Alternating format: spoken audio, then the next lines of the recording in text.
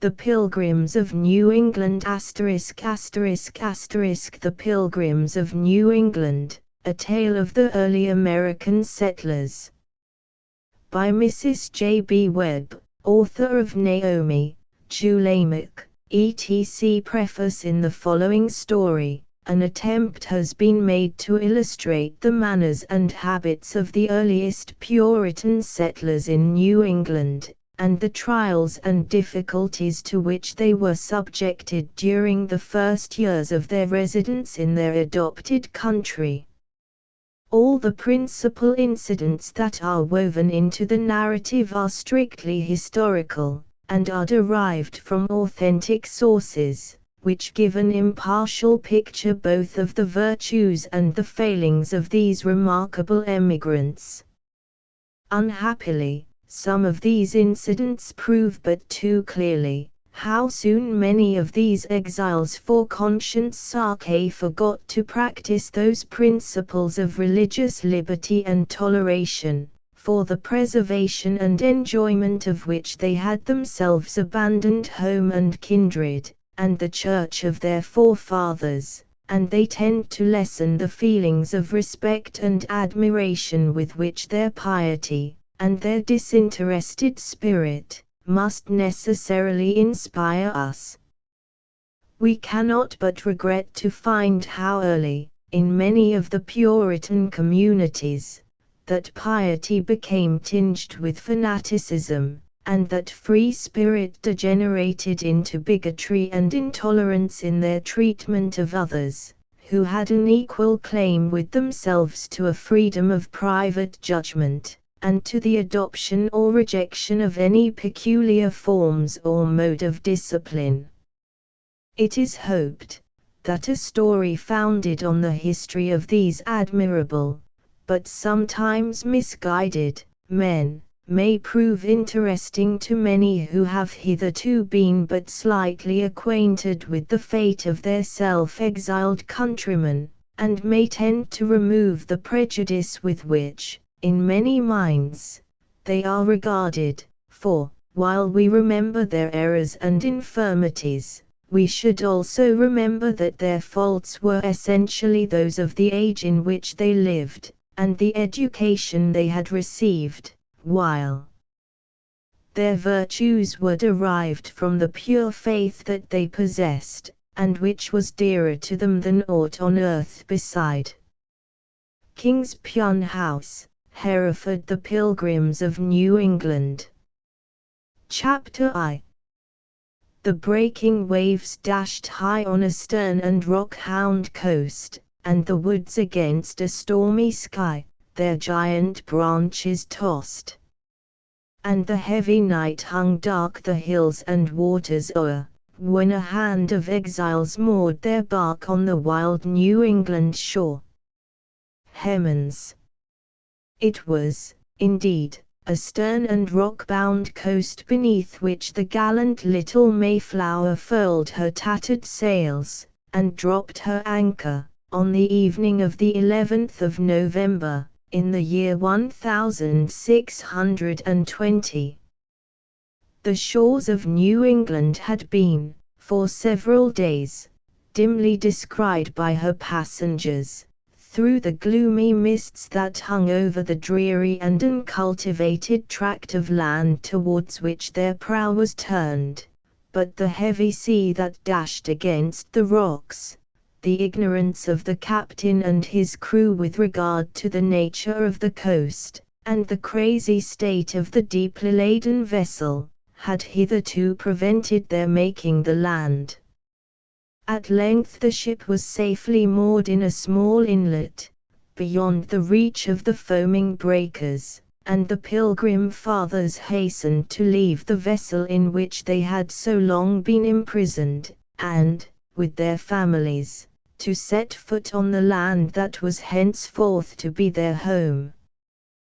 Cold, indeed, was the welcome which they received from their adopted country, and cheerless was the view that met their gaze, as they landed on a massy rock of granite, at the foot of a precipitous cliff, and looked along the barren, inhospitable shore, and over the dark waters which they had so lately crossed.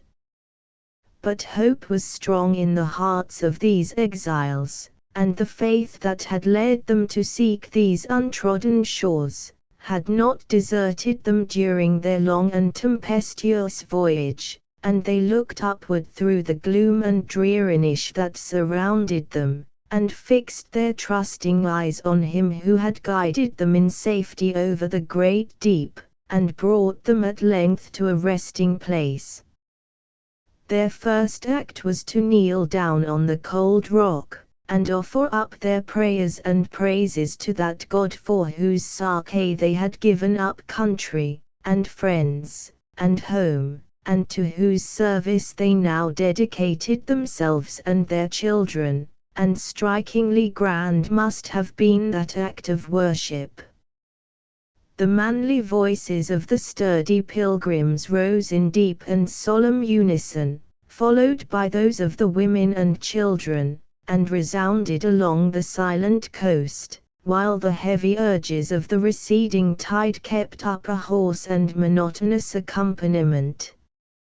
Then arose a hymn of thanksgiving, and the rocks and the neighboring hills re-echoed the exulting strain, that seemed to drown the voices of the wind and the waves, and to rise unmixed to heaven.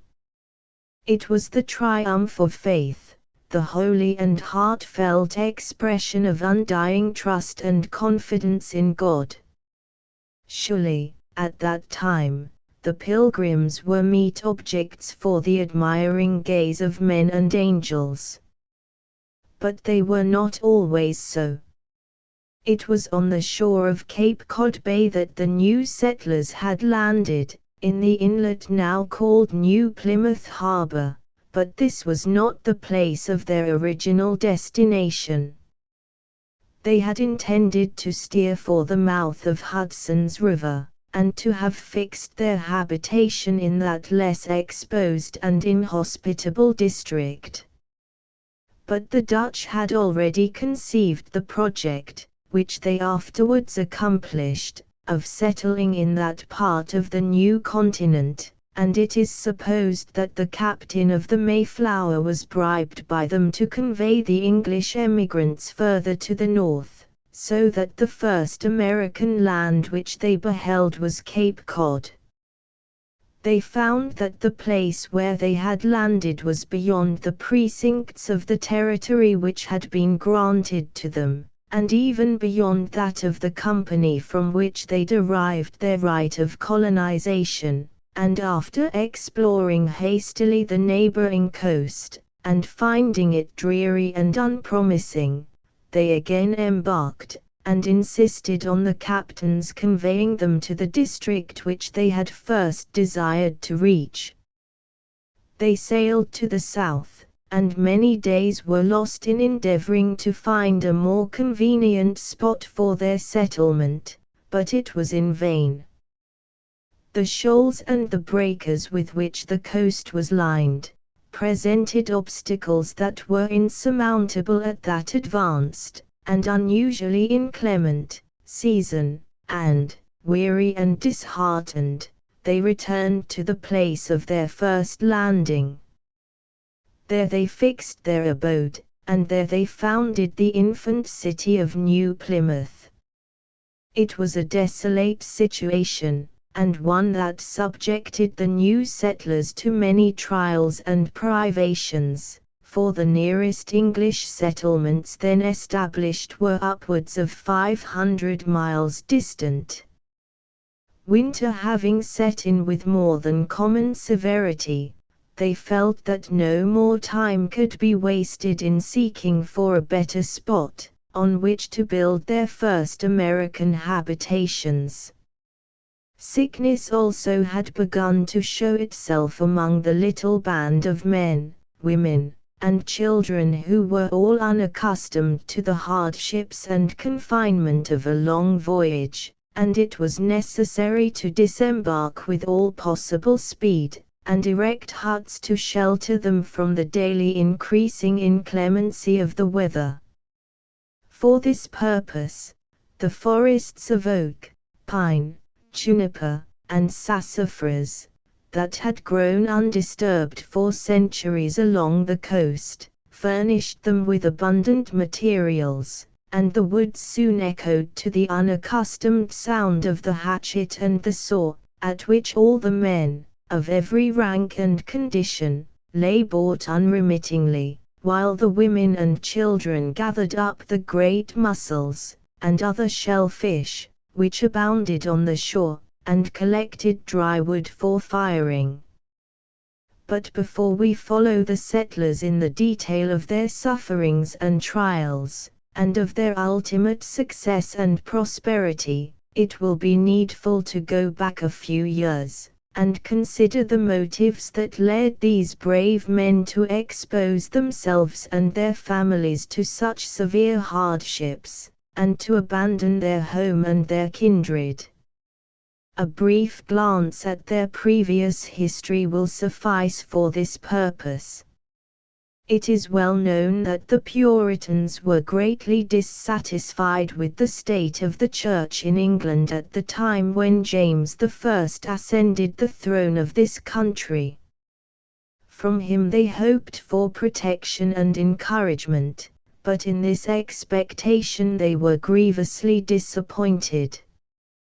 The conference at Hampton Court proved how little sympathy he entertained for their party, and the convocation which was held soon after utterly all their hopes. Already a considerable number of these dissenters had joined themselves into what they called a church estate, pledged to walk in God's ways and to renounce the evil passions of the world. They had protested against the episcopal form of church government, and declared their approval of the discipline and the forms adopted by the Church of Geneva, and also of that established in the Netherlands.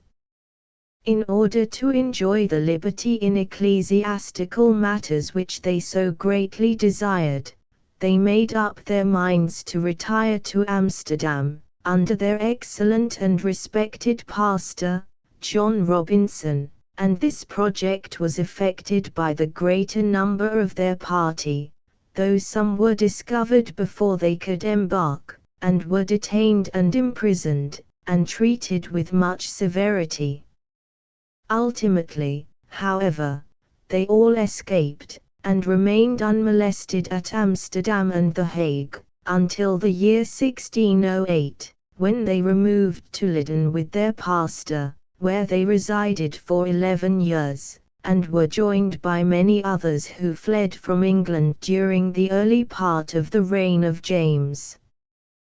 These men now felt that their only hope of enjoying perfect religious liberty, and of establishing a church according to their own dearly loved principles, lay in a voluntary exile. Their English prejudices made them shrink from continuing to dwell among the Dutch, who had hitherto given them a hospitable asylum, for they feared that, by frequent intermarriages, they should eventually lose their nationality, and they resolved to seek a new home, where they might found an English colony, and, while they followed that mode of worship which was alone consistent with their views and principles, might still be subjects of the English crown, and keep up an intercourse with the friends they dearly loved, and the land where their forefathers had lived and died. The recent discovery of the vast continent of America, in several parts of which the British had already begun to form colonies, opened to them a field of enterprise, as well as a quiet refuge from persecution and controversy, and thither the Puritans turned their eyes. Nor were they the first who had taken advantage of the unoccupied wastes of the New World, and sought in them an asylum from intolerant oppression. Already a numerous band of French Huguenots had retired thither, under the conduct of their celebrated Calvinistic leader, de Mons, who was invested with the government of the district lying between Montreal and Philadelphia, by a patent from his sovereign, Henry IV.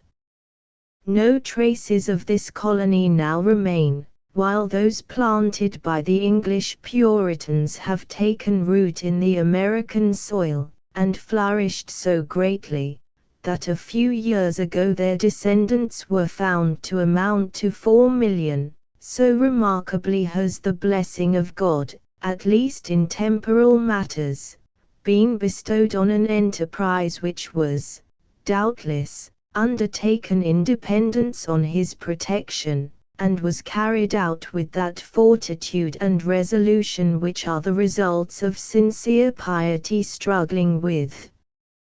deep adversity. Footnote. For this account of the cause which led to the emigration of the Puritans, and the manner in which they effected it, the authoress is chiefly indebted to Marden's History of the Puritans, and Talvis' History of the Colonization of America. The idea of retiring to the shores of America was first suggested to his followers by their pastor, John Robinson, whose influence over his flock was almost unexampled. This influence was derived from the purity of his life, and the holy consistency of his conduct. He was possessed of a gentle temper, and the strictness of his religious principles was united with a spirit of toleration towards others, which was too little felt or practiced in those days, and which was not, as is too often the case, changed into bitterness by the sufferings that he had himself experienced. Well had it been for those who professed to be guided by his example and advice, and who left the shores of Europe with the sanction of his counsel and his blessing, if they had carried with them the truly Christian spirit of their respected minister, and had suffered that spirit to guide them in the formation, and during the growth, of their infant church in America. But, as we shall presently see, this was not the case. The mercy and toleration which the Puritan exiles had vainly asked at the hands of their brethren at home, they denied to others who differed from them, and, consequently, while they have so greatly prospered in the things of this world, in religion they have evidently declined. Emigration being resolved on, the first step that was taken by the Puritans was an application to King James for an assurance of protection and toleration in the new home which they desired to seek, but this was more than the wary king would guarantee to them.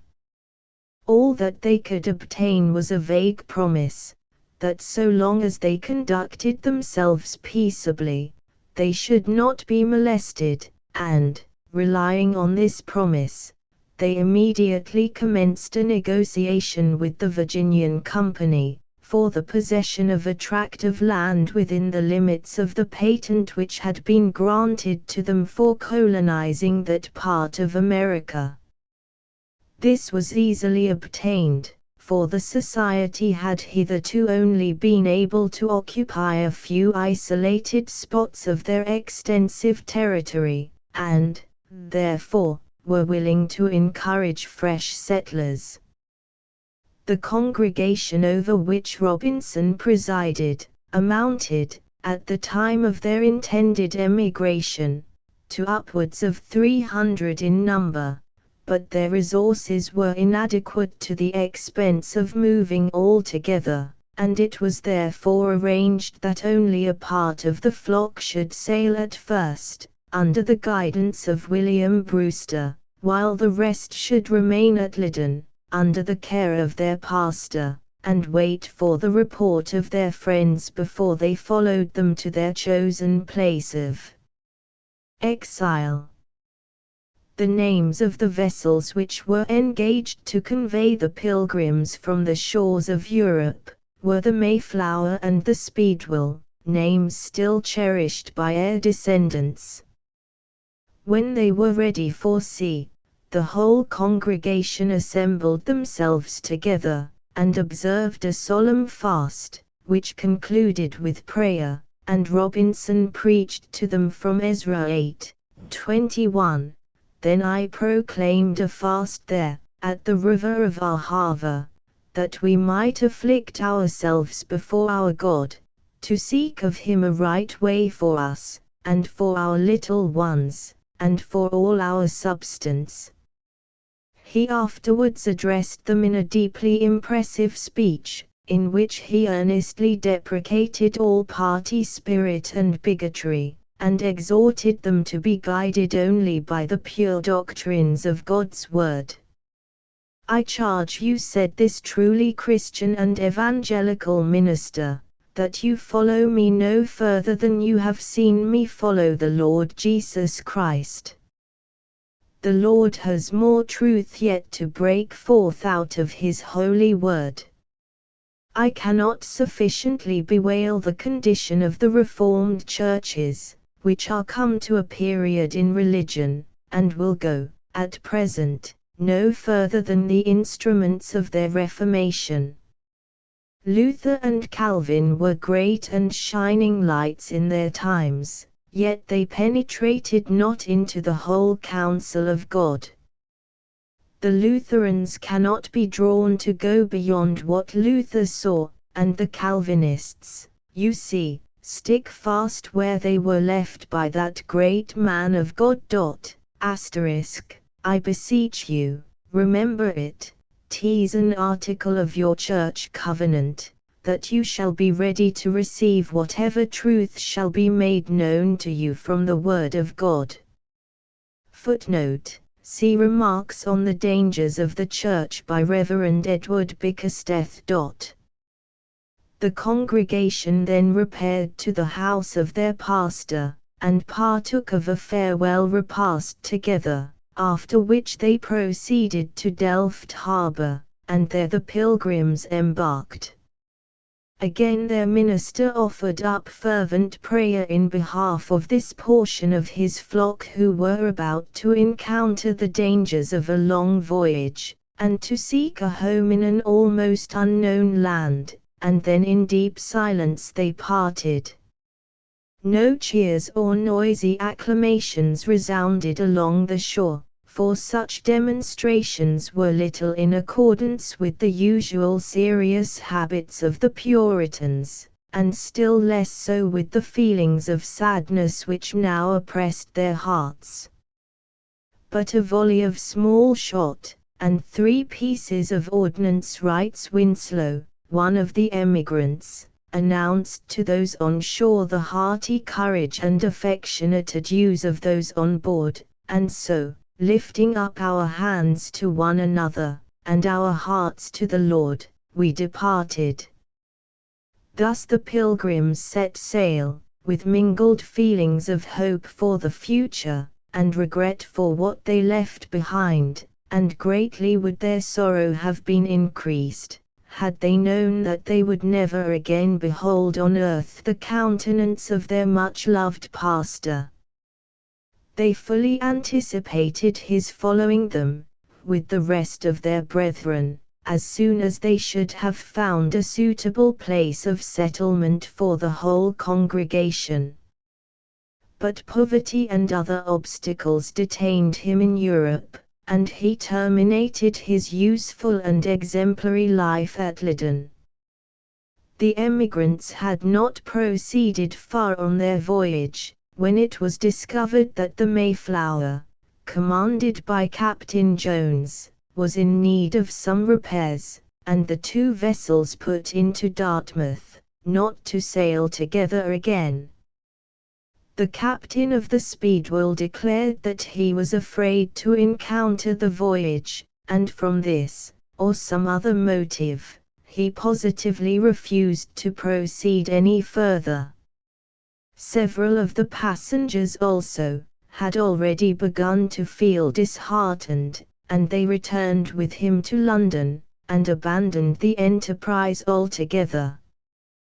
Doubtless, The Pilgrims bad no cause to lament the departure of these faint-hearted comrades, but it occasioned them much present inconvenience, for, not being able to procure another vessel to convey the remainder of the passengers who had embarked in the Speedwell, they were all obliged to be crowded into the Mayflower, which sailed again on the 6th of September, 1620, with considerably upwards of 100 men, women, and children on her narrow decks, in addition to her own crew of seamen. After a very tedious and tempestuous voyage, they came in sight of the American shores on the 8th of November, and, as we have already seen, they landed 3 days afterwards in Cape Cod Bay, and eventually founded the city of New Plymouth at the place of their disembarkation. A portion of the granite rock on which the Pilgrim Fathers first set foot has since been removed from the coast, and placed in front of the Pilgrims' Hall enclosed in an iron railing, and the anniversary of their landing, afterwards called Forefathers' Day, has ever since been observed by their descendants as a day of solemn festivity, in remembrance of the mercy of Providence, which led them safely through so many difficulties and dangers, and permitted them to find a new home, and a new country, and to bring their enterprise to such a prosperous issue. It is with the first period of their establishment on the uncultivated shores of North America that our story commences, and it is connected with the sufferings and privations which were so patiently endured, and the difficulties which were so resolutely overcome, by these devoted men, before they had taken root in their new settlement, or gathered around themselves and their families the comforts which they had abandoned in their own land for conscience' sake. Many trials awaited them ere prosperity became their portion, and ere they could feel either rest or security in the wild regions where they had sought a refuge, and these trials will be brought more distinctly to our minds, if we view them in connection with some of the individuals of the expedition, and follow the fortunes of one family more particularly. This family we will call by the name of Maitland, and endeavor in their somewhat imaginary history, to describe the mode of life, and some of the joys and sorrows, the difficulties and successes, of the Pilgrim Fathers. Owing to the many delays which the emigrants had experienced, a severe winter had set in before they landed, and had fixed a spot for their permanent abode, and they found themselves exposed to the inclemency of a north climate, with no other shelter than a few tents, besides that which the vessel continued to afford. In haste they felled the trees of the neighboring forests, and in haste they constructed the village of log huts which was to be their present abode, and which, ultimately, grew into the flourishing and wealthy city of New Plymouth. In the erection of this hamlet, no head was so fertile in plans and expedients, and no arms were so strong to execute them, as those of Rodolph Maitland, the head of the family in whom we are specially interested. He was a younger member of a very respectable family in the north of England, and had passed his youth and early manhood in the service of his country as a soldier. This profession, however, became distasteful to him when the religious dissensions which troubled the land called on him, at times, to obey his commander in carrying out schemes of oppression which were contrary both to his feelings and his principles. His marriage with Helen Seatown, the daughter of a nonconforming minister, increased his repugnance to bearing arms, which might be turned against the party to which he was now so closely connected, and he threw up his commission, and soon afterwards accompanied his father-in-law to Holland, and joined the congregation of the respected Robinson at Leyden. Here he continued to reside until the resolution to emigrate was formed by the Puritan refugees, when he was among the first to embrace the proposition of the pastor, and to lend all the aid which his comparative wealth, and the influence of his connections in England, enabled him to offer in furtherance of the enterprise. His father-in-law had died soon after his arrival at Leyden, but his amiable and devoted wife was most willing to follow him in his voluntary exile, and to take her children to the New World, where she hoped to bring them up in the same principles of pure evangelical religion which she had learnt from her own parents, and which were dearer to her than home or friends or aught on earth besides.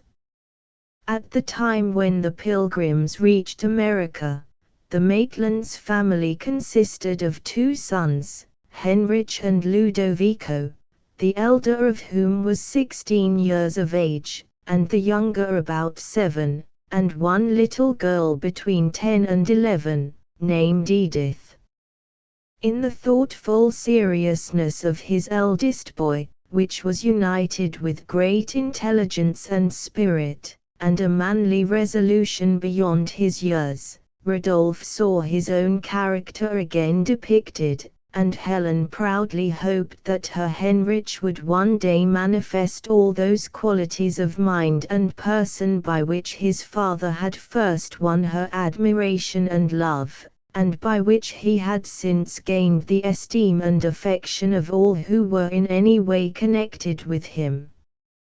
Henrich was now old enough to understand, and almost to appreciate, the motives which had induced his parents and their companions to become exiles from home, and his young heart exulted in the resolution that freed him from the cold formality of Dutch manners, and opened to his adventurous spirit a prospect of liberty and enterprise, far better suited to his inclination and character.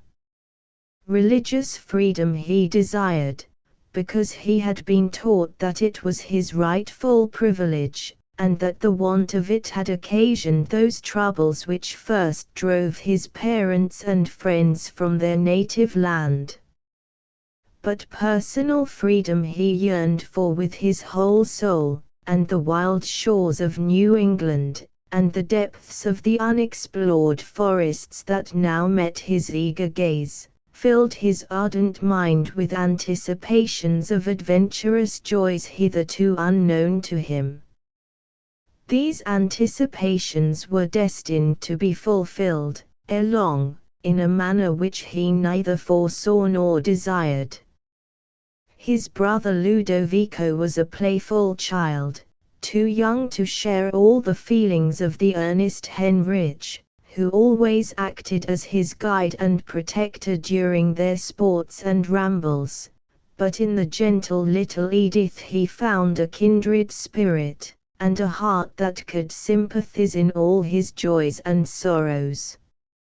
Young as she was, Edith felt the influence of her brother's character, and she looked up to him with feelings of devoted love and admiring pride. She was his constant companion, and his ever-ready assistant in all his difficulties. This had been very much the case during their residence in Holland, but on their arrival in New England, Edith was left still more to her brother's guidance.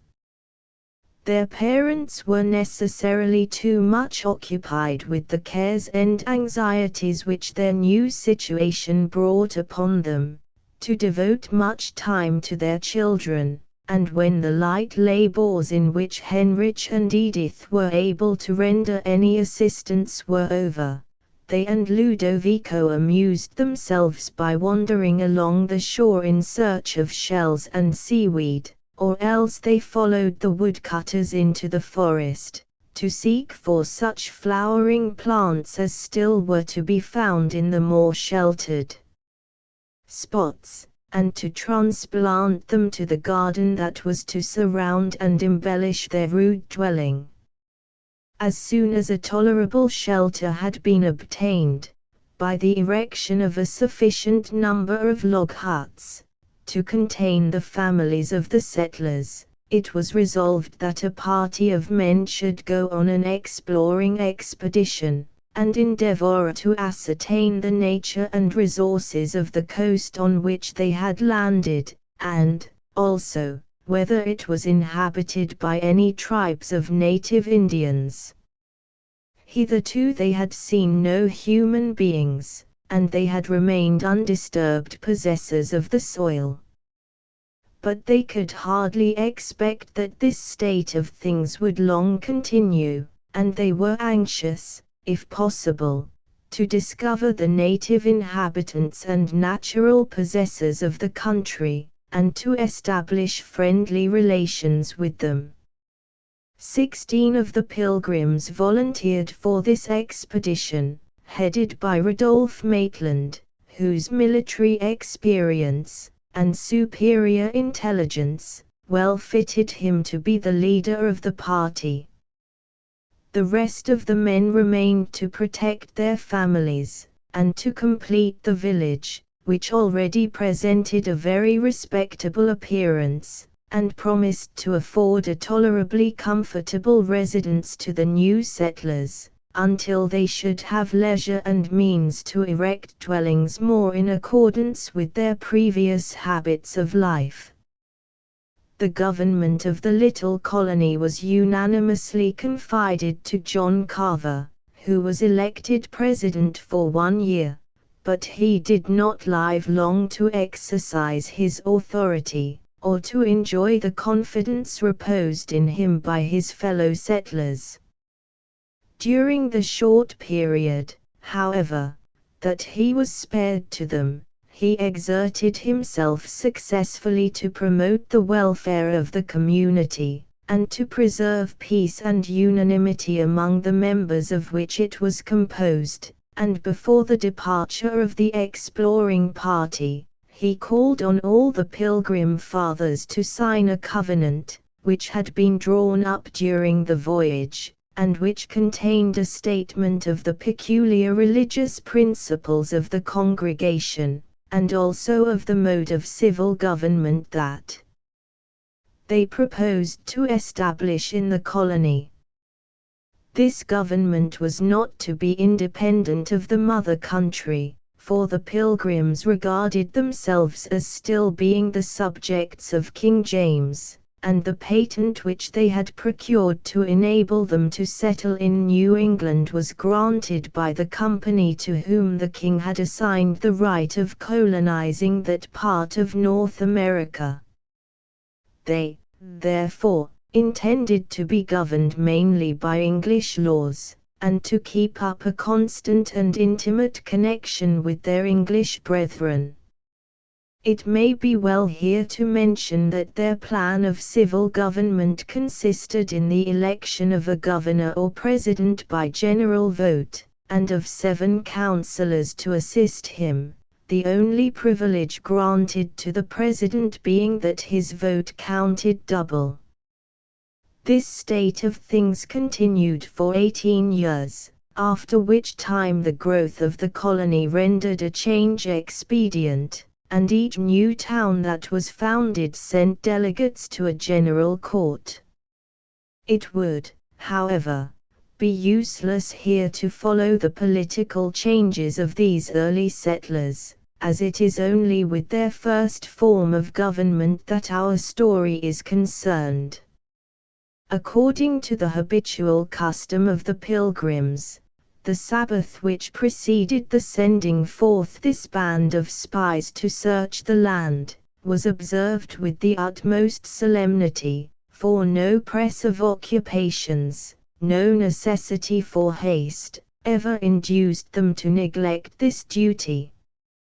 For the liberty of practicing their own mode of worship, They had sought these shores, and, having been permitted safely to reach them, they used that liberty, and were never unmindful of their religious privileges. Every Sabbath was a day of sacred rest, and every undertaking was sanctified by prayer, sometimes even, as we shall have occasion to observe, when the undertaking was such as could hardly be supposed to deserve the blessing of God. Still, there is every reason to believe that their piety, as a body, was sincere, and while we condemn the sternness and severity into which they were too frequently betrayed, we must yield our heartfelt approbation to the self-denying resolution and unflinching faith that were their governing principle and their ever-actuating motive. Well have these principles and motives been described by a late well-known poet, and well may we conclude this introductory chapter with the last verse of that exquisite song, with the first of which we commenced it. What sought they thus afar? Bright jewels of the mine, the wealth of seas, the spoils of war. They sought a faith's pure shrine. I call it holy ground, the soil where first they trod. They have left unstained what there they found freedom to worship God. Chapter 2. In much patience, in afflictions, in necessities, in distresses, as having nothing, and yet possessing all things. 2 Cor. 6, 4, 10. Is it not much that I may worship him, with naught my spirit's breathings to control, and feel his presence in the vast, and dim, and whispering woods, where dying thunders roll from the far cataracts? Hemans. With some anxiety the settlers saw the exploring party set out on their hazardous enterprise. The season was far advanced, and drifting snowstorms gave warning of the inclement winter that was rapidly setting in. Still it was deemed necessary to make some investigation into the nature of the country, and to endeavor to obtain, if possible, a supply of provisions before the increasing severity of the weather should render it impracticable to do so. But, above all, it was desirable to ascertain what native tribes dwelt in the vicinity of the settlement, and to use every means to establish friendly relations with them, not only because such a course would be most in accordance with the principles of the gospel which the emigrants professed to hold and to practice, but also because, in the present state of the infant colony, they were altogether unprepared to resist any attack that might be made on them by a large body of Indians. Maitland led his party inland at first, and for 2 days they saw no traces or human inhabitants, but on the afternoon of the 3rd day, as they were looking about for a convenient spot on which to encamp for the night, some large and apparently artificial mounds of earth were observed, scattered over an open glade in the forest. At the first glance, they appeared like dwelling places, and, knowing something of the habits of the Indians, Rodolphe and 2 of his companions approached them warily, fearing to surprise and irritate the inhabitants. But after making a circuit, and ascertaining that these supposed huts had no doorways, they went up to them, and found them to be solid mounds, at the foot of which neatly plaited baskets, filled with ears of maize, were placed. These were eagerly seized upon, and a further search being made, several warlike and agricultural implements were discovered buried beneath the surface of the earth.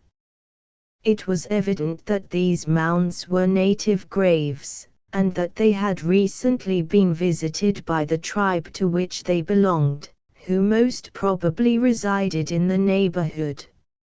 Therefore, to avoid exciting their displeasure and jealousy, Rodolphe caused all the weapons and other tools to be restored to their places, and, in exchange for the corn, which was too much needed to be left behind, he put into the baskets several strings of beads, and other trifles, with which he was provided for the purpose of barter, or as presents to the natives.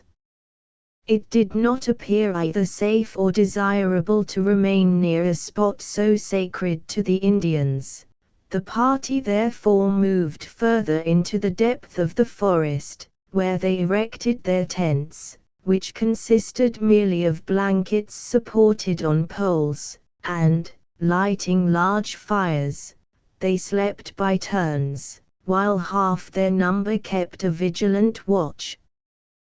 Their rest was, however, undisturbed, either by lurking Indians or by prowling beasts of prey, and at daybreak they resumed their march, in the hope of discovering the native camp. But their search was in vain, and Rodolphe determined to leave the forest, and return to the settlement along the shore, hoping there to find some traces of the natives. Before he and his comrades left the shelter of the wood,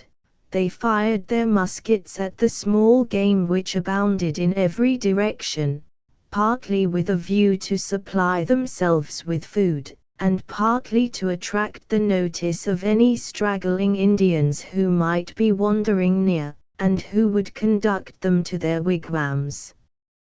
But the echoes were the only sounds that answered their reports, and it was clear that no native camp was within hearing. The place where Maitland and his little band reached the coast was nearly 20 leagues from the settlement, towards the north, and has since been known by the name of Angoum.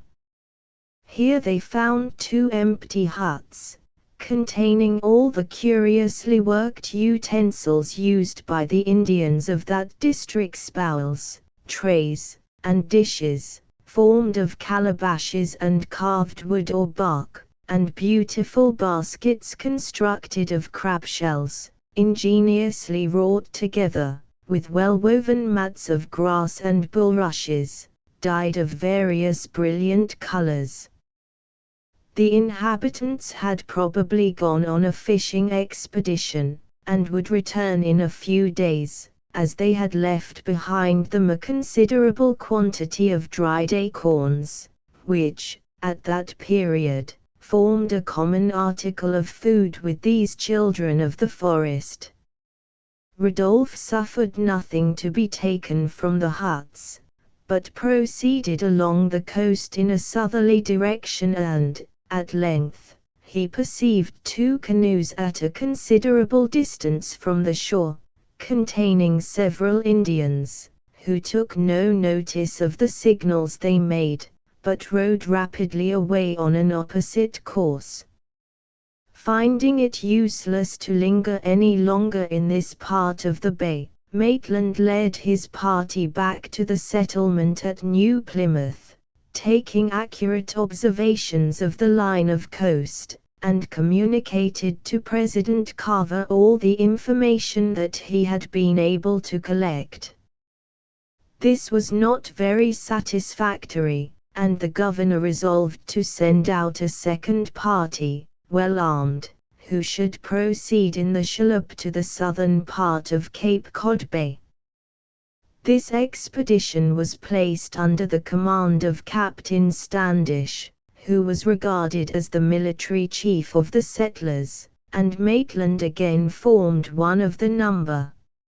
On this occasion he obtained permission to take Henrich with him, as he wished the boy to become early inured to the hardships and privations which it would probably be his lot to bear for many years, and also to acquire habits of courage and vigilance that might be of service to him hereafter.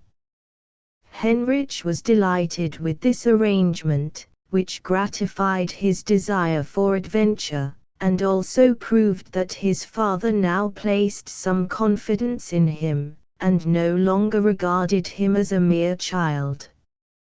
His astonishment was great when first he beheld the whales, those huge and fearful-looking monsters of the ocean, lifting their gigantic heads above the waves, and lashing the surface to foam with their powerful tails, or ejecting vast spouts of water like fountains, from their upraised heads.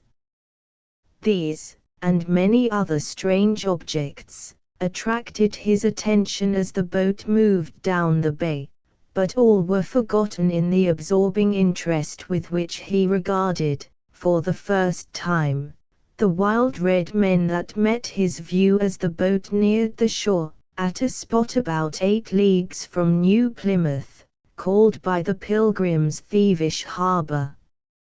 Several of these savages, in their strange attire of skins, and feathers, and woven grasses, showed themselves among the rocks that stood above the landing place, but, regardless of the peaceful signs that were made to them by Captain Standish and his crew, they hastily retreated, and when the party disembarked, not an Indian was to be seen.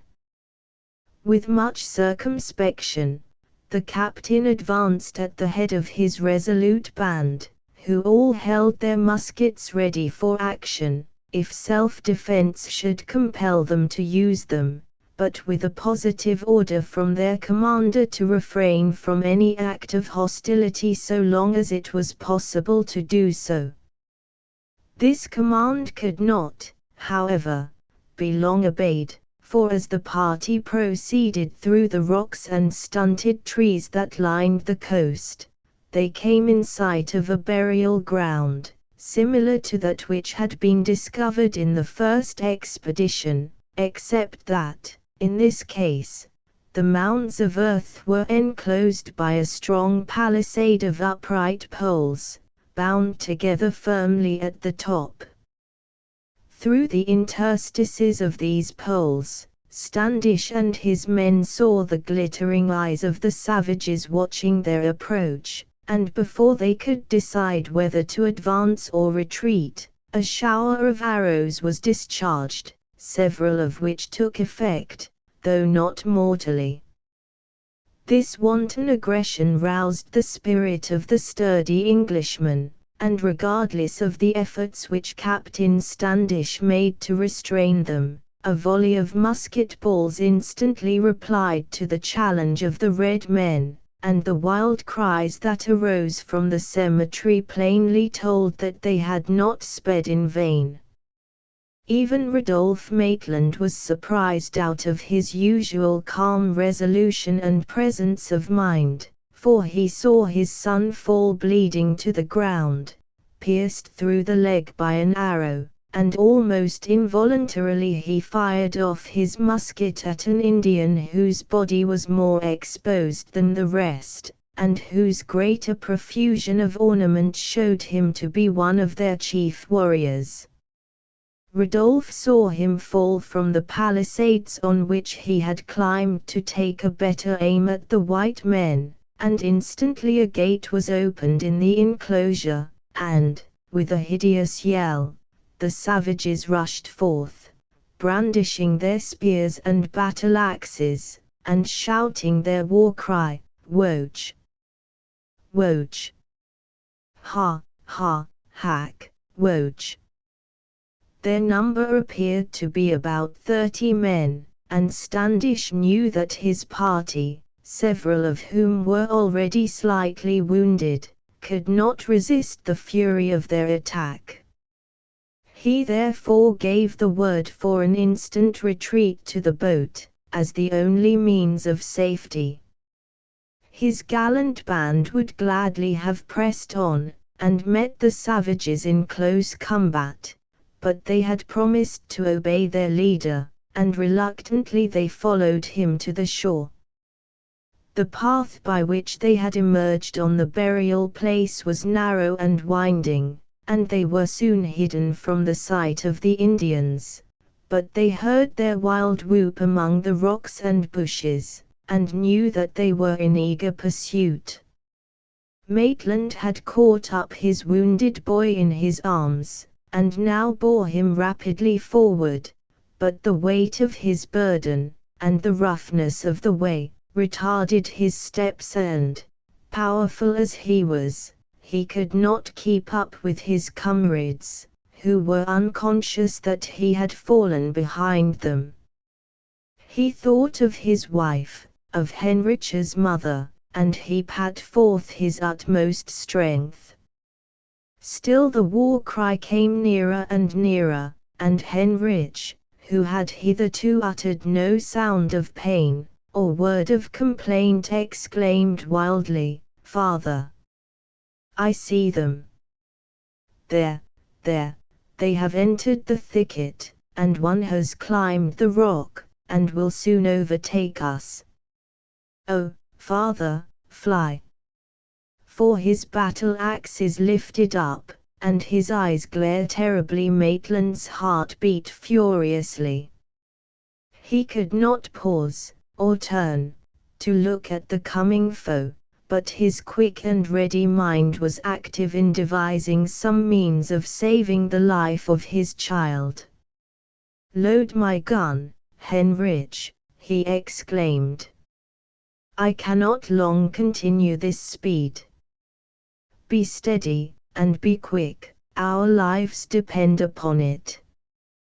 The gallant boy instantly obeyed the difficult command, and the instant it was done, Rodolphe dropped on one knee, supported his bleeding son on the other, and taking a deliberate aim at the Indian, who was preparing to leap from the rock into the path behind them, he fired. The upraised arms of the savage fell powerless, the heavy axe dropped from his hand, and, falling forward over the rock, he lay expiring in the narrow pathway. The feathery coronets of several of his comrades were seen above the bushes at some distance, and again the father raised his son, who now hung fainting in his arms, and hurried, with renewed speed, towards the shore. As he neared it, he met two of his companions who, having reached the boat, had missed him and Heinrich, and hastened back to secure their retreat. It was a seasonable reinforcement, for Rodolphe's strength was failing him. He gave his boy into the arms of one of his friends, and loading his gun, he stood with the other, to defend the passage to the shore. The savages came on, and the white men fired, and retreated, loading as they fell back, and again firing, until their pursuers, either wounded or disheartened, came to a standstill, and contented themselves with yelling their discordant war cry, and shooting arrows, which happily missed their aim.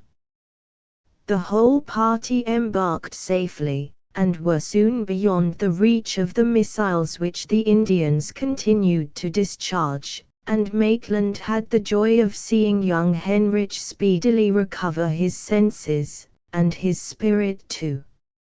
It was evident that the arrows used by the red men on this occasion were not poisoned, and no great or permanent evil was likely to arise from any of the wounds received, but a spirit of hostility had been established between the settlers and the Norzet tribe, to which their assailants belonged, and Rodolphe was a marked man, and an object of determined revenge, to all who had shared in the conflict. The spot where it took place was named the First Encounter, in memory of the event, and long retained that name, and the consequences of this first combat proved to be equally calamitous to the savages, and to their more civilized foes, for many subsequent years. The exploring party returned to their settlement as speedily as possible, being anxious to obtain medical relief for the wounded. Helen Maitland and her children were wandering on the shore when the boat first came in sight, and for several evenings the desolate coast had been her constant haunt, after the necessary labors of the day were completed. It had been with much reluctance that she had consented to her husband's wish of taking Heinrich on the hazardous expedition, and his being of the party had greatly increased the anxiety and uneasiness which Rodolphe's absence always caused her. As the days passed on, this anxiety became greater, and visions of fatal encounters with the savages beset her naturally timid mind. Daily therefore she left her hut, and wrapped in the mantle of fur with which her husband had provided her before he brought her to brave a North American winter, she paced backwards and forwards on the beach, looking out over the dark waters, and lifting her heart in prayer for the safe and speedy return of the wanderers. Edith and Ludovico accompanied her, but they could not share her anxiety. They looked, indeed, with eagerness for the expected boat which was to bring back their much-loved father and brother, but they soon forgot the object of their search, and amused themselves by climbing the rocks, and gathering the shells which the wintry waves now cast up in abundance. They were thus engaged when Edith happened to glance to the south and saw the long-desired coming round a little promontory that concealed it from her mother as she walked below. In an instant the treasure of shells and seaweed was forgotten, and little Edith was bounding down to the beach, followed by Ludovico. "The boat, mother! The boat!" she eagerly exclaimed, as she pointed in the direction in which it was approaching, and in another moment she and her little brother were at Helen's side, and all hastening to the landing place, that very granite rock on which they had first disembarked on the American shore. The boat came rear, and as soon as the crew perceived Helen and the children on the rock, they raised a hearty cheer to tell her that all was well. She saw her husband standing on the prow, and her heart bounded with joy, but she looked for Heinrich, and she did not see him, and fear mingled with her joy. A few more strokes of the oars, and the boat glided up to the rock, and Rodolphe leaped on shore, and embraced his wife and children. "Heaven be praised! You are safe, my Rodolphe," exclaimed Helen. "But where is Heinrich, where is my boy?" "He also is safe, Helen. His life is preserved, but he is wounded, and unable to come from the boat to meet you. Bear up," he added, seeing that she trembled violently, while the tears flowed down her blanched cheeks. "You need not fear. The brave boy is maimed, indeed, but I trust not seriously injured. He is weak from loss of blood, and must not be agitated, therefore meet him cheerfully, and then hasten to make the arrangements for his comfort that your scanty means will permit." Helen dried her tears, and forced a smile to greet her wounded child, who was now being lifted from the bottom of the boat, and gently carried on shore by two of the men. His pallid countenance, and blood-stained garments, struck a chill to her heart, but she concealed her grief, and silenced the sobs and exclamations of the warm-hearted little Edith and her terrified brother, and then, having affectionately welcomed the almost fainting boy, she hurried away with the children to prepare for his reception in the comfortless log hut. Assisted by Janet, the faithful servant who had nursed her children, and followed her from England to Holland, and from Holland to America, she soon arranged a bed for their patient, and Heinrich smiled cheerfully, though languidly, when he found himself again beneath the humble roof that was now his home, and surrounded by all whom he loved. His wound proved to be a severe one, more so than his father had imagined, and the loss of blood had been so considerable that he was reduced to extreme weakness. Now it was that Helen felt the absence of all the comforts, and even luxuries, to which she had been accustomed from childhood, but of whose loss she had hitherto never complained. Heinrich's illness proved a very long and painful one, and notwithstanding the kindness of all her friends, and the attentions paid by the rest of the settlers to the young patient, who was a general favorite, it was difficult to procure for him either the food or the medical attendance that his case required, and frequently his parents feared that a foreign grave would soon be all that would remain to them of their dearly loved child. To add to their anxiety and distress, an epidemic disease, of which some signs had appeared in the settlement before the exploring party set out, now increased to a fearful degree. The stores which had been brought out in the crowded Mayflower were nearly expended, except such a stock as Captain Jones considered necessary for the voyage back to England, and a great scarcity of bread began to be felt. The animals, which they procured by the gun and the chase, were not sufficient to supply the wants of the settlers, and famine, actual famine, stared them in the face, and increased the violence of the pestilence.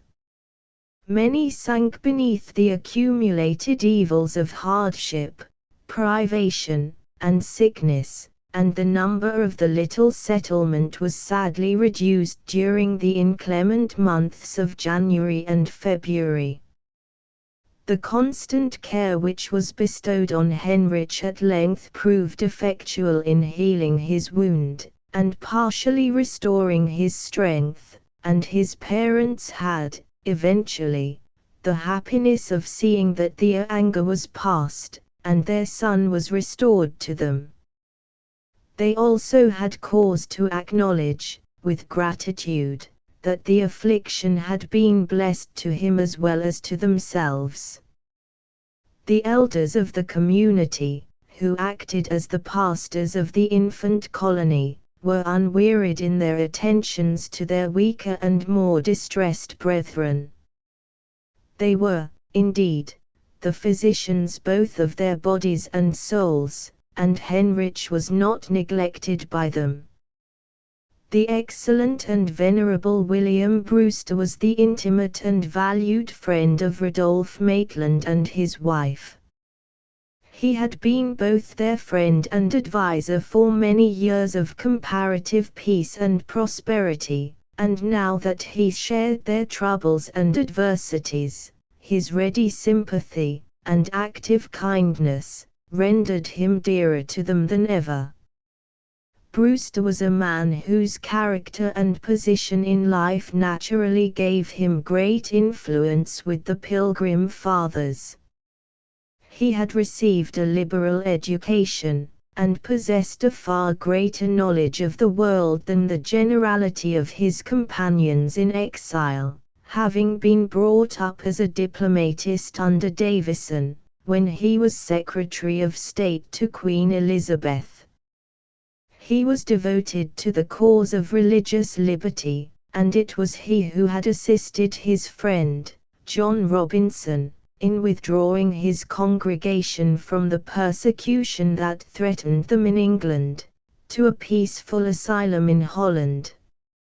At the time of the emigration to America, he was already in the decline of life, but his energies were in no degree weakened, and his zeal for the glory of God, and the good of his fellow Christians, was unabated. He desired to spend all his remaining years in promoting the welfare of the colony, and in proclaiming the gospel to the heathen, and while he was ever mindful of the wants, both spiritual and temporal, of the flock over whom he was appointed to preside, until their pastor Robinson could join them, he never forgot the grand object of his voluntary exile, or ceased to pray that the Lord would be pleased to open a great door and effectual before him, and enable him to bring many of the savage and ignorant natives into the fold of Christ. In all these plans he was warmly seconded by Edward Winslow, but hitherto no such opening had appeared, and the sickness and distress which prevailed in the settlement gave full occupation to them and to their brother elders. During all the period of Henrich's tedious illness, not a day passed in which Brewster did not visit the suffering boy to cheer him, to soothe him, and, above all, to prepare him for that better world to which he then believed he was surely hastening. To these visits Henrich looked forward with delight, and often, when domestic business called away his mother and Janet, the minister would remain with him for hours, seated on a low stool by of his bed, and read to him, or talk to him, in a strain so holy and yet so cheerful, that Edith would leave her work and softly seat herself on Henrich's couch, that she might catch his every word, while little Ludovico would cease from his noisy sports, and creep up on the good man's knee, and fix his large soft eyes on his sweet and noble countenance. These hours were not unimproved by Henrich. His character was formed, and his principles were fixed, and his mind and spirit grew strong and ripe beyond his years. Never were these hours of peaceful happiness forgotten, and often amid the strange and stirring scenes which it was his lot in after life to witness and to share, did he bless the overruling providence of God, which had laid him on a bed of pain and weakness, that he might learn lessons of piety and of usefulness, which otherwise he would never have acquired. It was while they were thus happily engaged one afternoon, when Henrich was slowly recovering his strength, that the elder and his young audience were startled by wild and discordant sounds, mingled with cries of fear, which proceeded from the outskirts of the straggling village, and seemed to be approaching. Henrich raised himself on his bed, and a look of terror overspread his countenance, as he exclaimed, "It is the war cry of the savages! Oh, I know it well. Go, Mr. Brewster, fly. Save my mother. I will follow you." And the brave boy tried to leap from the couch, and reach his father's sword, which hung against the wooden walls of his chamber. But it was in vain. The wounded leg refused to bear his weight, and he was forced to relinquish his design.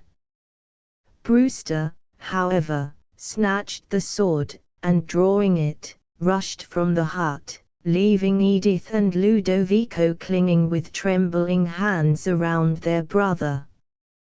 Henrich's fears proved but too true. No sooner had the elder traversed the enclosure that surrounded Maitland's dwelling, than he beheld Helen, and several of the other women who had gone out to assist their husbands in the lighter parts of their agricultural labors, flying in terror and confusion to their huts, while the men were engaged in close combat with a party of native Indians. The same war cry which had rung on their ears in the first encounter told Rodolphe and his comrades that these savages were of the same tribe, and probably the same individuals from whom they had escaped with such difficulty on that occasion. They were right, for it was indeed a band of the Norsettes, who, headed by their chief, had come to seek revenge for the loss they had sustained at their former meeting. The warrior whom Rodolphe's musket had laid low was Tycho, the only son of the Norsette chief, and he was resolved that the white man's blood should flow, to expiate the deed. He knew that the son of the stranger who had slain his young warrior had been wounded, and, as he hoped, mortally, but that did not suffice for his revenge, and he had either suddenly attacked the settlement, in the hope of securing either Rudolph himself or some of his comrades, that he might shed the white man's blood on the grave of his son, and tear off their scalps as trophies of victory. The settlers who now contended with the savages were but few in number, for many of the men lay sick, and many had died, and they were mostly unarmed, except with their agricultural implements. Rudolph and a few others had short swords, or dirks, attached to their girdles, and with these they dealt blows that told with deadly effect on the half-naked bodies of their foes, and the good broadsword that Brewster quickly placed in Maitland's hand, was not long in discomfiting several of the Indians, who had singled him out, at the command of their chief, as the special object of their attack.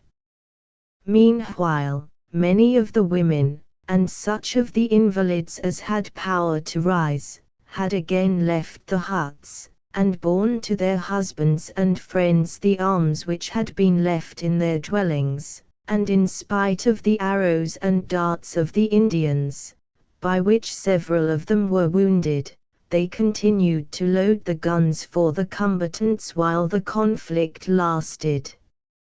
Happily this was not long. The fire-breathing muskets struck terror into the ignorant savages, and when 2 or 3 of their number had fallen, they turned to fly, first, however, catching up the bodies of their comrades, which they carried off to ensure their honorable burial, and to save them from the indignities which they supposed the pale-faces would heap on the dead. In vain their chief endeavored to rally them, and compel them to return to the conflict. In vain he waved his battle-axe on high, and shouted his war-whoop, "Woach! Woach! Ha, ha, hack, woach!" A panic had seized his followers, and they fled precipitately into the forest from they had issued, so suddenly and so fiercely, to the attack. One warrior stood alone by the chief. He was young and handsome, but his countenance was dark and sinister, and an expression of cunning was strongly marked in his glittering deep-set eyes and overhanging brows. He saw that it was hopeless to contend any longer with the powerful strangers, and, by words and actions, he was evidently persuading the chief to retire. The settlers had ceased to fire the moment that their enemies fled, and there was a deep silence, while every eye was fixed on the striking figure of the enraged chief, whose every feature was distorted by excited passions. He stood with his tomahawk uplifted, and his tall and muscular figure in an attitude of command and defiance, while, in a loud and distinct voice, he uttered a vow of vengeance, the words of which were unintelligible to the settlers, though the meaning could easily be guessed from his looks and gestures. Then he hung his battle-axe to his gaudy belt, and pointing his hand at Rodolphe, he retired slowly and majestically like a lion discomfited but not subdued, to seek his people and to upbraid them with their cowardice. This attack of the Indians effectually destroyed all feelings of security in the minds of the settlers. Henceforth they were obliged, like the Jews of old, to go to their labor every man with his sword girded to his side, and continually to hold themselves in readiness for a sudden assault. The pestilence continued to rage, and the scarcity of food increased to such a degree, that for several weeks no bread was to be seen in the settlement. The governor, Mr. Carver, exerted himself with zeal and benevolence to lessen the misery of his people, but with so little effect, that when the spring at length set in, and the captain of the Mayflower prepared to return to England, the little band of settlers was found to be reduced to 1/2 the original number, and these were weakened by illness, and by want of proper nourishment. But great as were their difficulties and sufferings, their faith and resolution never failed, and when the Mayflower again set sail for England, not one of the 50 emigrants who remained expressed a desire to return. Chapter 3. What men were they? Of dark brown color, with sunny redness, wild of eye, their tinged brows so smooth, as never yet anxiety nor busy thought had made a furrow there. Soon the courteous guise of men, not purporting nor fearing ill, won confidence, their wild distrustful looks assumed a milder meaning. Madoc. We have said that the band of the exiles was reduced to half the number that had, 6 months before, left the shores of Europe, so full of hope and of holy resolution, and still, in spite of all their outward trials and difficulties, the hope and the resolution of the survivors were as high and as firm as ever. They trusted in the God whom they had served so faithfully, and they knew that, in His own good time, He would give them deliverance. But their days of darkness were not yet over. The inclemency of the winter had indeed passed away, and the face of nature began to smile upon them, yet sickness still prevailed, and the many graves that rose on the spot which they had chosen for a burial ground, daily reminded them of the losses that almost every family had already sustained. The grief that had thus been brought upon them by death was also greatly aggravated by the harassing attacks of the Indians, who were evidently still lurking in the neighboring woods, and who now frequently came in small parties, and committed depredations of every kind that lay in their power. Their real but concealed object was to capture Rodolphe, either alive or dead, for nothing short of his destruction, or at least that of some member of his family, could satisfy the bereaved chief for the loss of his son.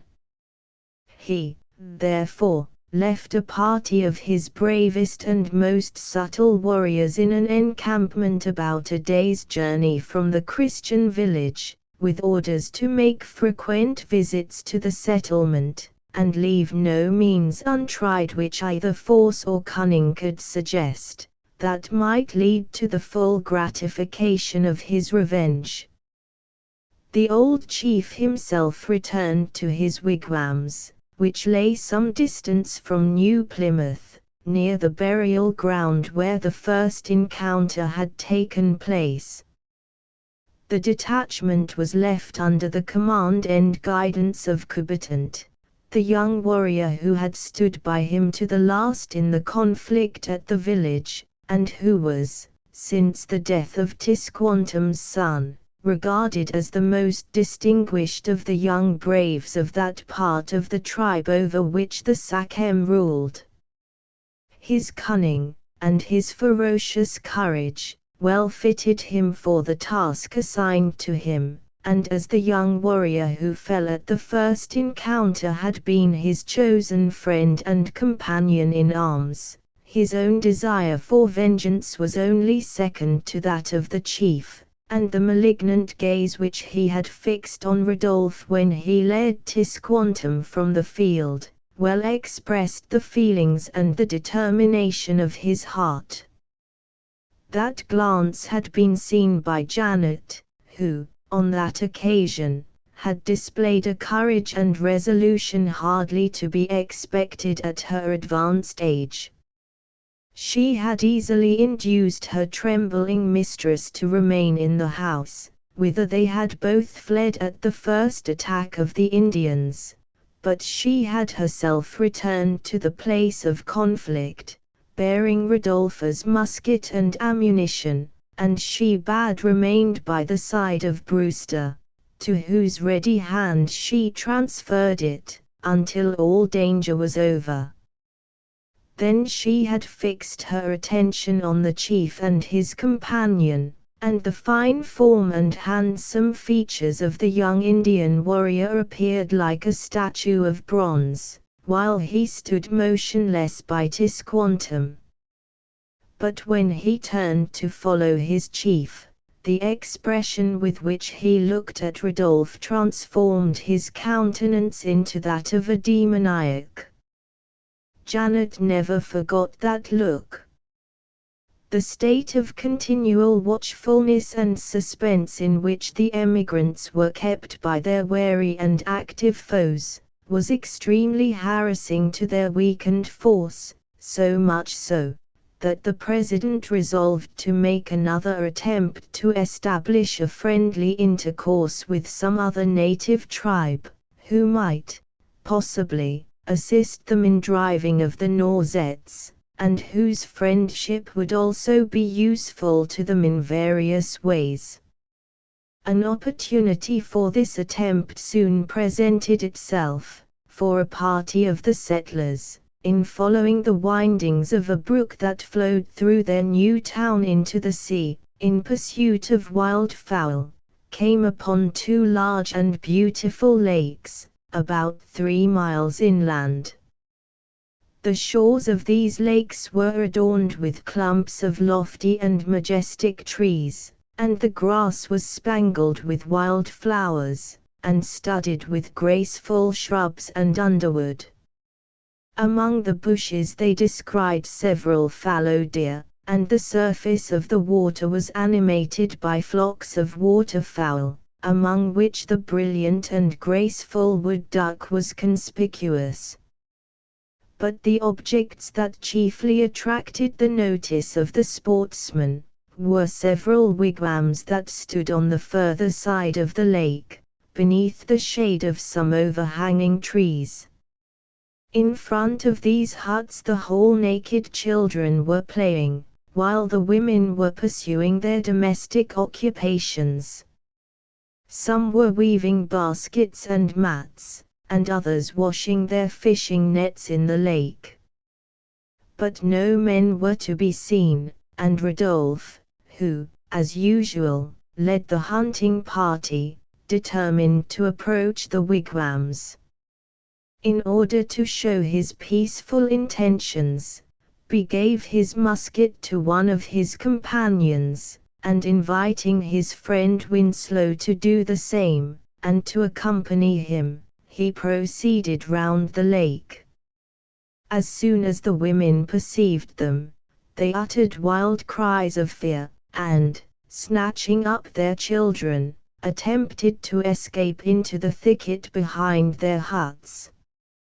Rodolphe and Winslow then started in pursuit, and succeeded in capturing one little copper-colored fellow, who was endeavoring to keep pace with his mother. She could not carry him, for she had already an infant in her arms, and she knew not that he was in the power of their dreaded pursuers until she reached the thicket, and looked back for her boy. He was struggling violently in Maitland's hands, but not a cry escaped his lips, and when he found all his efforts to free himself were vain, he gave up the attempt, and stood motionless, with a look of proud endurance that was highly characteristic of his race. His mother had less fortitude. She uttered a shriek that pierced the heart of Rodolphe, and laying her infant on the grass, she almost forgot her own fears, and, in an imploring attitude, crept forward towards her imaginary foes while her eloquent eyes pleaded for her child's release more than any words could have done. Maitland could not resist that appeal. He only detained the boy until he had hung round his neck several strings of gaily-colored beads, with which the hunters were always provided, and then he set him at liberty. In an instant the child was in his mother's arms, and when her passionate caresses had expressed her joy, she waved with a graceful salutation to the Englishman, and bent to the ground in token of gratitude. Then she looked at the beads, and her white teeth glittered as she smiled a sunny smile of delight and admiration at what seemed to her such priceless treasures. Rodolphe drew from the pouch which hung at his leathern belt a string of beads more brilliant still, and held them towards the woman. She gazed at them, and then at the frank and open countenance of the stranger, and fear gave way to the desire of possessing the offered gift. She slowly approached, holding her child by the hand, and suffered Rodolphe to suspend the gaudy necklace round her graceful and slender throat.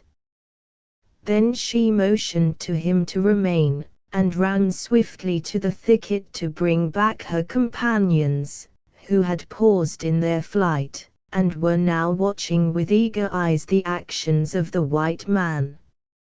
Her persuasions, and the sight of her newly acquired ornament, soon overcame the remaining fears of her auditors, and all returned in a body, smiling, and extending their hands, in the hope of receiving similar gifts. Maitland and Winslow, who had now joined him, divided all their store of trinkets among the eager applicants, and then, in return, made signs requesting to be permitted to enter the wigwams.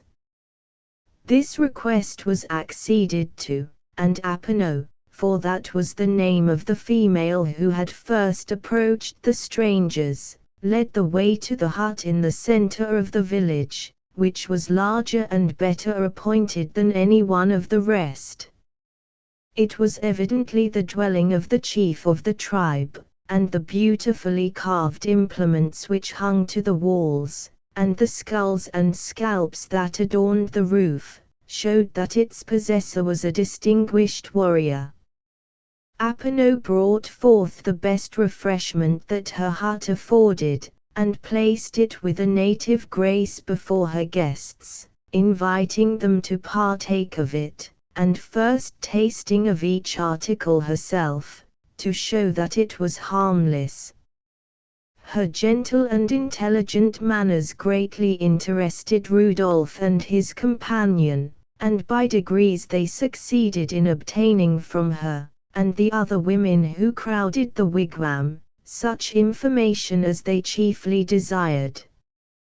By expressive signs and gestures, they were made to understand that all the red men were gone on a fishing expedition to the head of the further lake, and would not return until the morrow.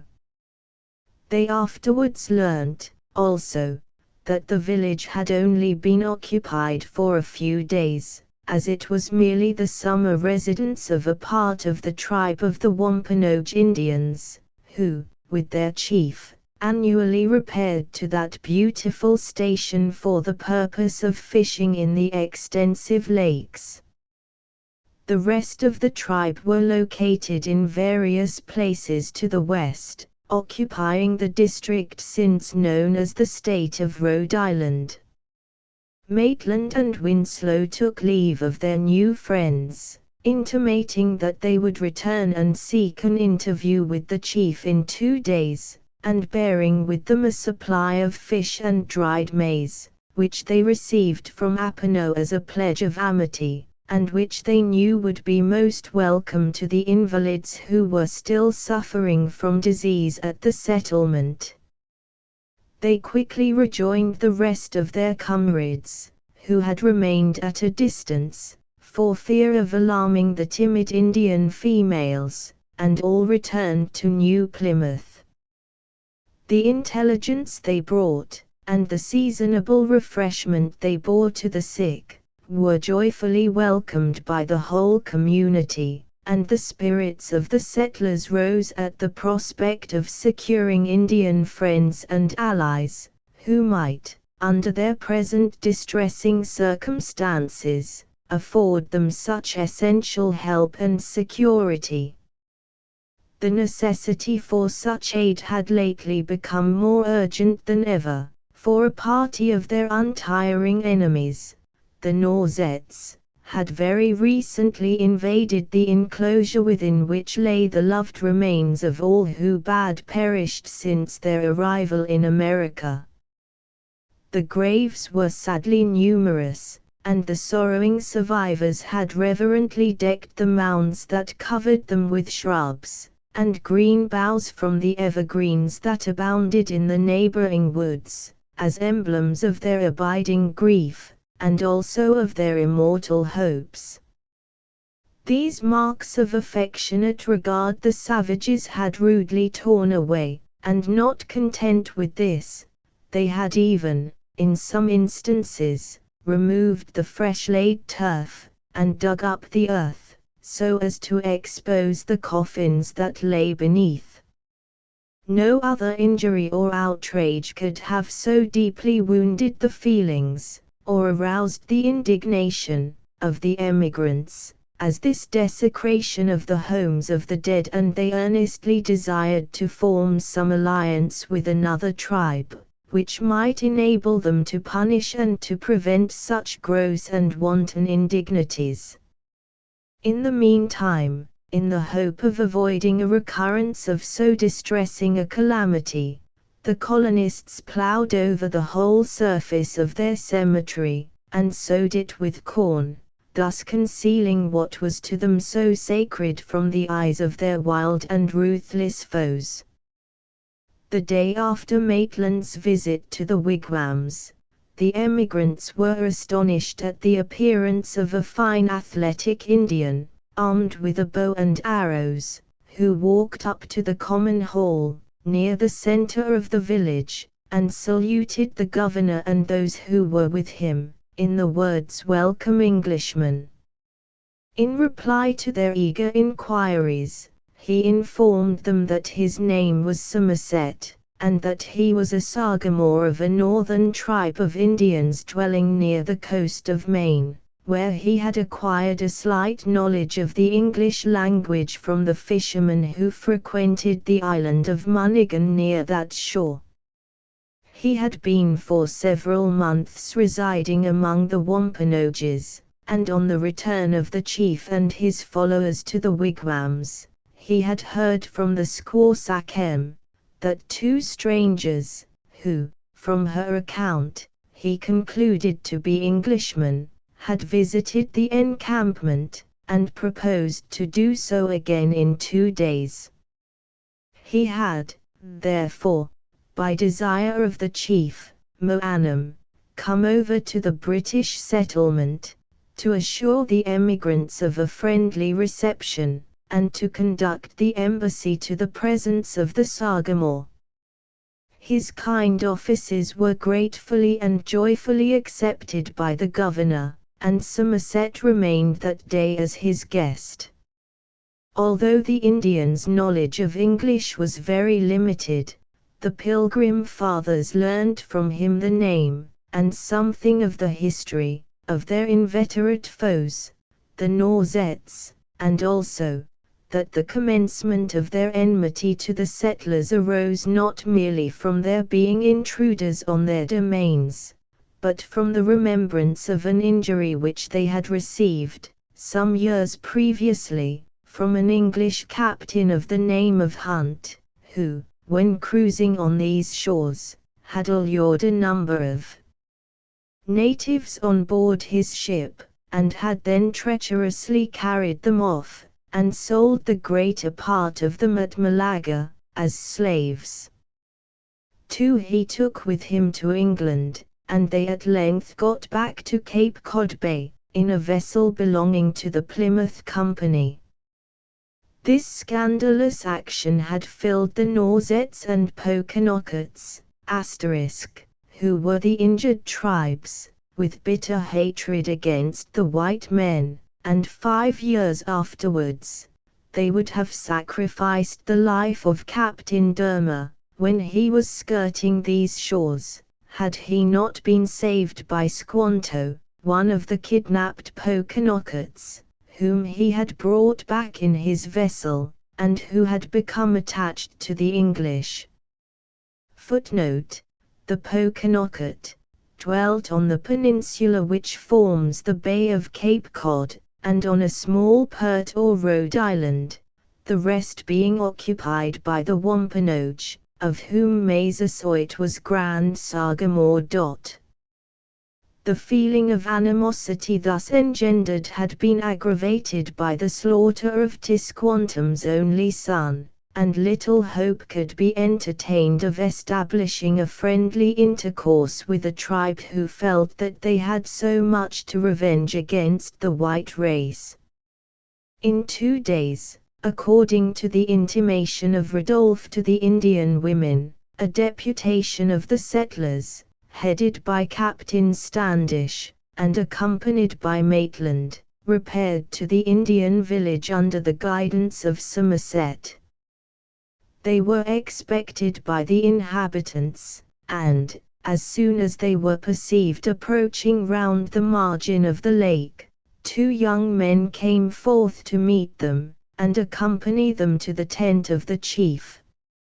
Moanam was prepared for their reception, and attired in his gala costume of furs and feathers, with his most elaborately worked battle-axe hung to his side, and a long and slender spear, tipped with bone, in his hand. He rose from his seat on the ground at the entrance of the strangers, and greeted them courteously, while his wife, the squaw Sakem Apano, and his lively little son Nepia, stood by his side, and smiled a welcome to Rodolphe, pointing at the same time significantly to the beads which adorned their necks and arms. Standish had now an interpreter, though a very imperfect one, and by his means a sort of friendly compact was formed, and gifts were exchanged as the pledges of its sincerity. An invitation was then given to the young chief and to his brother Quadequina, who was one of those who had conducted the white men to their presence, to return the visit of the settlers, by coming the following day to their town. The invitation was accepted, and the deputation returned to their homes, escorted a great part of them by many of their Indian allies.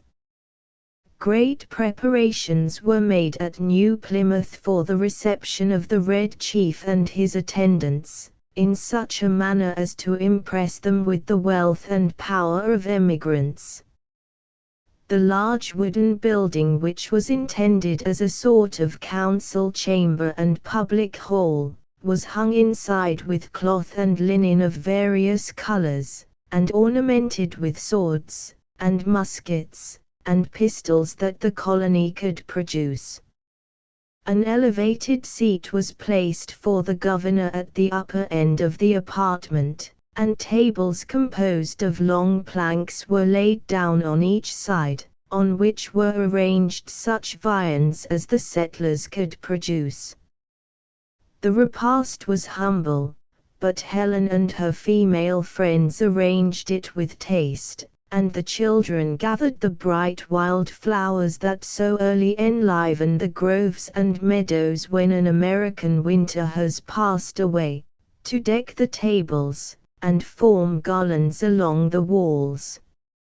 A strange contrast did these buds and blossoms of spring form to the implements of war and death with which they were mingled, but the effect of the whole was gay, and appeared very imposing to the simple children of the wilderness, as they entered the wide portal, and passed up the hall to meet the Puritan governor.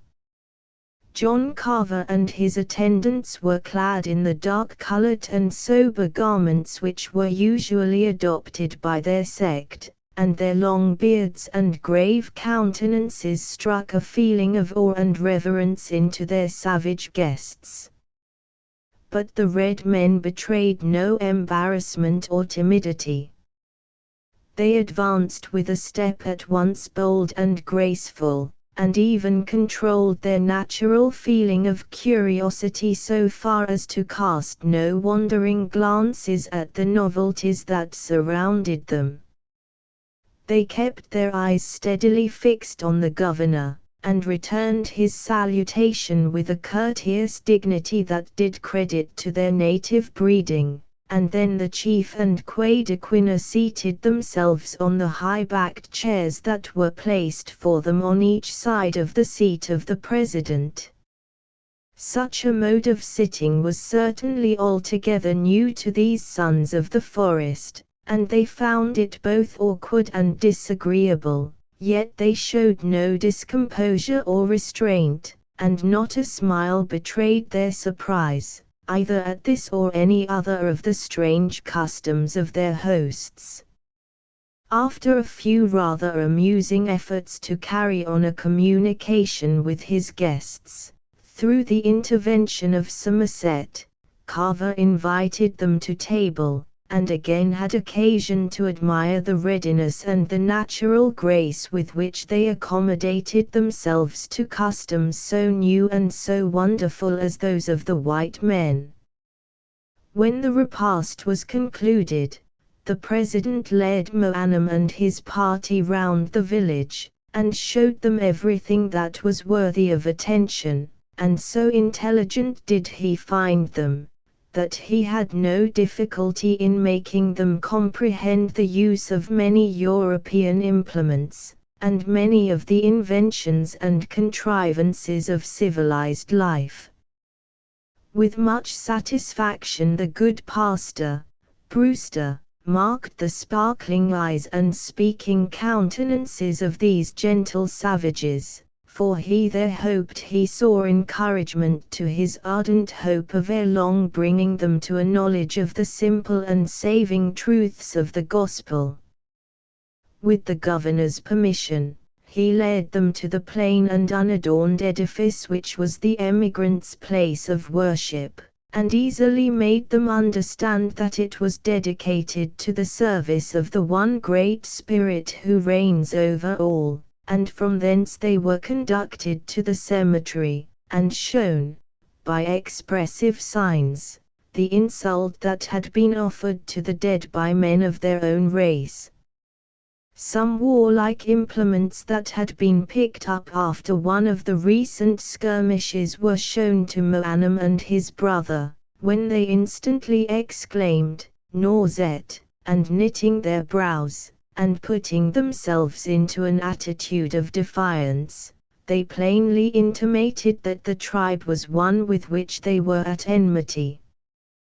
They pointed in the direction where the Nausets dwelt, and seemed to invite the settlers to join them in assaulting their encampment, but ignorance of their language, and of their habits prevented the president from assenting to what appeared to be their earnest wish.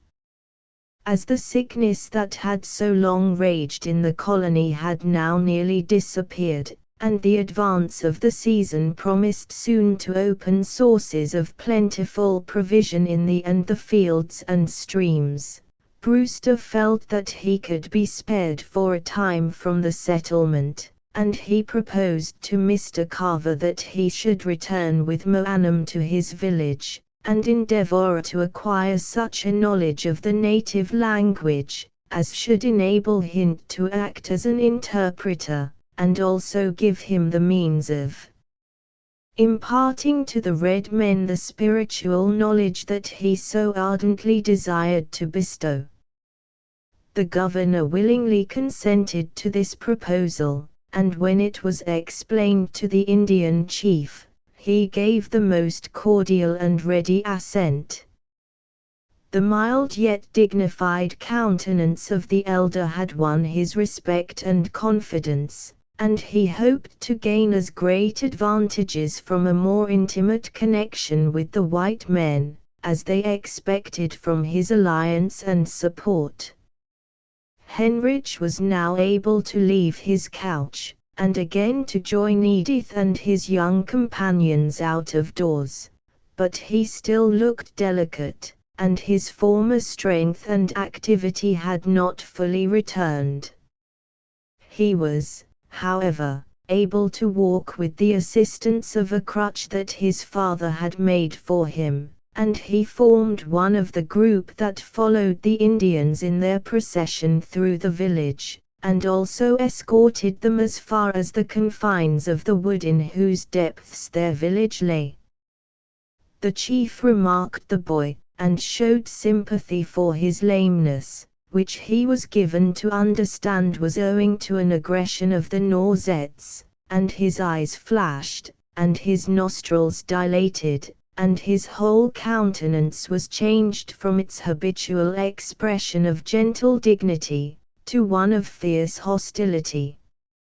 It was evident that, in these Wampanoags, the settlers had secured allies who would be zealous and persevering in protecting them from the attacks of their harassing enemies, the Norsettes, and who would, when the proper time should arrive, assist them in fleeing the district of such troublesome inhabitants.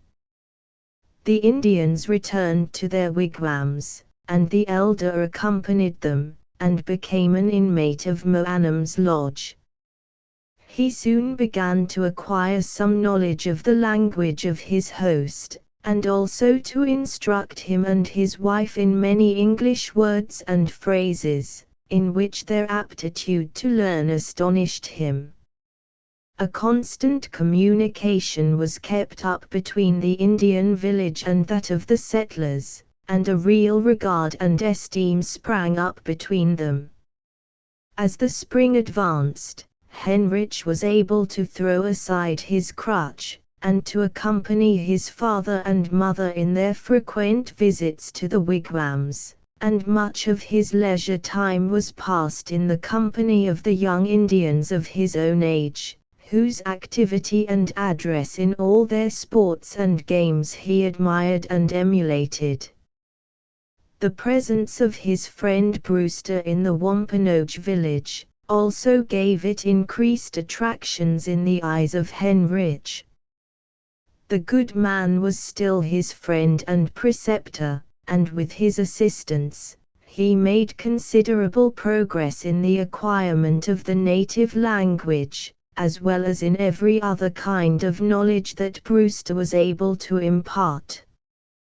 But all the elders' instructions were made subservient to that best of all knowledge, the knowledge of God, and of His revealed word, and in this his pupil advanced and grew in a manner that both surprised and delighted him. The boy's naturally thoughtful character had become matured during his long and painful illness, and he had learned to feel the value of heavenly things, and the comparative littleness of all those things which are seen, and are temporal.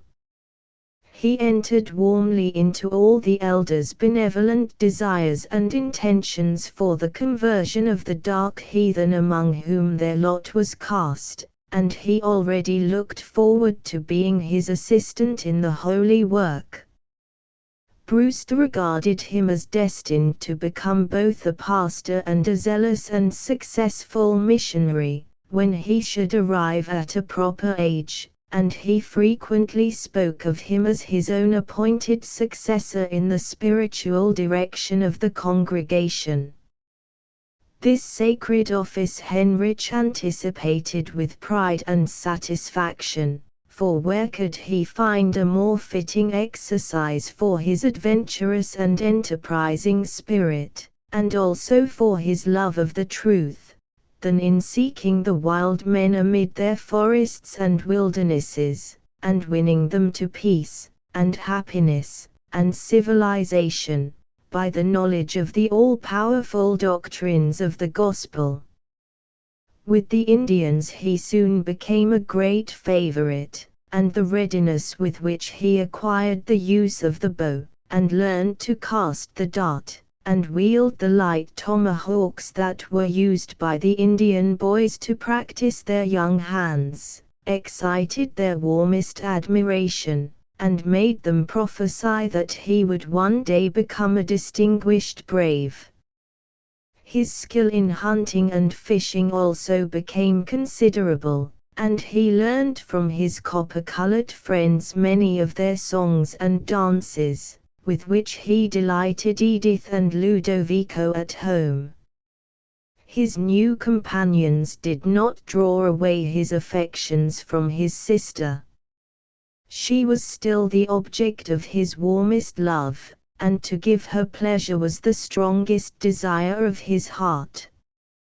In his long rambles with his Indian playfellows he never forgot his Edith, and many a stream was crossed, and many a rock was climbed, to procure flowering plants to deck her garden, and creepers to clothe the bower which he had formed for her beneath a venerable walnut tree that stood within their father's little domain, and at no great distance from their dwelling. An attempt had been made, at first, by the colonists to follow the example of the primitive church at Jerusalem, and to hold the land of which they had taken possession in common, to be worked by the whole community, and the produce to be equally divided amongst their families in due proportion. But this plan was soon abandoned, as quite unsuited to the habits and manners of these men of Britain, and every family had a small portion, consisting of an acre each, assigned to it for the special use and maintenance of its members. The fields in every allotment had been sown chiefly with grain procured from the friendly Wampanoags, and for some time past the Nausettes had left them unmolested. The knowledge which Brewster soon acquired of the soft and musical language of the natives enabled him, with the assistance of Somerset, who still resided among them, to transact all business between them and his countrymen, and also to become acquainted with the history and circumstances of these useful allies. He learned that Moanam was not the great Sachem or Sagamore of the whole tribe, but that he was the eldest son of Massasoit, the king or chief of the Wampanoags, who resided at Packanock, their principal village, which was situated in the state of Rhode Island, near a mountain called Montope, at a considerable distance from Patupe, the native name for New Plymouth. The means of a still more extended intercourse was about this time opened to the settlers, by the arrival at New Plymouth of another Indian, who was already acquainted with the English, and who was also a much greater proficient in their language than their friend Somerset. This was no other than Squanto, the man who had been taken prisoner by Captain Hunt some years previous, and conveyed to England. During his residence there, he had learned to make himself understood in the white man's tongue, and he had also learned to admire and respect the white man's character. When, therefore, he had found his way back to his native land in a fishing vessel, and was informed by the Wampanoag Sagamore, whom he visited in his journey to rejoin his own tribe, that an English settlement had been formed on the shores of Cape Cod Bay, he determined to visit it. Massasoit encouraged him in this intention, and sent him to his son Moanam, to be introduced to the strangers, and to assist in forming a permanent alliance with them. These overtures were joyfully received by the governor, Mr. Carver, and he determined to take immediate advantage of this opportunity of adding to the strength and security of the infant colony. The intended departure of Somerset also made it very desirable to secure the friendship and the services of the newcomer Squanto, as, notwithstanding the progress which Winslow and some others were making in the Wampanoag language, a native interpreter must long be required, in order to carry on a mutual intercourse.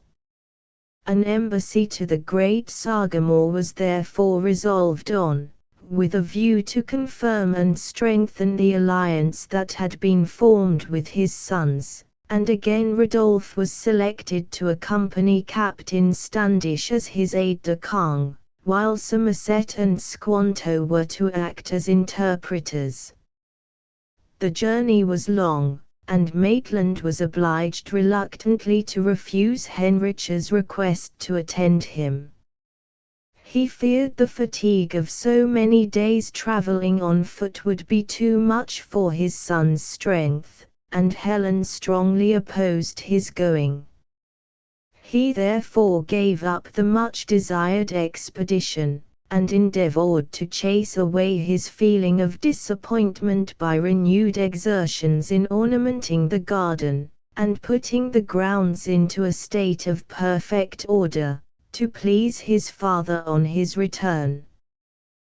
The expedition was accompanied by the Sagamore's younger son, Quaidequina, who was anxious to introduce the new allies of his tribe to his father, and to ensure their friendly reception. They reached Pakanokick after a pleasant journey of about 40 miles, and were kindly welcomed by Massasoit, to whom a messenger had been sent beforehand to prepare him for their arrival. The Sagamore was a noble-looking old man, and was treated by his son, and by all his subjects, with the most profound respect, nor did his strange costume in any way destroy his kingly appearance. His limbs were naked, and were curiously painted and oiled, and his neck and arms were decorated with strings of large white beads composed of polished bone, while a richly embroidered bag or pouch, containing tobacco, was suspended at the back of his neck. His coronet of feathers was lofty, and of the most brilliant colors, and the rest of his dress consisted of a tunic and moccasins of dressed deerskin, exquisitely worked with colored grass and porcupine's quills. He willingly and fully ratified the treaty which had been made by his sons with the white strangers, whose appearance and manners seemed to prepossess him much in their favor, and after detaining them for some days in his lodge, and entertaining him with the greatest hospitality and kindness, he dismissed them with presents of native manufacture, in return for the European arms and ornaments which they had offered to his acceptance. Somerset here left the settlers, and Squanto became henceforth their faithful friend and useful interpreter. Chapter 4 In your patience possess ye your souls. Luke, XZ 19. One evening, about the time that Helen began to expect the return of the embassy from Pakanokic, Henrich was unusually busy in the garden, arranging the flower beds, and beautifying Edith's bower, in which he and his sister had planned a little fete to welcome their father home. Their mother had learned to feel that while they were thus employed, and within the precincts of their own domain, they were safe from every danger. The Norsettes had not attempted any depredations for an unusual length of time, and a feeling of security and peace had taken the place of that constant watchfulness and anxiety, which had long proved so harassing to the settlers. They began to flatter themselves that their foes had retired from the neighborhood, and would no more return to molest them, now that they knew the emigrants to be on such friendly terms with their powerful rivals, the Wampanoags. But false was this appearance of security, and vain was every hope that the Norsettes would forego their designs of vengeance, or cease to devise schemes of mischief against those by whom they thought themselves injured. They did not, indeed, continue to attack the settlement openly, for they had been taught to dread the British firearms and the British courage, but they still continued to lurk in the neighboring forest, and to keep a vigilant watch over all that took place at the settlement. Often were the keen eyes of Coubertin and his most trusty followers fixed, with a malignant gaze, on the dwelling of Rodolphe, and often were his movements, and those of his family, carefully noted by these sagacious savages, when no suspicion of their presence existed in the minds of the settlers. They would climb by night to the summit of some lofty tree that overlooked the village, and there remain all day unseen, to obtain a knowledge of the habits and proceedings of their hated enemies, and to devise plans for turning this knowledge to account. The departure of the embassy to Pakanokic was, consequently, well known to Coubertin, and he resolved to take advantage of the absence of so considerable a part of the British force, to execute, if possible, his schemes of vengeance. What they were, and how he attempted their accomplishment, will be presently seen. Edith's bower looked gay with its spring blossoms and luxuriant creepers, but Henrich was not quite satisfied with its appearance, and he wished to place at its entrance a graceful climbing plant which he had observed during his last walk to the Wampanoag village, and had neglected to secure it on his return. It had been the desire of his parents that he should not go into the forest which bordered their grounds, except in the company of his father or some of his friends, but the apparent departure of the Norsettes had caused this injunction to be neglected of late, and he, and even his younger brother and sister, had frequently strayed, unmolested, a short distance into the wood, in search of flowers and fruits, and even Helen had ceased to feel alarm. Edith said, Henrich, on the evening of which we are speaking, I think my father will return tonight, or tomorrow at the farthest, and I must complete my task before he arrives. Your bower still requires a few plants to adorn the entrance, and the seats of moss are scarcely finished. Let us go into the wood, and procure what we want before the sun sets, and our mother comes out to see what progress we have made. No, Heinrich, replied his sister, do not go this evening. I know not why, but the wood looks dark and gloomy, there is no sunlight on the path, and the shadows are so deep, that I could fancy every low bush was a crouching Indian. I cannot go into the wood tonight. You are timid, dear Edith. You never feared to go with me before, and why should you fear this evening? See, the sun is still high in the horizon, and the darkness is all in your own fancy. Come and see that lovely creeper I told you of, and when you have admired it hanging from the decayed trunk of the old tree that supports it, you shall help me to remove it to your bower, where it will be the fairest flower that grows, except the little fairy queen herself. Heinrich caught his sister's hand, and kissing her playfully, attempted to draw her from the bower. But she looked sad and anxious, and replied, "Oh, Heinrich, do not ask me, my bower is fair enough, and I would not go as far as that old tree tonight, for all the flowers that grow in the forest. Stay with me, Heinrich, dear. Our mother will join us soon, and she will be alarmed if you are not here." The boy looked at his sister's pensive face with an affectionate smile, but he was not to be diverted from his scheme. "Stay here, then, Edith," he replied, "and tell my mother that I shall return in little more than 10 minutes. Come, Ludovico," he added, calling his little brother, who was always ready to follow where Heinrich led. "Come, Ludovico, you are not afraid of the shadows. Bring your basket, and you shall gather moss while I dig up my creeper. When Edith sees its drooping white flowers, she will forgive me for laughing at her unusual fears." Edith said no more.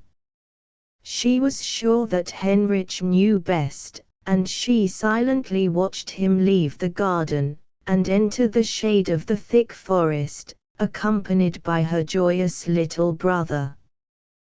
Were her fears, indeed, the mere creation of her own young fancy, or were they occasioned by one of those strange and unaccountable presentiments which have been felt so frequently as to justify the old proverb, "Coming events cast their shadow" before them? Edith sat on the mossy seat that Heinrich had formed in her bower. It looked towards the wood, and the commanding situation which it occupied, on a rising ground towards the center of the garden, enabled her to overlook the green fence that enclosed the grounds, and to watch the receding forms of her brothers, until they were hidden from her sight by the winding of the path through the underwood. Still she gazed, and her heart grew sad, and tears, which she could not check, rolled down her cheeks. Did she again fancy? And did her tearful eyes now convert the bushes into the figures of 2 dark Indians, in the costume of the dreaded Norsettes?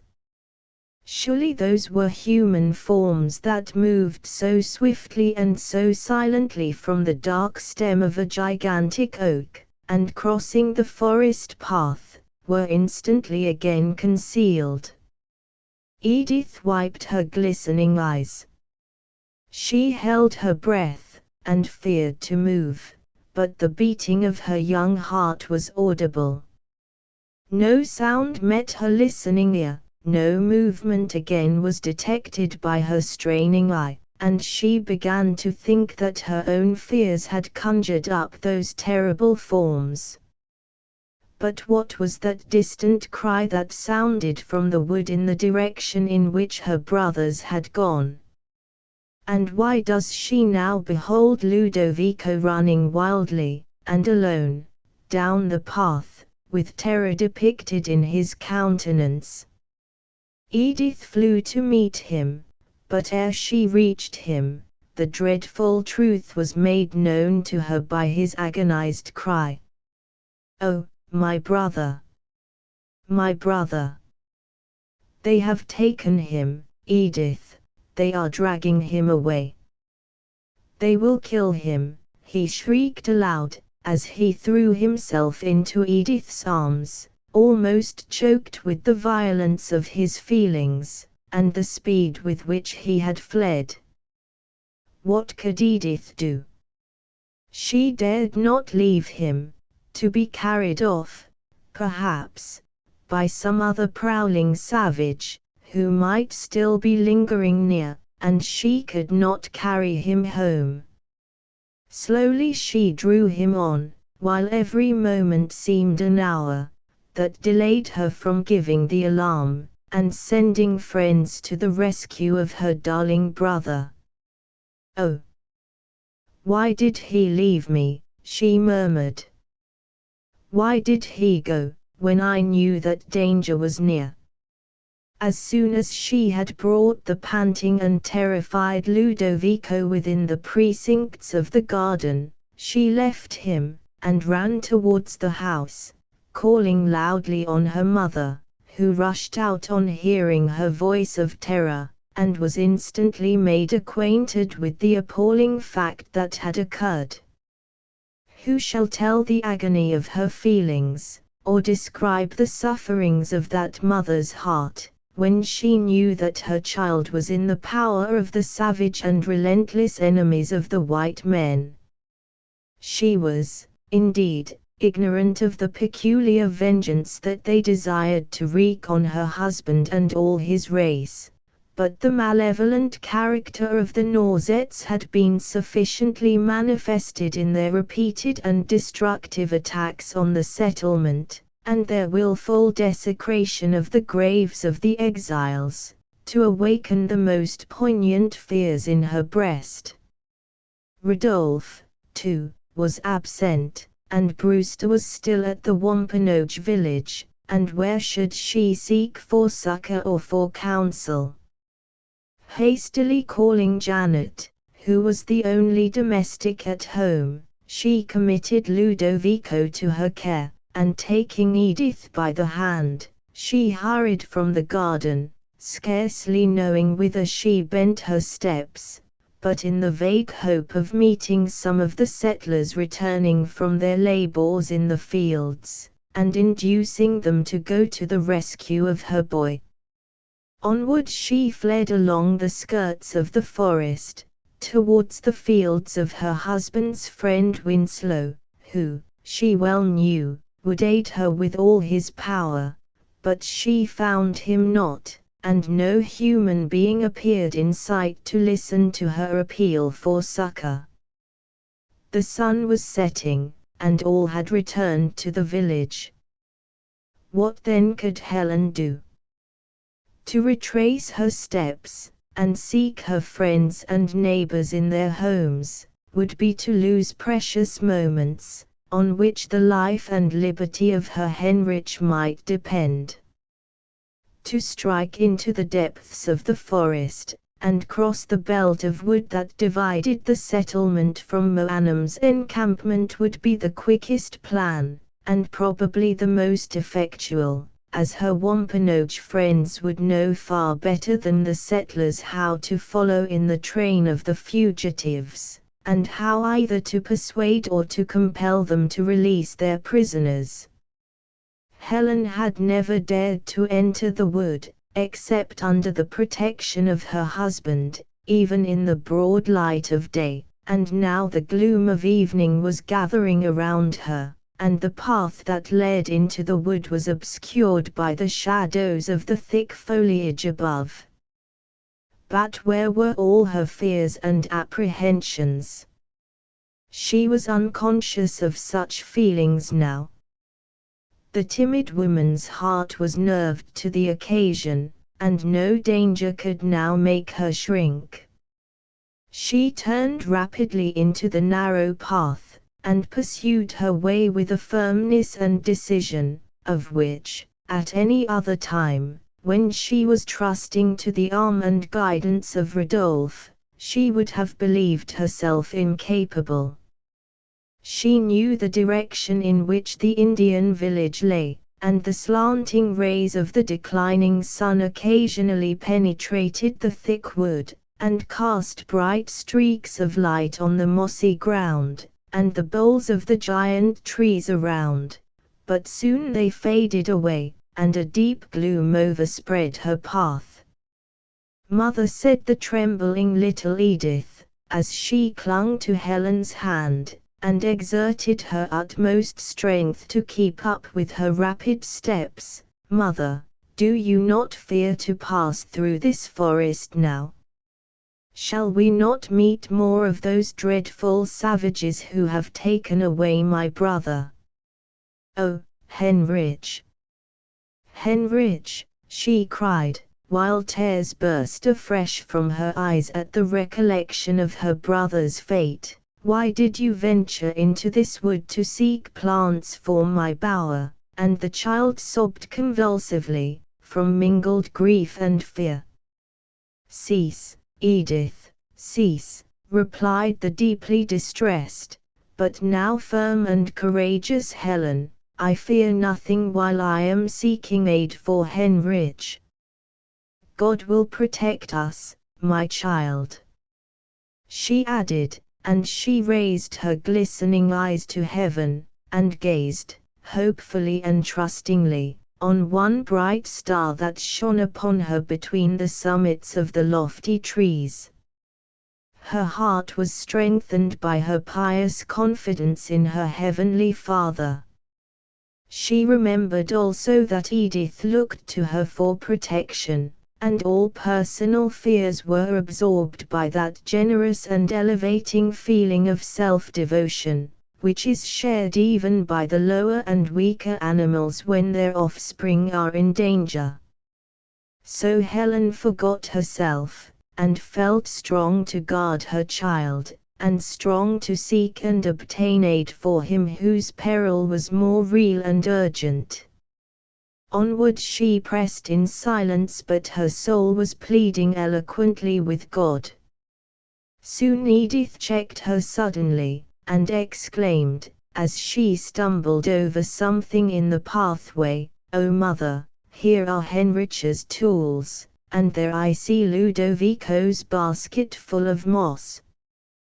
This is the spot to which my brothers were coming, and yonder is the old tree, with the white flowers hanging on it, that Heinrich wished to plant by my bower. It must have been here that the Indians seized him while he was at work."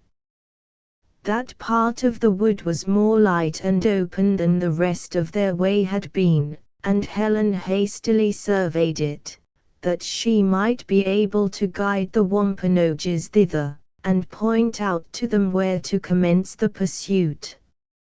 Again she resumed her way, and, regardless of fatigue, she never paused again until she reached the border of the quiet and lonely lake, on which the rising moon was now shining in all her silvery splendor.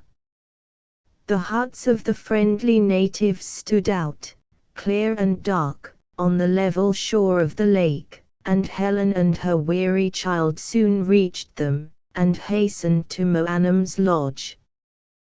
There they found the chief, and his interesting young wife and children, sitting on the matted floor, listening with deep attention to the words of life and salvation which Brewster was reading and interpreting to them from the Holy Scriptures.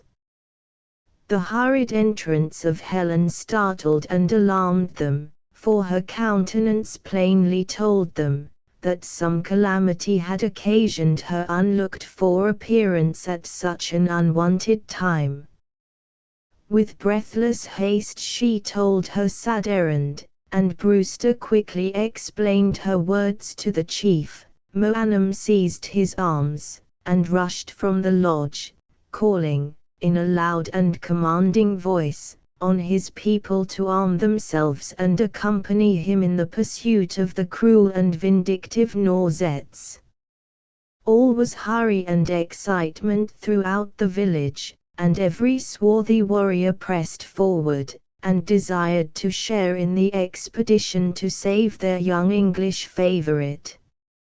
It was necessary, however, to leave a strong party at the village, to guard it from any act of treachery or violence on the part of their malicious rivals, who, it was now evident, were still lurking in the neighborhood, and, while Moanam was selecting his party, and arranging his plans, a clear shrill voice was heard from the margin of the lake, crying, "The canoes! The canoes! Quadequina is returning!" "The canoes! The canoes!" resounded through the crowd, and Helen's heart bounded with joy and gratitude. Rodolphe was near, and all would yet be well. Little Nepia had led Edith to the shore while the warriors were discussing their plans, and in a strange mixture of English and Indian words, the children were conversing on the recent sad event. The quick ear of the young savage had detected the splash of oars at the farther side of the lake, and he instantly discovered the 3 canoes that were leaving the opposite coast, and emerging from the deep shadow of the overhanging trees.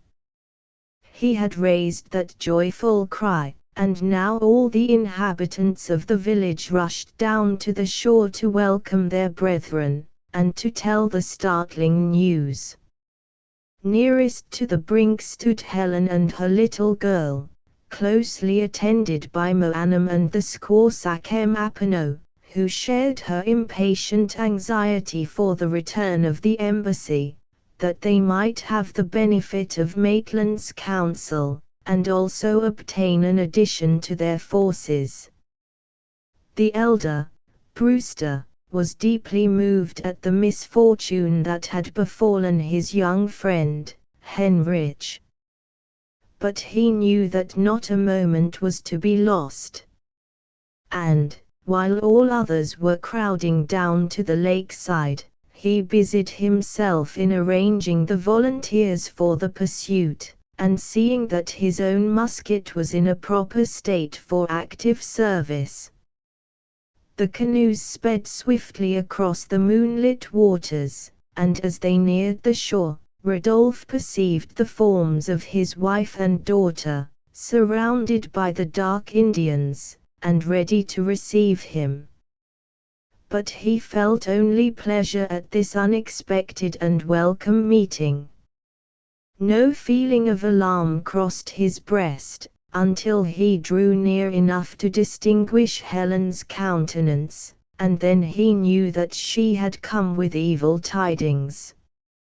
He sprang from the canoe, eager to hear the truth, but all the firmness and courage which had so wonderfully sustained his wife while she was obliged to act for herself, forsook her the moment she felt herself supported by her Rodolphe's arm, and faintly exclaiming, "Oh my son,"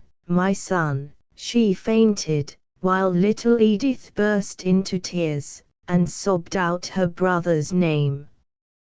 "Tell me, in the name of heaven, what all this means," exclaimed Maitland, turning a look of eager inquiry on Moanam, who stood with characteristic silence and apparent composure, waiting the proper moment to speak. "Tell me," cried the distracted father again, "what dire calamity has befallen my boy?" "My heart is dark for you," replied the Sakem, in a voice of perfect calmness, though a tear glistened in his coal-black eye, and his brow was clouded by anxiety. "My heart is very dark for you, and for your young warrior, for, boy as he was a brave at heart." Moanam spoke in his native tongue, intermixed with English words and phrases, which he had learned from Brewster and the other settlers, but the father's heart comprehended all he said, and needed no interpreter. "Is my son dead, then?" he exclaimed. "Has accident or violence quenched his young spirit?" "Worse than dead," slowly replied the Sachem, and he looked pityingly at Helen, who now began to recover her senses. "Leave your wife to the care of the squaws," he added, "and come with me to the wise man yonder, and he will tell you all." He led Rodolphe to where Brewster was occupied in making preparations, and soon the afflicted father was made acquainted with the fate of his son. He felt indeed that death, a calm and peaceful death beneath his own accustomed roof, and with those he dearly loved around him, would have been a far happier lot for Heinrich than that to which he now feared he might be doomed, than that which, possibly, his darling boy was at that moment enduring at the hands of his cruel and malignant enemies. The thought was maddening. But there was still a hope of saving him by speed and resolution, and he urged the Sachem to depart instantly. One moment he gave to visit and endeavor to cheer his wife, who now lay powerless and weeping in Apono's lodge, and then he joined the chief, who, with Brewster and a band of picked men, were ready to accompany him. The pastor had already learnt from Edith all that she could tell relative to the spot where her brother had been captured, and to that spot the pursuing party hurried, and soon discovered the basket and the tools that told where the boys had been so rudely interrupted in their work. Quickly the trodden grass, and the broken branches of the thick underwood, showed in what direction the boy had been dragged by his captors, and on the track the Wampanoag warriors followed, like hounds in the chase. But, alas! The Norsettes had had a fearful start of them, and little hope existed in the breast of Moanam that they could overtake them, in time to avert the dreadful fate that he had feared for Heinrich. The Sachem was himself an Indian, and he well knew the Indian desire for retaliation and vengeance. He was, indeed, a man of a mild and generous nature, and he belonged to a tribe less distinguished by cruelty than the Norsettes. But still he felt that, according to the savage code of the natives, blood must atone for blood, and he believed that already the life of Heinrich had probably been sacrificed in expiation of his father's having slain the son of the Norsette chief. Still he led his warriors on, and neither paused nor spoke until the party emerged from the thick wood, upon a little opening that was lighted up brilliantly by the moonbeams. Here, where it was evident a small temporary encampment had existed, and had only been very recently and hastily removed, he stopped, and looked earnestly around. The poles still stood erect which lied supported the tents of the Norsettes, the fires were still burning, and many articles of domestic use lay scattered about, which the hasty departure of the inhabitants had probably prevented their removing. Rudolph hurried through the camp in search of some sign of his son, and his eager eye fell on the well-known tunic that Heinrich was accustomed to wear. He snatched it up hastily, and then, with a deep groan, let it fall again upon the ground.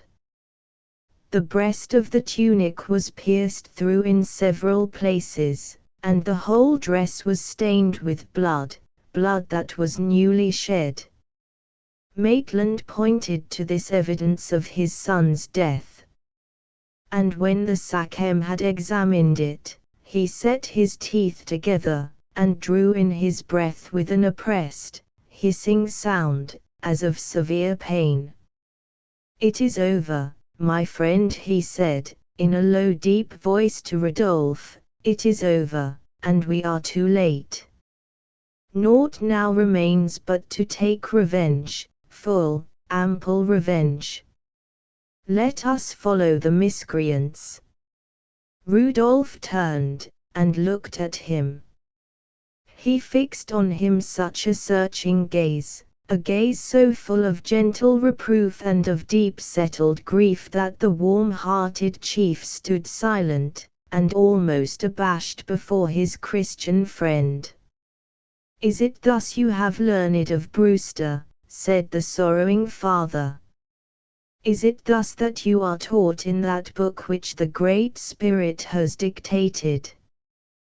The Father of us all has declared, 'Vengeance is mine, I will repay,' and since we are too late to save my son, we will not commit deeds of blood which his now happy and ransomed spirit would abhor." Moanam was silenced, but not convinced. Inwardly he vowed vengeance against those who had dealt so cruelly with the unoffending boy, though, under similar circumstances, he would probably have acted with the same spirit. But the chief bad allied himself with the white men. He loved and reverenced them, and he was resolved to avenge the wrongs of Maitland, as if they had been his own. Sadly and silently the party returned to the Indian village, where they arrived at the break of day. We will not attempt to describe the mother's anguish when she was made acquainted with the dreaded fate of her son, but Helen was a Christian, and while her heart was bowed down with crushing grief, her spirit strove to hush its rebellious questionings, and to submit itself to the will of God. "It is the Lord," she meekly exclaimed, "let him do what seemeth him good." That morning she returned with her husband and Edith to the settlement, and they were accompanied by Brewster, whose pious exhortations and sympathizing kindness were invaluable to the bereaved and afflicted parents. The grief of Edith was less capable of being suppressed, and it broke out afresh when little Ludovico came to meet them, and inquired for his brother. From the child they learnt, that while he and Heinrich were busily engaged in their several occupations in the wood, 2 Indians had suddenly rushed from the thick brushwood, and seized on his brother before he had time to fly. Ludovico was gathering moss at some distance, but he saw what passed, and uttered a cry that attracted the attention of the savages, and one of them eased a spear at him with such violence, that, missing its intended mark, it stuck firmly in a tree close behind him. Seeing this, his noble and courageous brother called out to him to hide among the bushes, and make his way home as quickly as possible, and the Indians, eager to secure the prize they had so long been watching for, hurried away through the forest, dragging Heinrich with them. The murderous attempt made by these savages against the life of Ludovico proved but too clearly that the destruction of Rodolphe's children was their object, and banished every hope that lingered in Helen's breast, and this conviction of their cruel intentions was still further confirmed by Janet's account of the look and gesture of the warrior who attended his chief when the Nausettes first assailed the settlement. Rodolphe had seen, and understood the action, and as he had also learned through his Wampanoag friends that Tycho, the son of the Nausette chief, had fallen in the first encounter, he knew enough of Indian customs to be aware that he, as the slayer, was a marked object of their vengeance. He had, however, always concealed his suspicions from Helen, and the only effect they had produced on him was causing him, at that time, to prohibit his children from venturing unguarded into the wood, more strictly than he would otherwise have done. Chapter V. Surely the wrath of man shall praise thee, the remainder of wrath shalt thou restrain. PSA LXXV 10. We will now, for a time, leave the settlement, where the sad news of the capture and supposed death of Henrich had spread a general gloom and consternation, and follow the subject of their pitying grief, from the time that he was seized and made a prisoner in the hands of the savages. They did not slay him, for the Lord had work and service in store for the young missionary, and he suffered not a hair of his head to be hurt. Competent, for he was one of those whose patient vigilance had, at length, been crowned by success, and his companion had hurried him at their greatest speed through the wood, to the spot where their temporary camp was pitched, and where several others of their tribe awaited their return. A few minutes sufficed to remove the matting that formed their tents, and to collect their arms and utensils, but Coubertin well knew that the child who had escaped his cruelty would soon alarm the settlers, and that an instant pursuit would follow. He therefore devised plan to deceive, and, perhaps altogether to check the white men, at least for a time, by making them believe that the death of the captive had already taken place. He would have instantly gratified the feelings of his cruel and revengeful heart, and have shed the innocent blood of Rodolphe's son to atone for the death of his friend, but that he feared to disappoint his chief, who so earnestly desired to imbrue his own hands in the blood of the slayer. He, therefore, resolved on the stratagem we have described. He stripped off the captive's tunic, and, after piercing it several times with his dagger, he opened a vein in his own arm with the same weapon, and let the hot blood flow freely over the torn vesture. This done, he smiled a demon's smile, as he cast the tunic on the ground, and thought with malignant pleasure of the anguish that its discovery would occasion to his hated foe. Henrich gazed in trembling wonder at this act, and when Coubertin again approached him to bind his hands, he believed that he was about to plunge that blood-stained knife into his beating heart. He was young, and life was new and precious to him, and for a moment he shrank back, while the blood curdled in his veins. But, young as he was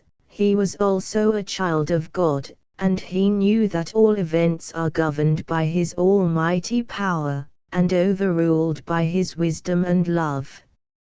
So he was enabled to lift up his eyes and his trusting heart to heaven, and to await his expected fate with calmness. Coubertin saw his firmness, and he wondered and admired. He placed the dagger in his belt and hastily tying the captive's hands behind his back, he motioned to his companions to follow, and struck into a narrow and almost undistinguishable path. Forcing Henrich to go before him, while he held the rope of twisted grass that bound his hands, he followed close behind, and placed his foot in each print that the prisoner made, so as to destroy the impression of the boy's European shoe. The other Indians did the same, as exactly did they tread in one another's steps, that, when all had passed, it seemed as if only one solitary traveler had left his track on the soft ground. Thus, In Indian file they traversed a belt of wood, till they came out on a dry and sunburnt plain, where their steps left no impression. Coubertin then advanced to the side of his prisoner, and, taking his arm in his powerful grasp, he compelled him to advance, at an almost breathless speed, across the plain. In the wood, on the other side, he allowed a short pause, and gave Heinrich some water from a bottle made of a dried gourd, which hung about his neck, and thus they travelled on, with slight refreshment and little rest, until the sun arose in all his splendor, and displayed to Heinrich's admiring gaze the wild and magnificent woodland scenery through which he was travelling. Under other circumstances, he would keenly have enjoyed the novelty and the beauty of the objects that met his eyes, so different from the luxuriant, but flat and monotonous fields, and gardens, and canals, that he so well remembered in Holland.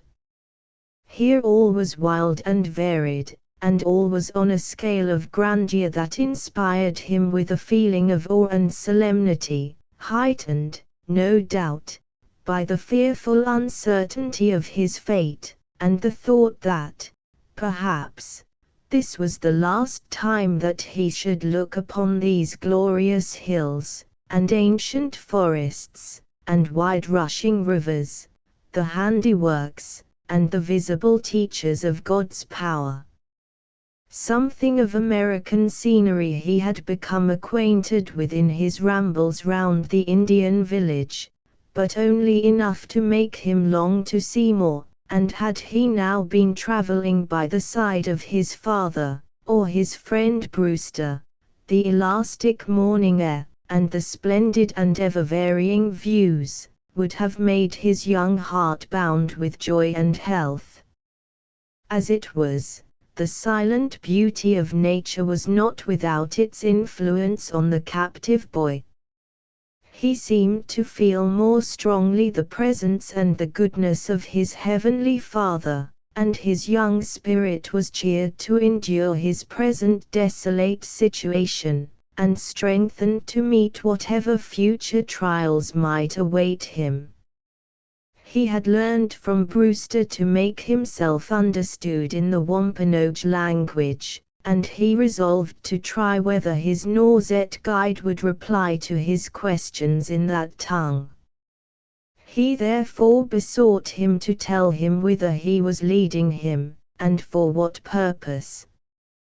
But Coubertin deigned him no reply. He understood him, for the Nauset language was but another dialect of the Wampanoag, but he did not choose to inform the boy of his destination at present, and he preserved a profound silence, and an expression of sullen gravity. It was not until the evening of the fourth day that the party reached the Nauset village, which, as we have already observed, was situate near the site of the first encounter, and to which Tisquantum, and the greater part of his warriors had returned, when Coubertin and a few picked associates were left to carry out his schemes of vengeance. Heinrich was instantly conducted to the lodge of the old chief, and brightly did Tisquantum's dark eyes glitter when he beheld the son of his enemy in his power. He praised the skill and the perseverance by which Coubertin had thus procured him the means of revenge, and, taking off his own brilliant coronet of feathers, he placed it on the head of the proud and successful warrior, as a distinguished mark of his approbation.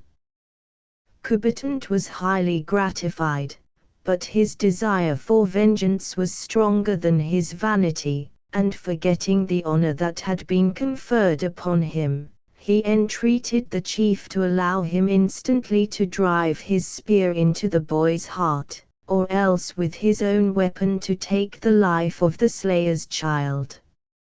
"Not yet," replied Tisquantum, and Heinrich comprehended the full purport of his words. "Not today, Coubertin. I would pour out the blood of the white youth with pomp and ceremony, as an offering to the spirit of my murdered son. Let the boy be fed and refreshed. Tomorrow, at break of day, he shall die. Go. I have said it." "And will the Sachem give him into my charge until the morning dawns?" inquired Coubertin. Tisquantum fixed his piercing eye on the savage, and read his malevolent feelings, and he calmly answered, "No, the victim shall bleed because his father's blood flows in his veins. But he shall not be tortured, for his was not the hand that deprived me of my son.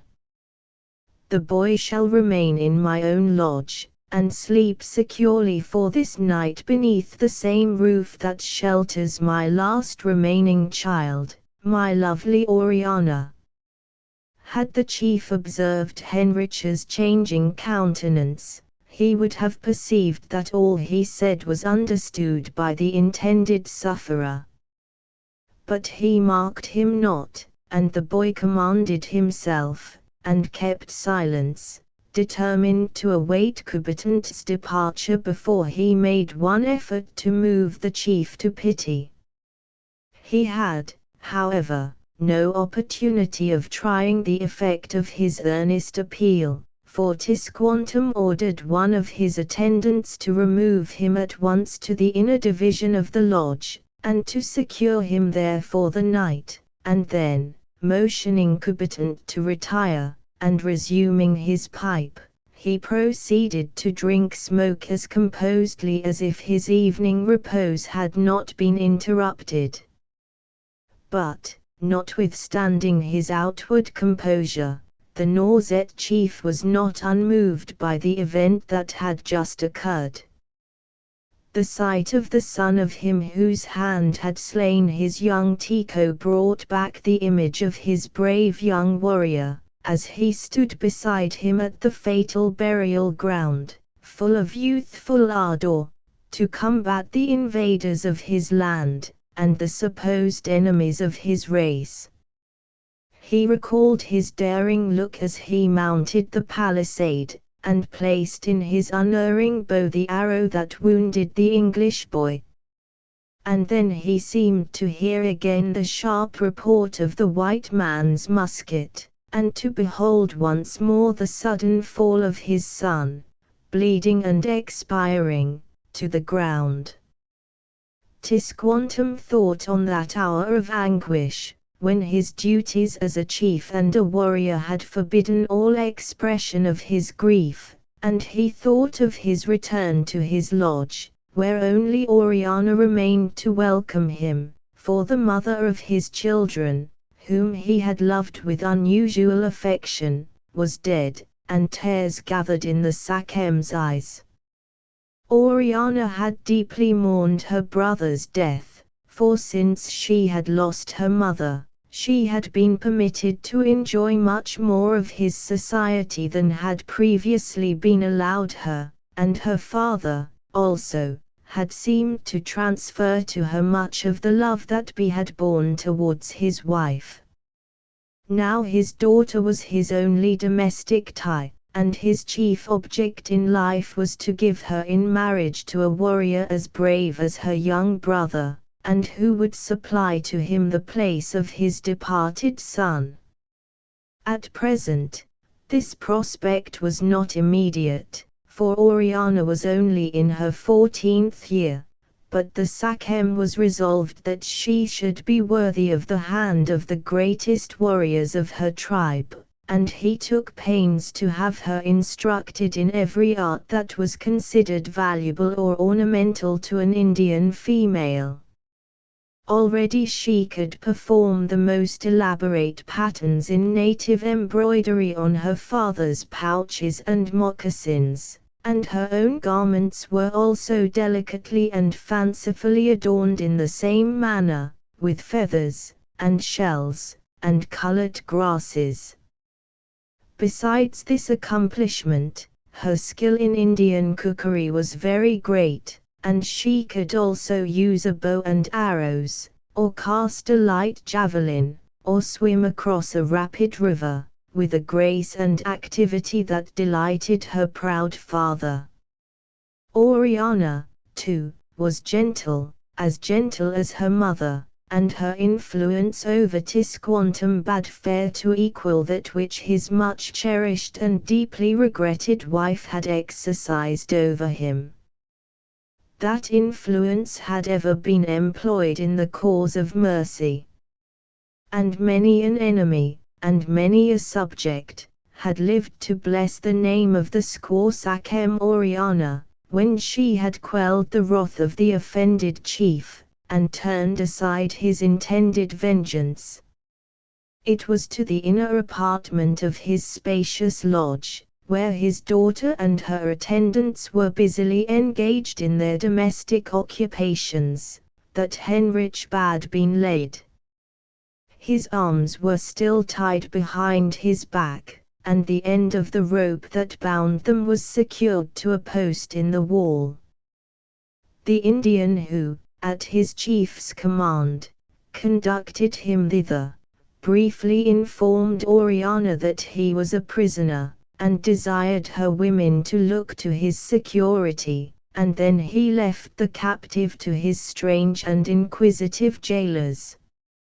When Tisquantum had emptied his long pipe, he bethought himself of the young captive's position, and proceeded to his daughter's apartment to give orders for his hospitable entertainment that evening, and his safe lodgment for the night, that night which he was resolved should be his last.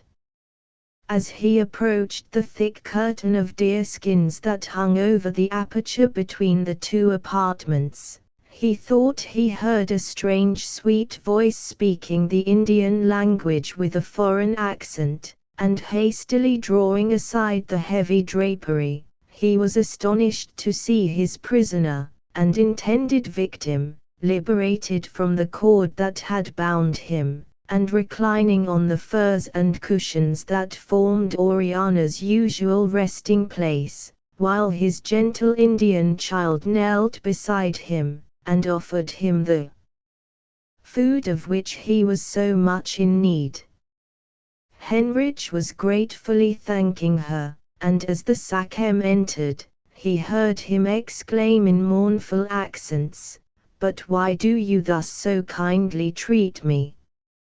It were better to let me die of hunger and fatigue, for I know that tomorrow my blood is to be shed, the cold knife is to pierce my heart." "It shall not be," replied Oriana, fervently. "I have said that I will save you."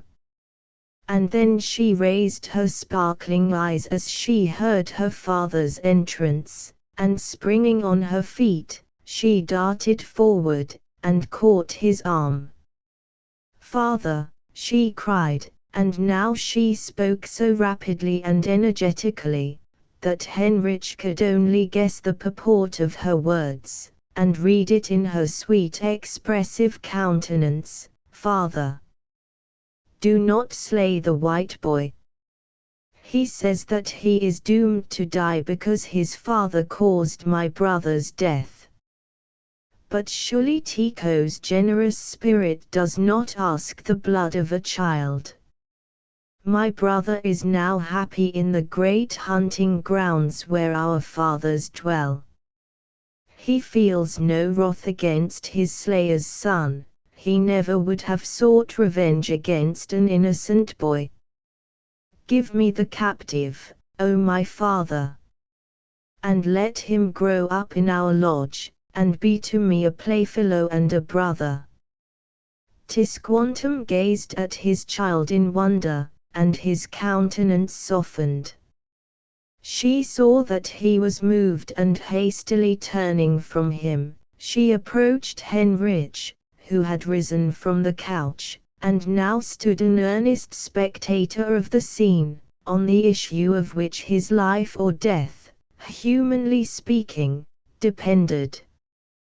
She took his band, and led him to her father, and again pleaded earnestly and passionately for his life, while the touching expression of his own deep blue eyes, and the beauty of his fair young face, added greatly to the power of her appeal.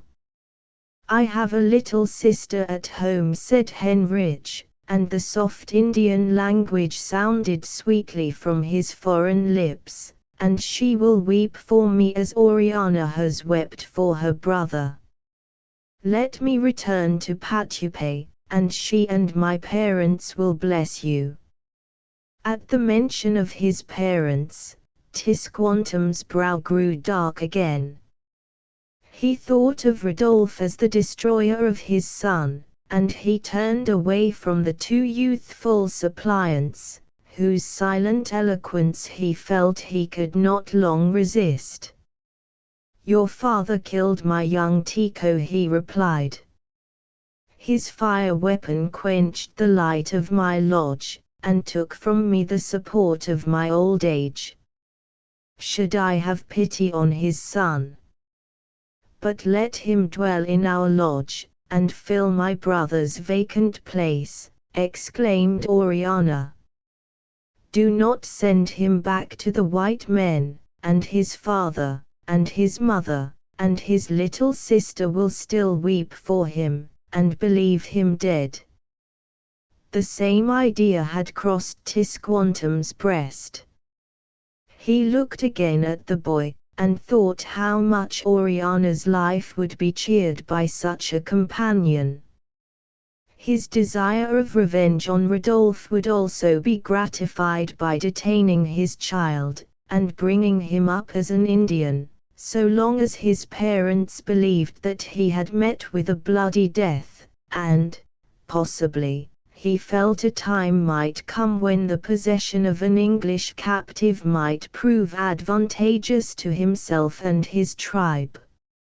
All fear of the boy's escaping to his friends was removed from his mind, for he was about to retire from that part of the country to a wild district far to the west, and to join his allies, the Pecaudes, in a hunting expedition to some distant prairies. The portion of his tribe over which he was Sachem, or chief, was willing to accompany him, and he had no intention of returning again to the neighborhood of the English intruders, who, he clearly foresaw, would ere long make themselves masters of the soil, and who had already secured to themselves such powerful allies in the Wampanoages, the enemies and rivals of the Norsettes. Tisquantum weighed all these considerations in his mind, and he resolved to spare the life of his young captive. But he would not at once announce that he had relented from his bloody purpose, and yielded to his child's solicitations. He therefore maintained the severe gravity that usually marked his countenance, and replied, "But what can the white boy do, that he should fill the place of an Indian chieftain's son? Can he cast the spear, or draw the bow, or wrestle with our brave youths?" Reviving hope had filled the heart of Heinrich with courage, and he looked boldly up into the Sachem's face, and merely answered, "Try me." The brevity and the calmness of the reply pleased the Red Chief, and he determined to take him at his word. "I will," he said. "Tomorrow you shall show what skill you possess, and your fate shall depend on your success. But how have you learned anything of Indian sports, or of the Indian tongue?" "I have been much in Moanam's lodge, and have played with the youths of his village," replied Heinrich, "and the Sachem was well pleased to see me use a bow and arrow in his woods. And from him, and my young companions, I learned to speak their tongue." "It is good," said the old chief, thoughtfully. Then, Fixing his penetrating eyes on Heinrich again, he hastily inquired, "And can you use the fire-breathing weapons of your countrymen? And can you teach me to make them?" "I can use them," answered the boy, "but I cannot make them. They come from my father's land, beyond the great sea." But he added, while a stronger hope of life and liberty beamed in his bright blue eye and flushing face, "Send me back to my countrymen, and they will give you muskets for my ransom." "No, no," said the Sachem, and the dark cloud again passed over his countenance. "Never will I restore you to your father, till he can give me back my son. You shall live, if you can use our Indian weapons, but you shall live and die as an Indian." He turned and left the apartment, and the heart of Heinrich sank within him. Was he then taken forever from his parents, and his brother, and sister?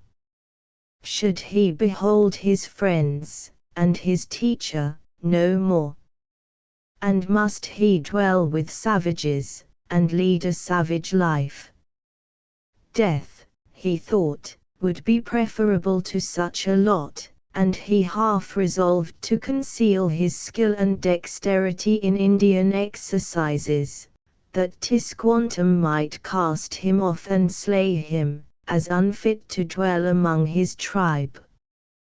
But hope soon revived, and his trust in the providential mercy of God restored his spirits, and enabled him even to look upon a lengthened captivity among the red men with composure. Plans for escaping out of their hands, and making his way back to the settlement, filled his mind, and a short residence among the wild men even appeared to offer some attraction to his enterprising spirit. So he turned to Oriana, who stood gazing on his changing and expressive countenance with the deepest interest, and again resumed the conversation which had been interrupted by the entrance of the chief. Many questions did those young strangers ask each other relative to their respective homes, and native customs, and Heinrich learnt, with much dismay, that the Norsettes under Tisquantum's rule were so soon to change their place of residence. His hopes of escape became less strong, but they were not destroyed, and when he was summoned to pass the night in the Sachem's apartment, he was able to lift up his heart to God in prayer, and to lie down to sleep on the rude couch prepared for him, with a calm trust in his almighty power and goodness, and a hope that he would see fit to shorten his trials, and restore him to his friends. The chief watched him as he knelt in prayer, and when he rose, and prepared to lie down to sleep, he abruptly asked him why he had thus remained on his knees so long. "I was praying to my God to protect me," answered Heinrich, and a tear rose to his eye, as he remembered how he had knelt every evening with his own beloved family, and thought how his absence, and their probable belief in his death, would sadden the act of worship that would that night be performed in his father's house. "Do you pray to the Great Spirit?" asked Tisquantum. "I do," replied the young Christian. "I pray to the Great Spirit, who is the God and Father of all men, and I pray to his Son Jesus Christ, who is the friend and Savior of all who love him." "It is good," said the chief. "We know the Great Spirit, but we know nothing of the other gods of the white men. Sleep now, for your strength and activity will be tried tomorrow." And Heinrich lay down, and slept long and peacefully. He was awakened the next morning by the gentle voice of Oriana, who stood beside him, and said, "You must rise now, and eat with me, before you go out to try your strength and skill. Come to my apartment." Heinrich opened his eyes, and gazed around him in wonder. But quickly the whole sad reality of his situation came over him, and he felt that he must nerve himself for the coming trial. Soon he followed Oriana to her inner room, where a slight Indian repast of maize and fruits had been prepared by the young squaw Sakem and her attendants. Tisquantum had left the lodge, and was now occupied in preparing a spot for the exercise of the white boy's skill. At his side stood Kubertant, silent and gloomy. His indignation at the chief's merciful intentions towards the intended victim was great, and strongly had he urged him to the immediate slaughter of the captive. But Tisquantum was not to be lightly moved, either to good or evil. He had said that the boy should live, if he proved himself worthy to bear Indian arms, and all the cruel suggestions and arguments that Kubertant could bring forward only made him more resolved to keep his word. The young savage then forbore to speak, for he saw that it was useless, and he feared to displease his chief, whose favor was the highest object of his ambition. Since the untimely death of his son, Kubertant had been constantly his companion and attendant, until he had been left near the English settlement to carry out his schemes of revenge. His success in this enterprise raised him still higher in Tisquantum's estimation, and visions of becoming the son-in-law of the chief, and eventually succeeding him in his office, already floated in the brain of Kubertant. In a few years, Oriana's hand would be given to some fortunate warrior, and who could have so strong a claim to it as the man who had risked his own life to procure vengeance for her brother's death. Therefore Kubertant held his peace, and checked the expression of his deadly and malignant feelings towards the young prisoner. Soon Heinrich was summoned to the ground where his fate was to be decided, and he was directed to try his powers with several Indian boys of his own age. In shooting with the bow and arrow, he could not, by any means, rival their skill and accuracy of aim, but in casting the spear, and wielding the tomahawk, he showed himself their equal, and when he was made to wrestle with his swarthy and half-naked competitors, the superior height and muscular powers of the British lad enabled him to gain the victory in almost every instance. Tisquantum was satisfied. He pronounced him worthy to live, and, notwithstanding the opposition of Kubertant, which was once more cautiously manifested, he presented Heinrich with the arms that he knew so well how to use, and informed him that he should henceforth dwell in his lodge among his braves, and should no more inhabit the apartments of the women. To a young and generous mind success and approbation are always grateful, and Heinrich's eye kindled, and his cheek burned, as he listened to the praises of the chief, and felt that he owed his life, under Providence, to his own efforts. And when his little friend Oriana came bounding up to him, with joy and exultation in her intelligent countenance, and playfully flung a wreath of flowers across his shoulders in token of victory, he felt that even among these children of the wilderness, these dreaded Nauset Indians, he could find something to love. In Kubertant, he instinctively felt that he had also something to dread, but the savage tried to conceal his feeling and even to please the chief and Oriana, by pretending an interest in their young favorite, which for a long time deceived them as to his real sentiments. The bustle of preparation for the intended removal of the encampment began that day, for Tisquantum was now more eager than ever to get beyond the reach of the settlers, and before sunset all was ready. The next morning the march commenced at daybreak, and continued for many days uninterruptedly, until the chief and his followers reached the residence of his Pequawdee allies, when he considered himself safe from pursuit, even if the settlers should attempt it. He therefore halted his party, and took up his abode among his friends, to wait until they were prepared to set out on their hunting expedition to the western prairies. A period of repose was also very needful for the women and children, for the march had been a most fatiguing one. Not only had the Sachem dreaded the pursuit of the injured settlers, and therefore hurried his party to their utmost speed,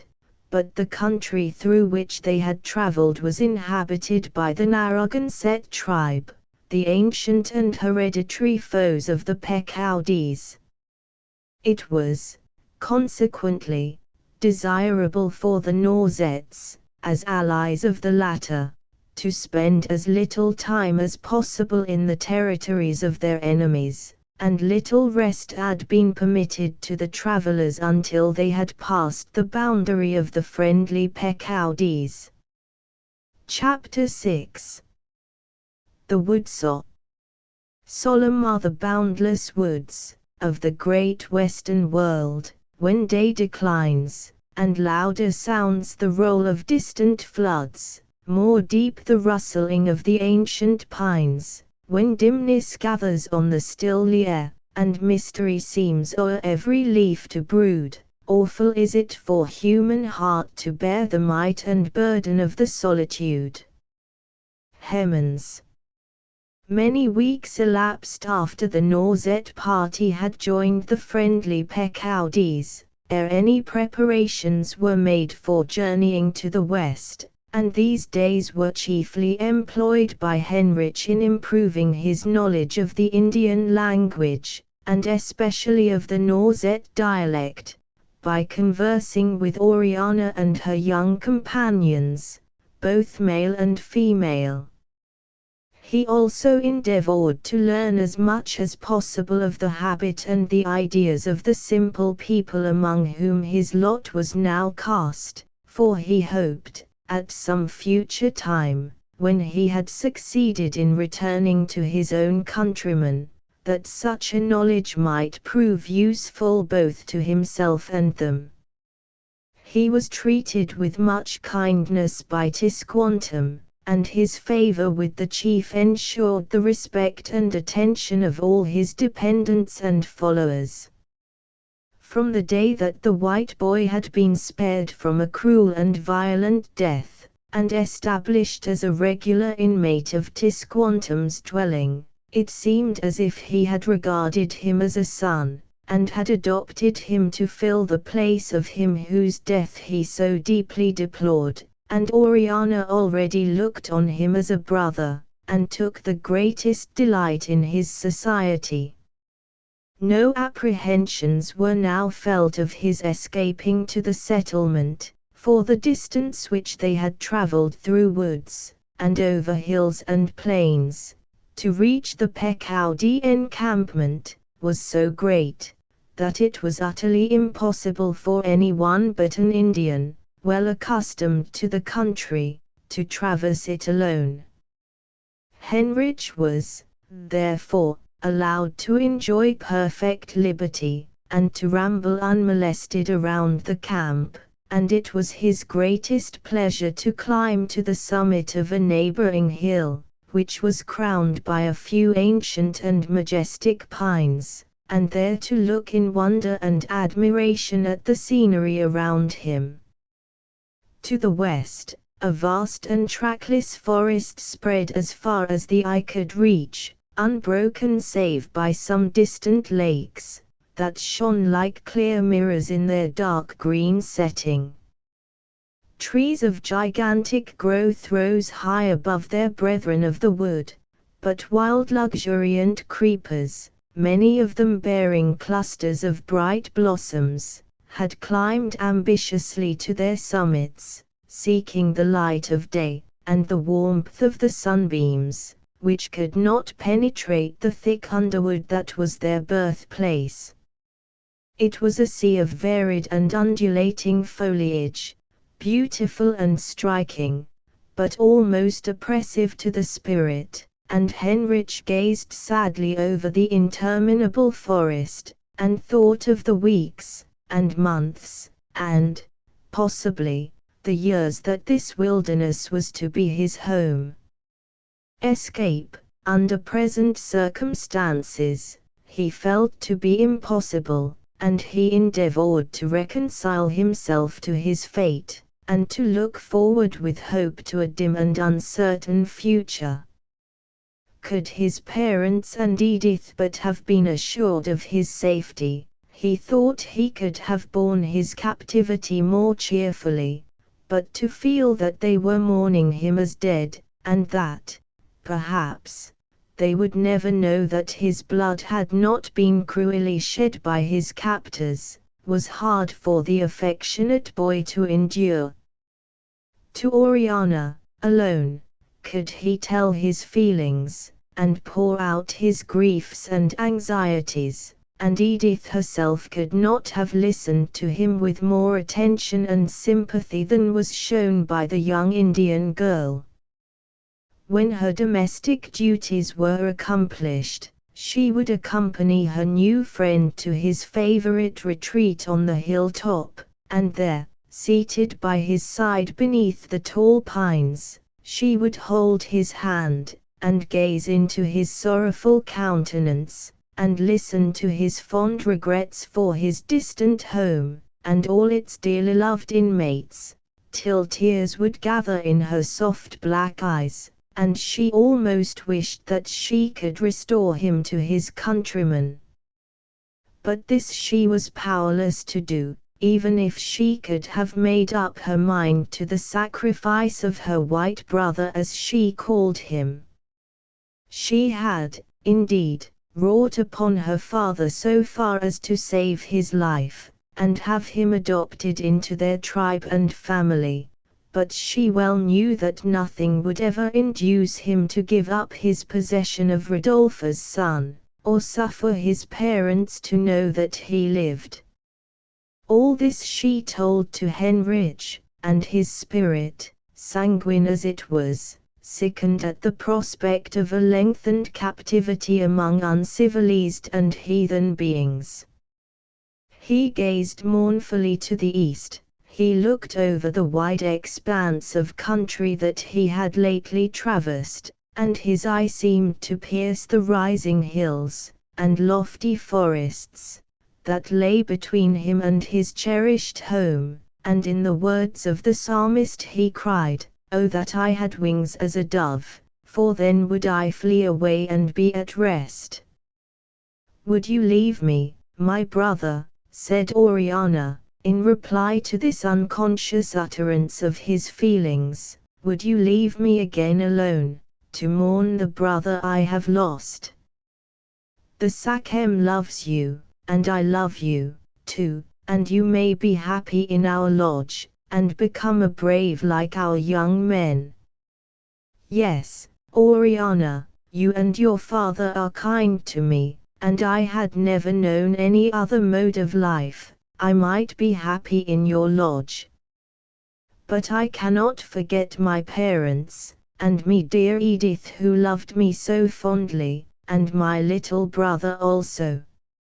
And then I had a friend, a kind friend, and full of wisdom and goodness, who used to teach me all kinds of knowledge, and, above all, the knowledge of the way to heaven. How can I think that I may, perhaps, never see all these again, and not be sad." And Heinrich buried his face in his hands and wept without restraint. Oriana gazed at him affectionately, and tears of sympathy filled her large eyes also. But she drew away Heinrich's hand, and kissed it, and tried to cheer him in the best way that her simple mind could suggest. "My brother must not weep," she said, "for he is not a child, and our Indian youths are ashamed of tears. Heinrich will be a brave some day, and he will delight in hunting, and in war, as our red warriors do, and he will, I know, excel them all in strength and courage. What can he desire more than to be a Norset warrior?"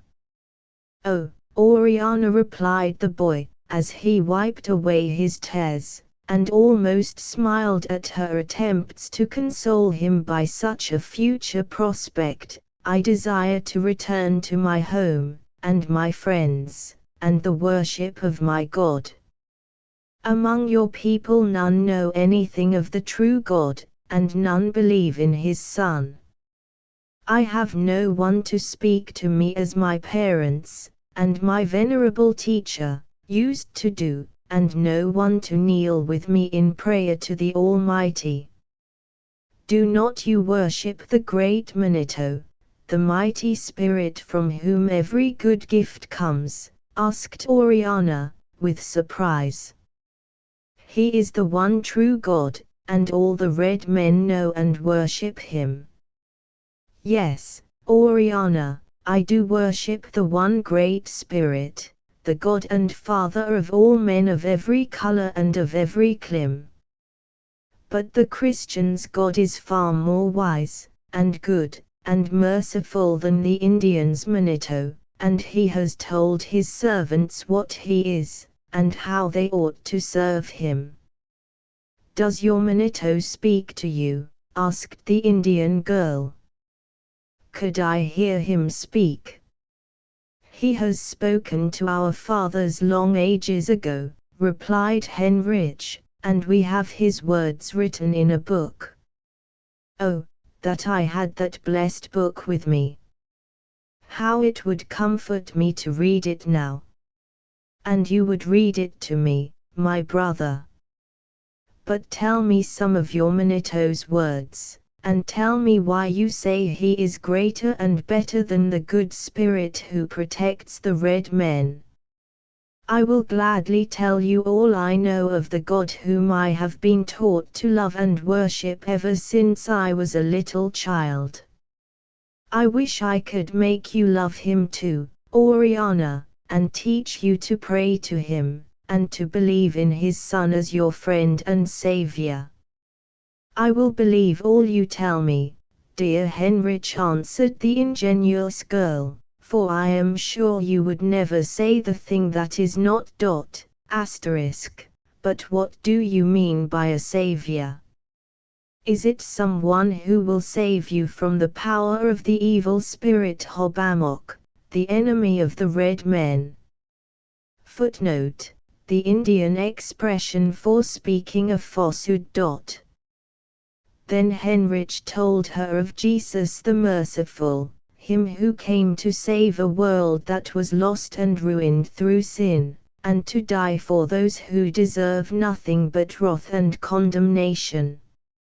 Long the youthful teacher and his attentive pupil conversed, and many and strange were the questions that Oriana asked, and that Heinrich was enabled, by the help of the Spirit, to answer. The dark searching eyes of the intelligent young Indian were fixed on his, and her glossy black hair was thrown back over her shoulders, while she listened in wonder and admiration to every word that fell from the lips of her white brother. That evening, a new and awakening source of interest was opened to the young captive, and the dreariness of his life seemed almost to have passed away. The affection of Oriana had hitherto been his only solace and comfort, and now the hope of repaying that affection by becoming the humble means of leading her out of the darkness of heathenism, and pointing out to her the way of eternal salvation, raised his spirits, and almost reconciled him to his present banishment from home, and all its cherished joys and comforts. More deeply than ever did he now regret that he was deprived of all access to the word of life, from which he might have read and translated the story of mercy to his young disciple, and have taught her the gracious promises of God. But Heinrich had been well taught at home. His truly pious parents had early stored his mind with numerous passages of Scripture, and the effort he now made to recall to his memory all the most interesting stories, and most striking texts, that he had learnt from the Word of God, was the means of fixing them indelibly on his own heart. He never in after life forgot what he now taught to Oriana. The instruction was, as is generally the case, quite as much blessed to the teacher as to the learner, and Heinrich was himself surprised to find how readily he could call to mind the very passage he wanted, and how easily he could convey its import to Oriana in her own melodious language. Frequently were these interesting conversations renewed, and never without Heinrich's perceiving, with thankfulness, that Oriana was making progress in spiritual knowledge, and also in quickness of understanding and general intelligence, for it may truly be said, that no kind of learning awakens the dormant powers of the intellect, or quickens the growth of the mind so effectually, as the knowledge of the one true God, who created the spirit, and of his Son who died to redeem it from the ignominious and degrading bondage of sin and Satan. Heinrich had, at first, imagined that it would be utterly impossible for him to find an intelligent companion among the savage race into whose hands he had fallen, and he had deeply felt that sense of loneliness which a cultivated mind, however young, must experience in the society of those whose ideas and feelings are altogether beneath its own, and who can in no way sympathize with any of its hopes, and fears, and aspirations. But now the well-informed English boy began to perceive that the superiority of the white men over the dark aborigines of America might, possibly, arise much more from difference of education, than from difference of race and color. He remembered, also, how ardently he had desired to share with the pious Brewster and Winslow, in their projected plans for the conversion of the natives, and he hoped that, young and comparatively ignorant as he knew himself to be, it might, perhaps, please God to make him the instrument of bestowing spiritual blessings on some, at least, of the heathen among whom he dwelt. He, therefore, resolved to employ all his powers of argument and persuasion to convince the mind, and touch the heart of the young squaw Sachem, not only for the sake of her own immortal soul, but also in the hope that her influence, if she became a sincere Christian, might greatly tend to the conversion of her father and his tribe. Since the night when Tisquantum had seen his young captive kneel in prayer, and had questioned him as to the object of his worship, he had never spoken to him on the subject of his religion, and Heinrich had feared to address the stern old chief, or to introduce a theme which, though constantly present to his own mind, and the source of all his consolation, would, probably, he rejected with scorn and contempt by the Sachem. The more the Christian boy became acquainted with the character of Tisquantum, the stronger became this fear, and the more he despaired of any influence proving sufficiently strong to break the chains of error and superstition that bound him to heathenism. The chief was a distinguished Pao, or conjurer, and was regarded by his own people, and even by many other tribes, as possessing great supernatural powers. His pretensions were great, and fully accredited by his subjects, who believed that he could control the power of the subordinate evil spirits, and even exercise a certain influence on Hobbamok himself. He was called a Manito, or priest, as being the servant or deputy of the great Manito, and permitted by him to cure diseases by a word or a charm, to bring down rain on the thirsty land, and to foretell the issue of events, such as the results of wars or negotiations. The influence which these acknowledged powers gave him over other tribes besides his own was very gratifying to his pride and ambition, and could Heinrich hope that he, a young and inexperienced boy, could have wisdom or eloquence sufficient to bring down the high thoughts that exalted him, and to persuade him to become a disciple of the meek and lowly Jesus? No. He knew that such a hope was, humanly speaking, vain, but he knew, also, that with God all things are possible, and he ceased not to pray that the Spirit of light and truth might enter the soul of the heathen chief, and banish the spirit of evil that now reigned so triumphantly there. Heinrich's desire to see the Sachem become a Christian was increased in the same measure that his hope of its accomplishment became less, for the more intimately he became acquainted with him, the more he found in his natural character that was interesting, and even estimable.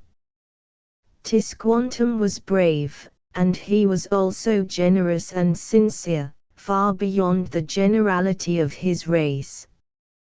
We have said that the influence of his wife, whom he had loved to an unusual degree for an Indian, had tended to soften his temper and disposition, and his regret for her loss, and his anxiety that his only daughter should resemble her, had made him more domestic in his habits than most of his brother chiefs.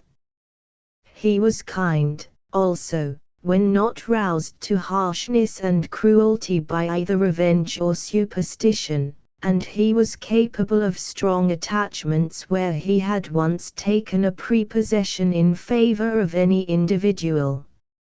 Such a prepossession he had formed for his English captive on the evening when his child had pleaded for his life, and when his own ingenuous and beautiful countenance had joined so eloquently in her supplications.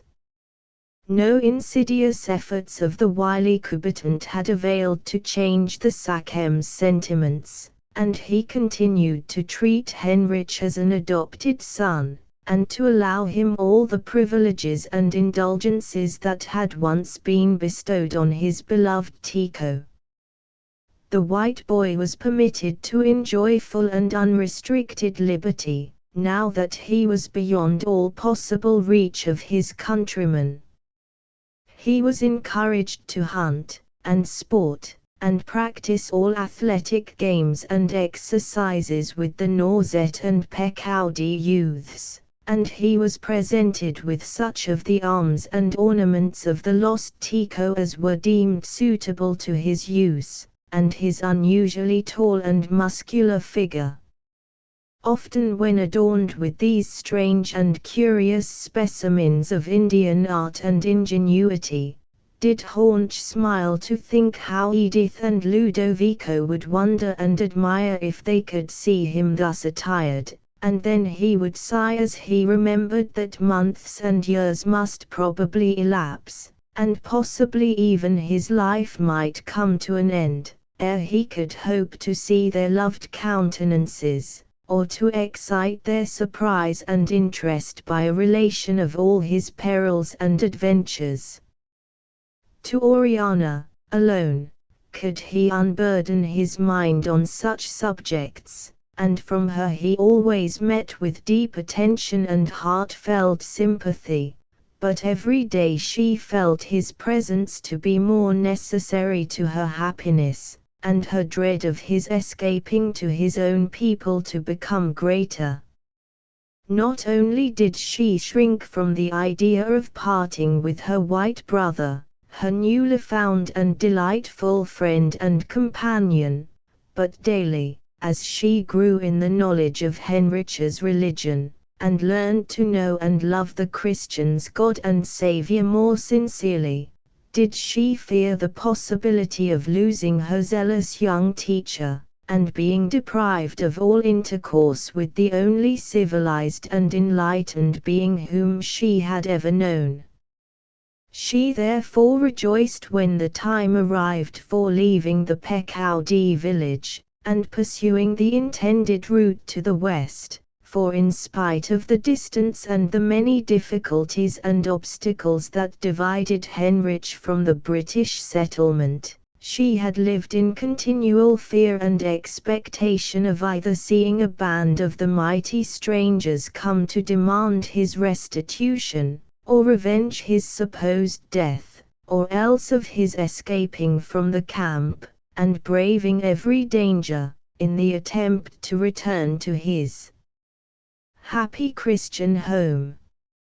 Heinrich often assured her with sincerity that he had no idea of venturing on so hopeless an attempt, but whenever the Indian girl saw his eyes fixed sadly on the eastern horizon, and dimmed, as they often were, by tears of sad remembrance, she felt her fears again arise, and longed more earnestly to leave the spot, and plunge into the trackless forest that lay between the Pecaudi encampment and she proposed hunting grounds.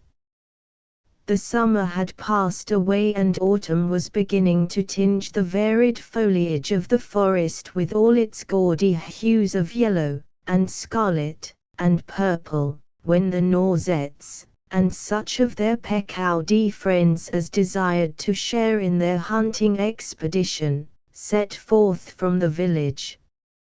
Many women and girls accompanied the caravan, the greater part on foot, and bearing on their shoulders either the younger children, or a large pack of baggage, while their husbands, and fathers, and brothers, marched before them, encumbered only with their arms and hunting accoutrements. Such was, and still is, the custom among the uncivilized tribes of America, where women have ever been regarded as being very little more exalted than the beasts that perish, and have been accustomed to meet with scarcely more attention and respect. But there are exceptions to this, as to every other rule, and where women have possessed unusual strength of mind, or powers of influence, their condition has been proportionately better.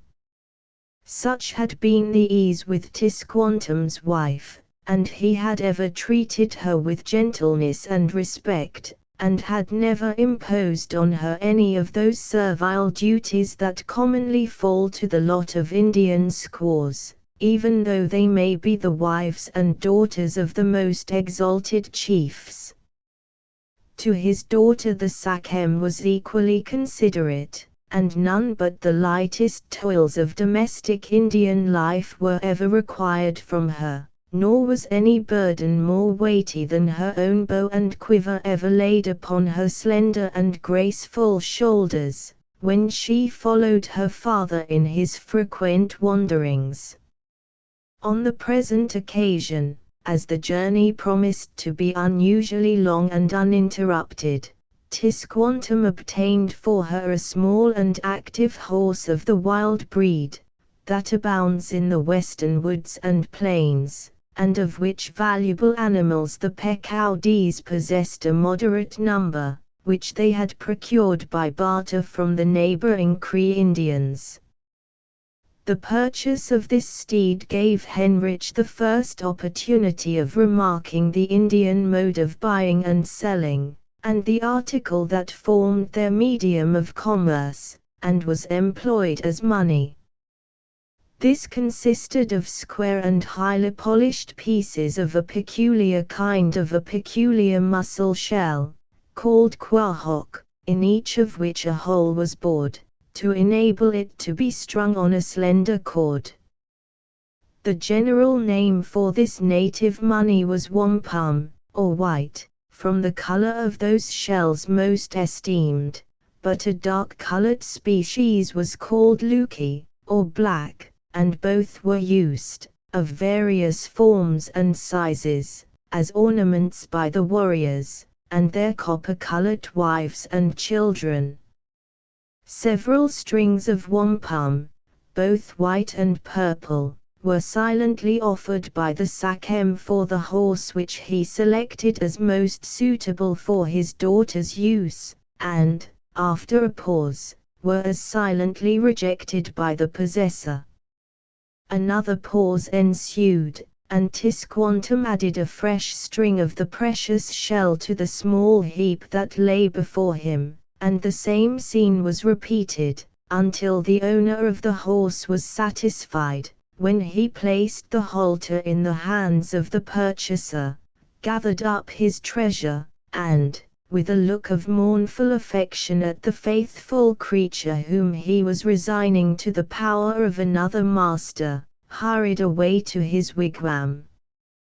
The next day the march began, and proud and happy was Oriana as she closely followed her father's steps, mounted on her new palfrey, and led by her adopted brother, while by her side bounded a favorite young dog, of the celebrated breed now called Newfoundland, which had been given to her brother as a puppy just before his melancholy death, and had been her only playfellow and loved companion, until Henrich had arrived to rival the faithful creature in her affections. At his request, the dog received the name of Rodolphe, in memory of his father, and Henrich was never tired of caressing him, and teaching him to fetch and carry, and to plunge into his favorite element, and bring from the foamy torrent, or the placid lake, any object which he directed him to seize. He was a noble fellow, and returned the care and kindness of his new friend with all the ardor and faithfulness of his nature. It was his duty to accompany Henrich in all his expeditions in pursuit of game, and to bring to his feet every bird, or small animal, that his increasing skill in archery enabled him to pierce with his light and bone-pointed arrows. During his residence in the Pequawdee village, he had generally gone on such expeditions in company with several other men and boys, and Oriana had, consequently, enjoyed little opportunity of perceiving how much he had improved in dexterity since he had made his first trial before his captors. But now, as they traversed the woods together, he frequently aimed, at her desire, at some brilliant bird, or bounding squirrel, and the young maiden exulted at his success, and at the sagacity and obedience of Rodolphe in bringing her the game. The constant occupation, and the change of scene that Henrich enjoyed during this journey, tended greatly to raise his spirits, and even to reconcile him to his new mode of life. He did not forget his friends and his home. He did not even cease to think of them with the same regret and affection, but it was with softened feelings, and with a settled hope of eventually returning to them after a certain period of wandering and adventure.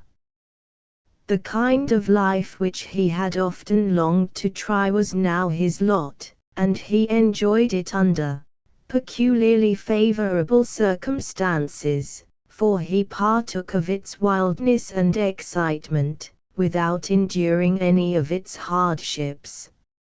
No wonder, then, that a high-spirited and active-minded youth of Heinrich's age should often forget that his wanderings were compulsory, and should feel cheerful, and even exhilarated, as he roamed through the boundless primeval forests, or crossed the summits of the ranges of lofty hills that occasionally lifted their barren crags above the otherwise unbroken sea of foliage. Pitching the camp for the night was always a season of excitement and pleasure to the young traveler, and his lively companion, Oriana. The selection of an open glade, and the procuring wood and water, and erecting temporary huts, were all delightful from their novelty. And, then, when all was done, and fires were kindled, and the frugal evening meal was finished, it was pleasant to sit with Oriana beneath the lofty trees, whose smooth straight trunks rose like stately columns, and to watch the glancing beams of the setting sun as they shone on the varied foliage now tinted with all the hues of autumn, and listen to the sighing of the evening breeze, that made solemn music while it swept through the forest. These were happy and tranquil hours, for then Heinrich would resume the interesting topics to which his dusky pupil was never weary of listening.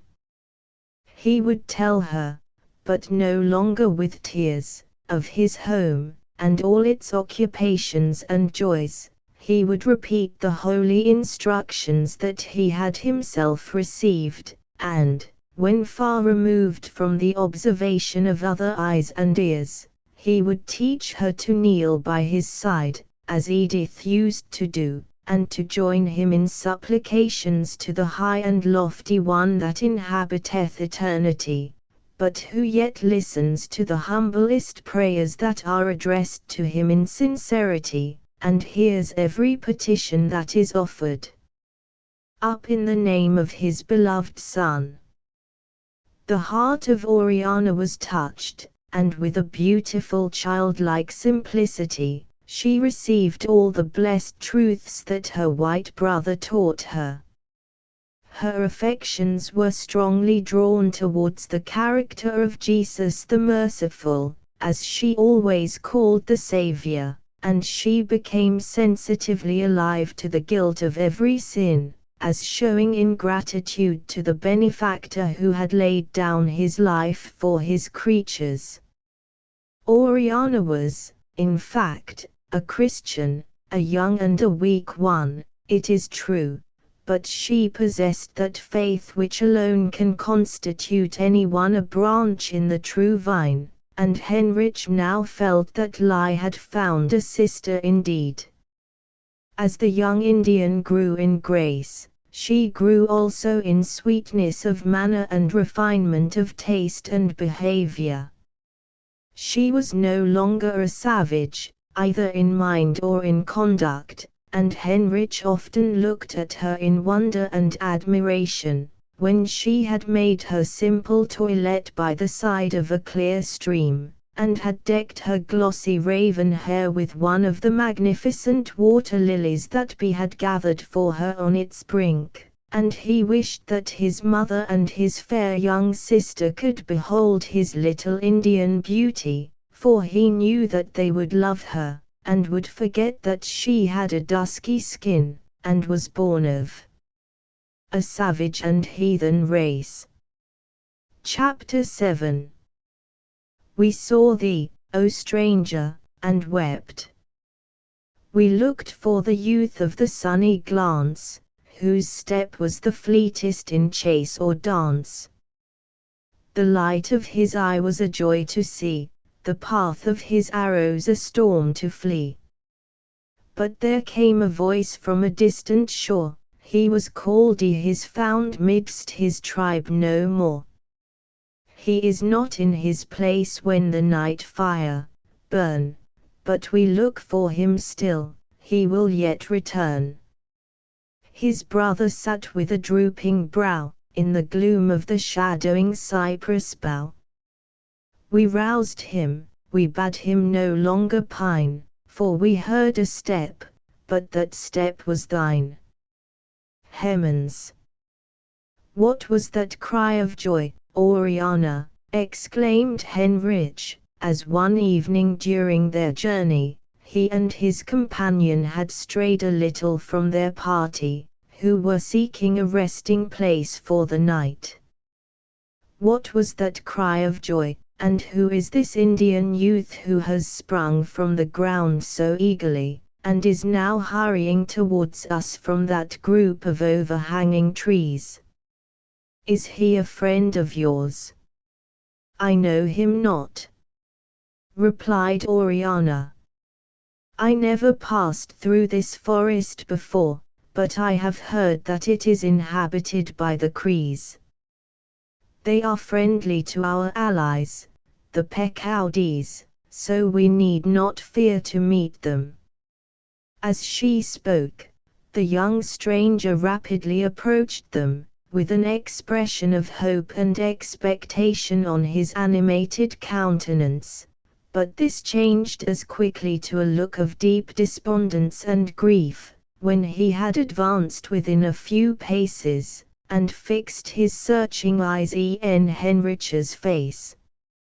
No, he murmured, in a low and mournful voice, and clasping his hands in bitterness of disappointment. No, it is not Uncas. It is not my brother of the fleet foot, and the steady hand.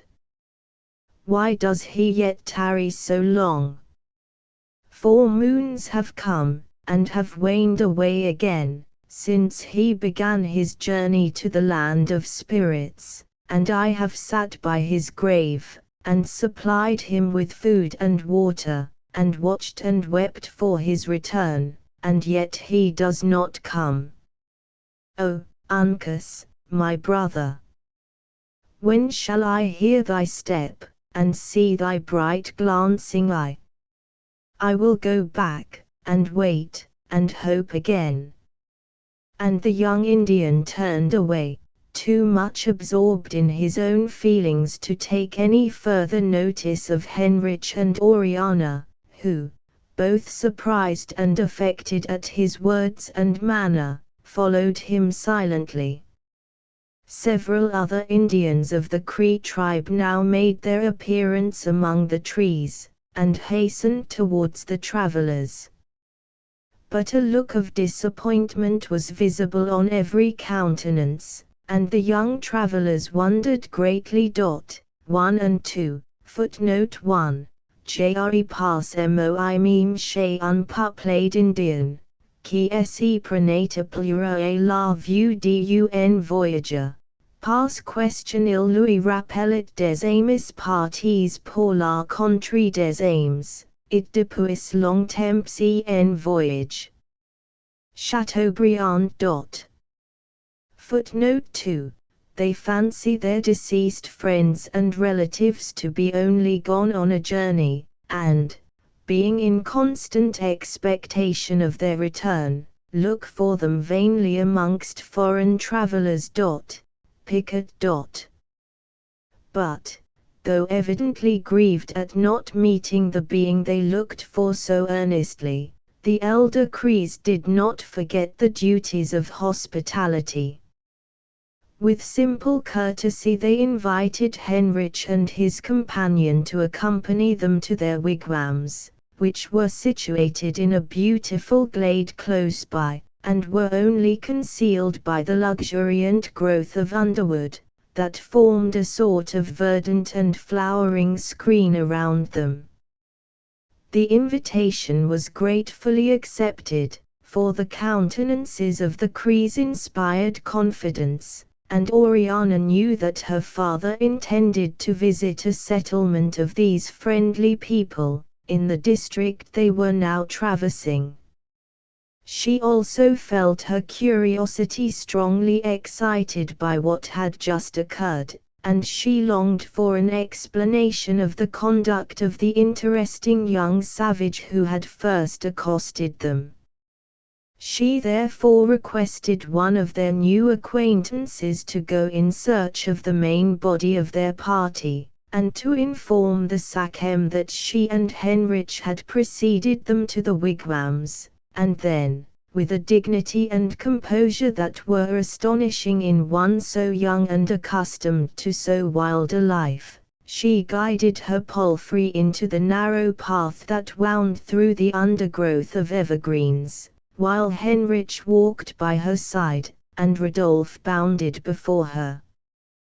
They came to the spot where the young Indian sat by a grave, and tears were falling from his eyes as he gazed at the grass-covered mound, around which were arranged several highly carved and ornamented weapons, and articles of attire, and also a small quantity of firewood, and food, and tobacco, intended for the use of the departed on his long journey to the land of spirits.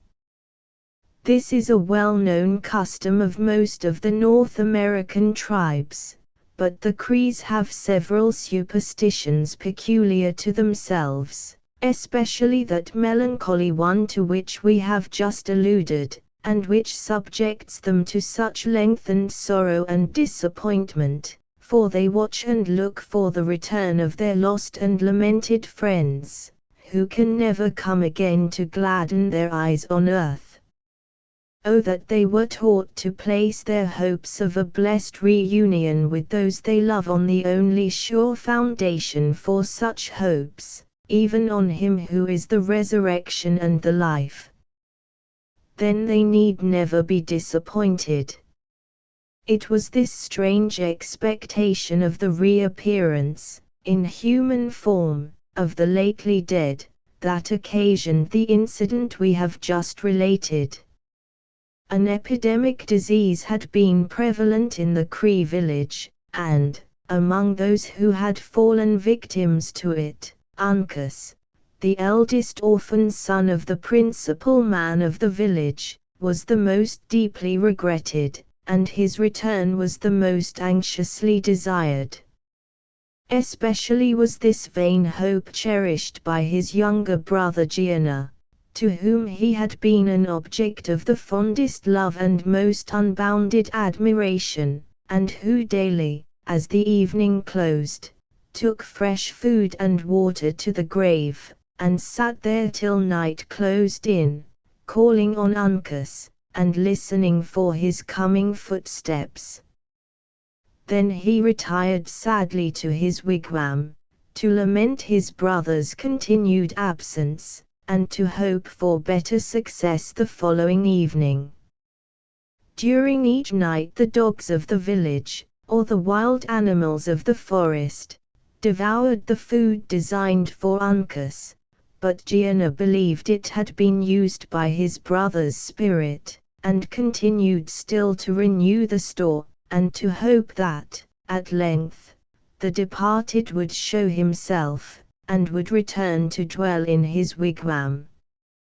When Haunch approached the grave, leading Oriana's pony, the mourner looked up, and gazed in his face again with that sad and inquiring look. But now it did not change to disappointment, for he knew that the stranger was not Uncas.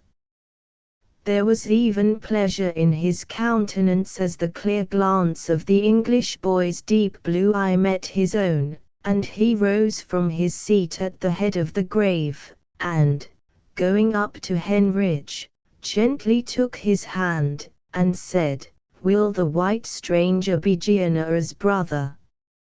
His step is free, and his eyes are bright, and his glance goes deep into Gianna's heart. Will the pale face be the friend of him who has now no friend? For 4 moons Argyle and Uncas does not answer to my call. Henrich and Gianna were strangers. They were altogether different in race, in education, and in their mode of thinking and feeling. Yet there was one ground of sympathy between them, of which the young Indian seemed instinctively conscious. Both had recently known deep sorrow, and both had felt that sickening sense of loneliness that falls on the young heart when suddenly divided from all it most dearly loves, by death or other circumstances. Gianna and his elder brother Uncas had been deprived of both their parents, not many months before the fatal disease broke out which had carried off so many victims amongst the Crees. The orphan youths had then become all in all to each other, and their mutual attachment had excited the respect and admiration of the whole village, of which, at his father's death, Uncas became the leading man.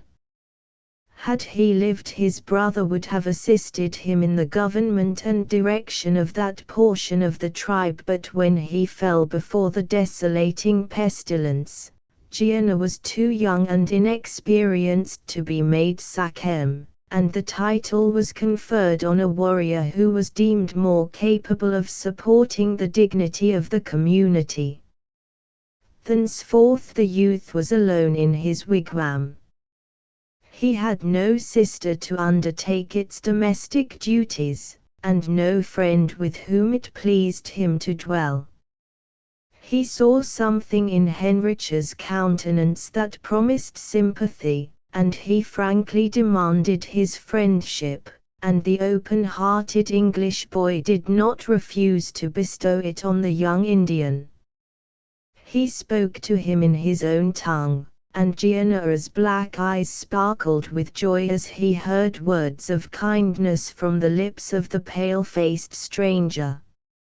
Henrich's height and manly figure made him appear much older than he really was, and as he and his new friend walked together towards the village, he seemed to be Gianna's equal in age and strength, although the young savage was several years his senior. As they entered the glade that was surrounded by lofty trees, and studded with wigwams, Tisquantum and the rest of the party approached by a path on the other side, and they all met in the center of the open space, and were welcomed by the friendly Crees. Wigwams were appointed to the Sachem and his daughter, and the most distinguished of the Nausettes and their Pequawdee allies, while the inferior Indians of both tribes were directed to form huts for themselves beneath the neighboring trees, and all were invited to partake freely of the hospitality of their hosts, and to rest at the Cree settlement for several days, before they resumed their journey. Gianna conducted his English friend to his own wigwam, which was neatly furnished, and adorned with native tools and weapons. He bade him repose his tired limbs on Uncas' deserted couch, and while Henrich lay on the bed of soft grass covered with deer skins, that occupied one corner of the hut, the Indian youth busied himself in preparing an evening repast for his guest. The chief article of this simple supper consisted of na cake, a kind of meal made of parched maize or Indian corn, which Gianna mixed with water in a calabash bowl, and, having well kneaded it, made it into small cakes, and baked them on the embers of his wood fire. The na cake, in its raw state, constitutes the only food of many Indian tribes when on a journey. They carry it in a bag, or a hollow leathern girdle, and when they reach a brook or pond, they take a spoonful of the dry meal, and then one of water, to prevent its choking them. 3 or 4 spoonfuls are sufficient for a meal for these hardy and abstemious people, and, with a few dried shellfish, or a morsel of deer's flesh, they will subsist on it for months. Such viands, with the addition of some wild fruits from the forest, were all that Gianna had to offer to his guest, but Heinrich had known privation at home, and he had become accustomed to Indian fare. The kindness, also, and the courtesy of the untutored savage, as he warmly expressed his pleasure at receiving him into his wigwam, were so engaging, that the young traveler would cheerfully have put up with worse accommodation. From Gianna he now heard the story of his sorrows, which deeply interested him, and, in return, he told his host all that he could remember of his own past life, from his residence in Holland, and his removal to America, even till the moment when he and Oriana had approached the Cree village that evening. The red man listened with profound attention, and constantly interrupted the narrator with intelligent questions on every subject that was interesting to him. But especially was his curiosity awakened when Heinrich, in speaking of his grief at being torn from all his friends and relations, and his horror when he had anticipated a sudden and violent death, alluded to his trust in God as the only thing that had then supported him under his trials and sufferings, and still enabled him to hope for the future. The young Christian was not slow in answering all his inquiries as to the nature of the white man's manito, and explaining to him why the true believer can endure, even with cheerfulness, afflictions and bereavements that are most trying to flesh and blood, in the confident hope that God will overrule every event to his people's good, and will eventually restore all that they have lost. Then if I worship your Kishi Manito, eagerly asked Gianna, will he give back to me my brother Uncas?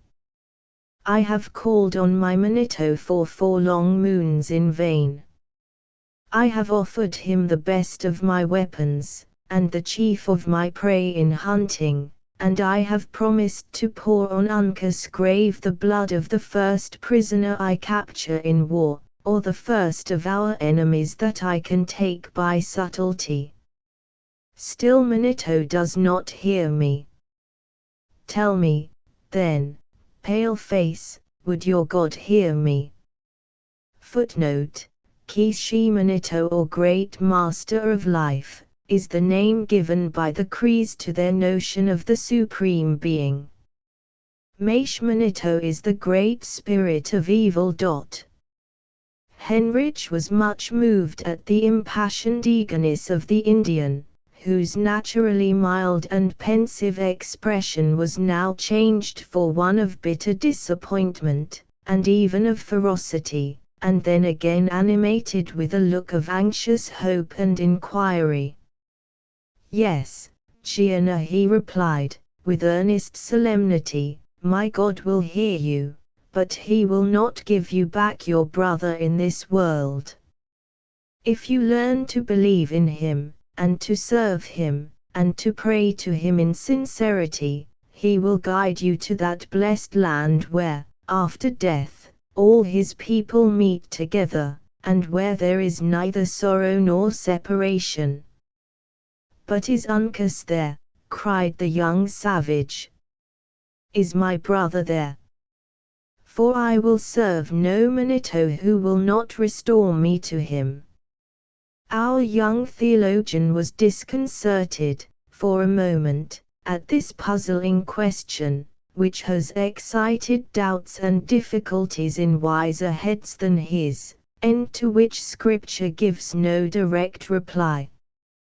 He paused a while, and then he remembered that passage in the 2nd chapter of the Epistle to the Romans, where the Apostle is speaking of the requirements of the law, and goes on to say, when the Gentiles which have not the law, do by nature the things contained in the law, these, having not the law, are a law unto themselves, which show the work of the law written in their hearts, their conscience also bearing witness, and their thoughts the meanwhile accusing or else excusing one another.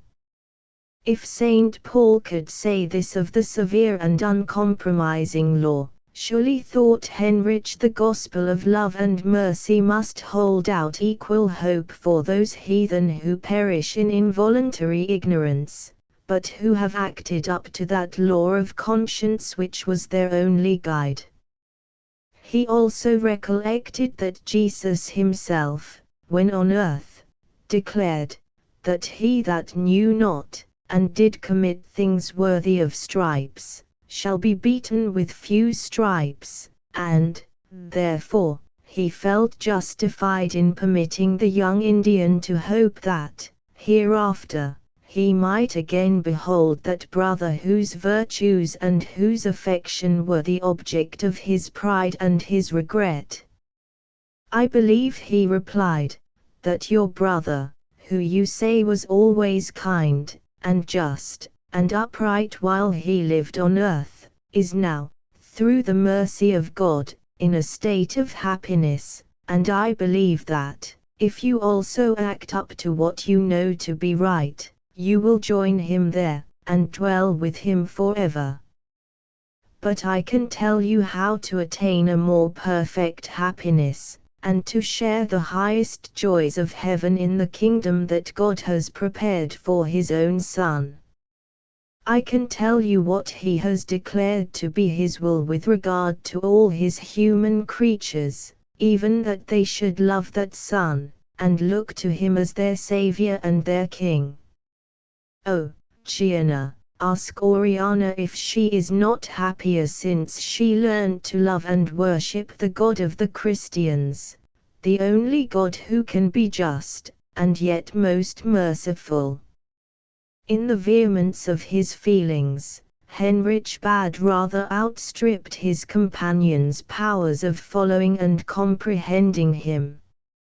He saw this in Gianna as wandering and incredulous eyes, and he carefully and patiently proceeded to explain to him the first rudiments of religion, as he had done to Oriana, and to reply to all his doubts and questions according to the ability that God gave him. A willing learner is generally a quick one, and Heinrich was well pleased with his second pupil.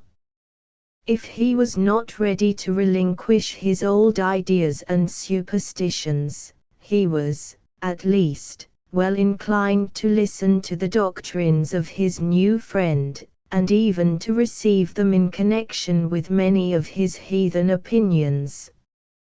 Time, and the grace of God, Heinrich knew, could only cause these to give place to a purer belief, and entirely banish the unclean birds that dwelt in the cage of the young Indian's mind.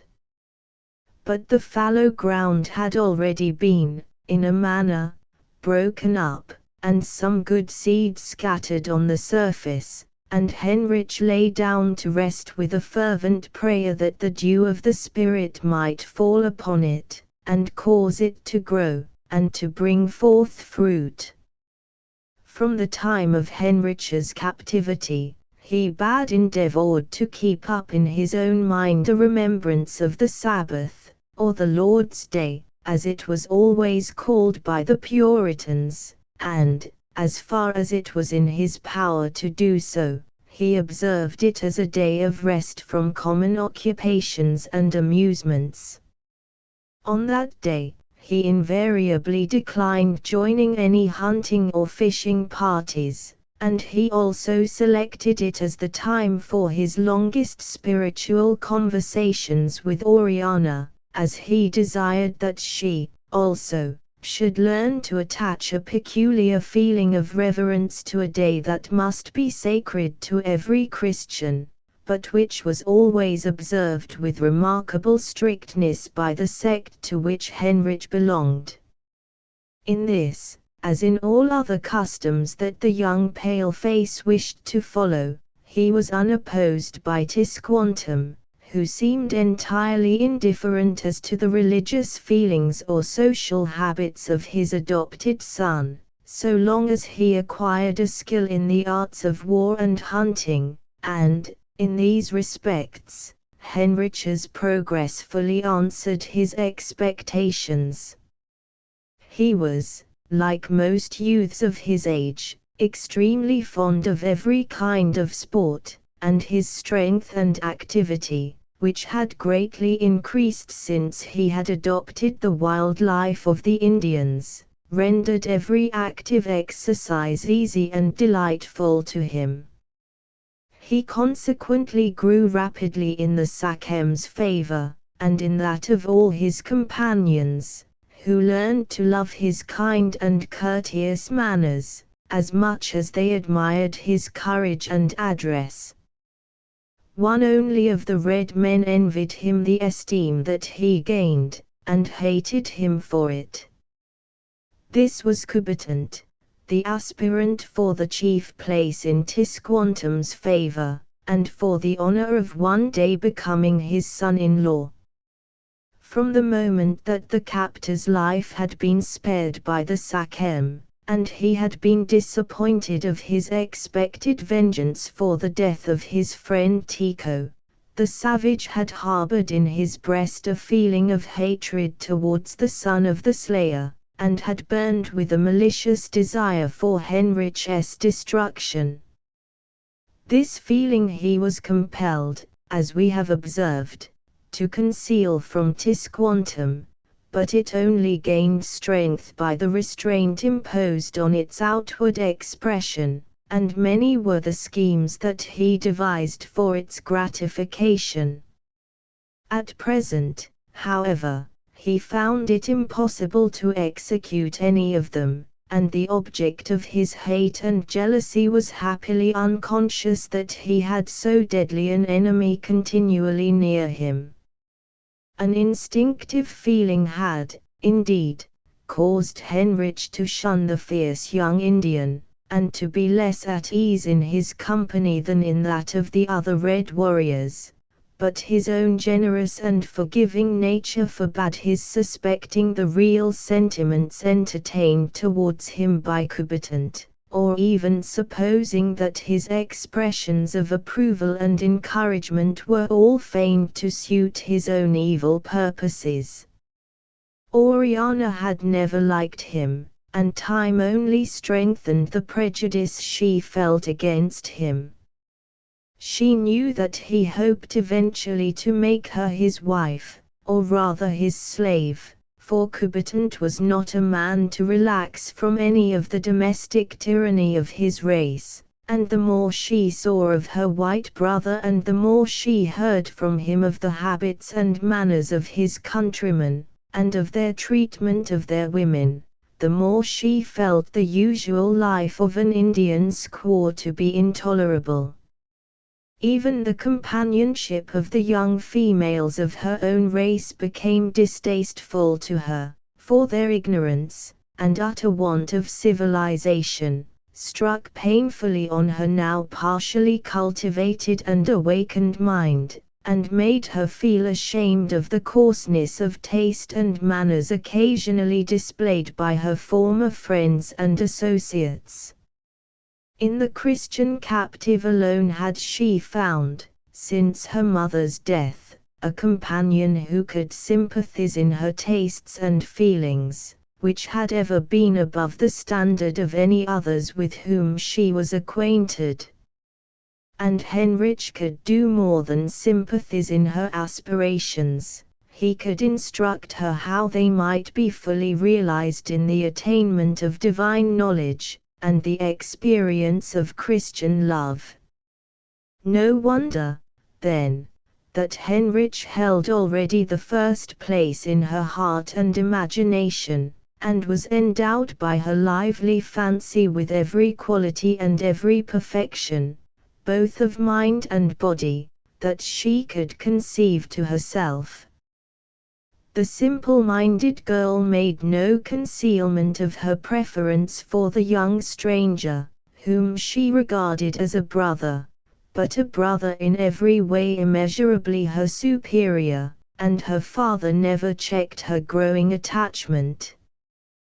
The youth of both parties, the position that Heinrich occupied in his family as his adopted son, and the difference of race and color, prevented him from even anticipating that a warmer sentiment than fraternal affection could arise between them, and he fully regarded his daughter as the future inmate and mistress of an Indian warrior's lodge, whether that of Kubertant or of some other brave, would, he considered, entirely depend on the comparative prowess in war and hunting, and the value of the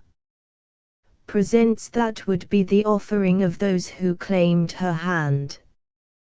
That she should exercise any choice in the matter never occurred to him, and, probably, had he foreseen that such would be the case, and that the choice would fall on the son of a stranger, on the pale-faced captive whose father had slain her only brother, he would have removed her from such dangerous influence.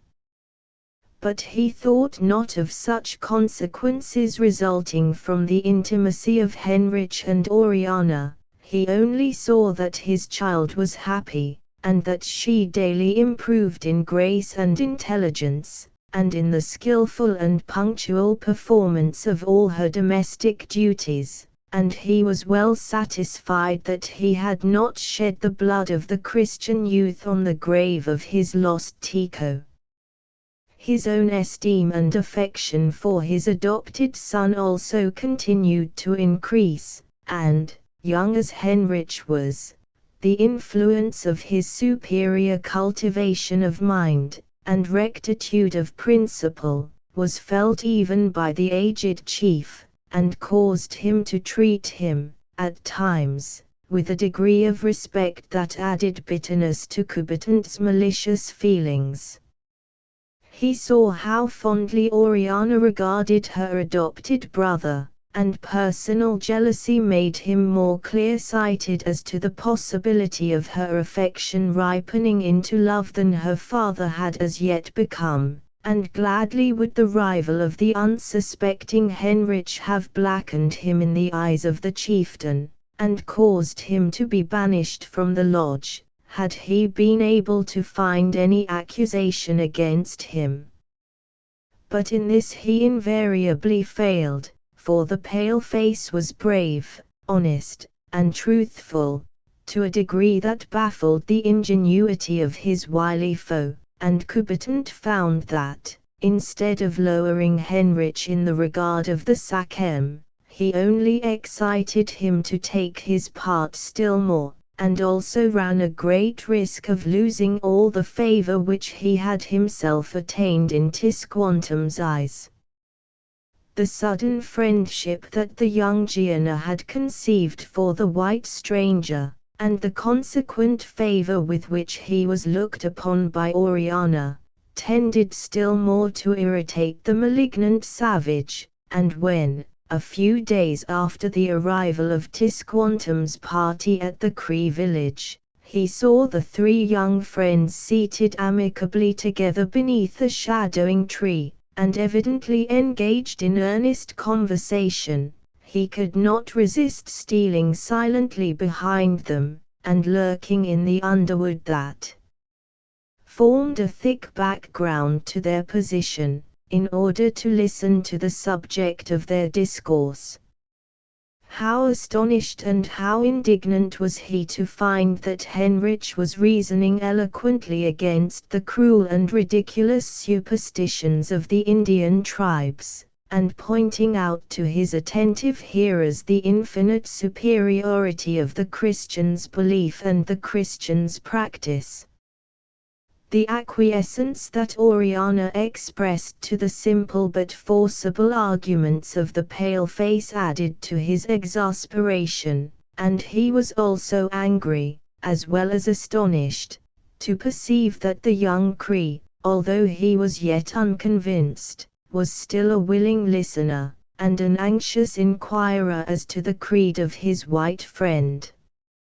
Maddened with rage, and excited also by the hope of at length arousing the anger of the Sachem against the Christian youth, he forgot his former caution, and hurried away, with quick and noiseless step, to the wigwam occupied by Tisquantum, and broke unceremoniously upon his repose as he sat, in a half-dreaming state, on the soft mat that covered the floor, and drank smoke from his long, clay pipe. With vehement gestures, Coubertin explained to the Sachem the cause of his sudden interruption, and implored him to listen to the counsel of his most faithful friend and subject, and to lose no time in banishing from his favor and presence one who showed himself unworthy of all the benefits he had heaped upon him, and who employed the life that had been so unduly spared in perverting the mind of his benefactor's only child. In vain his eloquence, in vain his wrath. Tisquantum regarded him calmly until he had exhausted his torrent of passionate expostulations, and then, quietly removing the pipe from his lips, he replied, with his own decision, "My brother is angry. His zeal for the honor of Manitou has made him forget his respect for the Sachem and the Sachem's adopted son. The life of the white stranger was spared that he might bring joy to the mournful eyes of Oriana. He has done so. My daughter smiles again, and it is well. Coubertin may go." He then resumed his pipe, and, closing his eyes again, gave himself up to the drowsy contemplations, which the entrance of Coubertin had interrupted, and the disappointed warrior retired with a scowl on his dark brow, and aggravated malice in his still darker heart. Chapter 8. They proceed from evil to evil, and they know not me, saith the Lord. Jer. 9:3. The indifference of Tisquantum on the subject of the religious opinions that his daughter might imbibe from her Christian companion, may seem strange. But the Sachem, though a heathen, was, in fact, no fanatic. He believed, or professed to believe, that he was himself in the possession of supernatural powers, and so long as these pretensions were acknowledged, and he continued to enjoy the confidence and veneration of his ignorant countrymen, he was perfectly satisfied. Henrich had also, on their first acquaintance, distinctly professed his faith in the existence and the power of the great Manitou, or Master of Life, and this was all the religion, properly so called, of which Tisquantum had any idea. He did not, therefore, give himself any concern as to the other objects of his adopted son's belief or worship, neither did he care to prevent Oriana from listening to the doctrines of the pale face, so long as she continued obedient and gentle, and neglected none of the duties of an Indian squaw. The feelings of Coubertin were different.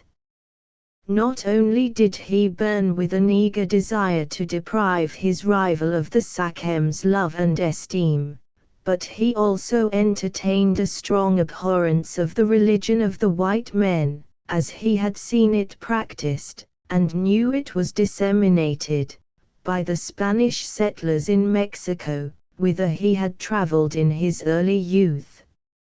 In his eyes, these Christians were base idolaters, for such was the impression made on him by the images and crucifixes that he beheld, and the marks of veneration that were paid to these idols of wood and stone, by the superstitious and degenerate Spaniards of that district.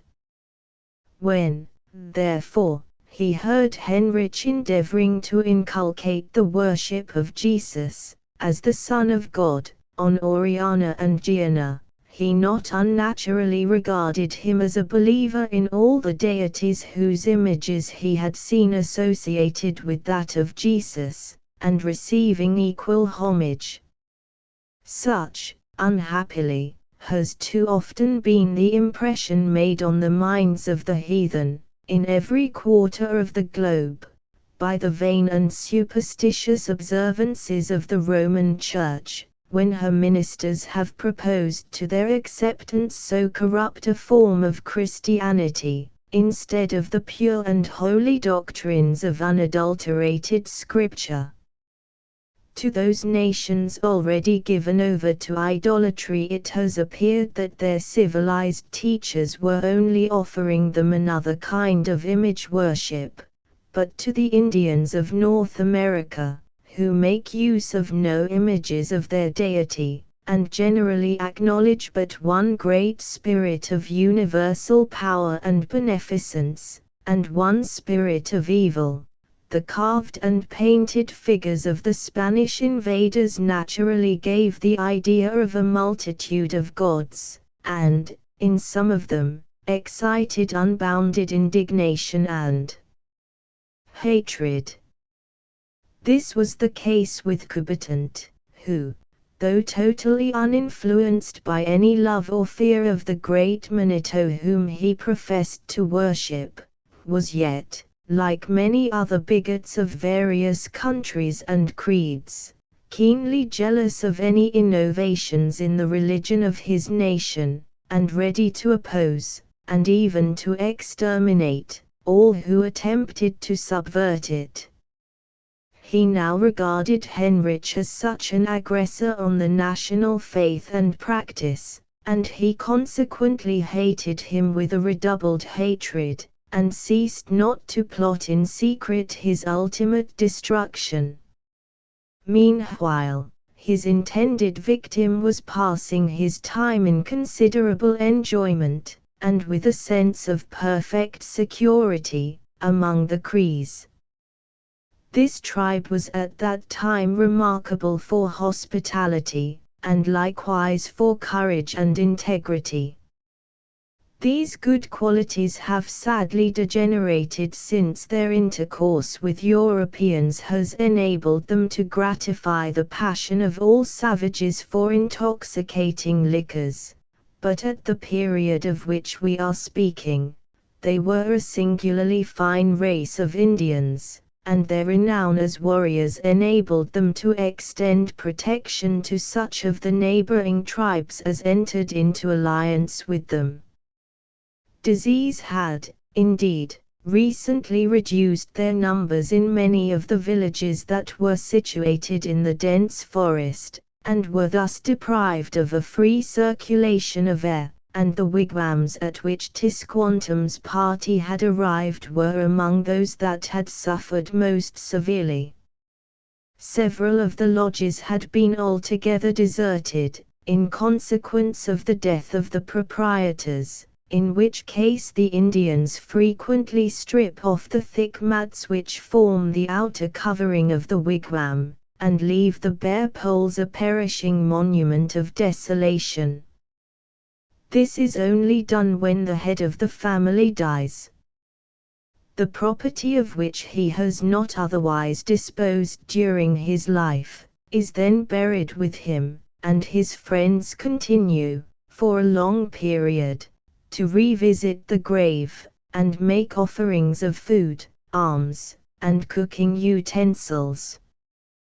These articles are deemed sacred to the spirit of the departed, and no Indian would think of taking them away unless he replaced them with something of equal value. This is permitted, and the custom must often afford relief to the hungry traveler through the forests, who comes unexpectedly upon the burial grounds of some of his race, and finds the graves amply supplied with maize and tobacco, more useful to the living than to the dead. Many such graves, besides that of Uncas, were to be seen in the vicinity of the Cree village, and it seemed likely that their numbers would be still augmented, for the disease which had already proved so fatal had not left the wigwams, although its violence had considerably abated. Old Tro, the uncle of Gianna, and the chief of the present Sakem's council, lay dangerously ill, and all the charms, and all the barbarous remedies usually resorted to in such cases, had been employed by the Cree powers in vain. Tro was one of the pinces, or nizes, a dignity conferred only on men of approved courage and wisdom, and many a successful incursion had he led into the great plains of Saskatchewan, where dwelt the Stone Indians, with whom the Crees had long been at enmity, and many a prisoner had he brought back to his village, and slain as an offering to Mashmanito, while he hung the scalp that he had torn from the quivering victim on the walls of his lodge, as its proudest ornament. Tro was also as wise in council as he was valiant in war, and, although his age prevented his assuming the office of Sakem, or ruler of the village, on the death of his brother, yet his wisdom and experience gave him great influence with Chinguk, the present chief, and caused his life to be regarded as of peculiar value by the whole community. Footnote: almost every considerable village has its Sakem, or chief, who is subordinate to the great Sakem or Sagamore, of the whole tribe.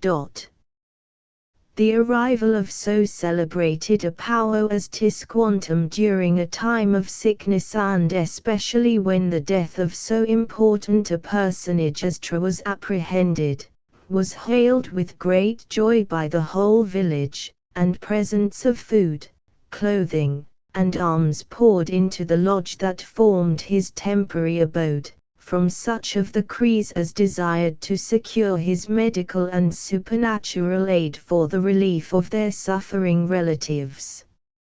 All day he was occupied in visiting the wigwams of the sick, and employing charms or incantations to drive away the evil spirits from his patients, sometimes also administering violent emetics, and other drugs from his abi-bag, or medicine pouch, which contained a multitude of heterogeneous articles, such as herbs, bones, shells, serpents' teeth, and pebbles, all necessary to the arts and practices of a Pao.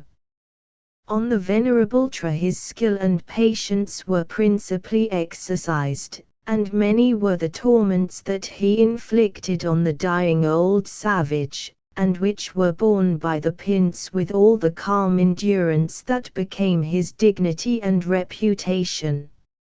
Tra, like all others of his exalted rank, had attained to the honor of being a Pince by serving a hard apprenticeship to suffering and privation in his early youth.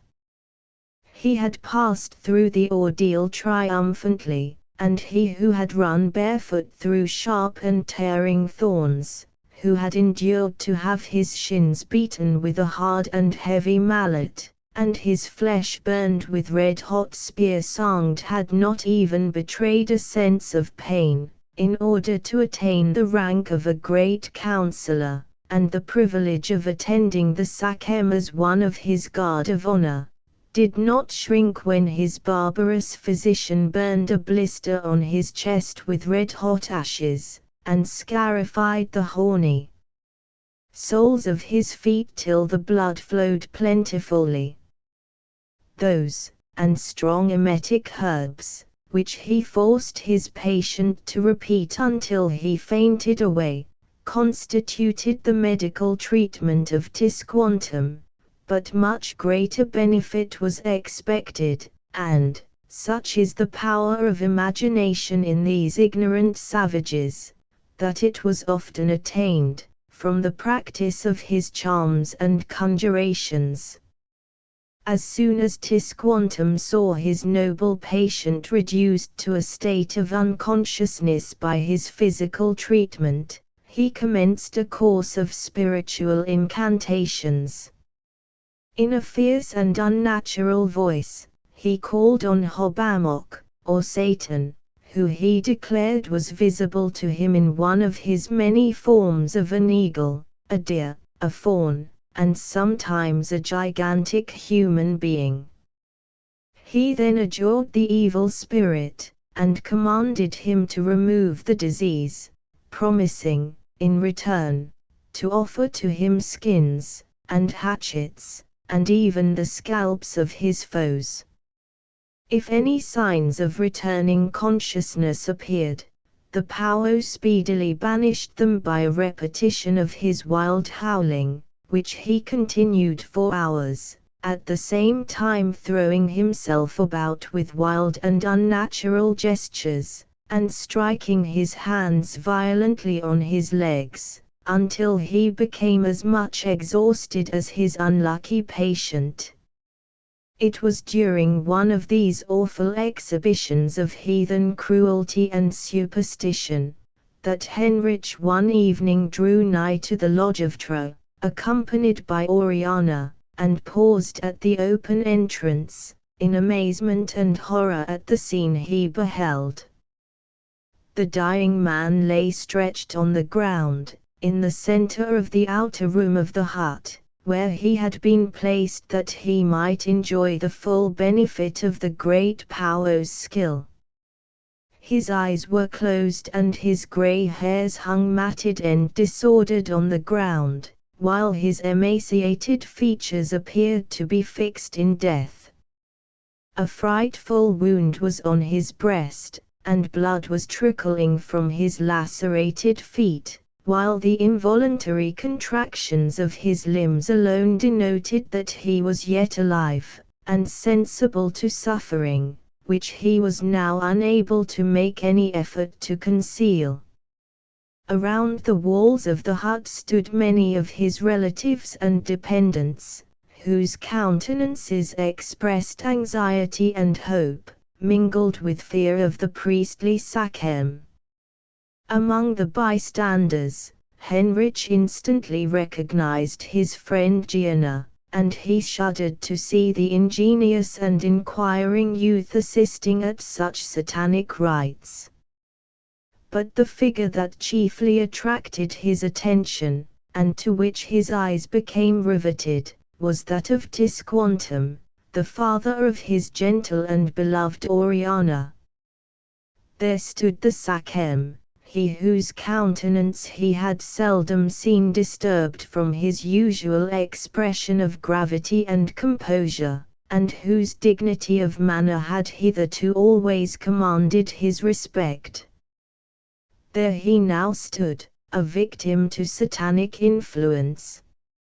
His tall figure was dilated to its utmost height by excitement and violent muscular effort, as he stood by the side of the sick man. His eyes were fixed with a fearful and unmeaning glare on the darkest corner of the hut, and seemed to be starting from their sockets, while his hands, stiff and motionless, were extended over the body of Tro, as if to guard him from the assault of some demons visible to the conjurer alone. In this statue-like posture he remained for some moments, while his breast heaved convulsively, and foam gathered on his parted lips. Then, suddenly, he uttered a yell, so loud and so unearthly that Heinrich started with surprise and terror, and Oriana caught his hand, and tried to draw him away from a scene that now filled her soul with shame and sorrow. But Heinrich did not move, he did not heed the beseeching voice, and the gentle violence of his companion, whose wishes were generally commands to her white brother. That yell had recalled the patient to partial consciousness, and he rolled his bloodshot eyes around him, as if endeavoring to collect his wandering senses, and then his haggard countenance again resumed the expression of imperturbable composure and firm endurance that an Indian warrior thinks it a disgrace to lose, even in the extremity of suffering.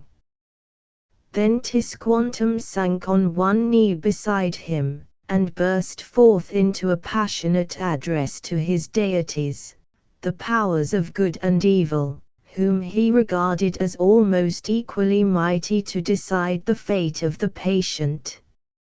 "Oh, Manito," he exclaimed, in a hoarse and howling voice, "oh, written Manito, one, who created the first man and woman out of a stone, and placed them in these forests to be the parents of thy red children, is it thy will that Tra shall leave his brethren to mourn his departed goodness and wisdom, and go on that long and toilsome journey that leads to the hunting grounds of our forefathers?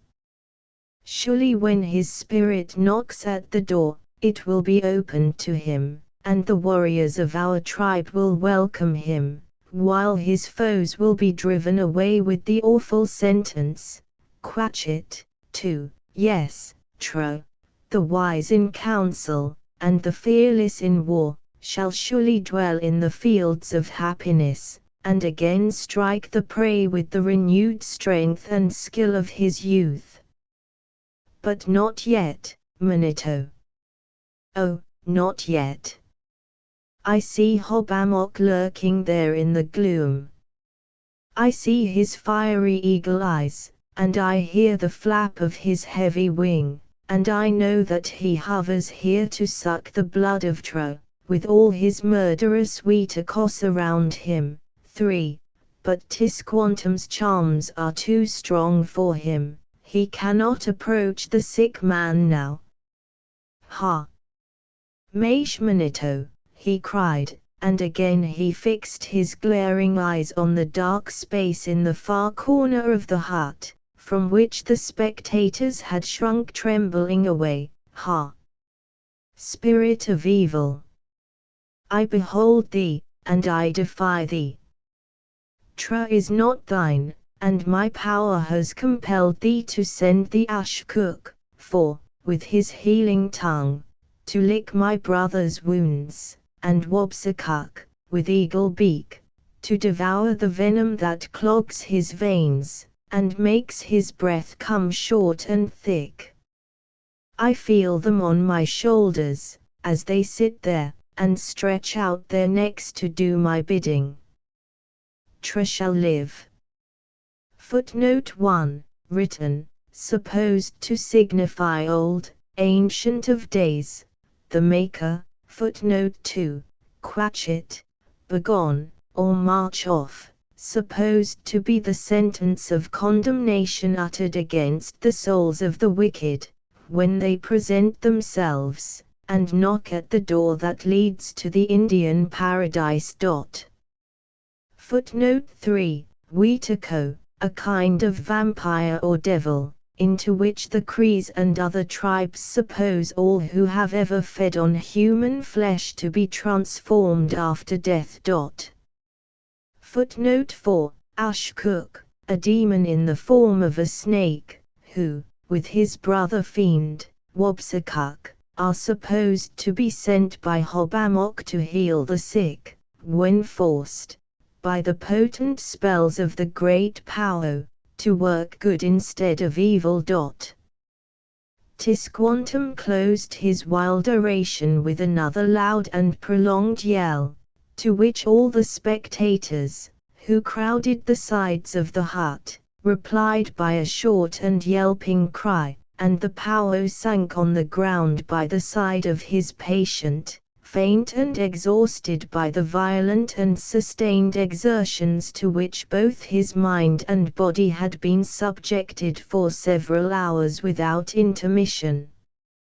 The attendants, among whom Gianna was foremost, hastened to his assistance, and administered to him some needful refreshment, and Henrich turned away, grieved and disgusted, and full of sympathy for his once heathen companion, who, he now remembered, was standing by his side, and witnessing the wild and degrading extravagances of a father whom she both loved and respected.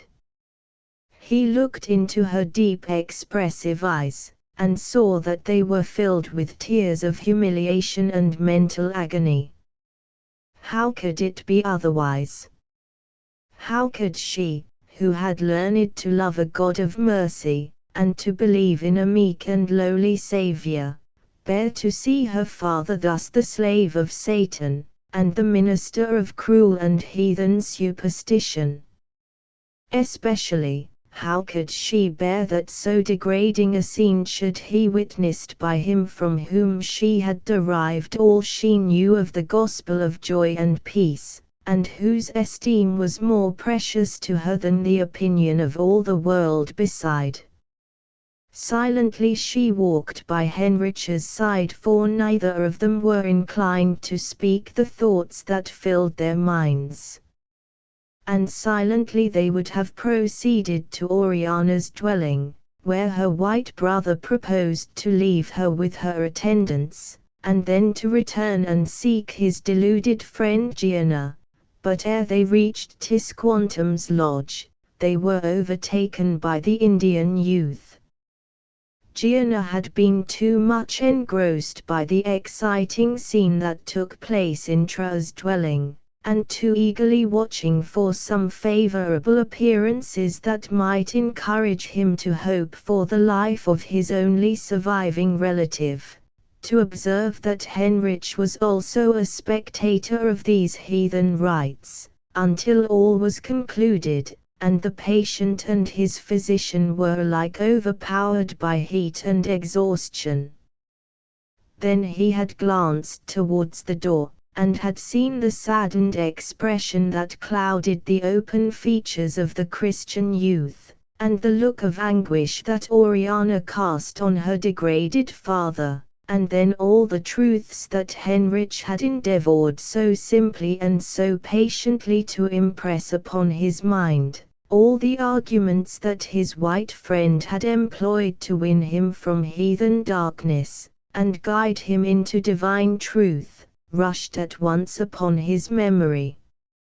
He felt ashamed of the remaining superstition that had led him to take part in such vain ceremonies, and to deem that they could conduce to his uncle's recovery, after he had heard, and even assented to, the holy belief of the Christians in the universal power of Almighty God, and the victory of his Son Jesus Christ over the devil and all his angels. And he was grieved, also, that his kind and anxious young teacher should regard him as an ungrateful, and, possibly, even as a deceitful hearer. He, therefore, hastened after Heinrich and Oriana, and overtook them as they approached the lodge appropriated to the Norzet Sachem. "Are you angry with your red brother?" he inquired earnestly, as he laid his hand on Heinrich's shoulder, and looked sadly in his face. "Do you think that Gianna is a deceiver, and that he has listened to the teaching of the white stranger only to gain his friendship, and then to forsake him, and betray him, and return to the religion of his own people? Oh, no. Gianna's heart is open and clear before the eyes of his friend, and he will gladly listen again to all the good things that Heinrich tells him, for his heart says that they are true.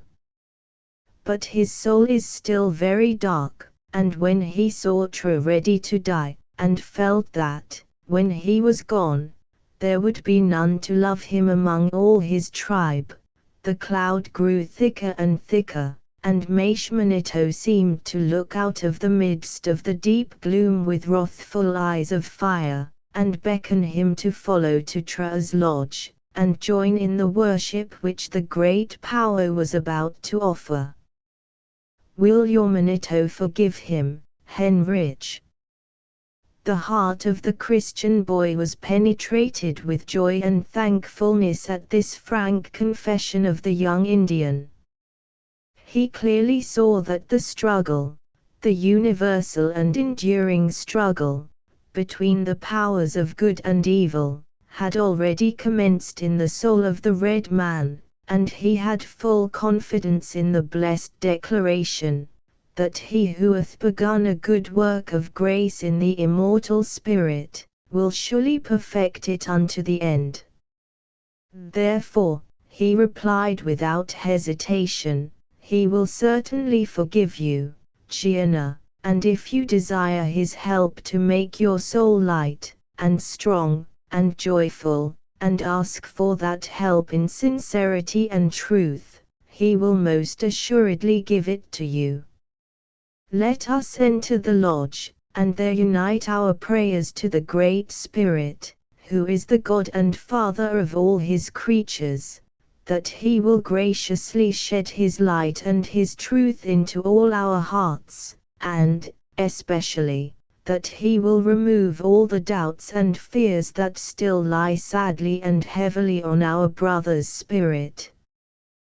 The three young friends did so, and in the deserted chamber of the great heathen Pao, Tisquantum, the voice of Christian supplication ascended to the throne of a prayer-answering God. Could it ascend unheeded? Or fail to bring down, in his own good time, an answer of peace? Chapter 9. The dark places of the earth are full of the habitations of cruelty. PSA. Uxiv. 20. The night that followed this conversation, Gianna passed in Tra's lodge, and he nursed his suffering relative with gentle patience. But he saw no signs of recovery, although the women and the Cree Paos assured him that the fatal disease was driven away by Tisquantum's powerful incantations, and that, when the sun rose, he would see the spirit of Tra revive. So had the conjurer declared, and so these misguided heathens believed. But when the first beams of opening day entered the door of the lodge, which was set open to receive them, and fell on the dark and pallid features of the aged sufferer, Gianna could no longer be deceived into hope.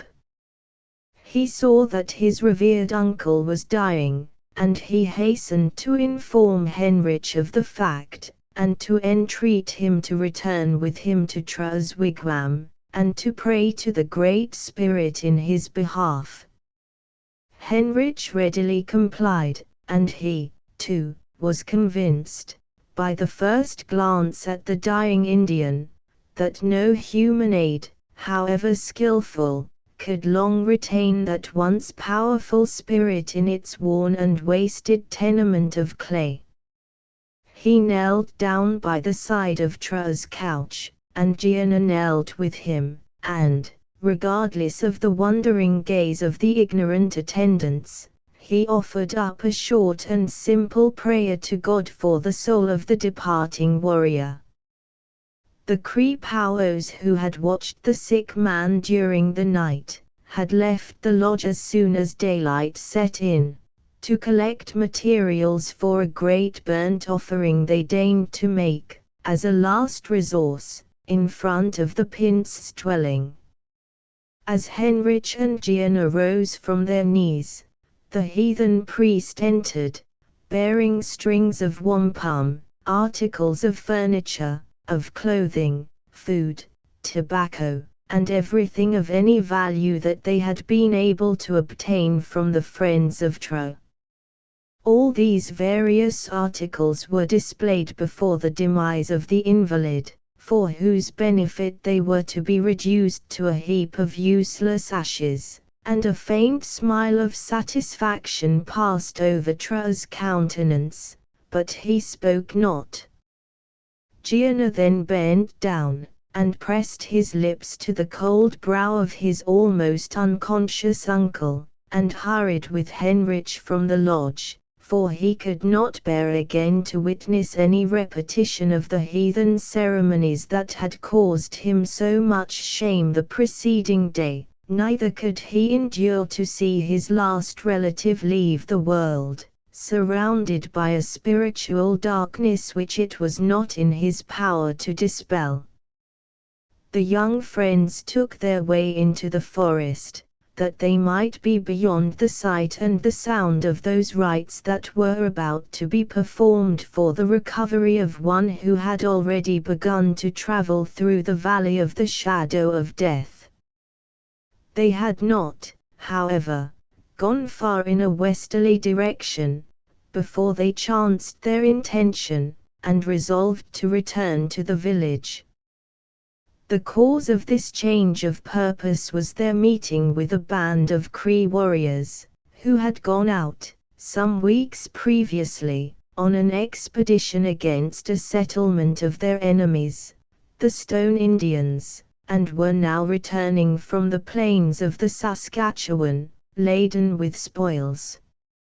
Many of the Crees bore scalps suspended from their belts, as bloody trophies of victory, and all had arms, and skins, and ornaments that they had carried away from the pillaged wigwams of their foes.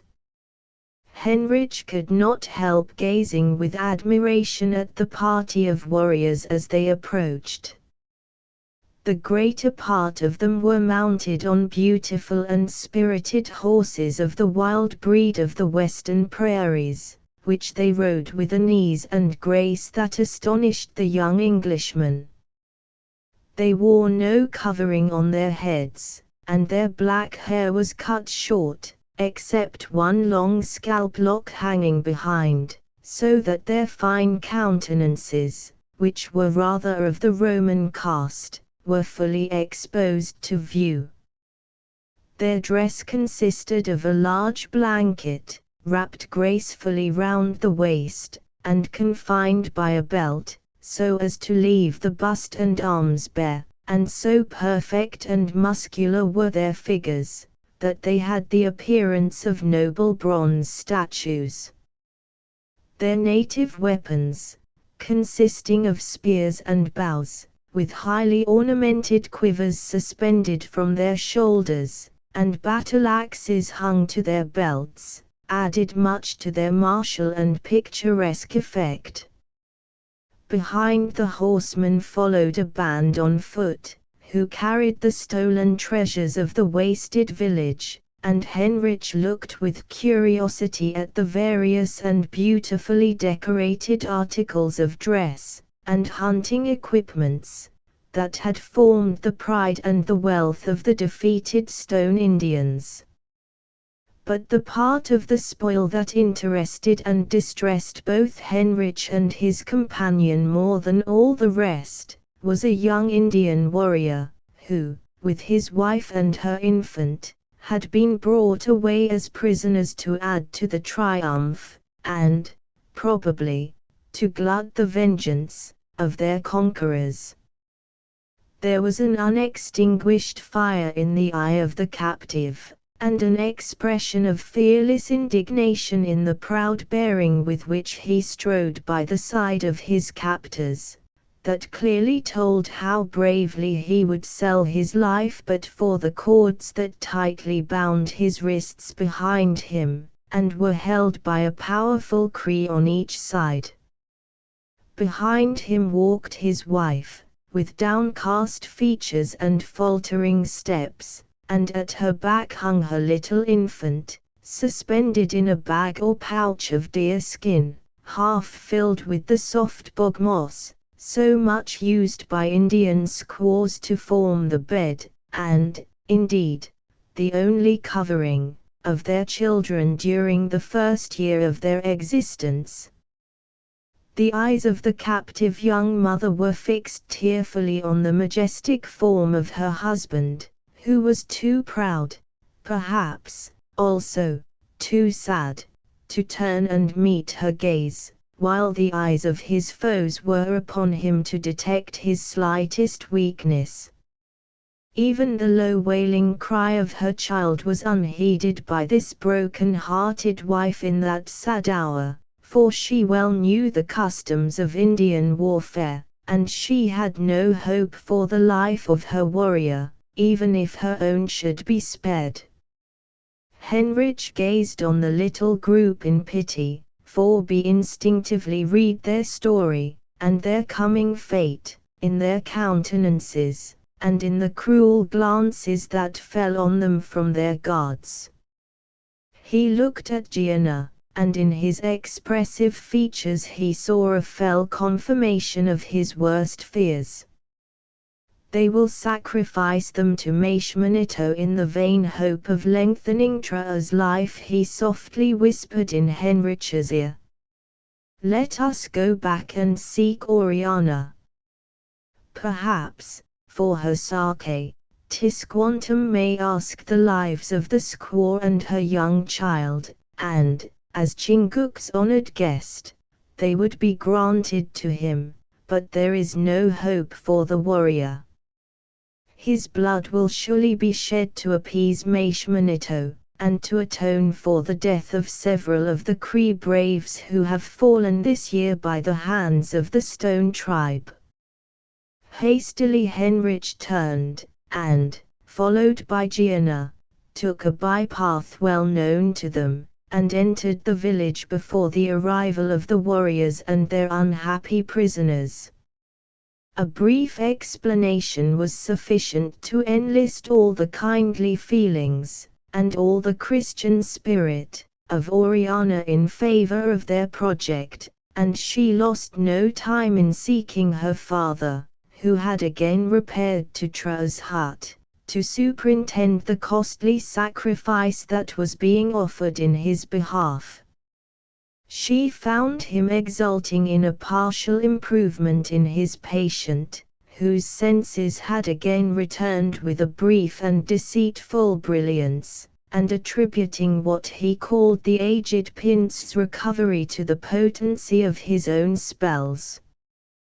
This was no time for Oriana to argue with the elated Powwow on the fallacy of his pretensions. She therefore listened patiently to his boastings, and then, with much feeling and natural eloquence, told him the cause of her interrupting him at such a moment, and besought him to exert all his great influence with the Crees, to induce them to spare the lives of the Stone captives. Tisquantum listened with attention to her story and her petition, for he was always gentle to Oriana, but he gave her little hope of that fell success which her warm young heart desired, and anticipated. My child, he said, I will do what you ask, so far as to request that the woman and child may be placed at your disposal. But the warrior's life I cannot demand, for it would be an insult to the brave Crees to suppose that they would suffer an enemy to escape, and tell his tribe that they were woman-hearted. No, he must die, and, if the soul of his ancestors dwells in him, he will exult in the opportunity of showing how even a Stone Indian can meet death. Oriana was repulsed, but not defeated, by this reply. Nay, my father, she again began, either save all, or let all perish. Do not take the brave young warrior from his wife and child, and leave them in poverty and sorrow, but plead for mercy to be shown to him also, and so may mercy be shown to his conquerors, and to you, his deliverer, when, peace, child, interrupted the Sachem, with more asperity than he usually showed to Oriana. These are the notions you have learned from your white brother, and I desire not to hear them. Tisquantum knows his duty. I will demand the lives of the woman and child of whom you speak, but the warrior must abide his fate. And think you that he would not scorn to live when honor is gone? I go, he added more gently, as he saw the sorrow that dimmed her eye, go, and tell Gianna to meet me at the Sakhem's lodge. Tra may yet be saved. This victim comes at s happy moment, and surely Manito demands his life as at offering for that of the venerable Prince. Oriana shuddered at what she saw to be her father's meaning. Once she would have felt as he did and have believed that their God could be propitiated by blood and agony. But now she knew that all such cruel sacrifices were worse than vain, and deeply she regretted her own inability to bring her countrymen, and especially her own beloved father, to a knowledge of the gospel of mercy and peace, and thus save them from imbruing their hands in the blood of their fellow men, and thinking that they did good service to the Great Spirit. She hurried back to her companions, and, weeping, told them of her partial success. It was all, and more than all, that Gianna expected, and he immediately went to meet Tisquantum at the lodge of the Cree Sakhem, Chinguk, where he found the war party and their prisoners assembled. After a few words to Gianna, Tisquantum commenced a long speech to his brother Sakhem, in which he dilated on the friendship that subsisted between them, and the joy that he had felt in exercising his skill for the benefit of the brave and hospitable Crees. He then spoke of Tra's perilous condition, and his fears that even his powers had been baffled by the spirit of evil, and that the prince would yet be taken from them, unless some offering could be found more precious than all that were now piled before his dwelling, and only waited for the auspicious moment to be wrapped in flame, us a sacrifice to the offended deity who had brought the pestilence. And have we not such an offering here, he added, pointing to the captive warrior, who stood, with head erect, awaiting the sentence that he knew would be pronounced. Have we not here a victim, sent by Manito himself, at the very moment when Tra's life seems hanging on a breath? Lead him, then, to the sacred pile, and as his soul goes forth, the soul of Tra shall revive. This speech was received with acclamations by the Crees, and already the warriors were hurrying away their captive, while his wife followed, as if mechanically, to share her husband's fate. But here Tisquantum interposed, and, in his daughter's name, requested the life of the woman and her child. His request was readily granted by Chinguk, for of what value was a squaw in the eyes of these Indian braves? The daughter of our friend and benefactor shall be denied nothing that she asks, replied the Cree chief. Take the woman to Oriana's lodge, and let her be her slave. Gianna approached to lead away the unhappy woman, but she turned on him a look of despairing misery, and, laying her band on her husband's arm, said quickly, I will see my Linkoya die, and then I will follow you where you will, for Mela has no home. Gianna did not oppose her, for his heart was touched by her sorrow and her fortitude, and the captive warrior turned his head, and bent on her sad countenance one look of tenderness and approbation, that told how deeply he was sensible of her devotion. He did not speak, perchance he could not trust his voice in that trying moment, but he followed his guards, and his eye was again steadfast, and his step was firm. Henrich and Oriana waited anxiously for the return of Gianna, but he came not, and they almost feared that Tisquantum's request had been too coldly urged to prove successful. It was a calm autumnal day, and as the sun rose high in the heavens, his beams were shrouded by heavy thunder clouds, while a low and distant murmur foretold an approaching storm, and added to the gloom that weighed heavily on Oriana's spirit. All the sin and degradation of the faith of her countrymen seemed to strike upon her mind with a force hitherto unknown, and to bow her down in shame and sadness.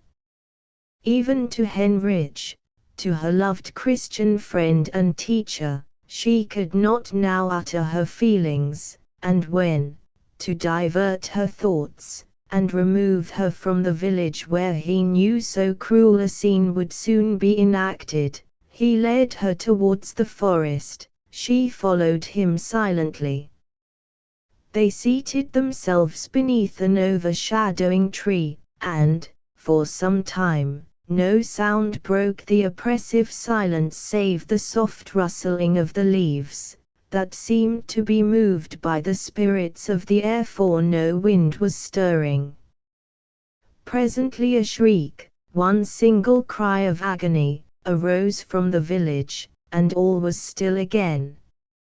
"It was a woman's voice," exclaimed Oriana, in a tone of deep suffering. "Oh, Henrich! They murder the helpless and the innocent, and my father consents to the deed." Henrich did not reply, he had no comfort to offer.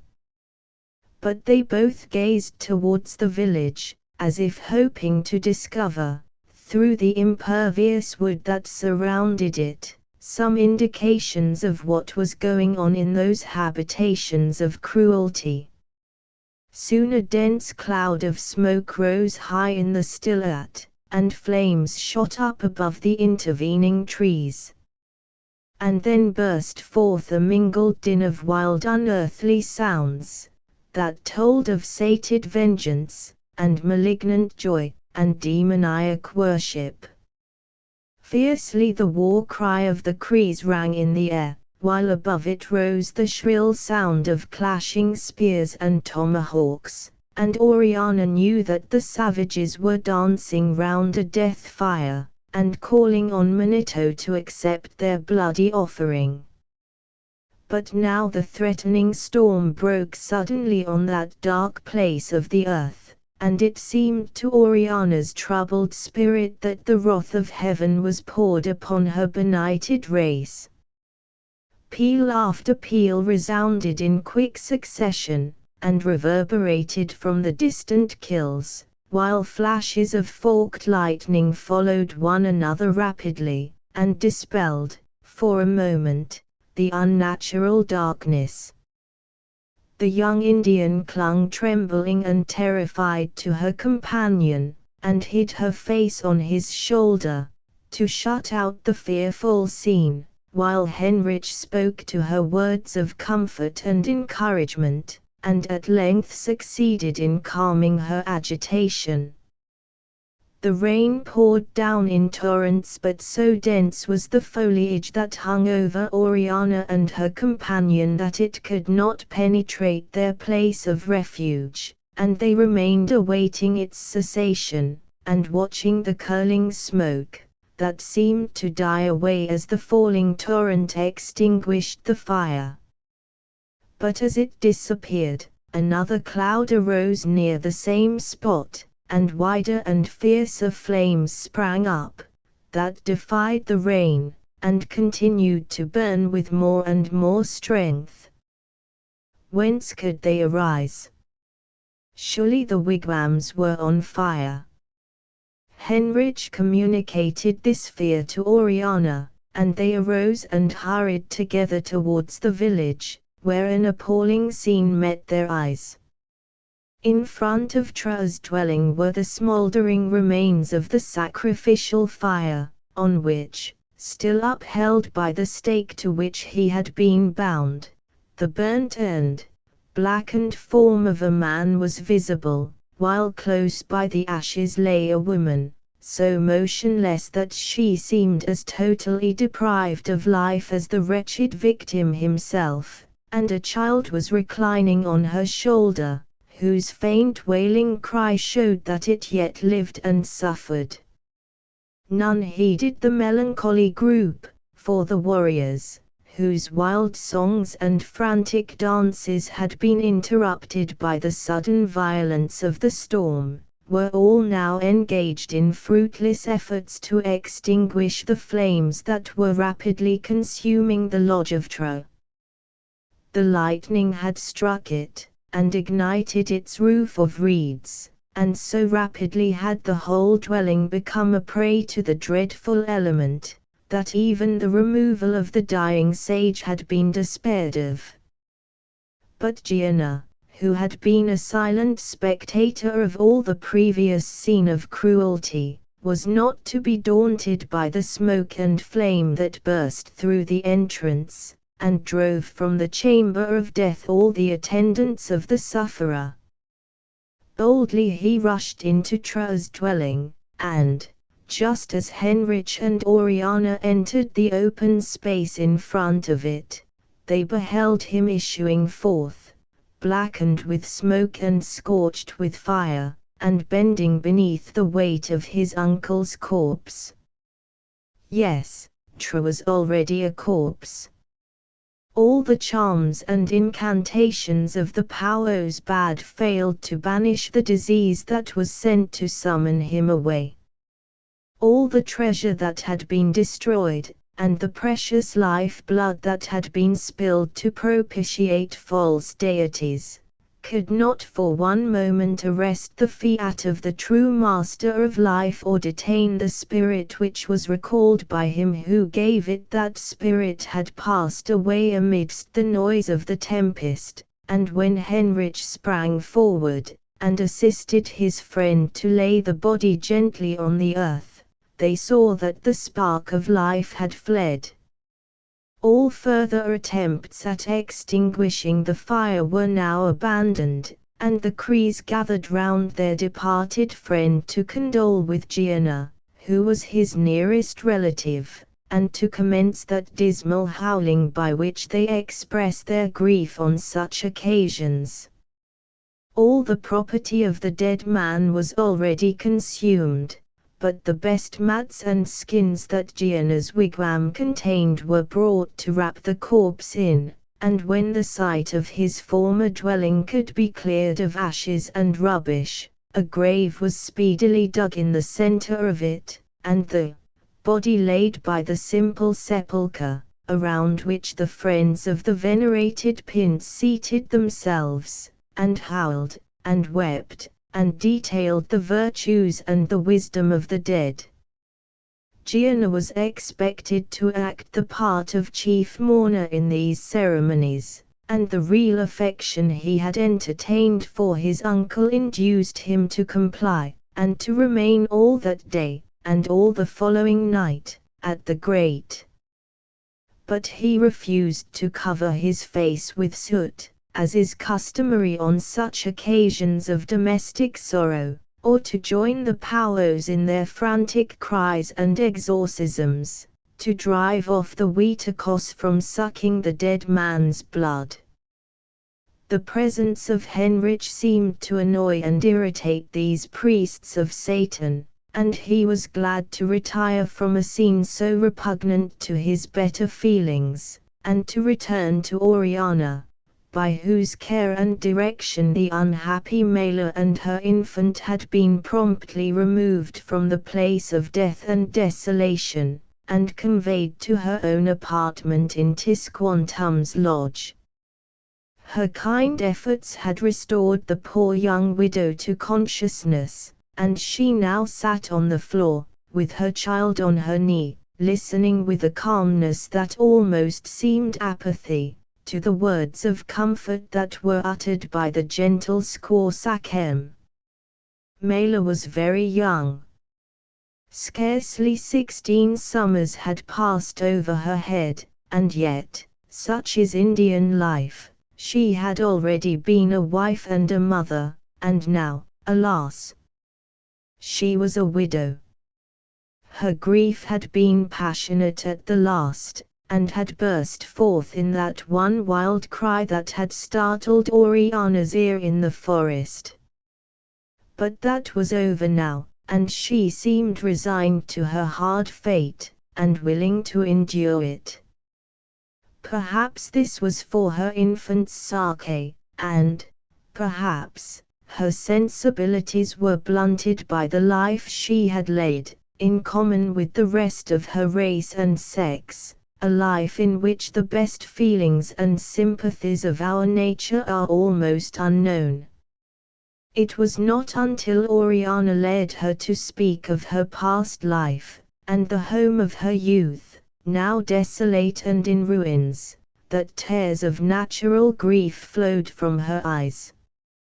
Then she seemed roused to a full sense of all she had lost, and broke out into mournful lamentations for her murdered Lincoya, whose noble qualities and high lineage she eloquently extolled, while she sadly contrasted her present lonely and desolate position with her happiness as the squaw of so distinguished a warrior, and so successful a hunter. Oriana said all she could to console her, and assured her of her protection and friendship, and of a home in her lodge when they returned to their own country, where she should live as her sister, and bring up her little Lincoya to emulate his father's courage and virtues, and, ere long, the simple young savage again grew calm, said lifted up her soft black eyes, and smiled gratefully at her new friend and benefactor. She said she bad no wish to return to her own tribe, for all her family and friends had been destroyed in the recent massacre, and the village where she had spent such happy days was reduced to ashes.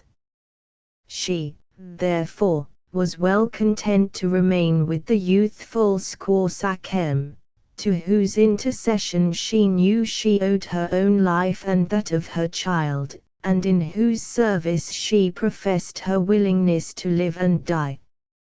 Her manner and appearance greatly interested Henrich, for they were marked by much greater refinement than he had seen in any of the Indian females, except Oriana. This was to be accounted for by her noble birth, for in those days the Indian chieftains prided themselves on the purity and nobility of their lineage, and no member of a Sakem's family was allowed to marry one of an inferior race. A certain air of dignity generally distinguished the privileged class, even among the females, although their lives were not exempt from much of hardship and servitude, and they were regarded as altogether the inferiors of their lords and masters.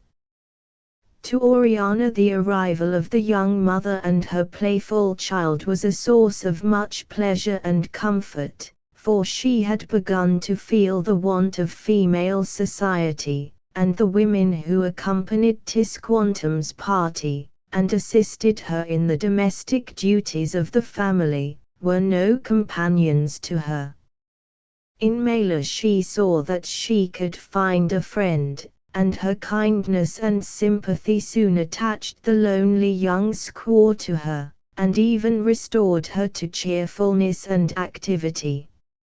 It was only when she visited the grave in which Henrich and Gianna had laid the murdered Lincoya, and decked it with flowers and green boughs, that the widow seemed to feel the greatness of her affliction. Then she would weep bitterly, and, with passionate gestures, lament her brave warrior.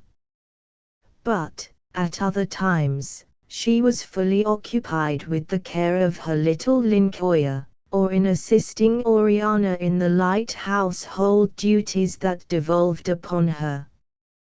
And her sweet voice was often heard singing to the child, which generally hung at her back, nestled in its soft bed of moss. Chapter X. The noble courser broke away. and bounded o'er the plain. The desert echoed to his tread, as high he tossed his graceful head, and shook his flowing name. King of the western deserts,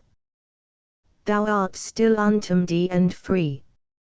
Ne'er shall that crest he forced to bow beneath the yoke of drudgery low, but still in freedom shalt thou roam the boundless fields that form thy home, thy native prairie. Anon, the camp of the Indian hunters looked cheerful and picturesque, as Oriana and Mela approached it one evening on their return from a ramble in the forest, where they had been to seek the wild fruits that now abounded there, and paused at the skirt of the wood, to admire the scene before them. The proposed hunting ground had been reached the preceding day, and already the temporary huts were completed, and the tents of the Sachem pitched beneath a grove of lofty oaks and walnuts, free from underwood, and on the border of a clear and rippling stream. The Nauset and Pequawdee hunters had purchased a considerable number of horses from their Cree friends, and, therefore, the journey from Chinguk's village to the prairie, in which the encampment now stood, had been performed with much ease and expedition, and the hardy animals were so little fatigued by their march through the forest, that several of the younger Indians had mounted again the morning after their arrival, and gone off on a reconnoitering expedition, to discover what prospect there was of finding much game in that neighborhood. Henrich, proud and happy in the possession of a spirited horse, with which Tisquantum had presented him, insisted on being one of the party, and he was accompanied, also, by Gianna, who had left his native village, now rendered sad and gloomy in his eyes, to follow his white friend, and share his society at least for a time. This arrangement gave Henrich the greatest satisfaction, for the young Cree was the only Indian of his own sex in whom he had been able to find a companion, or who had peculiarly attached himself to the stranger, and the more he saw of Gianna the more he found in him to win his esteem and friendship. Oriana and Mela seated themselves on the luxuriant grass to rest, and the young Indian mother removed her child from the strange cradle in which she always carried it, and laid it on her knees, and then, after gazing at it for a few moments, she began to sing a wild, sweet song, to hush it to sleep. In a soft, monotonous cadence, she sang the sad story of its little life, its birth, its captivity, and the death of its murdered father, whom she exhorted it to imitate, and live to equal in courage and in skill. And thus she sang, "Child of the slain Linkoya, sleep in peace. Thy mother wakes to guard thee. But where is he whose smile once fell on thee as sunshine, thy father, Linkoya? He is gone to the far distant hunting grounds, and there, again, he casts the spear, and there he draws the unerring bow, and there he quaffs the cup of immortality, with the spirits of the good and brave. O Linkoya! Thy voice was to me as a sweet song, or as the summer breeze among the tall cypress trees. Why didst thou leave me?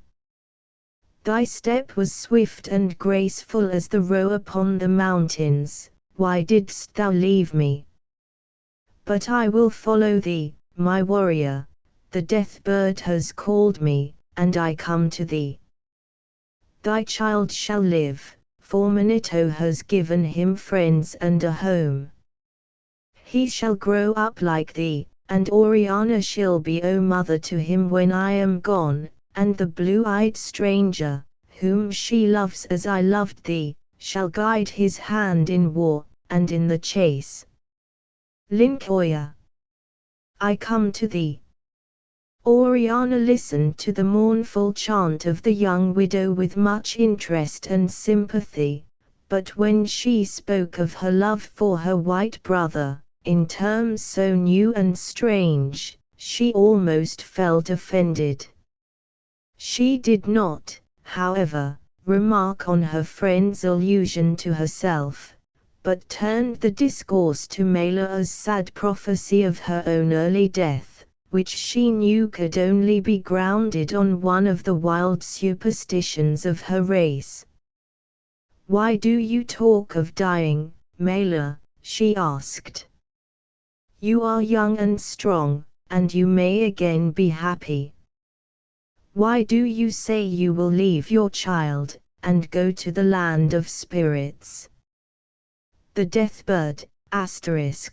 called to me last night, as I sat at the open door of the hut, and looked at the moon, and thought how its soft light was guiding my Lincoya on long journey, to the everlasting hunting fields of his fathers. These called me twice from the tree that hung over the lodge, but when I called to it again, and whistled clearly, it made no answer. I heard it the day before the Crees destroyed our village. It called my husband then, and would not answer him, and in 2 days he was slain. The death-bird is never mistaken." Footnote: a small owl called Cheepipethes, or the death-bird, which the Indians attach the superstition here alluded to, and believe, if it does not answer to their whistle, it denotes their speedy death. "Oh, Mela," replied the young Christian squaw, "say not so. Surely it is not thus that the great Manito calls his children to come to him. Once I believed all these Indian stories, but now I know that they are false and vain. I know that our lives, and all things that befall us, are in the hands of the wise and good God, the Manito of the Christians and of the red men too. And now I have no fear of any of those strange sounds that used to make me sad, and terrify me with thoughts of coming evil. I most teach you to believe as I do now, or, rather, my white brother shall teach you, for he knows the words of Manito himself. See, Mela. There my brother comes, let us go to meet him." A flush of joy mounted to the clear olive cheek of Oriana as she said these words, and she sprang to her feet with the lightness of a fawn. Mela rose more gently, and replacing her infant in the pouch, slung it over her shoulder, and followed her friend, softly whispering in her ear, "The white stranger is your Lincoya." The Indian beauty smiled, and blushed more deeply, but she did not bound across the glade to meet Henrich as she had purposed doing. She drew her slender figure to its full height, and stood still, and as Henrich galloped across the green meadow, and alighted, full of animation, to tell her of his success in his first essay at hunting the elk, he wondered why she greeted him so coldly.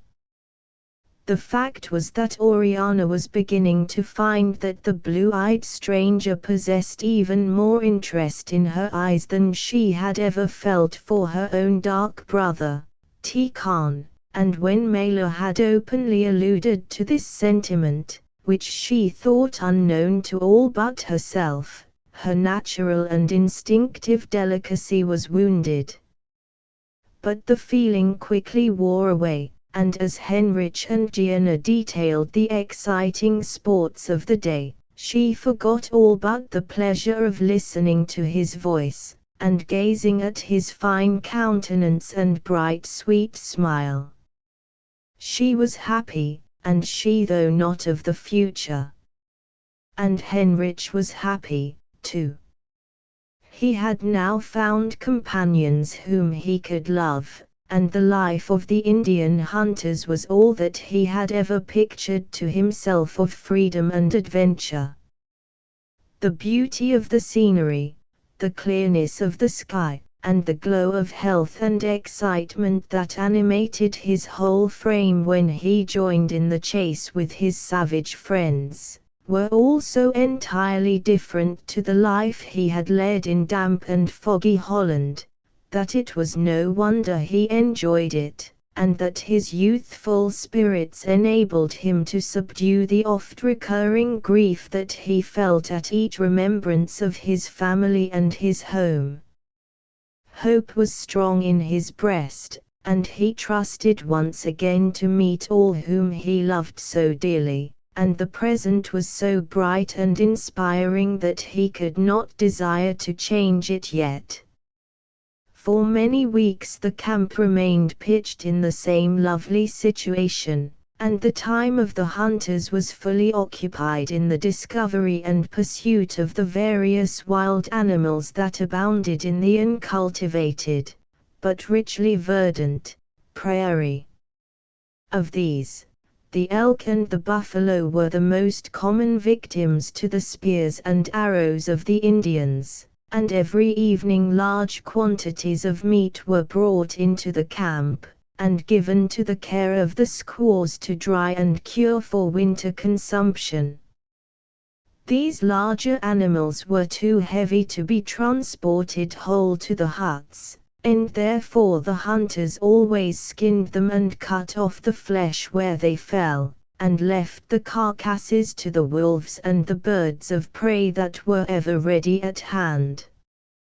But the smaller animals, and the wild turkeys and other birds, that were killed in great numbers, were brought in and thrown down by the blazing campfires, that lighted up the glade every night, and were speedily prepared and cooked for the supper of the hungry hunters. As the leader of the expedition, Tisquantum was always presented with the choicest of the game, and it was Oriana's task to superintend the curing of the elk and buffalo meat, and the cooking that was required for her father's lodge. In all these household cares she was greatly assisted by Mela, who was both active and skillful in all the duties of an Indian squaw, and eager also to evince her gratitude for the kindness and protection that were afforded to herself and her child by the Norzet chief, by doing all that she could to lighten Oriana's labors. Time and occupation did not fail to have their usual effect on one so young, and naturally so light-hearted as Mela, and animated cheerfulness took the place of the mournful expression that had hitherto so frequently sat on her countenance. She did not forget Lincoya, but she forgot the call of the deathbird, and when she sang her child to sleep, it was no longer with the same sad cadence as at first. Sorrow could not strike very deep, or abide very long in the heart of a being so gay, and with a mind and feelings so utterly uncultivated as those of the young stone Indian. Neither could she live so much in the society of the white stranger, and his two chosen companions, without imbibing something of their intelligence, and becoming sensible of their superiority of mind to all others with whom she had ever associated, and she grew more and more attached to them, and learned to regret less the friends and companions among whom her youth had been spent. She was a high-spirited and courageous creature. She would have followed her husband unhesitatingly to death, had she been called on to do so, or she would have died to save him, if her life could have availed to purchase his. But now that he was gone, and she could not even weep over his grave, and deck it with flowers and gifts, her lively spirit rose again, and led her to seek amusement and occupation in everything within her reach. The accounts which Heinrich and Gianna continually gave to her and Oriana of their exciting adventures in the prairie, had aroused in both of them a strong desire to be spectators of the sport, and they sought and obtained Tisquantum's permission to accompany the hunters one morning to the buffalo ground that lay nearest to the camp, and there to witness the pursuit and capture of some of those magnificent animals. A short ride through the forest brought the party out upon a vast and glorious prairie, on which the rich autumnal sun was shining in all his strength. On a rising ground that partially overlooked the plain, Oriana and her companion took up their position, beneath the shade of a grove of pines, and they watched the hunters as they examined the footprints on the dewy turf, or followed the tracks of the elks and buffaloes through the long prairie grass, in order to make their arrangements for enclosing the game and driving the animals into an open and central situation. In the course of this examination, the recent tracks of a number of wild horses were discovered, and fresh excitement was felt by the whole party, for all were desirous to attempt the capture of these most valuable animals, and they resolved, on this occasion, to make them the chief objects of their pursuit.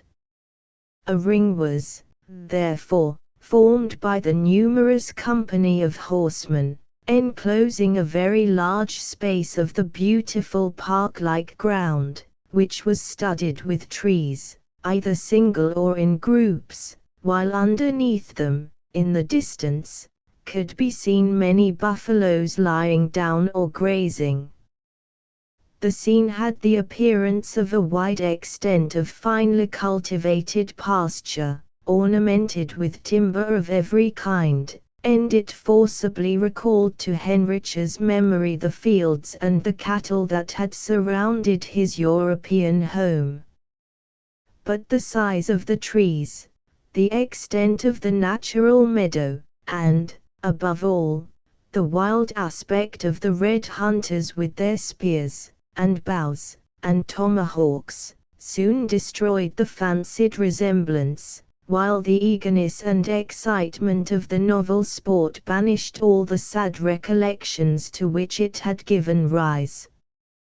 A desire also to distinguish himself in the presence of Oriana, and show her that a pale face could equal her own dark race in courage and dexterity, inspired him with peculiar ardor, and he galloped to the station appointed him by Tisquantum, with a heart that bounded with pride and pleasure.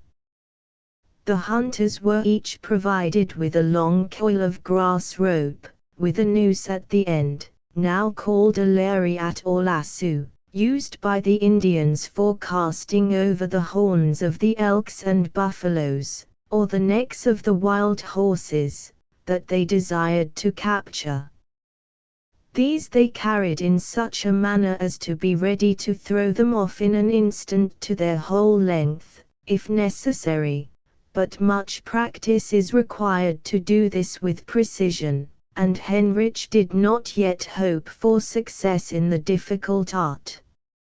His only chance of capturing a wild courser lay in his skill in casting the spear, which might enable him to pierce the animal through the upper part of the neck, and thus produce a temporary insensibility, during which time he might be secured without any permanent injury.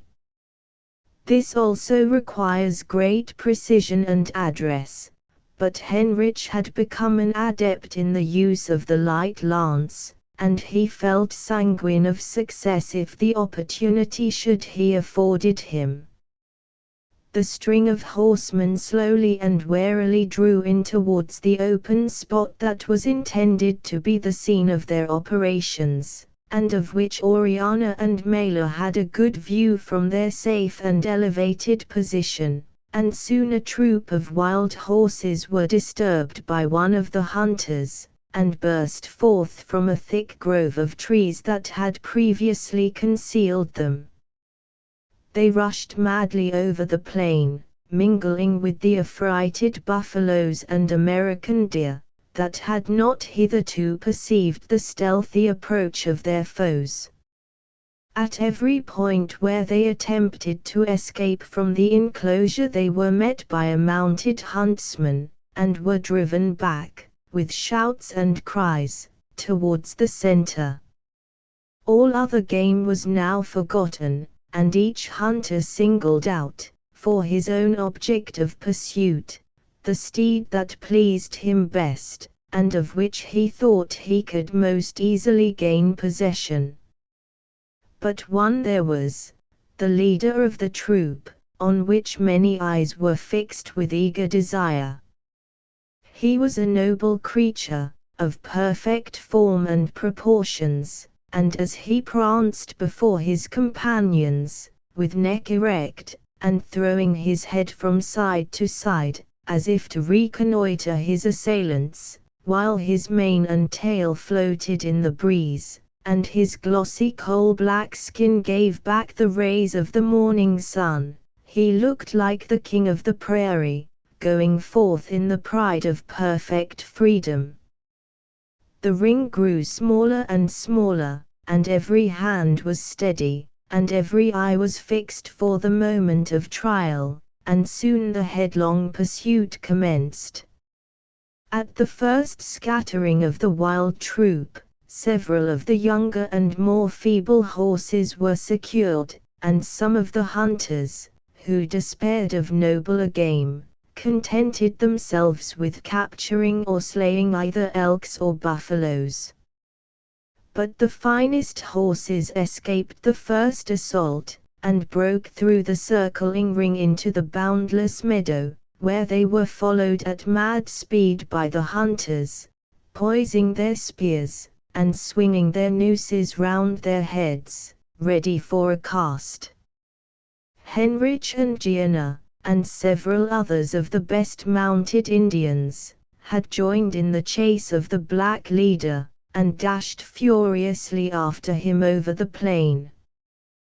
The horse that the English boy rode was strong and fleet, and the light weight of his rider enabled him to keep with the foremost of the red hunter's steeds, and, at length, to come almost alongside the noble courser. The spear was poised in Henrich's hand, and was just about to fly, when suddenly his horse fell to the ground, and rolled over on the turf, leaving his rider prostrate, but uninjured, except being stunned for a moment by the shock. When he opened his eyes, and sprang to his feet, he saw the king of the desert galloping up a rising ground, over which he quickly disappeared, still hotly pursued by Kubertant and several of the hunters. Gianna and the rest of his companions had dismounted to assist their fallen friend, and to form conjectures as to the probable cause of the unlucky accident. For some time none could be perceived, but on carefully examining his horse, Henrich at length discovered a small wound in the hind leg, and found that the creature was lame. How, or by whom, the wound had been given, he could not even surmise, for in the eagerness of the chase he had not observed that Kubertant rode close behind him, and that he had passed him at full speed the moment his horse stumbled and fell. But Gianna had remarked it, and from what he had already seen of the wily Indian, he felt convinced that, prompted by malicious jealousy, he had thus sought to deprive his rival of his hoped-for success, and, perhaps, even to inflict on him some grievous personal injury. The young Indian had, however, the good sense to conceal his suspicions from Heinrich at present, and to allow him to regard the whole affair as accidental, but he determined to keep a strict watch over the conduct of Coubertin for the future, and, if possible, to guard his friend from all his evil machinations. Soon the Norzet and the rest of the hunters returned from their fruitless chase, and reported the escape of the noble wild coursers, and when Gianna heard the regrets that Coubertin expressed for the accident that had befallen Heinrich, and the condolences he offered on his having thus missed the object which otherwise his skill most surely have attained, he could scarcely contain his indignation at such hypocrisy, or refrain from opening the eyes of the unsuspicious young Englishman. They all returned together, at a slow pace, to the main body of the hunters, for Heinrich's horse was too lame to be mounted, and, as soon as the adventure was made known, much sympathy and interest were shown for the disappointment of the pale face, in which Oriana's countenance and manner showed she partook so warmly, that Coubertin turned aside to conceal his anger and vexation, and heartily wished that his well-aimed blow had not only deprived Heinrich of the glory of that day's hunting, but had also put a stop forever to the success for which he both hated and envied him.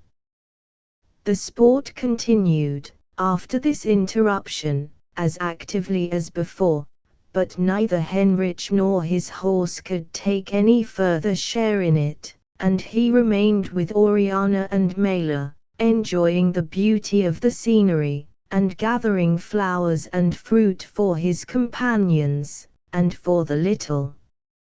Linkoya, who, freed from the restraint of his moss-lined bed, now rolled on the turf with Rodolphe, and played with the gentle and intelligent animal. How happy was Oriana that day! She was proud of the gallant bearing of her white brother among the red warriors of her own wild race, and she had exulted at the praises which she had heard bestowed on his address as a hunter, and his skill in horsemanship, by Tisquantum and the elder Indians, and now, though she regretted his accident, and the disappointment which it had caused him, she did not suspect that it had been effected by the malice of a deadly enemy, and she rejoiced that it had given her the pleasure of his society for the rest of the day, a pleasure which she had but seldom enjoyed since their arrival in the prairie. At the close of the day the game was collected, and, after due preparation, was carried back to the camp, where the squaws had already lighted the evening fires, and made every necessary arrangement for cooking the expected supper. Around these fires the hunters sat in groups, and discussed the events of the day, among which the accident that had befallen the pale-face excited much interest and conjecture. Gianna listened to the probable and improbable causes that were assigned by all the speakers, especially by Coubertin, to account for so strange a circumstance, but he held his peace, for in his inmost soul he was only more and more convinced that the subtle and dark-brewed savage was the perpetrator of the malicious deed. In this suspicion, he was the more strongly confirmed by an event that occurred a few days afterwards. It had been discovered that the stream that ran so gently by the side of the encampment fell, at some distance to the west, into a river of considerable size and depth, which then ran on over a descending and rocky bed, forming alternately smooth broad sheets of water and noisy broken falls, until it precipitated itself over a sudden precipice of great depth, and fell dashing and foaming into the basin which its continual fall had worn in the rocks below. The distant roar of this cataract had frequently been heard in the camp, when the wind came from that direction, and when the stillness of the night, broken only by the occasional howl of wild beasts seeking their prey, or the melancholy cry of the goat-sucker, succeeded to the sounds of labor or idleness that generally kept the temporary village alive by day. But, hitherto, no one had had leisure or inclination to leave the excitement and novelty of hunting to explore the river, or ascertain its capabilities for fishing. Footnote: this mournful sound is believed by the Indians to be the moaning of the departed spirits of women who have committed infanticide, and who are, consequently, excluded by Manito from the happy mountains which are the abode of the blessed. Now, however, Coubertin brought in a report one evening that the great stream abounded in fish, and proposed to Henrich that, as he was for the present unable to join in the more active business of the chase, he should assist him in forming a light canoe, in which they could go out and spear the game that lay beneath the clear blue water in the smooth reaches of the river. To this proposal Henrich readily assented, for the sport was one of which he had heard his Indian friends speak with great pleasure, and he greatly wished to enjoy it. The canoe was immediately commenced, and as it merely consisted of the trunk of a straight tulip tree, hollowed out by means of fire, and shaped with a hatchet, it was completed in a couple of days.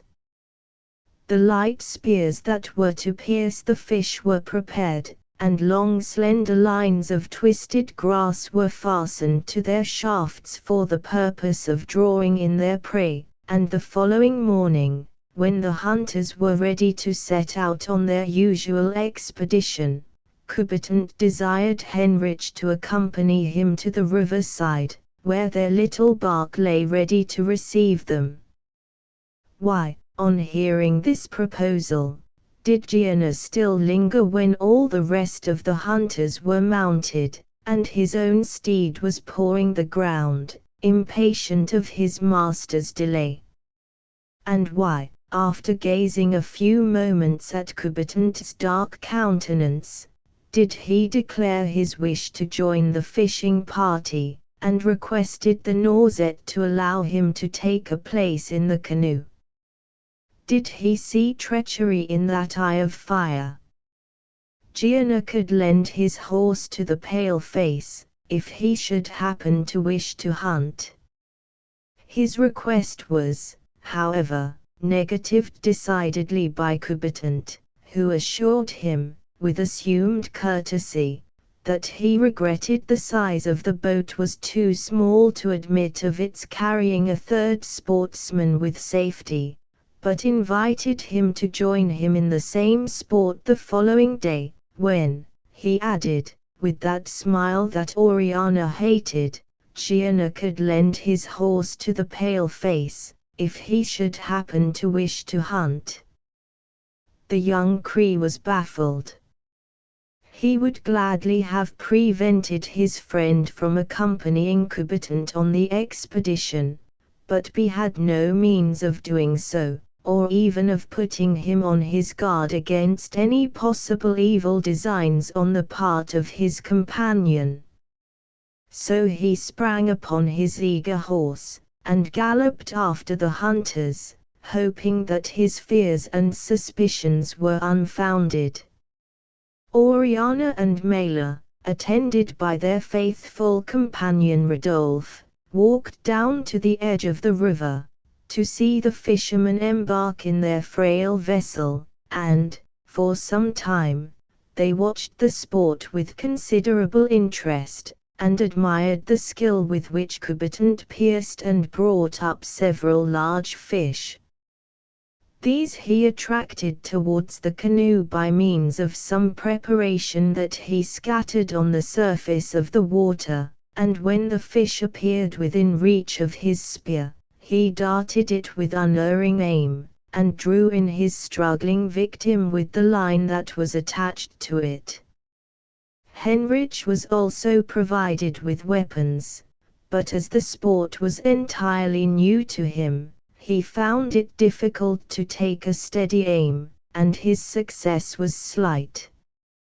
Coubertin, however, had soon secured a considerable stock of fish, and he rowed to the shore, and requested Oriana and her companion to convey them to the Sakem's lodge, adding, in a careless tone, that it would not be worth their while to return to the river, as he was going to a reach at some distance down the stream, towards the head of the cataract, where he expected to show Henrich excellent sport.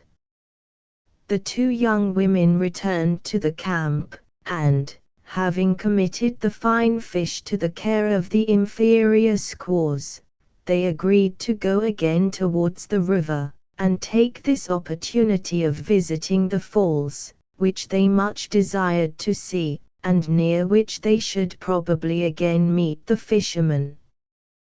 They rambled through the wood, taking a direct course towards the cataract, the sound of whose waters soon became sufficiently audible to guide them in their unknown way. Sometimes they came in sight of the river, and again they saw the little canoe, either standing motionless on the smooth surface of the water where the stream was wide and unbroken, or else passing, under the skillful guidance of Coubertin, between the rocks that occasionally disturbed its course, and formed foaming rapids, down which the little bark darted with fearful velocity. The last reach of the broad river was as calm and smooth as a lake. It seemed as if the collected mass of water, which had gathered there from many a broken and troubled stream, and had struggled through many windings and many difficulties, was reposing there, and gaining strength for its last great leap over the dark precipice. As Oriana and Mela approached the verge of the scattered forest, and stood to gaze on the magnificent scene before them, they perceived the canoe descend a narrow rapid, and then take up a position below an elevated mass of rock, where the water was perfectly still, and where the fishermen could quietly pursue their occupation. They evidently did not perceive their female friends, and the roar of the cataract was now so loud as to prevent all possibility of their hearing their voices. For a short time Oriana and her friend watched their movements, and saw several fish captured, and then proceeded along the steep and rocky bank, in order to obtain a still better view of the waterfall. It was a beautiful scene on which those two young Indians looked, and they felt its power and grandeur, and stood silent and motionless. The cataract was beneath them, and its roar came up like thunder from the dark deep basin into which its weight of waters fell, and threw up a cloud of foam and spray, and then it rushed away again, as if in gladness at its safe descent and free course, until the shining stream was hidden by the rocks and overhanging trees that marked its winding course. The natural platform on which Oriana and Mela stood, commanded a view not only of the wild cataract and the lower stretch of the river, but also of the bold steep rocks on the opposite side, and the dark forest that stretched away to the distant mountains that bounded the horizon. It likewise enabled them to perceive the small canoe, lying motionless on the water, in the shadow of the projecting rock.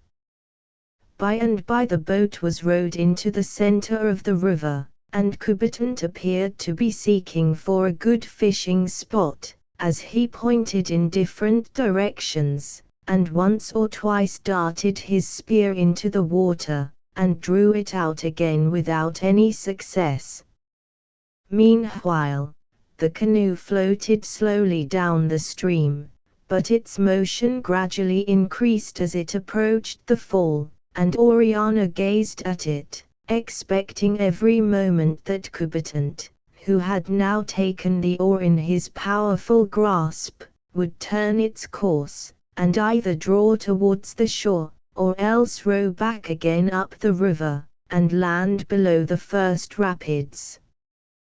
To her surprise, and somewhat to her anxiety, he still continued, however, to allow the canoe to proceed, and she saw Heinrich take a dart in his hand, and stand erect as if to strike at something beneath the surface, to which Kubertant pointed with the paddle. Another instant, and her white brother was in the water, and struggling to catch the side of the canoe. Breathlessly she gazed, and she distinctly saw the paddle which Kubertant held, extended towards the uplifted hand of Heinrich. Still he did not grasp it. Oh! Why was this? And then the boat, which had already floated perilously near to the fall, was suddenly turned, and she beheld Kubertant making violent efforts to overcome the force of the current, and row to the opposite and nearest shore. He was alone. And where was Heinrich? Where was the brave young stranger? Battling desperately with the rapid stream which was carrying him onward to destruction. He rose and sank, rose again, and the current bore him on with resistless force. For a moment, Oriana clasped her hands over her eyes, to shut out the dreadful sight, and then, as if inspired by a gleam of supernatural hope, she darted forward, calling Rodolphe, and pointing to the stream.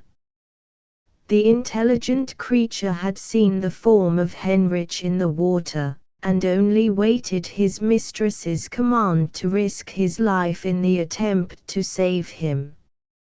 But his sagacity taught him that it was useless to enter the river above the fall, and he bounded down the steep bank that led to its foot, and stood eager, and panting, on a point of rock that overhung the basin. Oriana was quickly on the same spot, followed by Mela, but ere they reached it, the dog had plunged into the foaming waters, and now appeared, upholding the inanimate form of Heinrich, and struggling fearfully to drag him from the whirlpool. Oh, it was a sickening sight. And Oriana's heart stood still in the agony of suspense. She could not aid her brother. She could not cope with that mad whirl of water. But she leaped down the steep rocks, and stood on the narrow ledge of shore below, to wait the moment for action. At length, after what appeared almost a hopeless conflict with the dashing waters, Rodolphe appeared through the cloud of foam and slowly and feebly swam towards the shore, still supporting the lifeless burden that seemed almost to drag him beneath the surface. Now was the time for the Indian girl to prove her skill and courage. Lightly she sprang into the water, and in a moment she was at Rodolphe's side, and, with one arm sustaining the drooping head of Heinrich, while, with the other, she dexterously swam back to the spot where Mela stood ready to assist her. With much difficulty they lifted the senseless form of Heinrich on the shore, and proceeded to adopt every means in their power to restore suspended animation, while Rodolphe, the faithful devoted Rodolphe, lay down panting and exhausted, but still keeping a watchful eye on him whom he had so daringly rescued. Long the two young Indians lay brought in silence, and almost in despair, for no color returned to those pallid lips, and no warmth was perceptible in the chilled and stiffened hands that fell powerless by his side. Still they persevered, and no tear, no lamentation, betrayed the anguish that wrung the heart of Oriana, while she believed that all was in vain. But her soul was lifted up in prayer to the one true God, in whom she had been taught to put her trust by her beloved white brother, and in his mercy was her only hope. Nor was that hope in vain. The warm beams of the midday sun fell powerfully on that sheltered spot where the little group were gathered, and, combined with the continued friction that Oriana and Mela employed, at length brought back the life blood to Henrich's cheeks and lips, and his anxious nurses had the joy of perceiving that he breathed. A few minutes more, and he opened his deep blue eyes, and looked wildly around him, and spoke some English words that Oriana heard amid the din of the falling waters, and knew were of his home and his kindred. And then he uttered her own name, and attempted to rise, but fell back again into her arms, and smiled sweetly and gratefully when her eyes met his, and he saw that she was watching over him. There was joy, deep joy and gratitude, in those young hearts at that moment, but Henrich's weakness, and the noise of the roaring cataract, prevented them from communicating their feelings in words, and Oriana forbore to ask any questions of Henrich relative to the cause of his perilous adventure. After some time he seemed greatly to recover, and, rising from the ground, he slowly mounted the bank, supported by Oriana and her friend. But it was evident that he was quite unable to proceed on foot to the camp, and it was agreed that Mela should return as quickly as possible and bring such assistance as she could procure from thence, while Henrich and Oriana should advance as far as his enfeebled state would admit of. Mela's light form soon disappeared in the wood, and it was not long ere she reached the camp, and hastened to the tent of Tisquantum, who, on that day, had not joined the hunting party. She told her story, in which the old chief showed the deepest interest, and she observed a dark frown on his brow while she related the unsuccessful attempts of Coubertin to draw Henrich from the water with his paddle, but he made no remark. The hunters were still absent, and few men remained in the camp.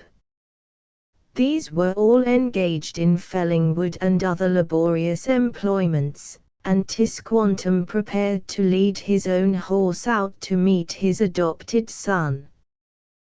But, just as he and Mela were leaving the camp for this purpose, Coubertin came rapidly up from the river's brink, and, hurrying towards them, began to relate, with expressions of grief and consternation, the sad fate which he believed to have befallen the young stranger, and the exertions that he had made to save his life, but which had, unhappily, proved unavailing to avert the calamity. The sorrow of the Nauset Indian seemed excessive, and Tisquantum probably considered it so, for he listened with perfect calmness to his recital, and then merely replied, "Happily, the youth is safe. Manito has succored him, and I go to bring him back to the camp."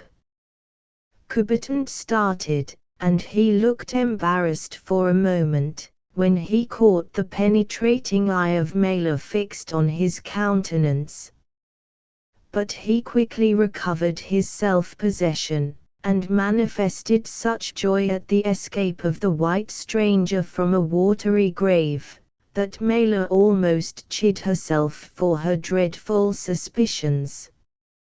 Coubertin accompanied her and the Sachem on their way through the forest, and when they met Henrich and Oriana, he again assumed such an appearance of pleasure, and so warmly congratulated the former on his miraculous deliverance, that the generous English youth strove to banish from his mind the fearful thoughts that had arisen there while he struggled for life close to the canoe, and wondered at the want of skill and strength displayed by his companion in his abortive attempts to save him.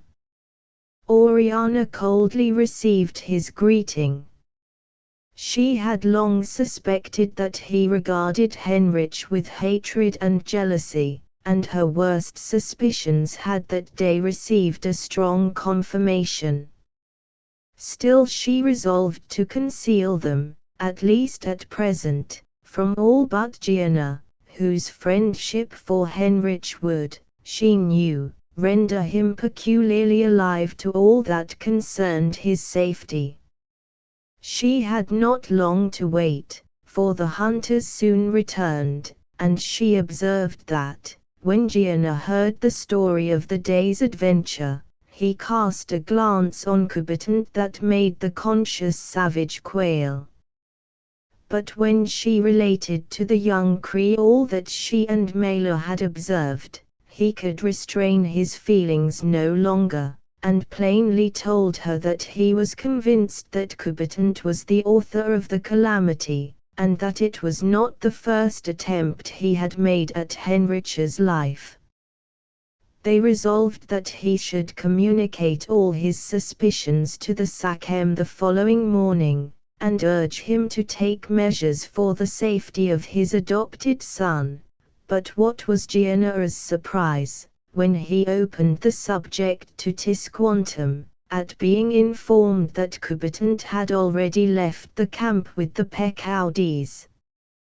Gianna knew that it was their intention that morning, at daybreak, to set off on their return to their own woods and plains, and he found that the wily Norzet had expressed a desire to accompany them, and join in the war that was going on between their tribe and some of their neighbors, in order to distinguish himself as a warrior. It was not the Sachem's intention to rejoin his tribe for a considerable time.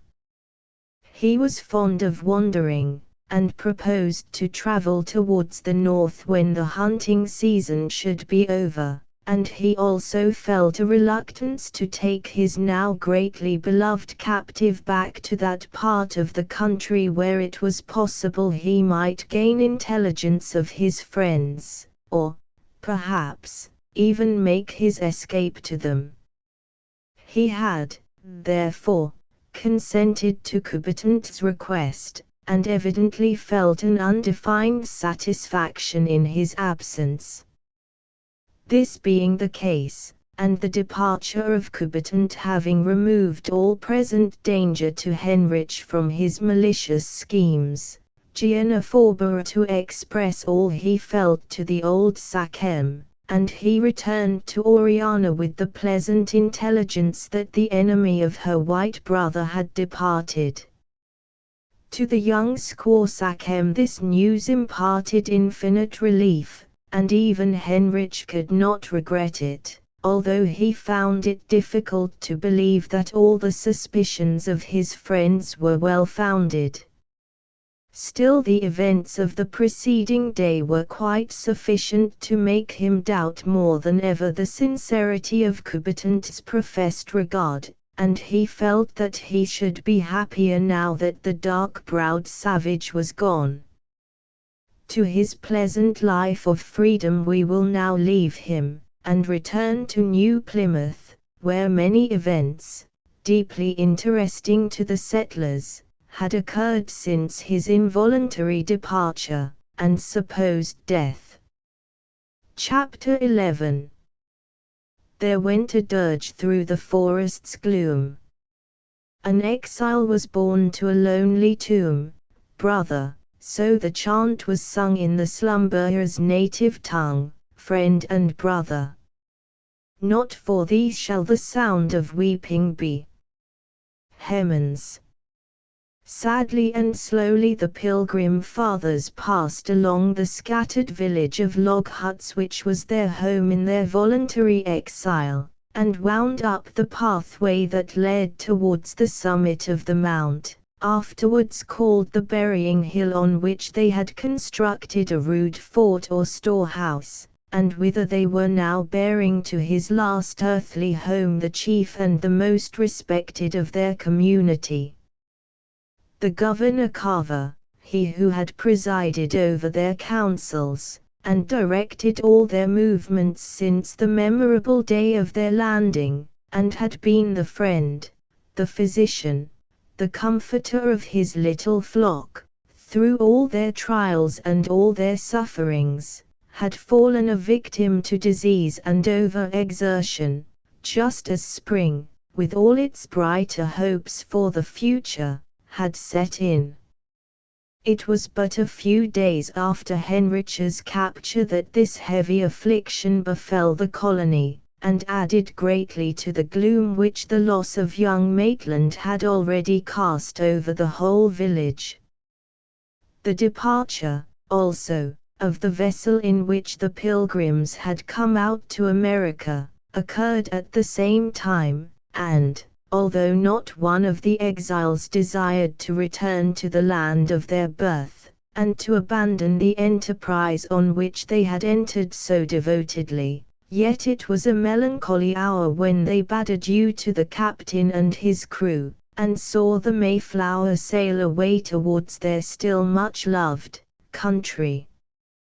The scurvy and other diseases combined with the hardships and privations to which they had been exposed during the winter and early spring, had fearfully reduced the number of the ship's company, and of those who remained, the greater part were weakened by illness, and dispirited by the loss of so many of their brave comrades, whose graves they had dug on the bleak shores of New England.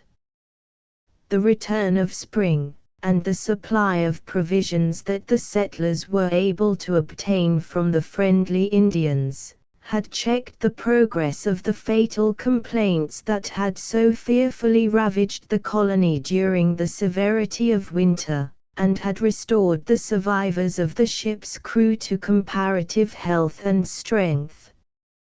The captain was, therefore, glad to seize the first opportunity of abandoning a shore which had presented to him so cheerless and melancholy an aspect, and of leaving the steadfast and devoted exiles to the fate which they had chosen, and which they were resolved to abide in faith and hope.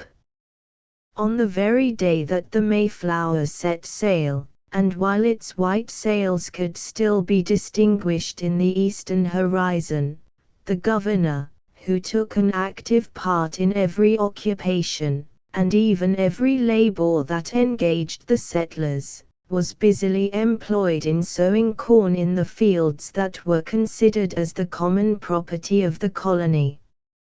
In directing and superintending this work, he was greatly assisted by the skill and experience of Squanto, the native who, as we have already related, had been so treacherously carried off to England by Hunt, and had, on his return to America, sought out, and attached himself to, the settlers.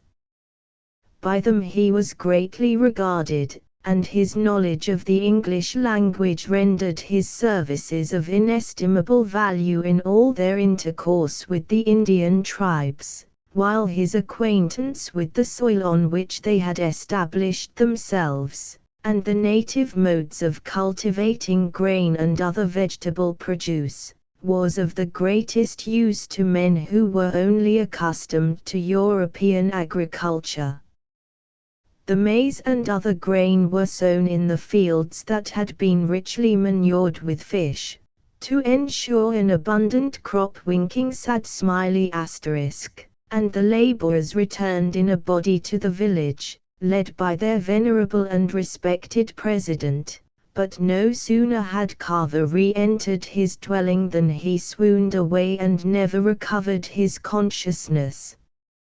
In a few days he breathed his last, to the unutterable grief of his widow, and the deep regret of all the settlers, whose love and confidence he had won during his brief government, by his clear-sighted wisdom and his universal kindness. Footnote: it was the custom of the Indians to manure their fields with shads or alizes, a small fish that comes up the rivers in vast numbers at the spawning season. About 1,000 fish were used for every acre of land, and a single alize was usually put into every corn hill, when they buried their grain for winter consumption, probably as a charm to keep off the evil demons and hostile wandering spirits. As his funeral procession wound up the hill, tears might be seen on the cheek of many a sturdy pilgrim, and sobs and lamentations broke forth from the women and children. After his remains were laid in their resting place, a fervent prayer was offered up by Brewster, whose age and character caused him to be regarded as the pastor of the colony, although he had never been called to the ministry after the custom of the Puritans, and then a hymn was sung by the united voices of the whole congregation.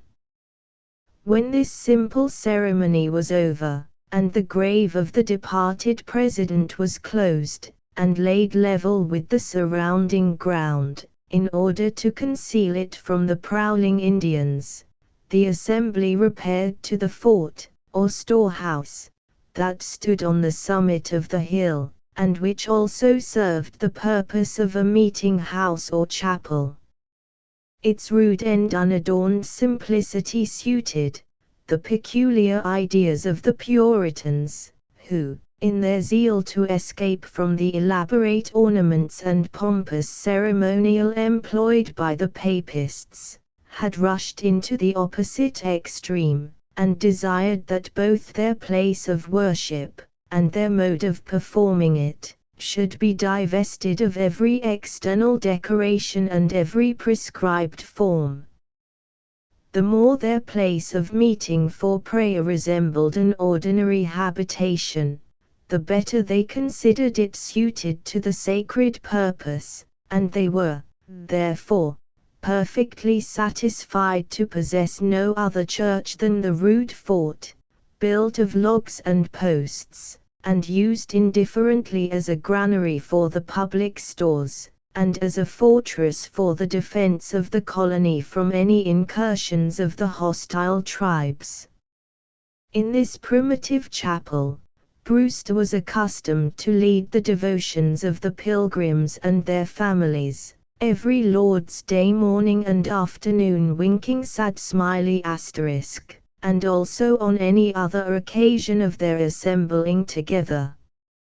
But as they were in continual expectation of the arrival of the venerated John Robinson, to resume his office of regular pastor of the flock, they had not taken any measures to gratify their ardent desire of hearing the blessed sermon 3 times every Lord's Day, from some holy man entirely devoted to the service of God. The addresses occasionally delivered to the congregation by Brewster, or by any other of the ruling elders who might preside at a meeting, were called discourses, not sermons, and the interpretation of certain portions of Scripture, which was sometimes undertaken by any member of the congregation who felt equal to it, was called prophesying. These were the only modes of spiritual instruction employed by the first settlers, until they procured clergymen from England, or appointed ministers from among their own elders, and these means were highly valued by the settlers, who had abandoned home, and kindred, and the comforts of civilized life, for no other motive than to secure to themselves the privilege of worshipping God according to their own ideas of what was good and profitable to their souls. The talents and the elevated piety of William Brewster rendered him both a very valuable teacher, and also, in the eyes of the Puritans, an efficient substitute for their expected pastor. Footnote: the Puritans never used the names Sunday or Sabbath. They objected is the first as savoring of paganism and to the second as pertaining to Judaism, and yet they enforced the observance of the Christians' day of rest with almost Mosaic strictness. On the present mournful occasion he addressed the congregation, in a very impressive manner, on the heavy loss they had sustained in the death of their valued president, and exhorted them to remember and to imitate his piety, his charity, and his exemplary patience and self-denial, under the trying circumstances that had marked the period of his brief government. These circumstances had become less painful, it is true, since their friendly intercourse with the Wampanoags, and the genial change in the weather, but still the trials of the Pilgrims were by no means over, and their need of faith in the good providence of God, and of persevering resolution in the path which they had chosen for themselves, remained as great as ever. Deeply was the loss of their first president felt by the colony, for every individual mourned him as a private friend, as well as a wise and benevolent ruler. But the blow fell with more crushing power on her who had shared his checkered life of joy and sorrow for many years in Europe, and had accompanied him into exile, with the devoted feeling that his presence would make the wilderness a home. His sudden removal, and the cheerless blank that succeeded, were more than the strength of his afflicted widow could endure, and in 6 weeks she followed him the grave. From that time, it appeared as if the severity of the scourge that had ravaged the infant settlement was exhausted, for scarcely any more deaths occurred during that year, and many who had hitherto suffered from the effects of disease, regained their usual strength, and lived to a remarkably advanced age. William Bradford was the individual selected by the community to fill the arduous and responsible office that had been held so few months by Carver, and the choice was a most judicious one, for he was a man well suited to be the leader of a colony exposed to the peculiar difficulties that surrounded the Puritan exiles. His uncommon sagacity and penetration of character, and his undaunted resolution in times of danger, caused him to be regarded as the very prop and support of the settlement, and his worth was so generally acknowledged, and so highly appreciated, that he continued to be annually elected governor for 12 succeeding years, and never did he disappoint the confidence thus reposed in him. His treatment of the Indians was one point on which he showed both the correctness of his judgment, and the right feelings of his heart. He ever acted towards them with true Christian benevolence and equity, and, at the same, he preserved that authority and superiority over them which were necessary to the safety and well-being of the colony, and he also carefully kept from them those European weapons, the possession of which might render them dangerous to the settlers, and aggravate the frequent hostilities among their own rival tribes. Unhappily, A different course was afterwards pursued by the leaders of the colony of Massachusetts, and the evil consequences of such short-sighted policy were soon but too apparent, and tended to involve not only the new settlers, but also the original colony of New Plymouth, in quarrels and disturbances with the natives. This, however, did not occur for some time after the period of which we are now speaking, and, for the present, Bradford succeeded in maintaining the best possible relations with the already friendly Wampanoags. William Bradford had been originally brought up as a husbandman, and although he had abandoned this calling to devote himself to the study of the Scriptures, and the writings of the Fathers, for which purpose he had acquired the Latin, Greek, and Hebrew languages, he still retained such a knowledge of agriculture as proved extremely useful to him as the leader of a young colony, whose support was to be mainly derived from the land of which they had taken possession. He also spoke French and Dutch fluently, and the diary and letters that he has left to posterity show him to have been both a well-informed and a truly pious man. When the Puritans left Amsterdam under their pastor, John Robinson, and settled at Leyden, Bradford was scarcely 20 years of age. He there learned the art of dyeing silk, in order to support himself while he pursued his theological studies, and also performed the part of historian to the community of which he had become a member, and he remained with the congregation during all the years of their residence in Holland, and attached himself with the most affectionate reverence to their generally beloved and respected minister.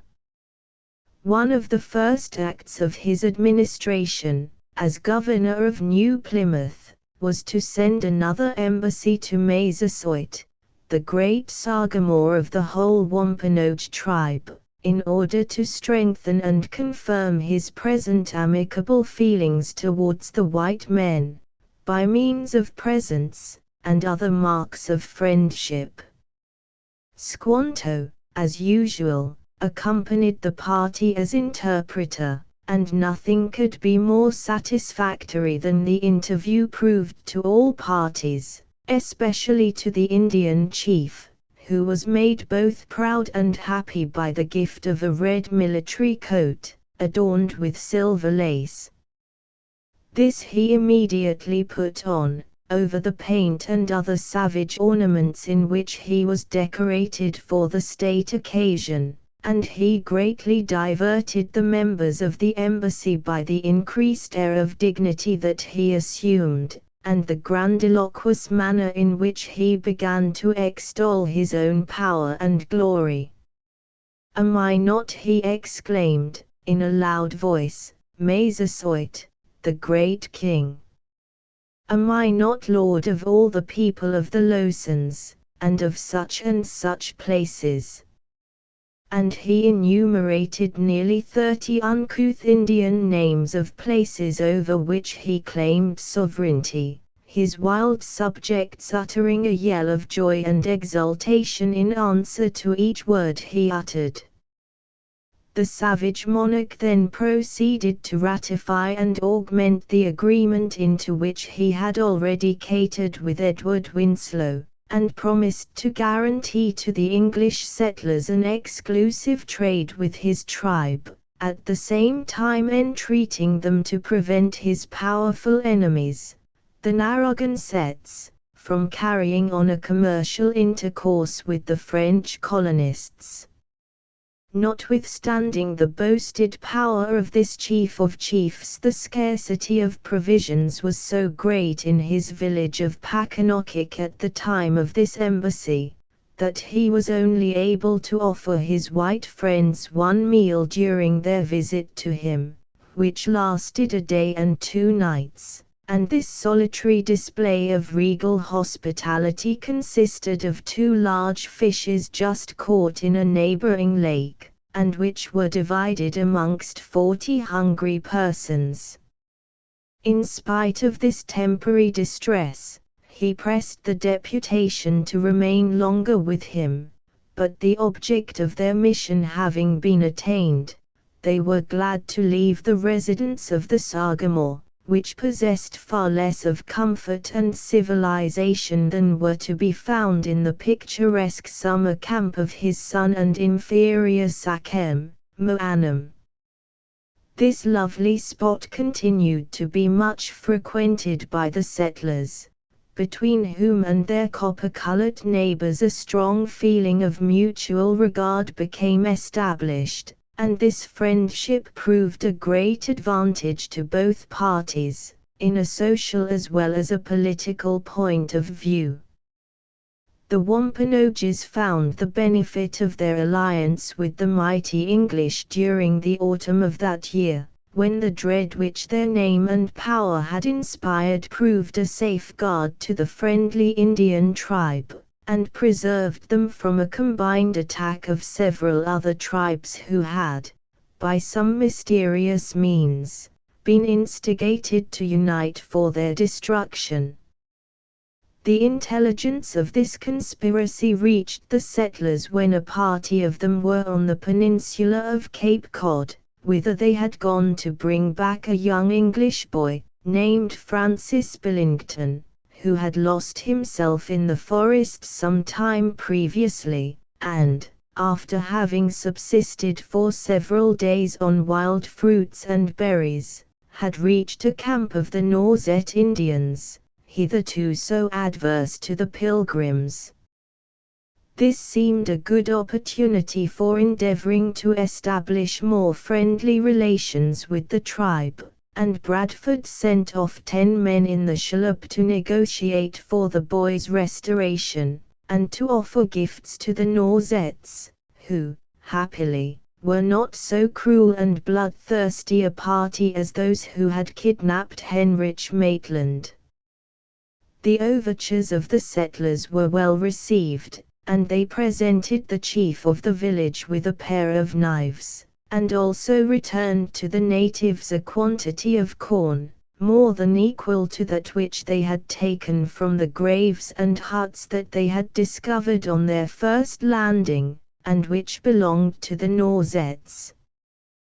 This act of justice gained for the settlers the esteem and confidence of the Indians, and as these original possessors of the soil did not dispute the title of the newcomers to the portion of the American soil on which they had established themselves, they considered henceforth that their claim was valid, and that they could stand before the natives on terms of equality. The lost child was safely restored to Rodolphe, who, as usual, shared the conduct of the expedition with Edward Winslow. The joy and gratitude of the boy's father, at being permitted to convey him home uninjured, may be better imagined than described, and while Maitland sympathized in his feelings, he could not help sadly contrasting the fate of his own lost Heinrich with that of the more fortunate Francis Billington.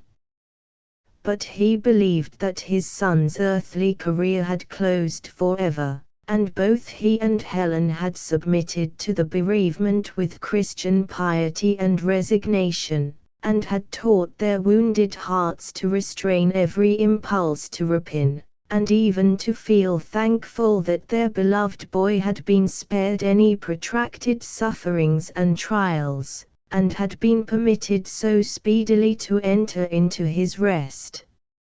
Had they known his actual latent condition, how much of painful anxiety would have mingled with the sorrow of separation, from which they were now exempt. The restoration of the little wanderer having been effected, and a good understanding having been established with the Nausets of Cape Cod, the negotiating party lost no time in returning to New Plymouth, and communicating to Governor Bradford the intelligence of the conspiracy against Massasoit, to which allusion has already been made, and of which they had been informed by the Norzet Sachem. The news was startling to Bradford and to his council, who all felt the imperative necessity of using immediate efforts for the assistance of the friendly Wampanoags. They were impelled to this resolution, not only in consideration of the alliance that had been formed between themselves and the Sagamore Massasoit, but also from a conviction that the safety and welfare of the infant colony depended essentially upon their possessing the friendship and the protection of some powerful tribe, like the Wampanoags, whose numbers and warlike character caused them to be both feared and respected by their weaker neighbors. It could only be by a combination of several tribes that any important defeat of the Wampanoags could possibly be effected, and such a combination the Norzets declared they knew to have been already formed, though by what means, and with what motive, remained at present a mystery. The Indian interpreter, Squanto, was therefore sent off to Massasoit's residence at Loyams, in order to ascertain the grounds of the quarrel, and to effect, if possible, a reconciliation, without the necessity of the Pilgrims having recourse to arms in defense of their allies.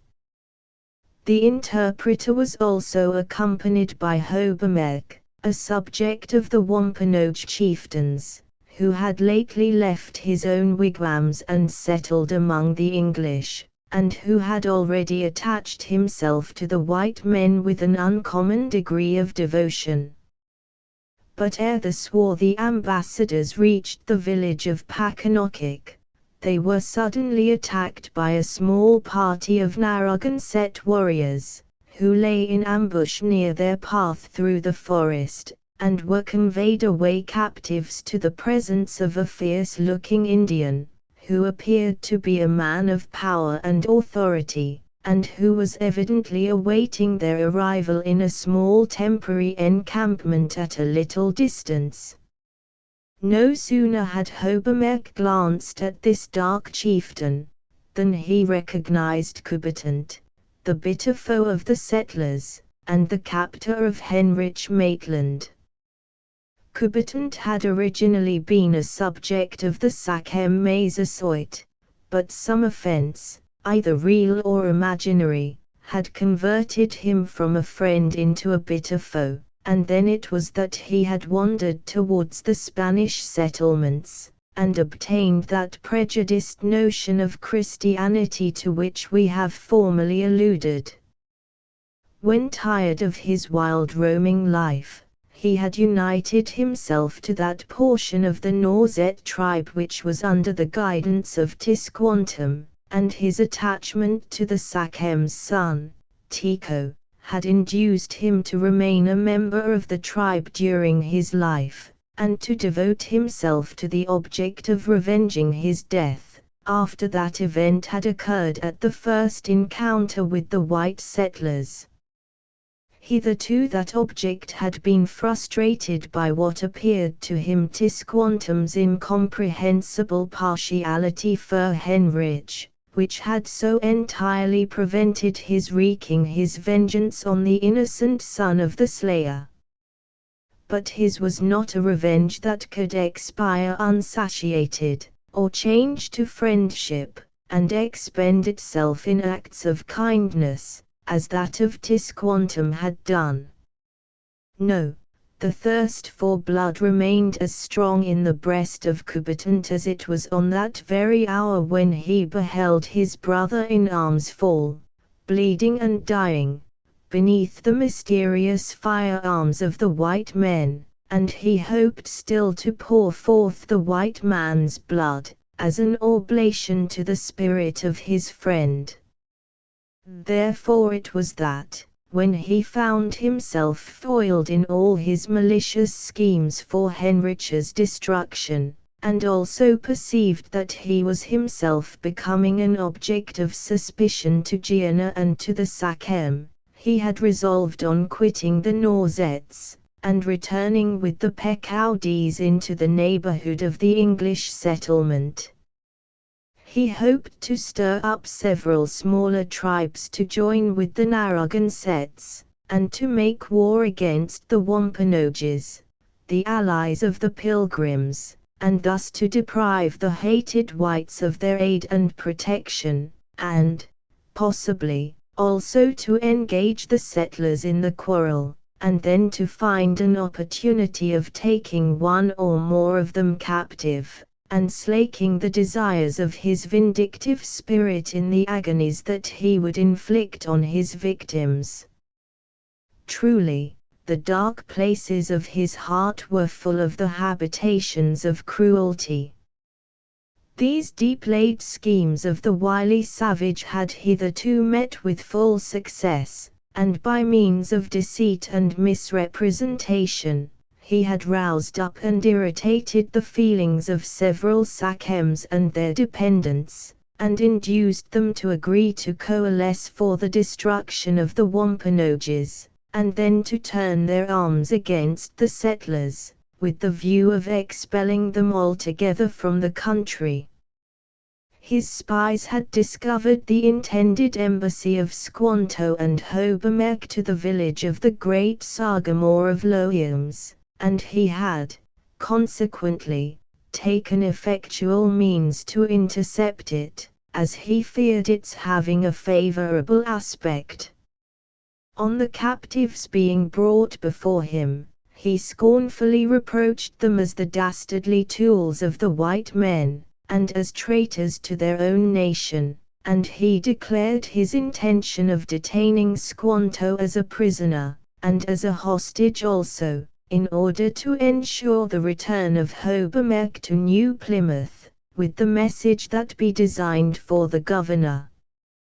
This message consisted of a threat, which Hobermeck well knew he would execute, that if, on being liberated, he proceeded to Packanock, instead of returning to the settlement, he would flay the unhappy Squanto alive, and send his skin and scalp to the white-hearted English, to show them that the red men scorned their interference, and knew how to punish it. Hobermeck departed, and reluctantly left his companion in the hands of the cruel combatant. But he had no power to liberate him, and his only hope of obtaining any effectual succor for him, was in hastening to New Plymouth, and persuading the governor to send a well-armed force to cut off the retreat of the Narragansetts and their leader, and attempt the rescue of their caked interpreter. Hobermeck was fleet of foot, and he rested not until he had arrived in Bradford's presence, and told him of the fate that had befallen Squanto. Weak as the colonists were, and sincerely desirous as they also felt to preserve peace with the natives, they yet deemed it incumbent on them to show the Indians that they would not tamely submit to any insult or injury. Captain Standish was, therefore, immediately dispatched with a body of 14 men, well armed and disciplined, who were at that time nearly all the men capable of bearing arms of whom the colony could boast. Led by Hobermeck, they rapidly traversed the forest, and came upon combatant's party soon after they had left their encampment. The Indian leader had anticipated, and desired, this result of his conduct, and his heart swelled with malignant joy when he beheld the hated Rodolph among the foremost of the assailants. Now he deemed the evil spirit whom he worshipped was about to repay him for all his abortive schemes and disappointed efforts, by throwing the very object of his vengeful hatred into his power.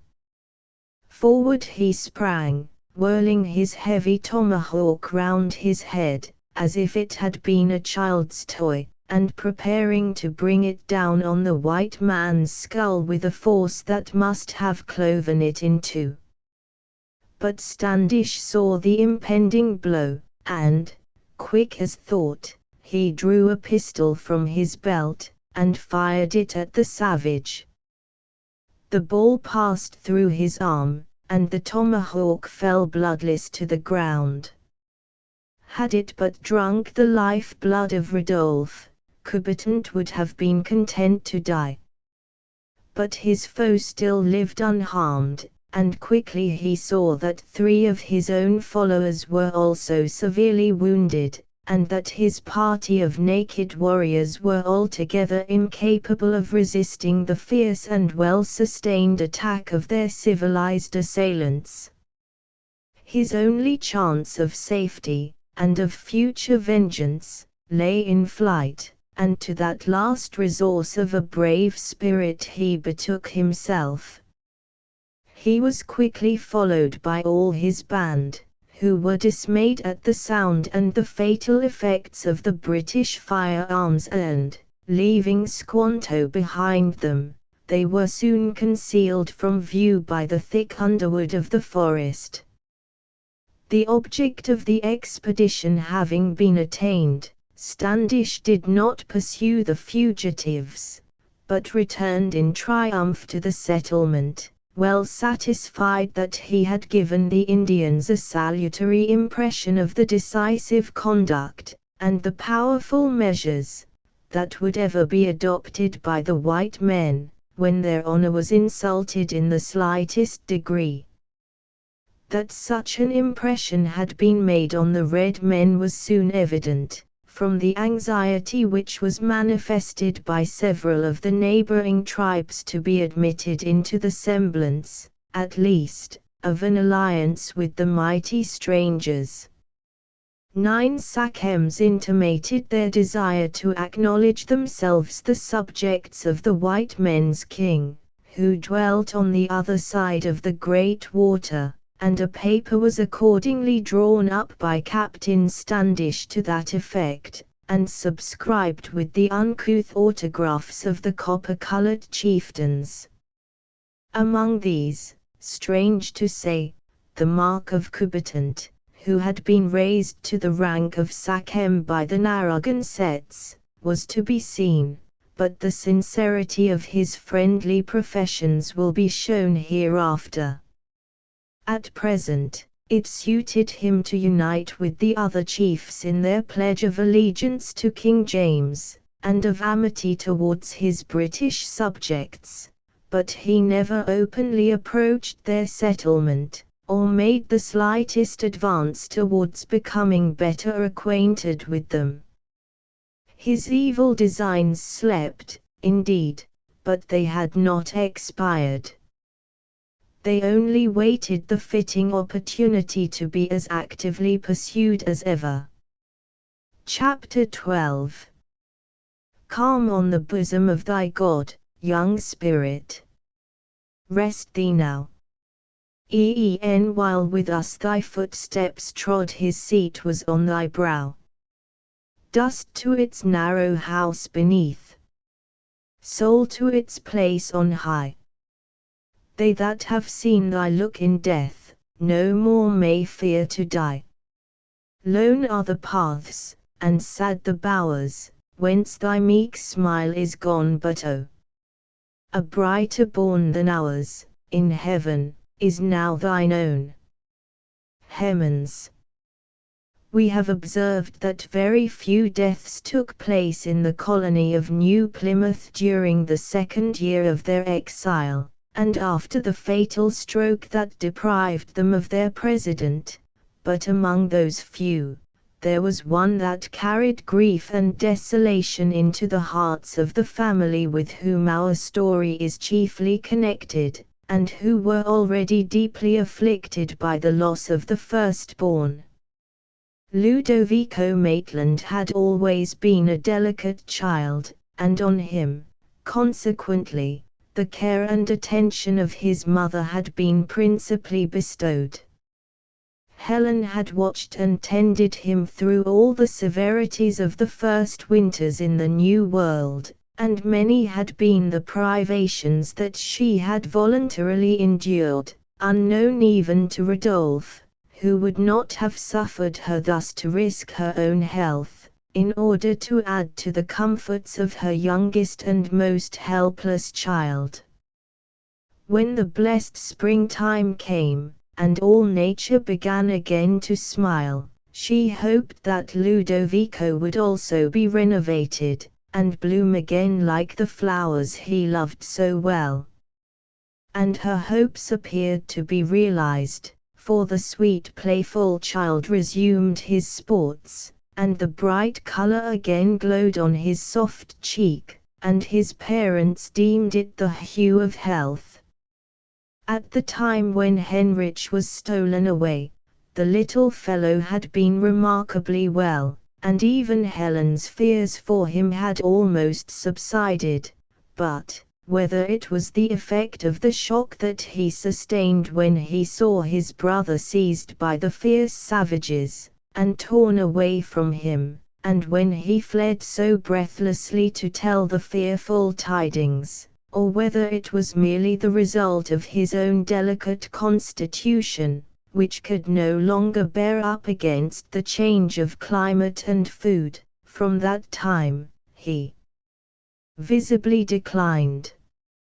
It is true he never complained, and his cheerful spirits were unaltered, but the watchful eye of affection could trace the insidious steps of disease in the changing color, and the too frequently brilliant eye. Since Edith had lost her constant friend and companion, Heinrich, she naturally devoted herself more to her younger brother, and little Ludovico became not only her lively playfellow, but also her intelligent pupil, and the occupation which she found in the care of the engaging child served to divert her mind from the first real grief she had ever known. Her mother's sorrow, though borne with the most perfect resignation, had greatly affected her health, and as she had entire confidence in Edith's steadiness, she was glad to leave the care of Ludovico principally to her, especially when she observed the good effect which the new responsibility had on her spirits. The two children were, therefore, left much to themselves, and, with their mother's sanction, they passed a great portion of their time at the camp of Moanum, where they were always most kindly received, and where they made rapid progress in acquiring the language, and also many of the useful and ingenious arts, of their swarthy friends.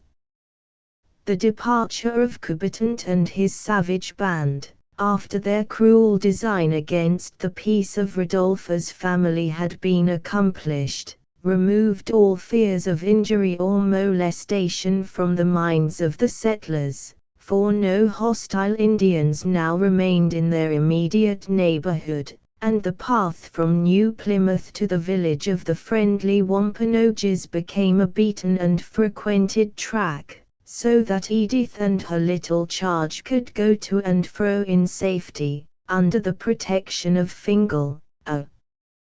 magnificent dog belonging to their father, and their constant companion and playfellow, and frequently they were accompanied, on their return to the British village, by the chieftain's wife, Apano, and her little boy, Napier, who was the darling of both Edith and Ludovico.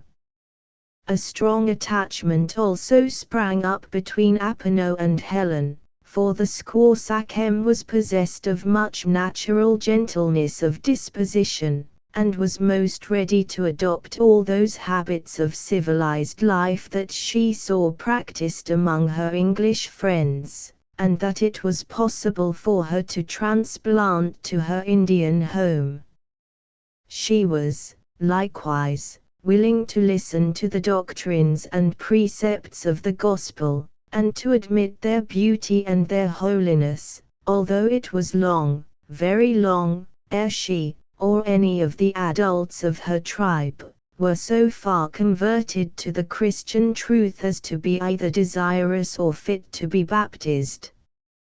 But there was no bigotry or opposition in the mind of Apollo, and she became a kind and sympathizing friend to Helen and to her children. Rodolphe was necessarily much engaged in agricultural occupations, and also in the business of the government, as he was one of the council who were appointed to assist the president, and to share the labors and responsibilities of his frequently very difficult office.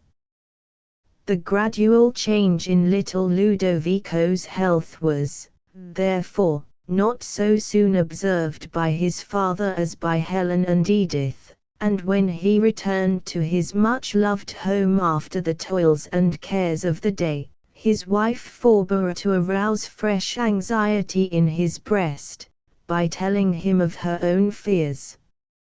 On the contrary, she rejoiced to see the pleasure and animation that lighted up the sweet child's expressive countenance, as he ran to meet his father, and the happiness of both as they played under the wide-spreading trees that shaded their now luxuriant garden. At such times, while listening to Ludovico's ringing laugh, and watching his light footsteps as he chased his father and Edith from tree to tree, she flattered herself that all must be well with the joyous child, and that her apprehensions were unfounded. But, again, when the following day found him pale and exhausted, and all the more so for the excitement and exercise of the previous evening, these foreboding fears would return, and her heart would sink heavily at the prospect of the coming woe. The short summer of North America attained its height, and, as the heat increased, so did Ludovico's young life wane away, and his strength become daily less. Rudolph now saw, as plainly as his afflicted wife, that their only remaining son was soon to be taken from them, and he strove to arm both himself and her with the only power that could support them under such an aggravated calamity. He constantly led her to look only to him who gave and who also takes away, and without whom not a sparrow falleth to the ground, and to trust him even in the depth of sorrow, and he had the satisfaction of seeing her become more and more resigned, and more strong in faith to meet the coming trial. Slowly and gently it came, but it came at last, and though his parents and his sister had long given up all hope of retaining their loved Ludovico on earth, and had endeavored to resign him into the hands of his heavenly Father, yet, when the blow came, they felt it sudden, and found how little they were prepared for it. One warm summer evening the sweet child was carried by Rodolphe to Edith's bower, that he might look once more at the flowers he had helped to plant and to tend, and his soft eyes seemed to take a last farewell of every cherished object, and to follow the setting sun with a fixed gaze, that said those eyes would never see it set again.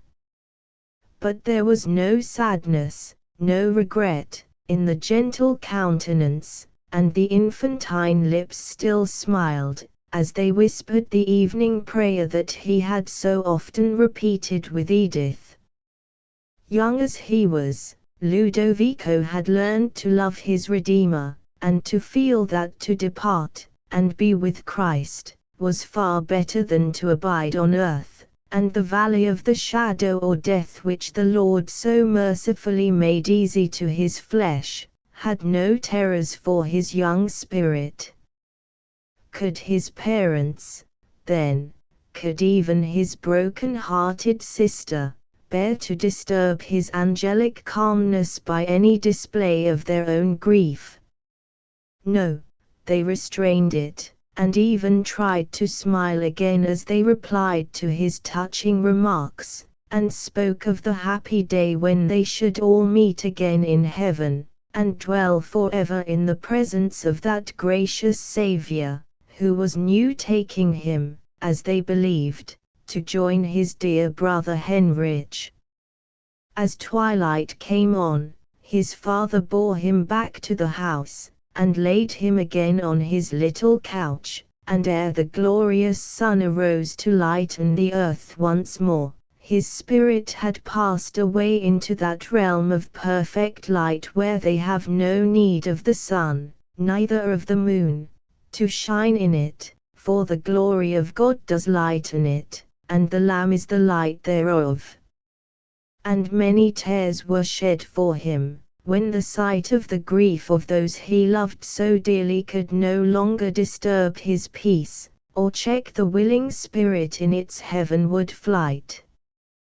The sorrows of the Maitlands, thus renewed and aggravated, excited the warmest sympathy throughout the colony, for they were universally respected and beloved, and their calm and pious resignation drew forth the admiration of the whole community of Puritans, who deemed any strong expressions of grief to be altogether unsuitable to Christians.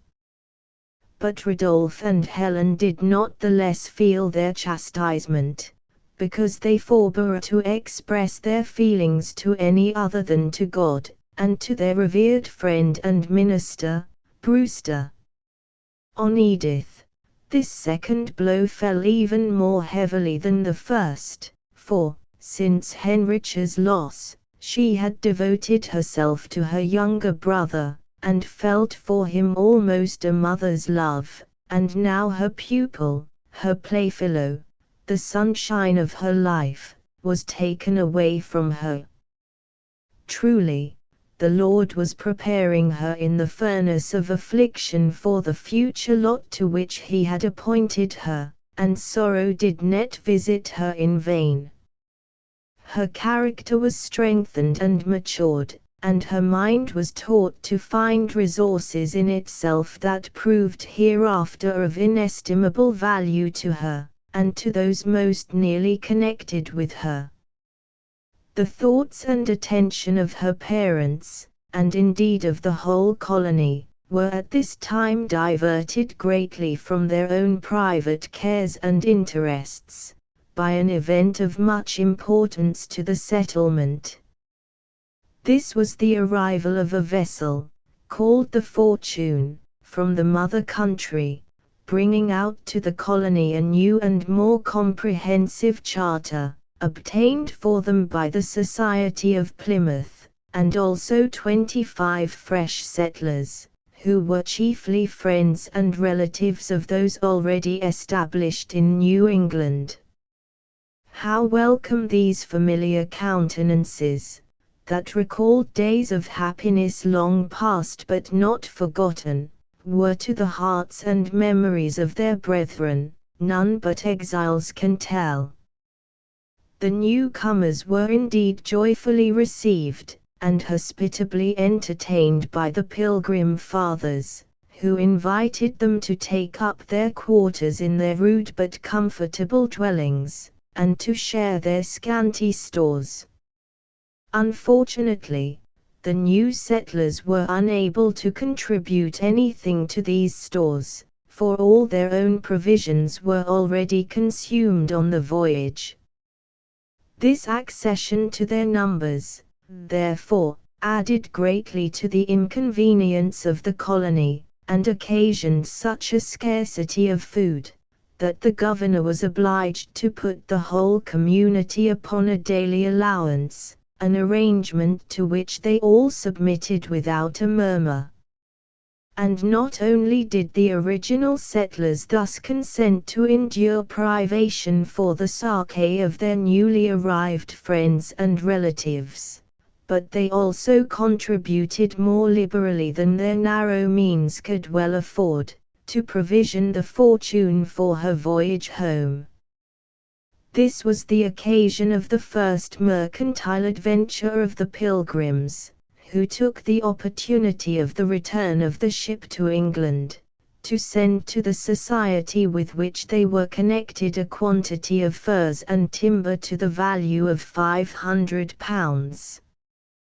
But success did not attend their speculation, for the vessel fell into the hands of the French, and all their hopes of profit were, for the present, blasted.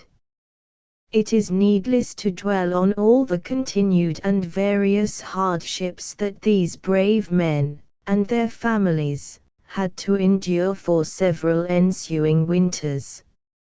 A few circumstances that more especially exemplify their manners and mode of life, will be sufficient for the purposes of our narrative, the course of which must necessarily be somewhat interrupted by these details. Some knowledge of the habits of the adventurers, and of the events that befell them at this early period of their history, is however needful for the illustration of the story, and they shall be briefly given, before we take up the thread of the narrative a few years subsequent to the period of which we are now speaking. For some time the friendly relations with the Wampanoags, which had been established by Carver and further cemented by Bradford, remained undisturbed, and no signs of hostility were shown by any other of the neighboring Indian tribes. This was probably owing, in a great degree, to the wholesome example of decided measures that had been given to the natives on the occasion of the capture of Hoboken and Squanto, and also to the efficient means of defense that were now adopted by the settlers. On their first arrival in New England, they had planted their guns on the hill which commanded the rising city of New Plymouth, and which afterwards received the name of the Burying Hill.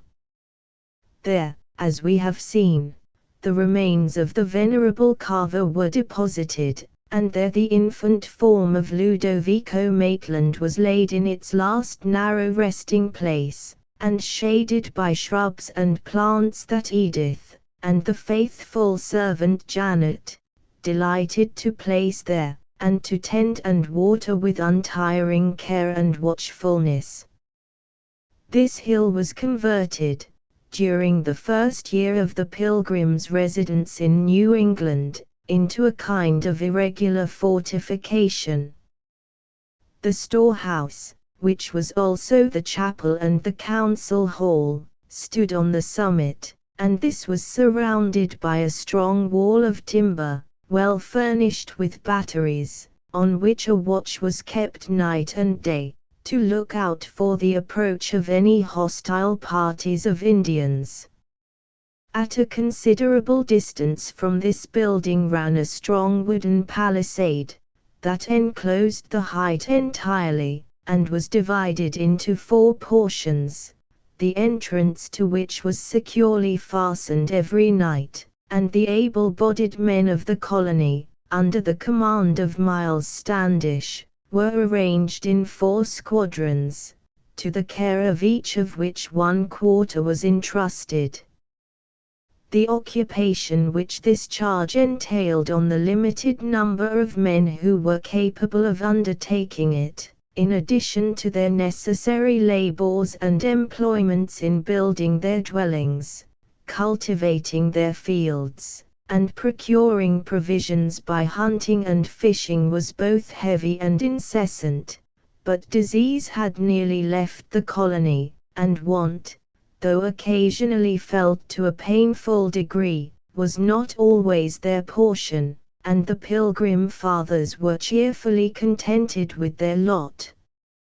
Still, it was a lot that involved much of hardship and personal privation, as a drawback to the liberty, both religious and political, that had been obtained by emigration.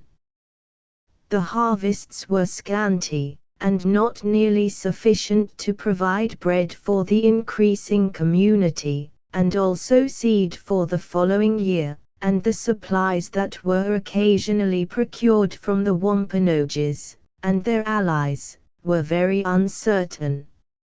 At one time, every species of grain became so scarce that the settlers had recourse to pig nuts as a substitute for bread, and the last pint of corn that remained to the colony, after the fields were sown, was counted out among the whole community, when 5 grains fell to the share of each person, and these were looked upon as a rare treat, and eaten as a particular dainty. Cattle were, as yet, unknown in the colony, and their chief subsistence consisted of game, wild fowl, and fish, of which the supply was frequently both scanty and precarious. Often we are told in the diary of the Governor Bradford, "We do not know in the evening where we shall get a meal next morning, but yet we bear our want with joy, and trust in Providence." And strong, indeed, must have been the faith and patience of these Pilgrim Fathers, which sustained their spirits amidst such long-continued trials, and enabled them to meet and overcome such complicated difficulties without hesitation and without a murmur. At one period their only food was fish, and occasionally merely shellfish, but never was this miserable fare partaken of by the emigrants, who assembled to receive their respective portions, without a blessing being asked, and thanks being offered by the pious Brewster, who, with a spirit of gratitude too often unknown to those who revel in abundance, praised God for having permitted them to suck out of the fullness of the sea, and for the treasures sunk in the sand. While such an example of holy trust, and patient submission to the will of God, was set by the leading men of this suffering colony, men who were both loved and respected, not a complaining word was uttered by the rest. All felt that they were bound to emulate the faith and piety of their high-souled governor, and their venerated elder. And, truly, they had need of every motive, and of every aid, both human and divine, that could keep their souls in peace, when actual famine at length stared them in the face. The second winter had been endured, and, in spite of cold and privation, the health of the colony had improved, and spring again brought brighter hopes, and better prospects of the summer's harvest. But before the grain was well grown up, a drought came on, that threatened the utter destruction of the crops. For 6 long weeks not one drop of rain fell on the thirsty land. The sky was as brass to the fainting emigrants, and the earth was as iron to them. Yet these men of God did not despair. They were accustomed to regard every dispensation of providence, whether prosperous or afflictive, either as a special blessing from the hand of God, to support and encourage his believing people, or as a fatherly chastisement, to punish their iniquities, and excite them to greater piety and watchfulness. It pleased God, said Edward Winslow, in speaking of this infliction, to send a great dearth for our further punishment.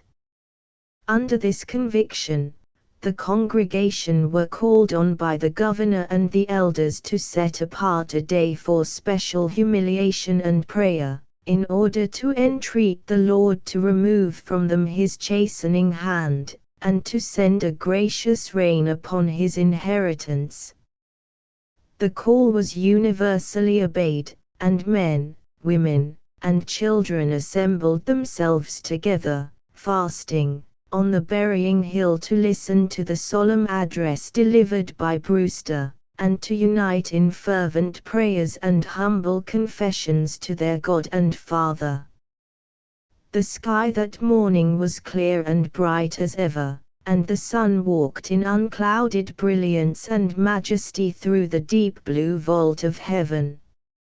For 8 hours, the devotions of the assembly continued almost without interruption, and it seemed as if none regarded, neither was there any that answered. But as the sun was sinking towards the western horizon, a cloud, as it were a man's hand, was seen to rise as if to meet the glowing orb, and, ere he sank, his rays were obscured by a heavy bank of clouds. Joy and gratitude now filled the breasts of the suppliants, and the dim and anxious eye of many a mother, who had watched the declining forms of her little ones in silent anguish, was lighted up with hope, and glistened with a tear of thankfulness. Such, indeed, had been the sufferings of the younger children, although the greatest sacrifices had been made by their parents in order to provide them with the food so necessary to their existence, that Helen had frequently poured forth her heartfelt thanksgivings to her Heavenly Father, that he had seen fit to remove her gentle and idolized Ludovico from a scene of so much distress, and had called him away to a land where want, as well as sorrow, is unknown, in a manner, and at a time, which allowed her to ensure his ease and comfort to the last. To have seen her darling pine for food, which she could not procure for him, to have watched that fondly cherished child sinking into his grave from the actual want of proper nourishment, and to know that in the land they had abandoned all that was needed to prolong his precious life was teeming in profusion, would, she weakly thought, have been more than her faith could have endured. But Helen erred in that doubting thought. She was a Christian, and had her Lord and Saviour seen fit thus to try her, he would also have given her grace to meet the trial as a Christian, for his promise to each one of his people is sure, as thy day is, so shall thy strength be. Edith, her only remaining child, was strong and energetic in mind and body, and she was no burden to her mother. Cheerfully she had borne her share of privation, and, uncomplainingly, she had assisted Helen and Janet in seeking for roots and berries hour after hour in the forest, when no other food was to be obtained.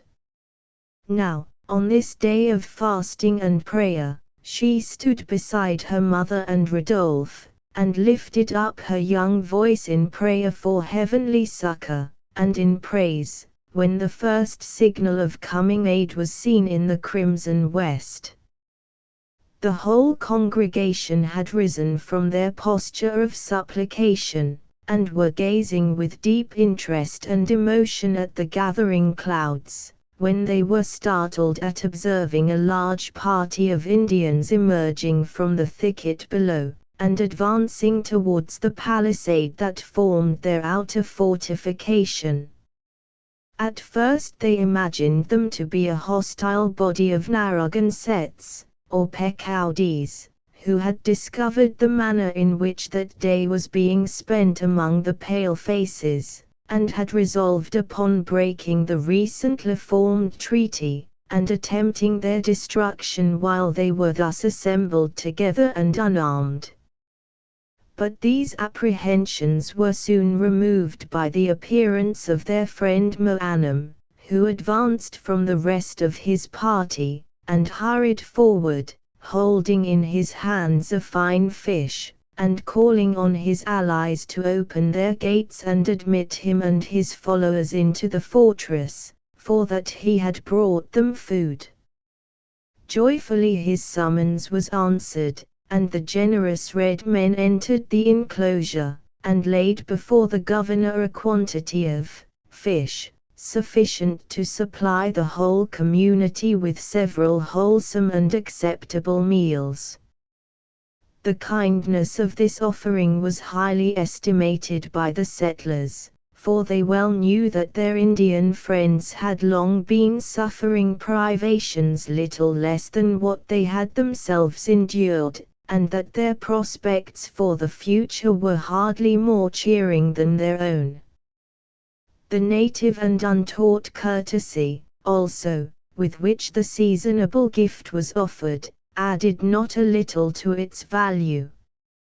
"Behold," said Moanam to the president, when he and his attendants had placed the fresh spoils of their lake in order before him, "behold what the good Manito has given to his children in their day of distress." And the red men could not eat and be in plenty, while they knew that the faces of their white brethren were pale with want, and their little children were crying for food. "Take this, my brother, and let the hearts of your people be glad, and bless Manito while they eat. I and my young men will return to the supper that our squaws are preparing." "We do bless Manito, who is the god and father both of the red and white men," replied Bradford with solemnity, for he was deeply impressed by the pious feelings of the Sachem, and touched by his considerate kindness. "We do bless Manito, and we bless you also, our faithful and generous friends, who have thus so promptly shared with us the produce of your labors, instead of reserving it for your own future wants. But here is enough for you and us, and you and your young men must abide tonight in our village, and partake with us of the abundance that you have provided. We leave the future in the bountiful hands of him who has thus made you his instruments to provide for us a table in the wilderness." "We will remain," said Moanam, "and tomorrow some of your people shall go with us to our lakes, and fish in our canoes. The clouds are rising, and we shall, perhaps, have even better success than we have met with today.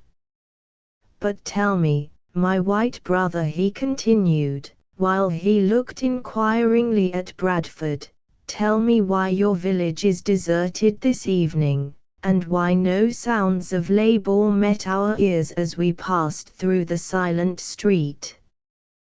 This is not the white men's day of rest, and the white men do not leave their work to sleep or dance, as the red men too often do. Why, then, are you and your people, even your squaws and your little ones, assembled here today, and what caused that joyful song that died away as we came to the foothill?" "We have spent the day in fasting and prayer," replied the president. "We know that our great Father has sent this long drought upon us, to chasten us for our sins, and we have met to humble ourselves before him, and implore him to send us the fruitful showers from heaven, before our crops are altogether withered in the ground. He alone can command the clouds to drop fatness, and when he sees that his punishment has done its appointed work, he surely will take it away. Even now, while we were making our prayers and supplications unto him, and confessing our sins, he has sent a token that he has heard our cry, and will grant our request. Look at those clouds that are rising over the western hills, and gradually spreading like a curtain across the sky. For 6 weary weeks those clouds have been withheld, and we have been humbled, and, at times, our faith has well nigh failed. But the faithfulness of our God never fails, and now we are confident that, ere long, his blessing will descend upon us." Moanam made no reply, but he gazed intently on the gathering clouds, and then looked searchingly into Bradford's fine expressive countenance, as if to be assured that he had heard and understood aright. Squanto stood beside him, and his aid had been several times required by both parties, in order to the carrying out the above discourse, and now the Sachem drew him aside, and conversed earnestly with him in a low voice. He was making him repeat, in his own tongue, the words of the white man, and Bradford heard him say to the interpreter, as he turned away to rejoin him, "Now we shall see whether the Great Spirit really hears the prayers of the white men." The President understood this remark, and fervently he lifted up his own heart to the Lord, and prayed that the hopes of his suffering and trusting people might now be fulfilled, not only for their own relief, but also that the minds of the dark heathen might be impressed, and that they might see and feel the power and the goodness of the Christians' covenant God.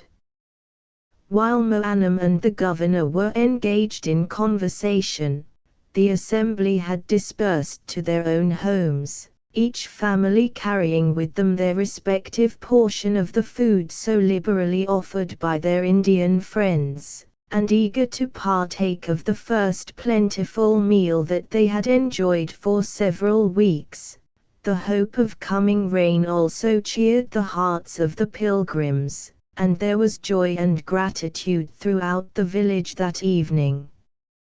The Sachem and his people were gladly received and entertained in the dwellings of the governor and principal inhabitants, and when Moanam lay down to rest, he long gazed through the opening in the wooden wall of the chamber that formed its only window, and watched the heavy clouds as they sped across the sky, and observed the face of the glimmering moon, that looked out so calmly and brightly between their dark moving masses. The soul of the Sachem was deeply impressed, and he thought of all that Bradford had said to him, and wondered whether the God of the white men was indeed the God of the Indians also. Chapter 13. It shall come to pass, that before they call, I will answer, and while they are yet speaking, I will hear. Isa. LXV, 24. Moanam awoke from his sleep soon after the dawn of day appeared.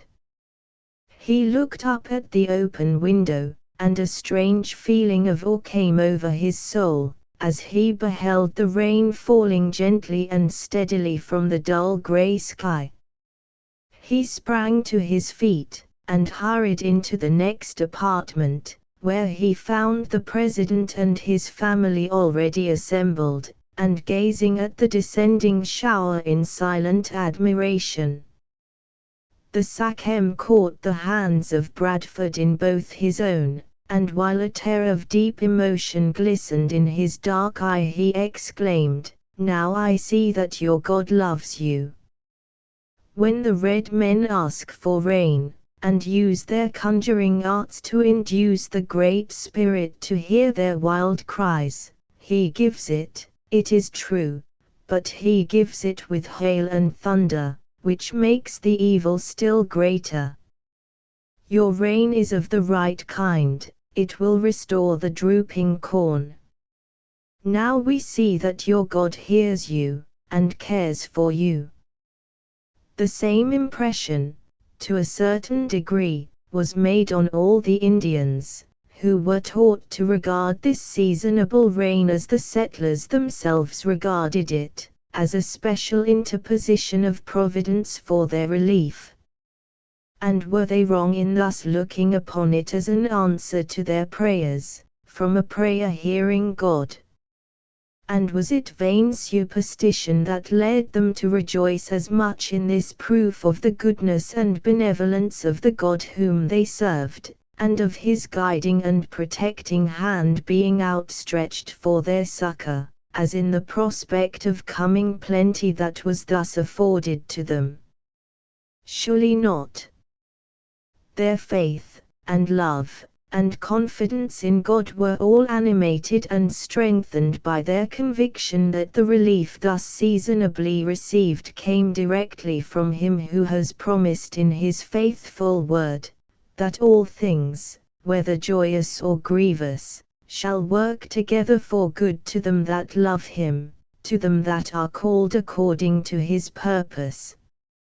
So deeply was Hobermec, the Wampanoag interpreter, impressed by this instance of the pious trust of his white friends in the providence of their God, and of the protection they enjoyed under his guidance and government, that he gave himself up to a serious consideration of their religion, and so sincere was his desire for spiritual knowledge, and so humble and teachable did he show himself, that, after a time, he was judged fit to be admitted into the pale of the Christian Church. He was baptized as the first fruits of the settlers' efforts to evangelize the heathen among whom they had cast their lot, and he lived a firm friend of the white men, and died, after residing many years among them, leaving a good hope that his soul went to rest.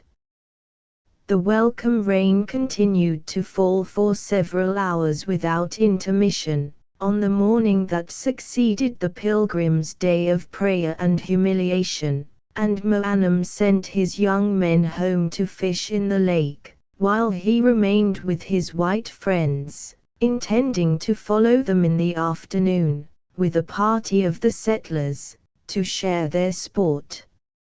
As the day advanced, the clouds broke, and warm sunshine, interrupted by frequent refreshing showers, succeeded to the settled rain of the morning. So favorable, altogether, was the change, that Winslow gratefully remarks, "It is difficult to say whether our withered corn, or our depressed spirits, were most refreshed and quickened.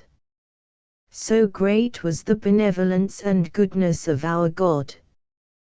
The Pilgrims had prayed for rain, and when their prayers were granted, they did not neglect the equally incumbent Christian duty of thanksgiving. Again the congregation ascended the burying hill, and again their united voices rose to heaven in prayers and songs of praise. Moanam formed one of the assembly, and he listened with deep and reverent attention to the devotions of his friends, frequently applying to Hobermec, who stood at his side, to explain to him the words and sentences that he did not comprehend.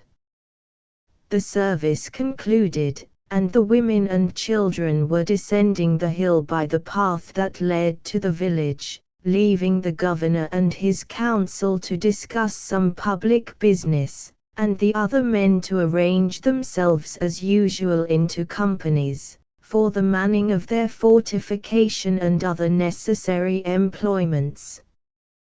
Just at that moment a native, attired in the costume and equipments of an Narragansett, was seen to approach the foot of the hill, bearing a bundle of strange appearance in his hands.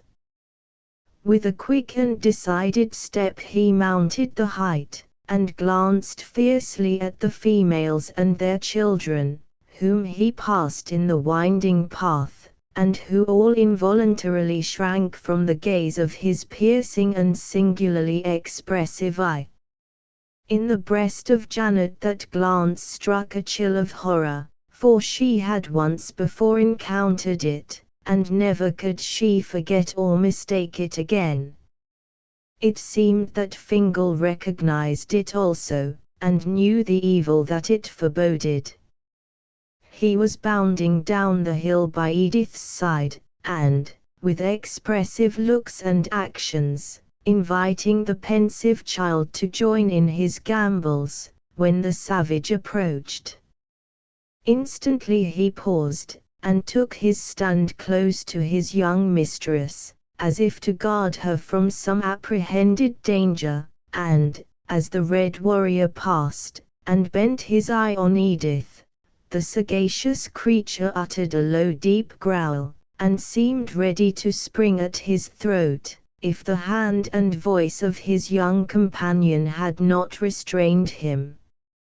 Fingal was a noble specimen of the St. Bernard breed of dogs, whose sagacity is such as frequently to appear like human reason, and his intelligence was not inferior to that of the best of his race.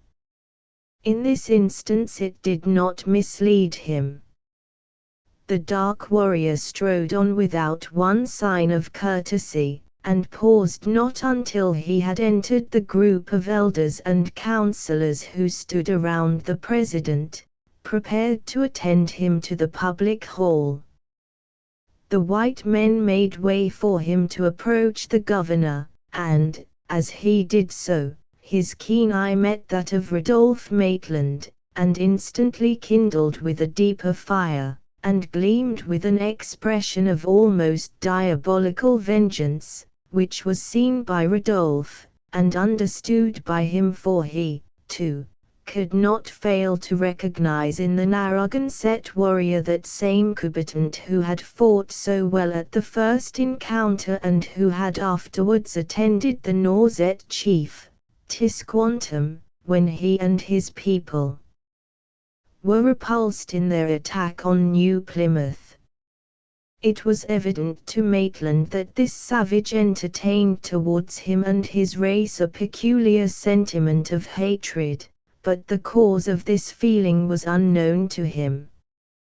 The idea, however, that Henrich's loss was in some way connected with this man, or that he could give him some information respecting the nature of his son's death, and the place where his remains had been deposited, came forcibly to his mind, and, regardless of the cold malignant gaze that combatant fixed on him, he hastily approached him, and exclaimed in the Indian tongue, "Surely you are the Nauset warrior whom I saw with the Sachem of that tribe. If so, you can tell me the fate of my son, the boy who was carried off, and, I fear, cruelly slain when Tisquantum and his people retired from these woods. Oh, tell me how my boy was murdered, and where his dear remains were laid." Rodolphe's fine countenance was lighted up with eager animation. A tear of fond regret and affection glistened in his eye, and he could have grasped the hand of the swarthy savage, and almost have blessed him, if he would have told him that his darling Henrich had died by a single blow, and that his body had been laid unmolested to rest. But combatant drew back, and with a smile of fierce mockery and infernal triumph, replied briefly, "Ha! You found his bloody coat then? May your heart's blood soon flow forth as his did, and may my eyes see your body equally mangled and defaced." At the same moment, he placed the bundle that he carried on the ground before the president, saying, "This comes from the chief of the Narragansetts," and, turning away, hastily descended the hill, and was lost to view among the trees of the skirting wood, before the council had time to resolve on the course they should pursue respecting his detention, or Rodolphe had recovered the shock that his cruel words had inflicted. The curiosity of the governor and his friends was now directed to the strange-looking package that lay on the ground. On examination, they found the envelope to be composed of a dried snakeskin, which was quickly opened, and disclosed several Indian arrows. Squanto gazed on these with a significant look, and on being questioned by Bradford as to the meaning of so singular an offering, he informed him that it was the native mode of declaring war. The well-known enmity of the Narragansetts towards the Wampanoags, the friends and allies of the settlers, rendered this hostile declaration no surprise to the governor and his council. But the fact of its being conveyed by Kubertant, who had so lately, in the character of a subordinate Narragansett chieftain, subscribed the written acknowledgment of King James's supremacy, excited no small astonishment. It was a source, also, of regret, as it proved how little dependence could be placed in the professions of the natives. To enter on a war with the numerous and powerful tribe of the Narragansetts was likewise far from being desirable in any point of view, for the Pilgrims were little prepared either to meet such formidable antagonists in the field, or to resist the continual attacks and aggressions that constitute the greatest share of Indian warfare. A consultation was therefore held as to the best method of replying to the challenge of the Narragansett Sachem, and it was finally determined that the most prudent and effectual course would be to show a resolute appearance, and give no cause to the natives to suppose that they dreaded their enmity. A bold acceptance of the challenge might, it was urged both by Squanto and Hobermec, strike terror into the savages, and deter them from prosecuting their present hostile intentions. Bradford, therefore, adopted the Indian method of communicating this reply by expressive signs, and, taking the arrows, which appeared to be poisoned, from the snakeskin, he placed some gunpowder and balls in the significant wrapper. He then inquired who among his trusty warriors would volunteer to take the packet to the dwelling of Cundincus, the chief of the Narragansetts. Several offered their services, and, among those, none was so eager to be employed as Rodolph Maitland. He felt an earnest desire to see and speak with Kubertant once more, and no fear of the personal risk that he might incur in the expedition could deter him from thus making another attempt to obtain some certain information respecting his lost son. Footnote, afterwards called by the settlers, Canonicus. Had the President known how much reason there was to fear that treachery might be exercised towards Maitland, he would surely not have suffered him thus to risk his valuable life. But he was ignorant of all the peculiar circumstances that had occurred to show that he was a special mark for the vengeance of Kubertant, and the confidence he felt in his courage and ability led him, on this occasion, as on many others, to select him as his ambassador. 2 companions were assigned to him, and Squanto was desired to attend the party as interpreter. When Helen heard that her husband was appointed to convey a reply to the warlike message of the dark savage whom she had met on the hill, and whose aspect had filled her with terror, she felt an involuntary dread, and gladly would she have dissuaded him from accepting the office of ambassador, which she knew not he had so earnestly solicited, had she not been well aware that all such attempts would be useless. Rodolph was not a man to shrink from any service that was required of him for the public good, and least of all from any service that involved danger and difficulty.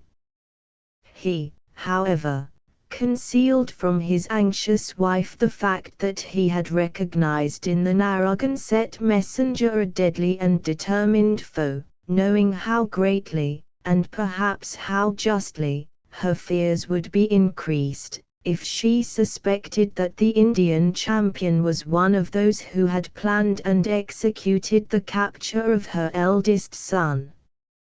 But Janet had, as we have seen, remembered the swarthy savage, and the scene with which his countenance was associated in her mind, and when she had an opportunity of speaking to her master in private, she implored him to resign the embassy into other hands, and not thus rashly to encounter a foe, whose public conduct had proved him to be unworthy of confidence, and whose expression of countenance betokened both cruelty and treachery.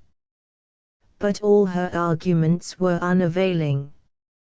Maitland had undertaken the charge of the expedition at his own request, and he would have felt himself dishonored in now declining it from any personal motives, even had he been, in the least degree, inclined to do so.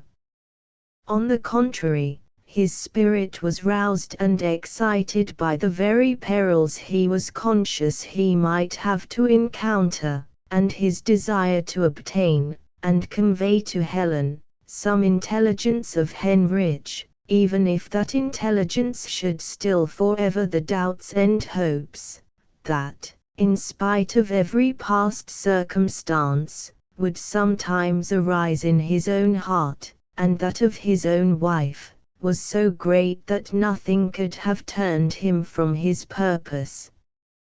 He, therefore, desired the faithful Janet to preserve the same silence on the subject of Coubertin that she had already so judiciously adopted towards her mistress, and assured her that he would neglect no precaution that might preserve him from the treacherous intentions of the Indian, should any such be actually entertained by him.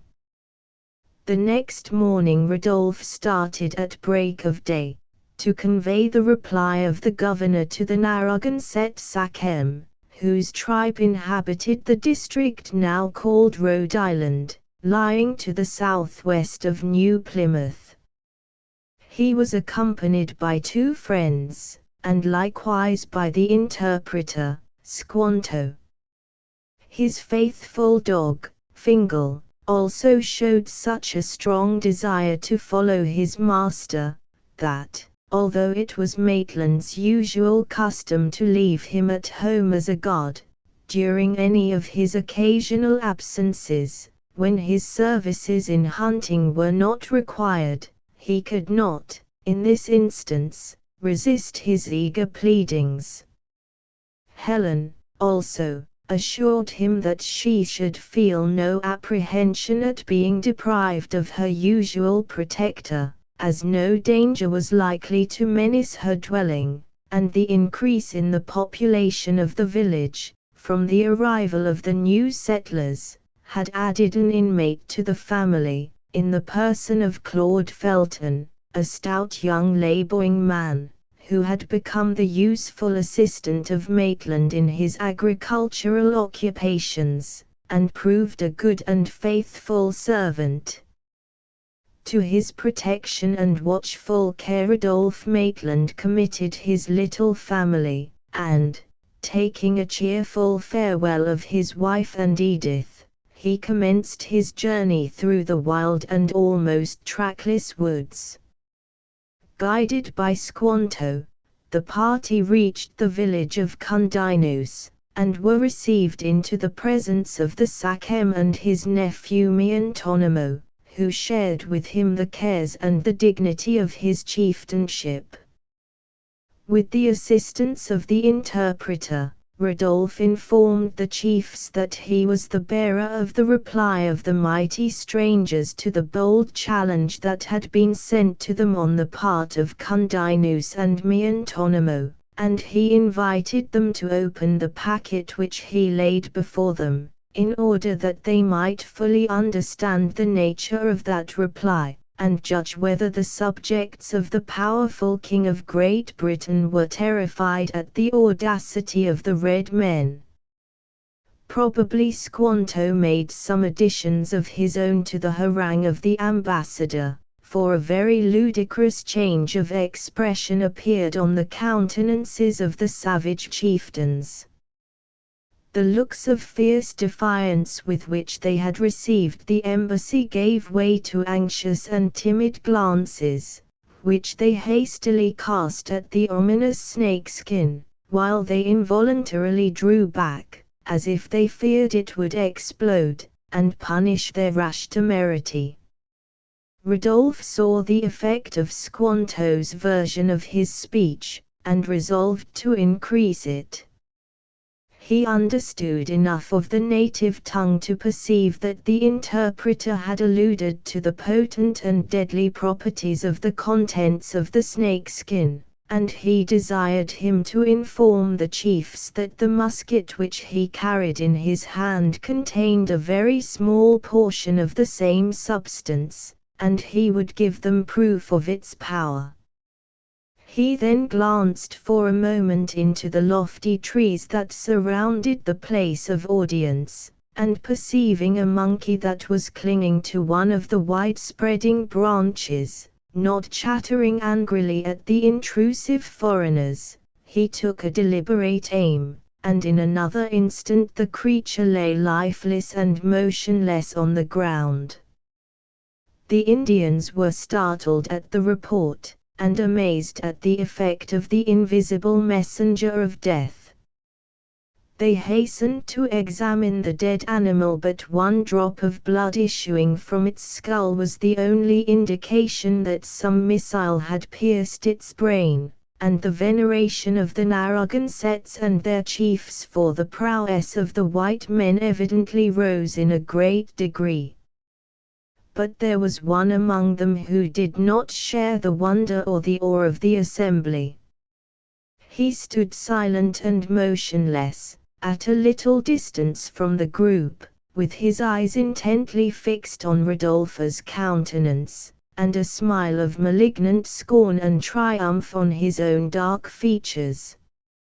His arms were folded across his scarred and painted breast, and his right hand grasped the handle of a long knife that was stuck into his deerskin belt.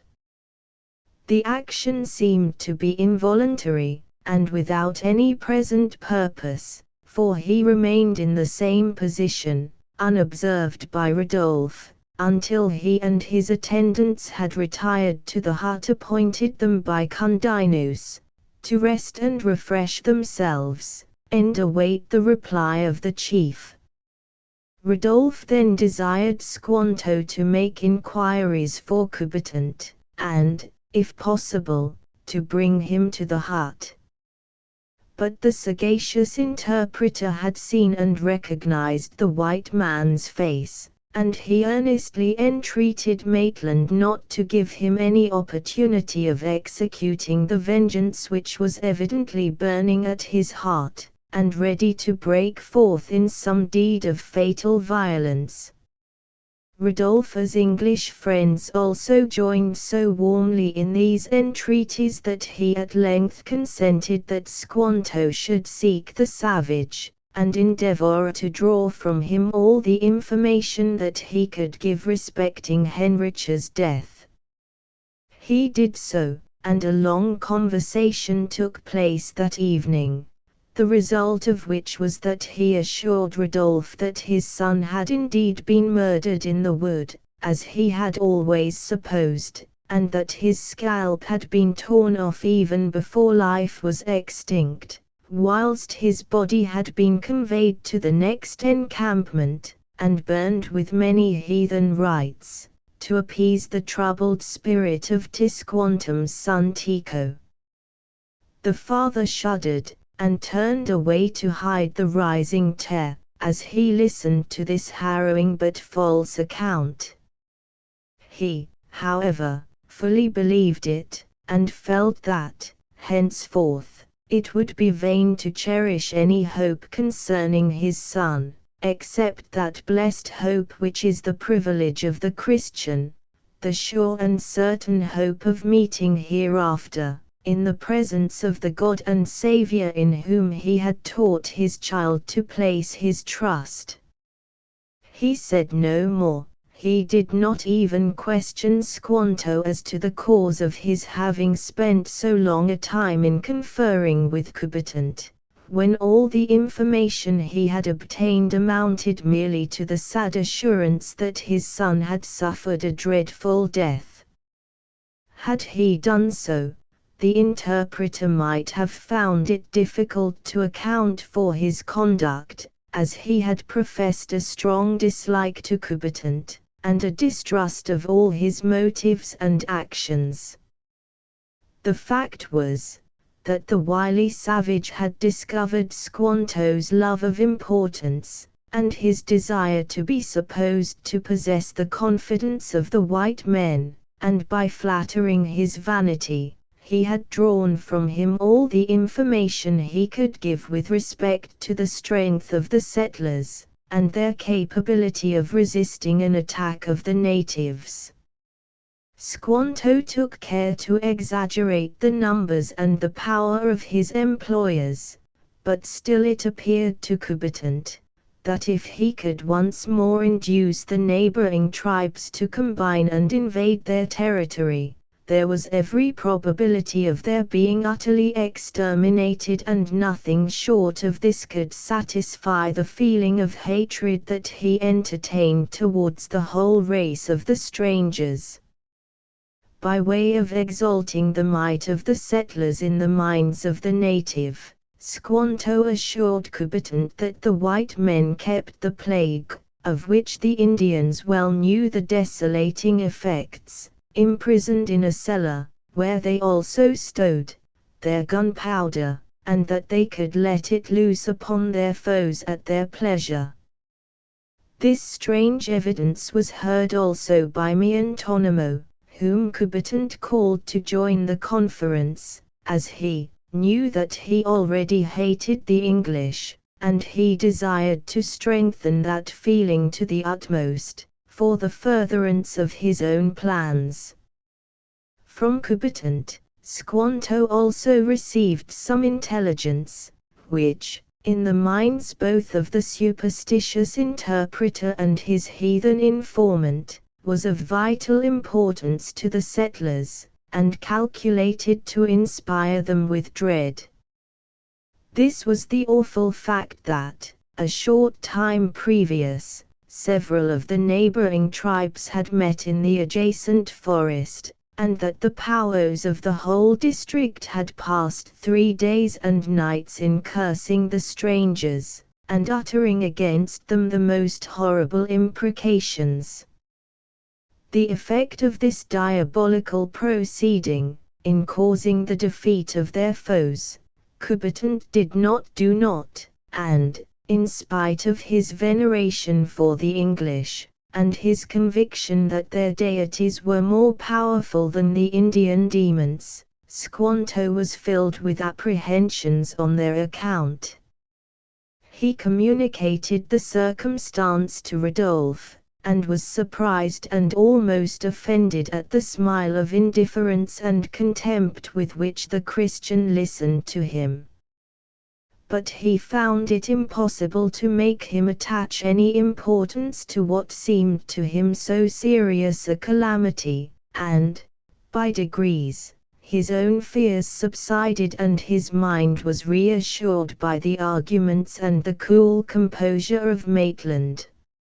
Rodolphe and his companions lay down to rest for the night in the Indian hut, across the entrance of which Squanto placed several strong boughs, and spread a cloak of deerskin over them. This was done ostensibly for the purpose of keeping out the cold night wind, but really to serve as a screen from the prying eyes of Coubertin, whose intentions he much mistrusted, and also as an obstacle to any attempt he might possibly make to violate the laws of honor and hospitality, by a secret attack on the person of the ambassador. Whether the savage actually meditated any such act of treachery, was not known, but if he approached the hut with a murderous purpose, he was probably deterred more by the fierce growlings of Fingal, who lay at the entrance, but scarcely slept that night, than by the barrier of boughs and deerskin. Several times were the party awakened by the trusty watchdog's angry bark, and once, when Rodolphe hastened to the entrance, and drew aside the curtain, he thought he could descry more than one retreating figure in the uncertain darkness. The continued uneasiness of Fingal prevented his master from again giving way to sleep until after day had dawned, when his faithful guard became tranquil, and he likewise sought the repose which he greatly needed before recommencing his fatiguing journey. Ere he set out on his homeward way, Rodolphe again repaired, with Squanto, to the presence of the chief, to demand his message to the British governor, and he was informed by Cundincus that he had already dispatched a messenger to restore the dreaded packet, and to deprecate the wrath of the pale-faced chieftain. This was all the ambassador could desire, and, taking a courteous leave of the Sachem, he and his attendants resumed their journey without further delay. For a considerable distance their path lay through the forest, and the underwood was so close and thick that the road consisted of a narrow track, scarcely wider than would admit of two persons passing one another along it, and only calculated for traveling in Indian file, which is so much practiced by the natives. In this manner our party proceeded, Rodolphe leading the way, and his attendants following singly, while Fingal, who seemed rejoiced to have left the village, bounded along at his master's side, ever and anon leaping up to express his joy by licking his face and hands. "Down, Fingal," said his master, kindly patting his favourite's head, and stroking his thick shaggy mane. "Down, my good fellow, your joy is too boisterous for this narrow, thorny path. You shall expend your superfluous strength and spirits on the plain yonder, for I think I detect some game scudding across the green meadow before us." Rodolphe paused to adjust his gun, and the sagacious dog ceased his wild demonstrations, and paused also until the task was completed. Then, as his master rose to proceed, he once more sprang up to his shoulder, and his intelligent eyes asked leave to dash through the covert, and drive out the expected game.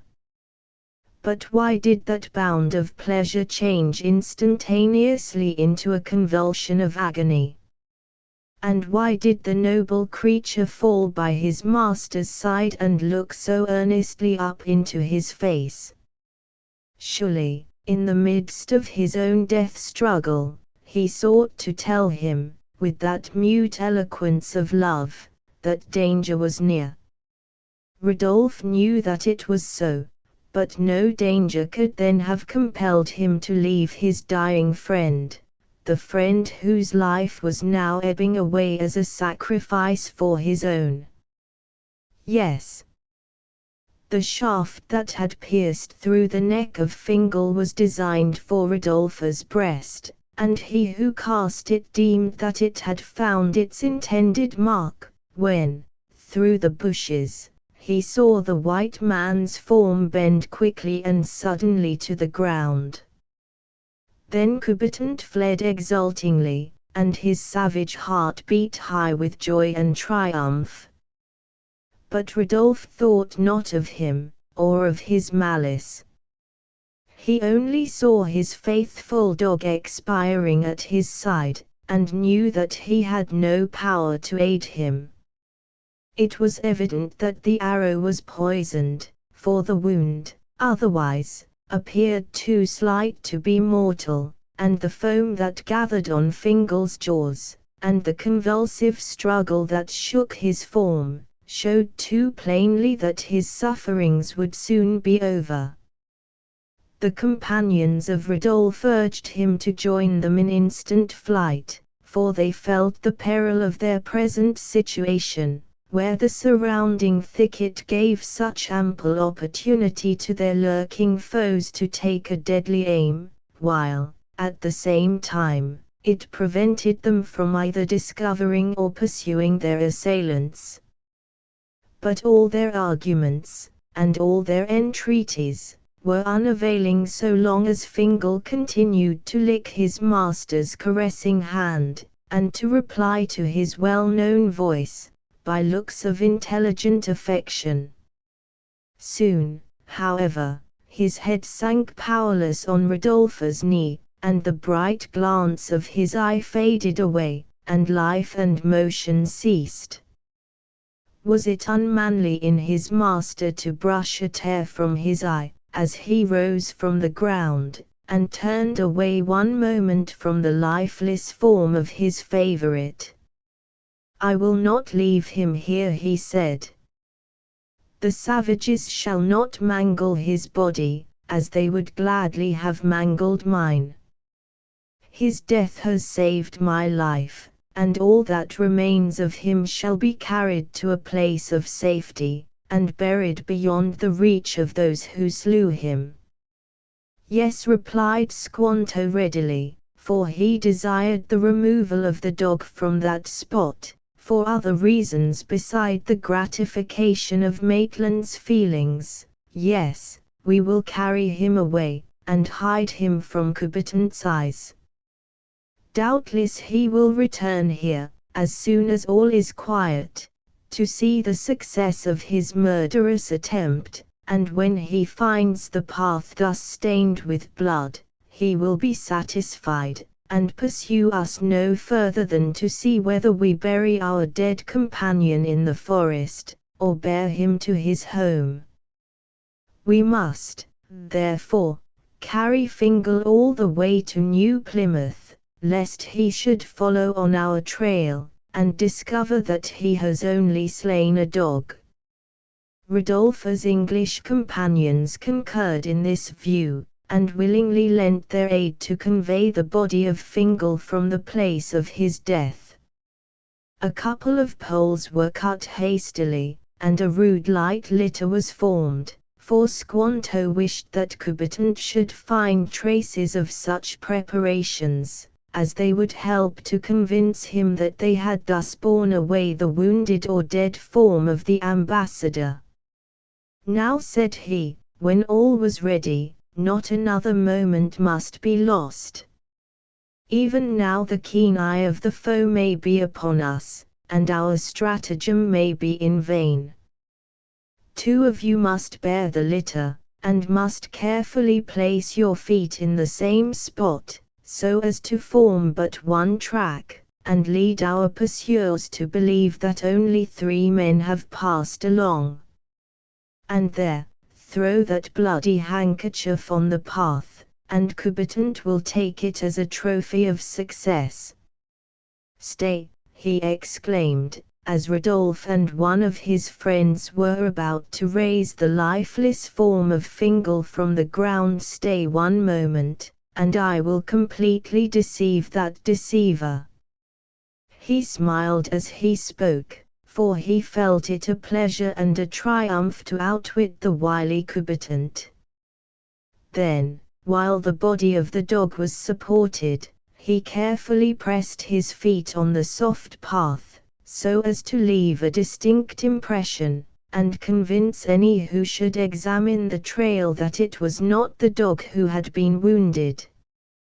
This cunning device he practiced again and again until they had passed through the wood, and entered the grassy meadow, where such precautions were no longer needed.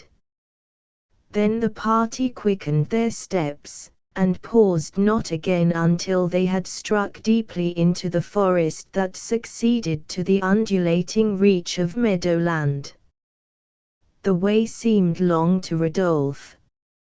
He desired to reach his cherished home, and yet he dreaded to return and sadden the heart of his little Edith with the story of Fingal's death, and the sight of the inanimate form of her last and much-loved playfellow. Had it not been for this catastrophe, he would have kept from his wife and child the knowledge of the cruel attempt that had been made on his life, as such knowledge could only distress them, and cause them needless anxiety and alarm in future. But the death of Fingal must be accounted for, and, let the consequence be what it might, it must be accounted for truly, and without prevarication. Therefore it was that Rodolphe dreaded meeting those whose presence was the joy and the sunlight of his life. He reached his home, and silently entered his blooming garden, and, with Squanto's assistance, laid the body of Fingal, now cold and stiff, beneath the venerable tree that shaded Edith's bower. Then he entered his dwelling, and found its inmates busily employed at their usual domestic occupations, and overjoyed at his sudden and unexpected arrival. But, in spite of his own pleasure, a shade of sadness and anxiety was on his brow, which he could not hide from the quick eye of Helen, and she eagerly inquired the cause. Sadly Rodolphe told his story, and joy and deep gratitude for the preservation of her beloved husband so filled and engrossed the heart of Helen, as, for a time, to overpower every feeling of regret for the loss of the faithful animal, who seemed to have been providentially directed to accompany his master, and save his life at the sacrifice of his own. But Edith keenly felt the loss she had sustained. She was thankful, very thankful, that her father had been restored to their home in safety, but she did not the less deplore the death of her dear companion, and, unable to restrain her tears, she hurried from the house, and ran to hide her grief in her lonely bower. For some time her parents did not perceive her absence, for they were occupied with their own feelings of pious gratitude, but presently Rodolphe remarked that she had left the room, and remembered where he had deposited the body of her favorite. He rose, and went towards the spot, accompanied by Helen, and tears of sorrowful sympathy arose in the eyes of both, as they beheld the desolate child lying on the ground by Fingal's side, with her arms around his neck, and her long waving hair hanging over his inanimate face, that had never before met her gaze without an answering look of intelligence and affection. Gently they raised her, and spoke to her words of love and comfort, but she long refused to be comforted.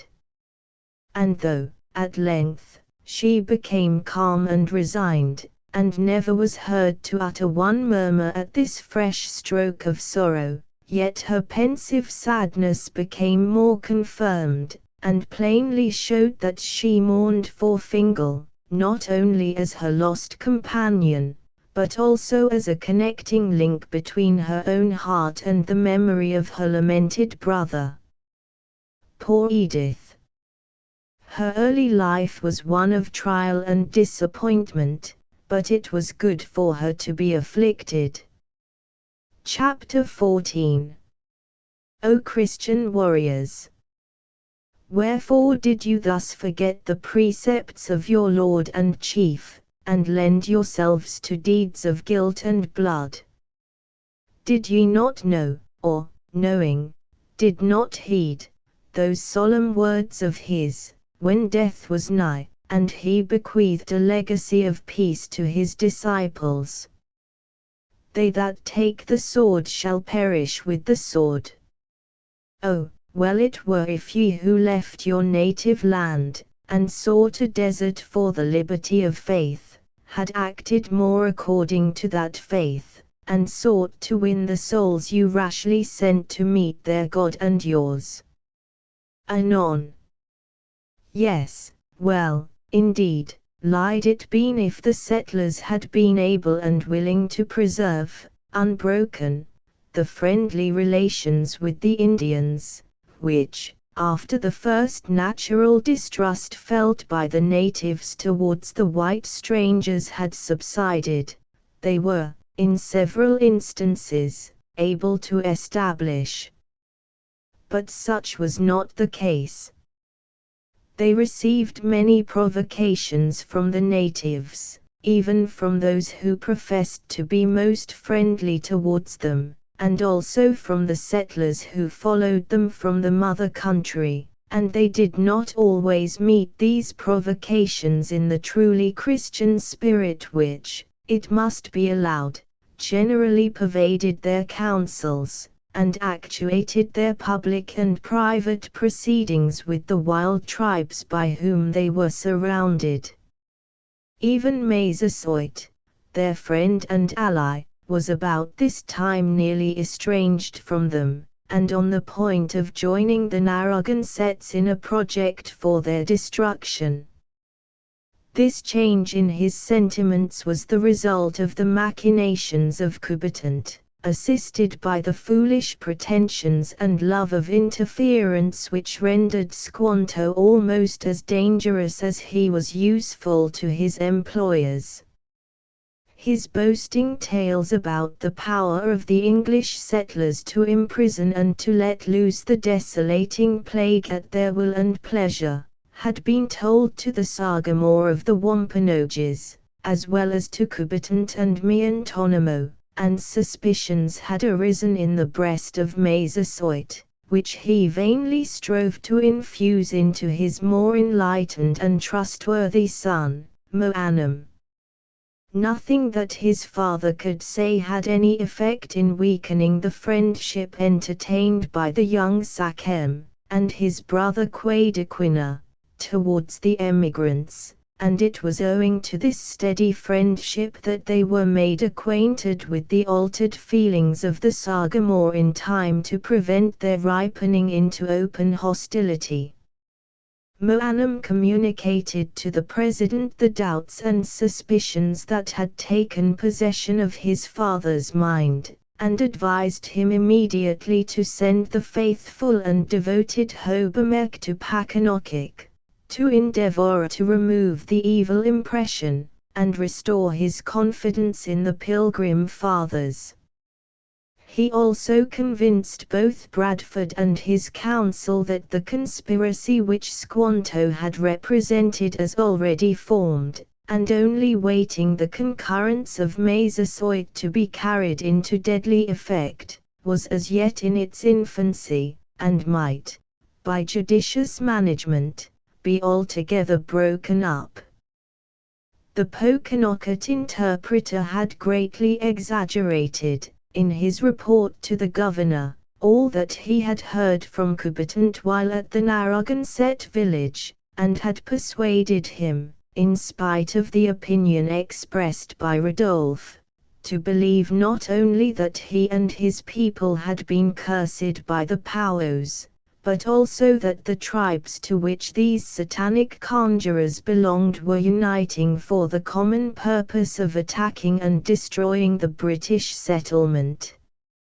All this was done by Squanto, with no serious intention of injuring his new friends, but from a vain desire to make himself important, and show the extent of his knowledge and sagacity.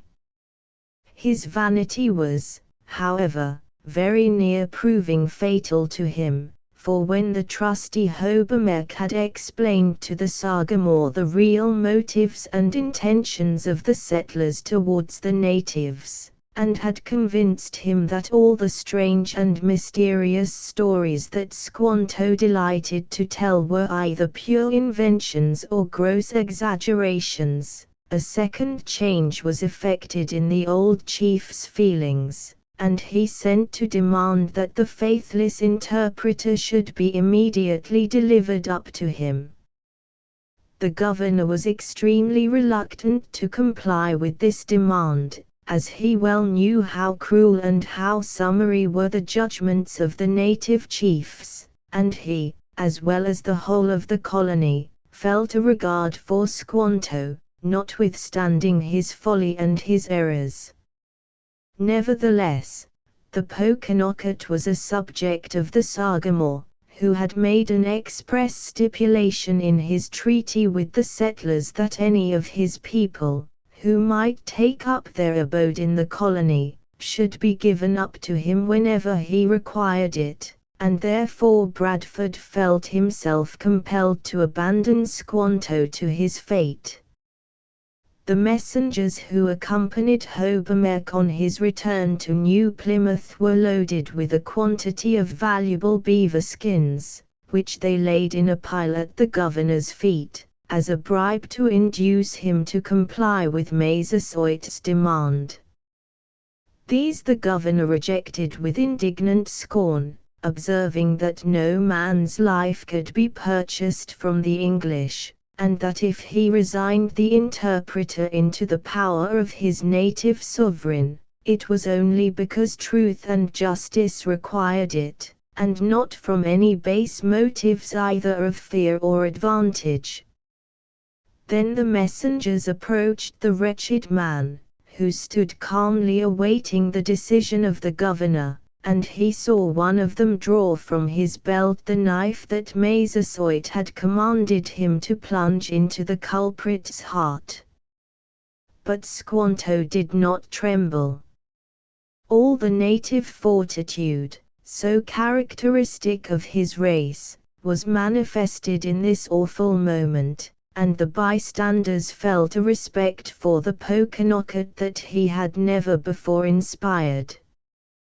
Gladly would each individual have interposed to save him, and breathlessly they watched the movements of the president, whose signal was to fix the moment of Squanto's death.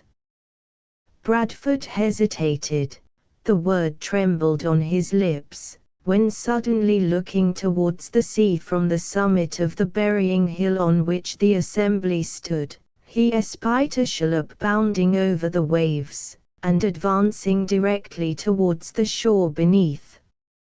He made this a pretext, certainly, not a very well-grounded one for delaying the execution of Squanto's sentence, and declared that he would not give the fatal signal until he had ascertained the object and the contents of the approaching vessel. This faltering on the part of the governor excited great wrath in the messengers of Massasoit, and, without any farther parley, they took up their beaver skins, and departed to their home.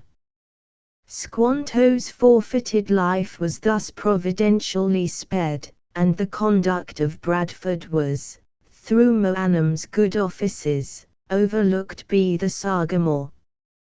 But that life was not greatly prolonged. Very soon after this event he was seized with a virulent fever, while on a short journey with the governor, and, in spite of all the care and attention that were bestowed on him, he died, much regretted by the whole colony. The boat, whose seasonable approach had been the means of arresting the fatal stroke, was found to have been sent from some English fishing vessels, many of which now constantly frequented the shores of New England. It conveyed to the colony an addition of several able-bodied men, who were joyfully welcomed by the settlers, as laborers were just then much wanted, both in the fields and in the increasing town. These men were sent out by an English merchant named Weston, who had long endeavored to encourage the colonization of New England, but from very different motives to those which had actuated the Pilgrim Fathers, and led them to forsake the comforts of a European home for the toils and uncertainties of an American wilderness. A desire for profit appears to have been the ruling principle in Weston's mind. He was, therefore, very indifferent as to the moral character of the men whom he sent out to join the emigrants, and was only solicitous to secure a quick return of the money that he had expended, and, finding that the prospect of gain from a connection with the New Plymouths was doubtful and tardy, he had resolved to found a colony himself. For this purpose he had, some time previously, obtained a grant of a portion of land in Massachusetts, and sent over 60 men to cultivate it, in 2 ships, which he placed under the command of his brother-in-law. The arrival of this fresh band of emigrants had proved a fruitful source of trouble and annoyance to the first settlers, for they were chiefly idle and profligate vagabonds, who had no settled occupation at home, and no characters to sustain. Weston himself described them in a letter to Bradford, as tolerably rude and profane. And a friend of the Pilgrims wrote from England to warn them against having any connection with the new colony, and recommended them to have it distinctly explained to the Indians, that they were a new and independent society, for whose conduct and good faith they could in no way be responsible. Notwithstanding all these warnings, and the very unprepossessing appearance of the new emigrants, the Plymouths had shown more kindness and hospitality than they had prudence and caution, and had received their countrymen into their own settlement on their arrival in America. They had even permitted on half of their number to reside at New Plymouth during the whole summer, while the strongest and healthiest had proceeded to Massachusetts to fix on a spot for their settlement, and prepare habitations. They had decided on a place called Wessagazette, a little to the south of Boston, and thither they were afterwards followed by their companions from New Plymouth.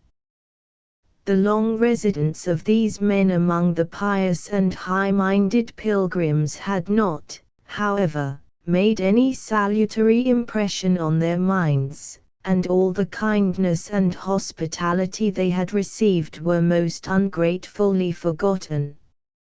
Footnote: New Weymouth. In various ways the new colony vexed and annoyed the men of Plymouth, but in no way more seriously than by their conduct towards the natives, which was so different to the just and upright dealings of the Pilgrims, that the Indians began to lose their confidence in the white men, and to suspect deceit and imposition where hitherto they had only found truth and justice.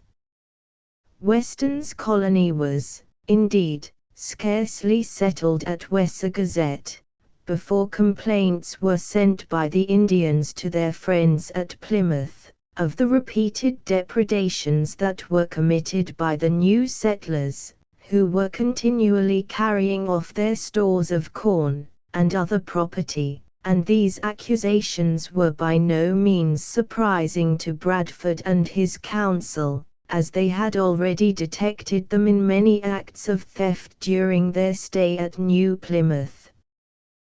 The harvest of this year was poor and scanty, and the great accession to their numbers, caused by the visit of Western settlers, had entirely consumed the stores of the Plymouths, and reduced them again to actual want.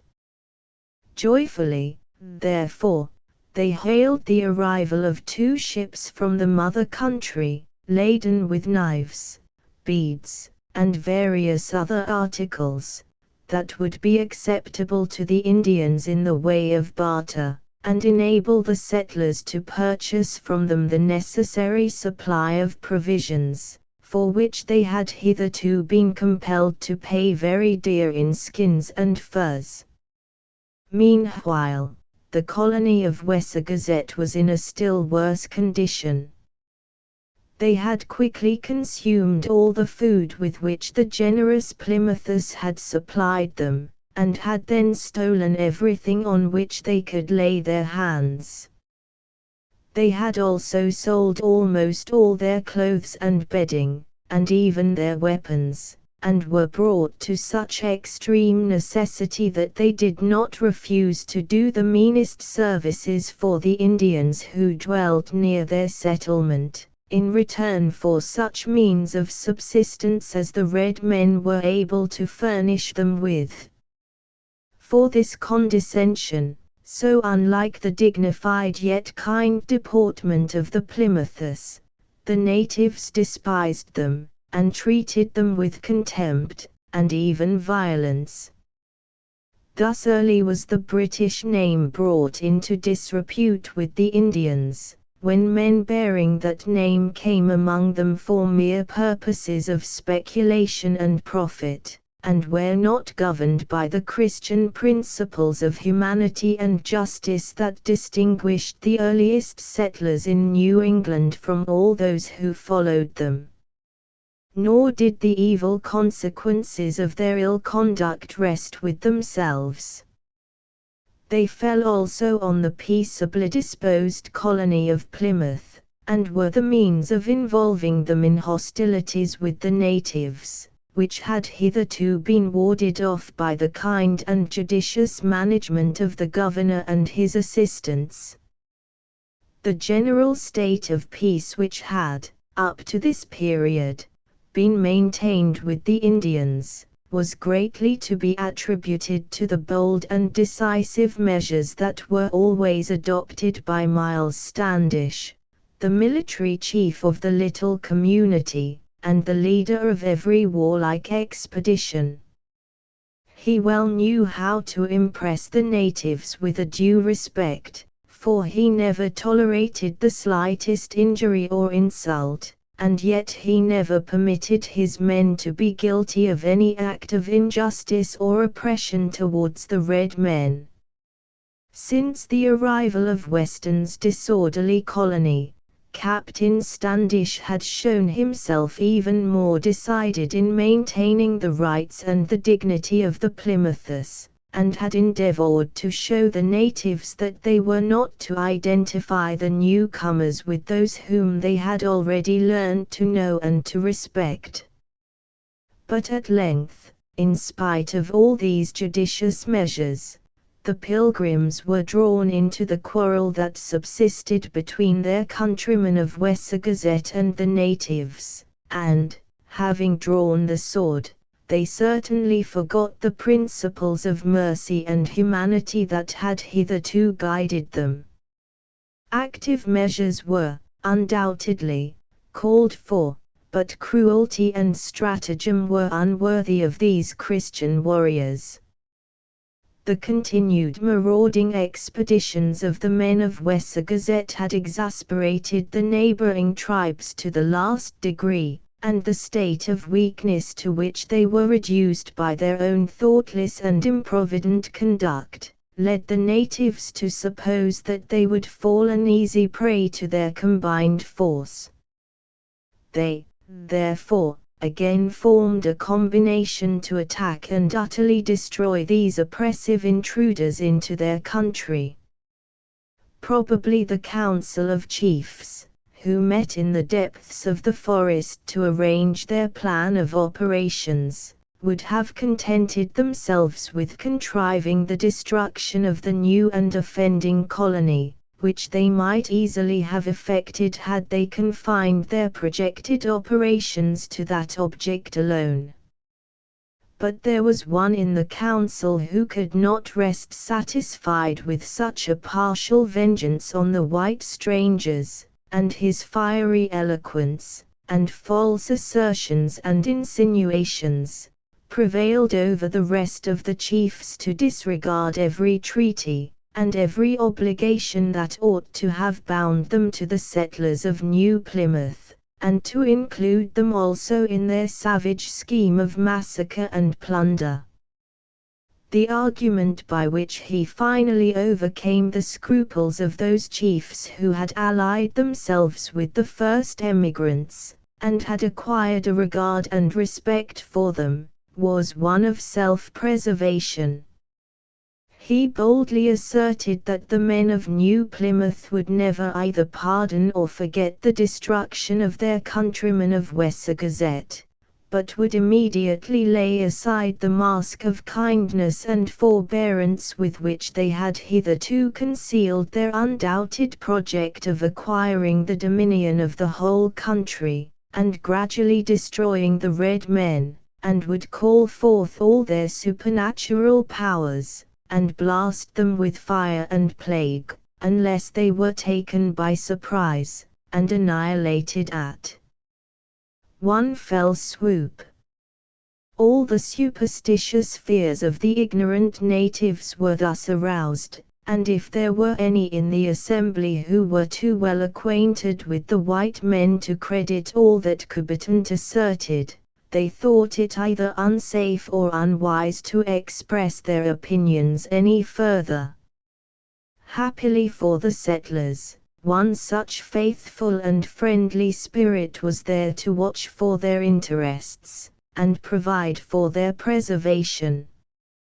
Massasoit had resumed all his kindly feelings towards his English allies, since the misunderstanding occasioned by Squanto's meddling propensities had been explained away by the trusty Hobermeck. He had also recently been visited by Edward Winslow, when he was afflicted with a severe illness, and the Christian soldier had ministered to his relief in a way that had excited both the wonder and the lively gratitude of the Sagamore. When, therefore, he obeyed the summons of Coubertin to join the General Council of Chiefs, he had no intention of consenting to any hostile measures being undertaken against his powerful and beneficent friends. Weston's wild and disorderly crew had excited his anger in common with that of all the other neighboring sachems, and he was quite willing to combine with his red brethren for their chastisement, perhaps, even for their utter destruction. But he did not confound the Pilgrim Fathers, who had never failed in truth and honesty, with the deceitful and marauding vagabonds who wore white faces, and called themselves Christian subjects of King James, while they acted like heathen savages. At first, Massasoit met the malignant arguments and false assertions of Coubertin with an open and generous statement of the upright conduct of the strangers towards himself and his tribe, during the 3 years of their residence in New England, and urged the assembled chiefs to beware how they attempted to molest men whose power to resist and punish any such attempt was only equaled by their willingness and ability to benefit those who treated them with confidence and integrity. But he soon perceived that his arguments in favor of mercy and justice were powerless, when opposed to the fierce and crafty harangues of Coubertin, and he, therefore, forbore to make any further reply, and even appeared to acquiesce in the decision of the council, that the only means of securing the safety and independence of the Indian tribes was utterly to exterminate the invaders. The proposed plan for accomplishing this barbarous project was first to surround and fall on the miserable and sickly colony of Wessagazette, and then, before the news of the massacre could reach New Plymouth, to hasten thither, and wreak on its unsuspecting and unprepared inhabitants the same fierce vengeance. The day and hour were fixed, and every necessary preliminary was minutely arranged, and then the council broke up, and the chiefs returned to their respective dwellings, to collect and fully arm their followers, and prepare to meet again at the appointed time and place, with both hands and hearts ready to execute the bloody deed. Massasoit retired like the rest, and, attended by the little band of warriors who formed his bodyguard, betook the forest path that led to his dwelling at Pakanokick. But he did not long pursue that path. When he had proceeded such a distance through the forest as to feel sure that he should not, by turning to the right, cross the route of any of the other chiefs, he dismissed all his followers, except 2 of the most trusty and confidential.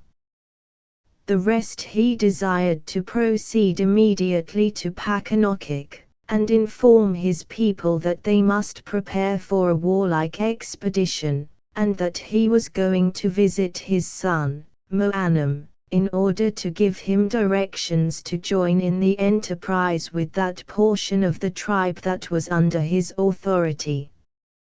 This was very far from being the truth, but the Indian Sagamore considered that every falsehood and stratagem was allowable, and even meritorious, that could further a desired object, especially if that object was so undoubtedly good in itself as that which now engrossed his thoughts and wishes.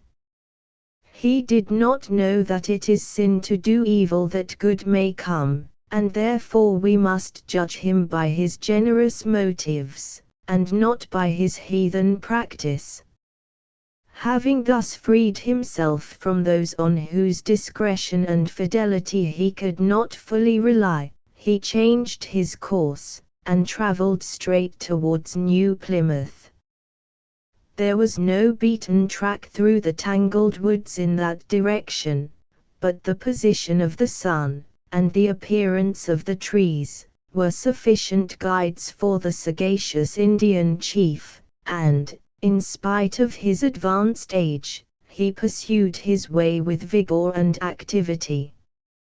Frequently his path was obstructed by the luxuriant growth of underwood, or by the cable-like creepers that hung in every direction, crossing each other like the rigging of a ship, and presenting obstacles that nothing but the tomahawks that hung from the girdles of the natives enabled them to overcome. With these weapons, ever ready, in the hand of an Indian, either to cut his way through the forest, to fell the timbers for his wigwam or his canoe, to slay the game that his arrows have brought to the ground, or to cleave the skull of his enemy, did old Massasoit and his devoted followers divide the large tough climbing plants that obstructed their passage.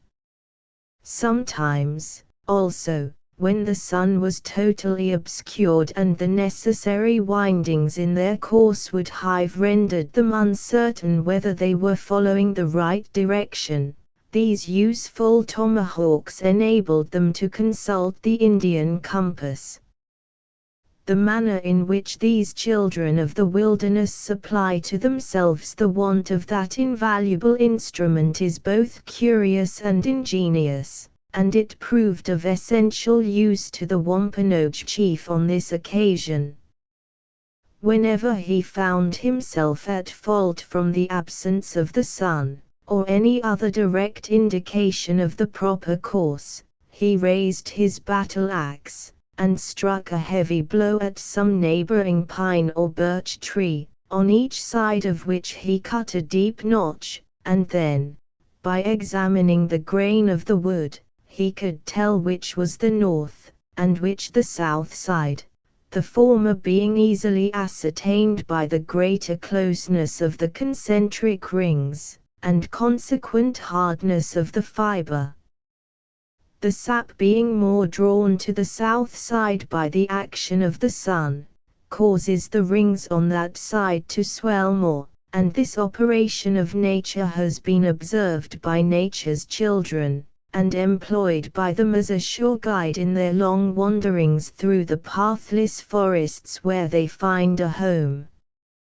The journey to New Plymouth was rather a long one, but the Sagamore and his companions were each provided with a small quantity of their usual travelling food, a cake, or meal made of parched maize, which they carried, in true Indian fashion, in their hollow leathern girdles.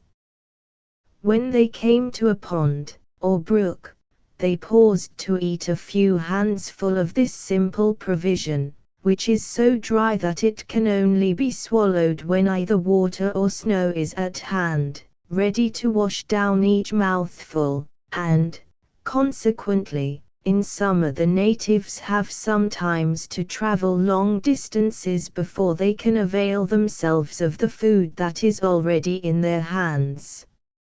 Immediately on his arrival at New Plymouth, the Sagamore repaired to the dwelling of Bradford, and, requesting a private interview, at which no one was allowed to be present except the Wampanoag interpreter Hobermec, he informed him of the conspiracy of the natives, and warned him to be well prepared for the intended attack. Could he have given this warning, and ensured the safety of his allies, without betraying the whole of the conspirators' projects, he would gladly have done so, for he both despised and hated the men of Wessagazette, and he was willing that they should be treated as they seemed disposed to treat such of his race as they could get into their power. He even made an attempt to persuade Bradford to leave them to the fate they so well deserved, and to connive at their destruction, which would remove an increasing evil from the first colony. But the President soon convinced him that such a course would be altogether at variance with the precepts and principles of that religion in which he gloried, and which it was his chief aim, and that of all his Christian brethren, to exalt and make honorable in the eyes of the natives, and that, therefore, no selfish considerations could induce them to abandon their countrymen to destruction, notwithstanding their ingratitude towards themselves, and their ill conduct towards the Indians. With this decision Massasoit was extremely dissatisfied, but he could not now withdraw the information he had imparted, even if he desired it. And he also felt it to be most politic to secure the friendship of the white men, even if it should involve the sacrifice of the lives of some of his own countrymen, and interfere with their projects of vengeance on their foes. This was most likely to be the case in the present instance, for the governor was excited to great indignation by the intelligence of this second conspiracy, in which several of the chiefs who had signed the treaty with Captain Standish were concerned, and he immediately summoned the gallant soldier, and the rest of his council, to deliberate on the best means of defeating it. It now only wanted 3 days of the time appointed for the gathering of the Red Warriors, and the attack on Wessagazette. No time was, therefore, to be lost, and it was soon determined that Standish, with a band of 8 men, should march the following morning at daybreak, and come stealthily upon the savages before they could be fully prepared for the assault. It was a bold, perhaps a rash, measure, for so small a party to go forth, and encounter the native forces thus combined. But Standish, though a man of prudence and discretion, was a stranger to fear, and he and his followers had already learned the power of order and discipline, in compensating for any disadvantage of numbers. It was, therefore, with cheerful confidence that the military force of the settlement prepared for their march, and they plainly showed on what that confidence was founded, by requesting the prayers of the congregation for their success. A great part of the night was, accordingly, spent in prayer, and the blessing of the God of truth and mercy was solemnly asked upon an enterprise that the leaders well knew was about to be carried out by fraud and cruelty. At sunrise, the soldiers met on the burying hill and the staff of office was given, with much solemnity, to Captain Standish, by the pious and venerable Brewster. They had already taken leave of their wives and families, who did not altogether share the cheerful exultation displayed by the Puritan warriors, and who were not permitted to be present at this final ceremony, lest their anxious fears should disturb the composure of their husbands and fathers. Notwithstanding this characteristic prohibition, Helen, and her younger daughter Edith, had ventured to station themselves in the path that led down the burying hill in the direction in which Standish and his men were to march, that they might take one more farewell of Rodolph before he left them on an expedition which, to their minds, seemed fraught with danger and uncertainty, and where they feared he might again be exposed to the vengeance of his untiring foe. The gallant little band marched down the hill, and came where Edith and her child stood waiting, beneath a tree, for what might be their last look on one most dearly loved, and when Rodolph saw them he forgot the strictness of discipline and order required by his commander, and left the ranks to indulge the feelings of his heart, by again embracing his weeping wife and child. The stern captain instantly recalled him, and when he saw a tear glistening in the eye of the husband and father, a slight expression of wonder and contempt passed over his countenance. He marveled that so brave a soldier and so strict a Puritan as Rodolph Maitland should still remain subject to so much worldly weakness. But Standish was not, at that time, a married man, and he was very deeply imbued with all the severe and unbending principles of his sect, which even went so far as to demand the suppression of all natural feelings, making it a fault for a mother to kiss her children on the Lord's Day, and inflicting actual punishment on the captain of a ship for having embraced his wife on 5 Sunday, when, after a long separation, she hurried to meet him, as he landed from the vessel. To such puerile littlenesses will even great minds descend. Rodolph was unmoved by the commander's contemptuous glance.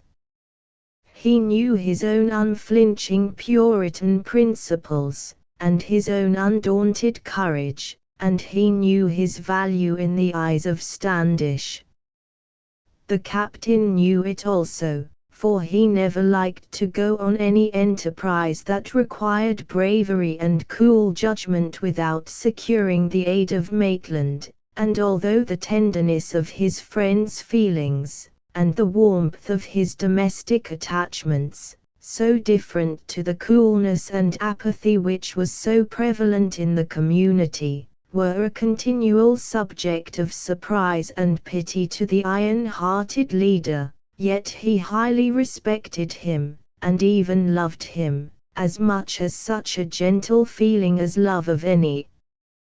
kind could find admittance to his breast. They journeyed on that stern captain, who had no tie to life, and deemed it a privilege to die with the sword of the Lord and of Gideon in his hand, fighting for the cause of his own peculiar sect, in which alone he thought salvation could be found, and that warm-hearted husband and father, who felt that he had left behind him what was far dearer than life itself, those who alone made life precious to him and who yet was willing to sacrifice all, if honor and duty demanded it. Which was the braver man of the two? Both were brave, but Standish was the most unscrupulous.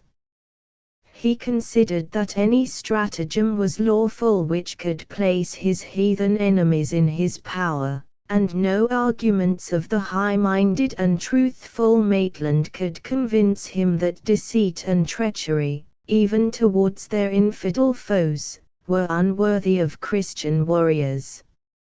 Miles Standish was resolved to use some device to get the chiefs of the conspiracy off their guard, and, by destroying them, to break up the hostile confederacy altogether. And as Maitland was bound to obey his orders, and also knew the utter impossibility either of changing the resolves of his captain or of deserting the enterprise, he was compelled to join in proceedings that he could not approve. When the little band had arrived at the spot indicated by Massasoit, and within a short distance of the Indian place of rendezvous, Standish commanded his men to halt for rest and refreshment for the last time before the expected encounter with the army of savages who were assembling for their destruction.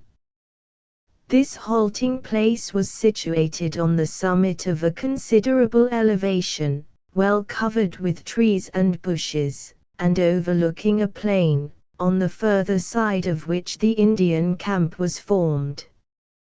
The advantageous position in which the emigrants were posted enabled them to obtain a full view of their enemies without being perceived by them, and Captain Standish resolved to remain there quietly that night, in order to recruit the strength of his men after their rapid and toilsome journey, and to mature his plans for subduing the horde of natives before him with so small a band as now surrounded him, and who waited but his orders to rush on to the most desperate enterprise. The Wampanoag interpreter, Hobermeck, accompanied the party at his own desire, and that, also, of his sovereign, Massasoit.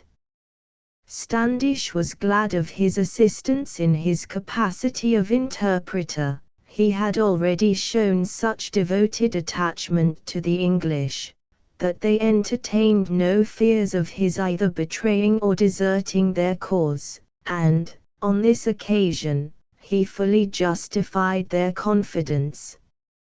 Early in the morning, the leader announced his intention of going himself to the Indian camp, to make overtures of peace, and to invite the chiefs to a conference, and he desired his men to construct a strong and spacious wigwam for their reception, and to make a door to it, which could be closed and fastened securely. He did not then explain his project more clearly, but Rudolph understood it, and his soul revolted from the treachery he suspected. "Now," said the captain, having finished his directions to his well-disciplined followers, "who will volunteer to go down with me and Hobermeck to the heathen camp, and to carry the flag of truce before me? It may be a service of danger to enter that hornet's nest, and no one who has left his soldier's heart at home with his wife or his children, had better attempt it." Rudolph felt the sarcasm, though it was uttered good-humoredly, and he instantly replied, "I am ready, my chief, to attend you wherever you may go, and if I have left my heart's affections at New Plymouth, you shall see that I have brought with me none the less of courage and fidelity to my leaders and my countrymen. The dearer my home, the more energetic shall be my efforts to preserve it from desolation.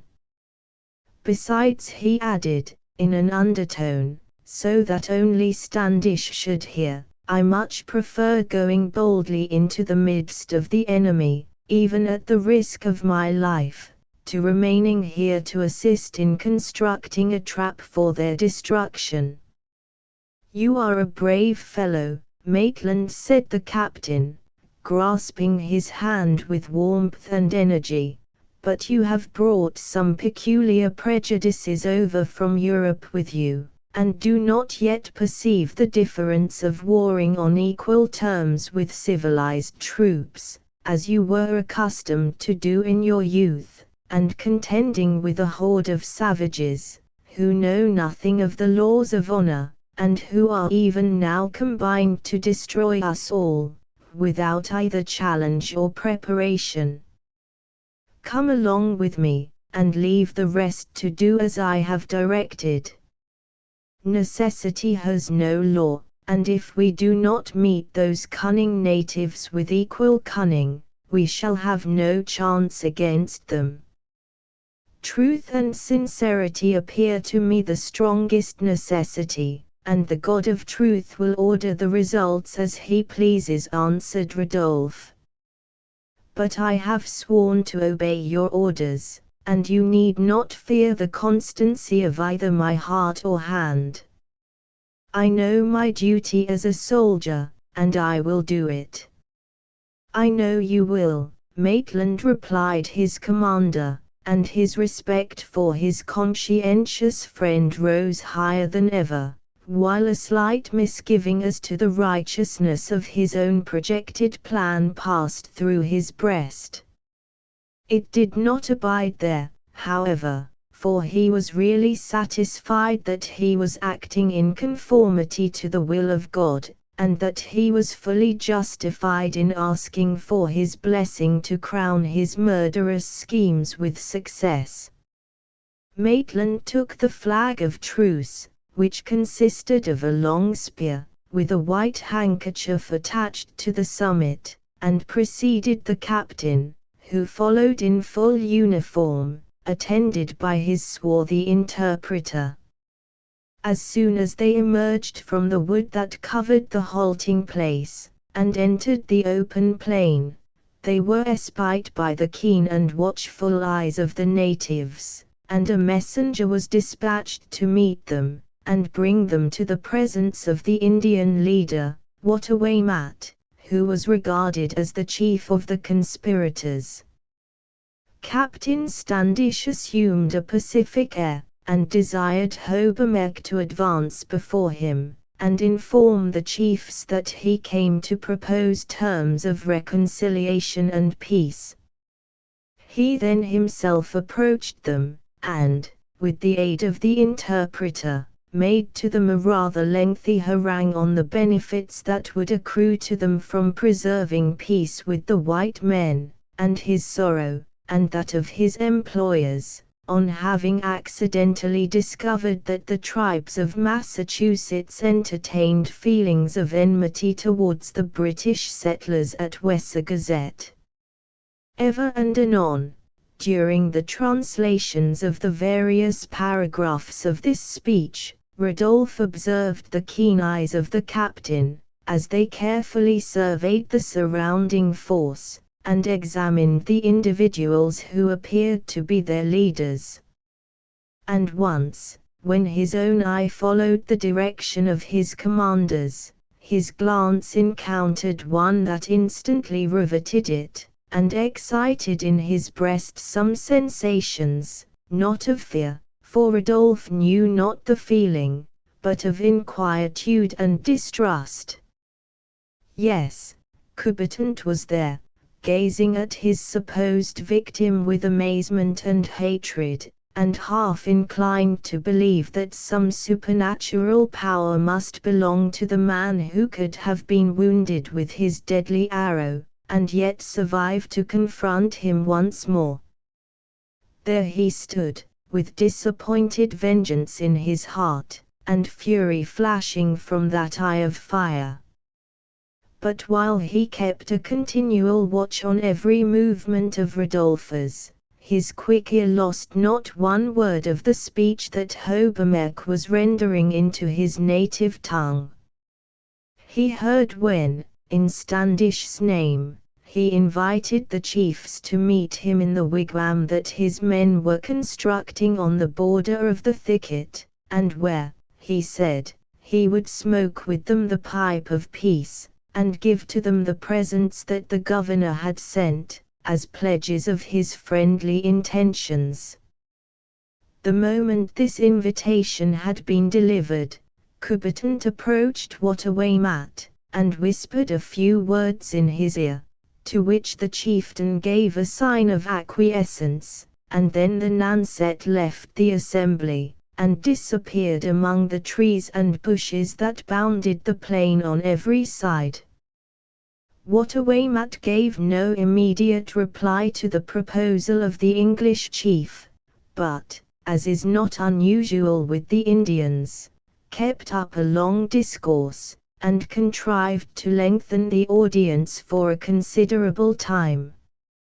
Another Indian then approached the Sachem, and again whispered to him some words that gave him evident satisfaction, for he smiled grimly, and displayed his fine row of ivory teeth for a moment, as he nodded approbation to the messenger. Then, resuming his wonted gravity of demeanor, he replied to Captain Standish that he was satisfied, by his assurances, of the good faith of the white men, and that he and his brother chiefs would avail themselves of his invitation, and meet in the wigwam a little before sunset, where he hoped so to arrange all the little disagreements that had occurred between the red men and the mighty strangers, as to be able to establish between them and all his countrymen the same friendship and alliance that appeared to exist with the Wampanoag tribe, whose chief, he observed, with a slight curl of his lip, had failed in his promise to attend their meeting that day. The cause of this favorable decision on the part of Watawaymat was the report that Coubertin had just sent him of the insignificant force of the English, which that crafty and swift-footed warrior had contrived to ascertain, by running round the border of the weed to the place where Standish's men were at work, and taking an accurate and unobserved survey of their numbers. He felt convinced that it would be easy for the chiefs, and such of their attendants as might be allowed to follow them to the place of conference, to overpower and destroy every one of the little band of whites, and then to prosecute their original intention of carrying fire and slaughter into both the British settlements. In all this scheme there was nothing so grateful to the ruthless heart of Coubertin as the idea of Rodolphe's death, and that too, as he trusted, by his own hand. Oh, how he panted for the devilish joy of tearing off his scalp, and carrying it back to throw it triumphantly at Henrich's feet. We shall see whether such joy was accorded to him. Standish and his companions took their leave, and returned to the hill, where they found great progress had been made in building the wigwam, and 2 hours before sunset it was completely wattled round, leaving only a small aperture near the top to admit light, and a narrow place of entrance, to which a strong door was affixed.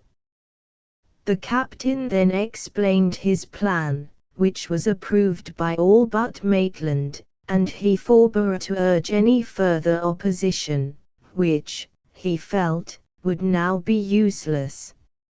A temperate meal was partaken of, and a hymn sung by the undaunted little company, and pipes and tobacco having been plentifully placed in the hut, the sides of which were decorated with pieces of gay-colored calico, and a few knives and trinkets, as pretended gifts to the chiefs, nothing remained but to await the arrival of the victims. Soon the Indian chiefs, decked in all their bravery of feathers and embroidered skins, came marching across the plain, followed by a few attendants less richly adorned. Standish and his party went to meet them, and conducted them with much courtesy to the wigwam, which was soon obscured by the clouds of smoke that issued from the pipes of the grave and silent assembly. But this silent gravity did not long continue. Captain Standish addressed the chiefs, and strove to speak kindly to men whose deaths he was compassing all the while, but, whether his resolution somewhat failed as the moment for the execution of his bloody purpose drew on, or whether he was disconcerted by the absence of Rodolphe, who refused to enter the wigwam, and assist at the slaughter, so it was that he manifested evident signs of weakness and indecision. The chiefs were emboldened by this, and they were troubled by no qualms of conscience on the subject of shedding the white men's blood. They rose from their seats on the ground, and began to taunt the captain with his want of eloquence, and also with the smallness of his stature, which was despicable in their eyes. Then, growing still bolder as they became excited, they drew their knives, and whetted them before the eyes of their hosts, flourishing them round their heads, and boasting how they had already shed the blood of many white men in the distant European settlements. It was a fearful scene, but the real peril of his situation instantly restored the commander to his wonted resolution and firmness. He called on his men to be ready, and not to allow one of the chiefs to escape from the wigwam, and with his hand on his pistols, he waited the proper moment for action. The Indians continued to pour forth the most abusive epithets, but they did not begin the expected attack, and it was evident that they were a little intimidated by the undaunted bearing of the white men. One of them, however, seemed actuated by some desperate purpose, and to be regardless of aught else.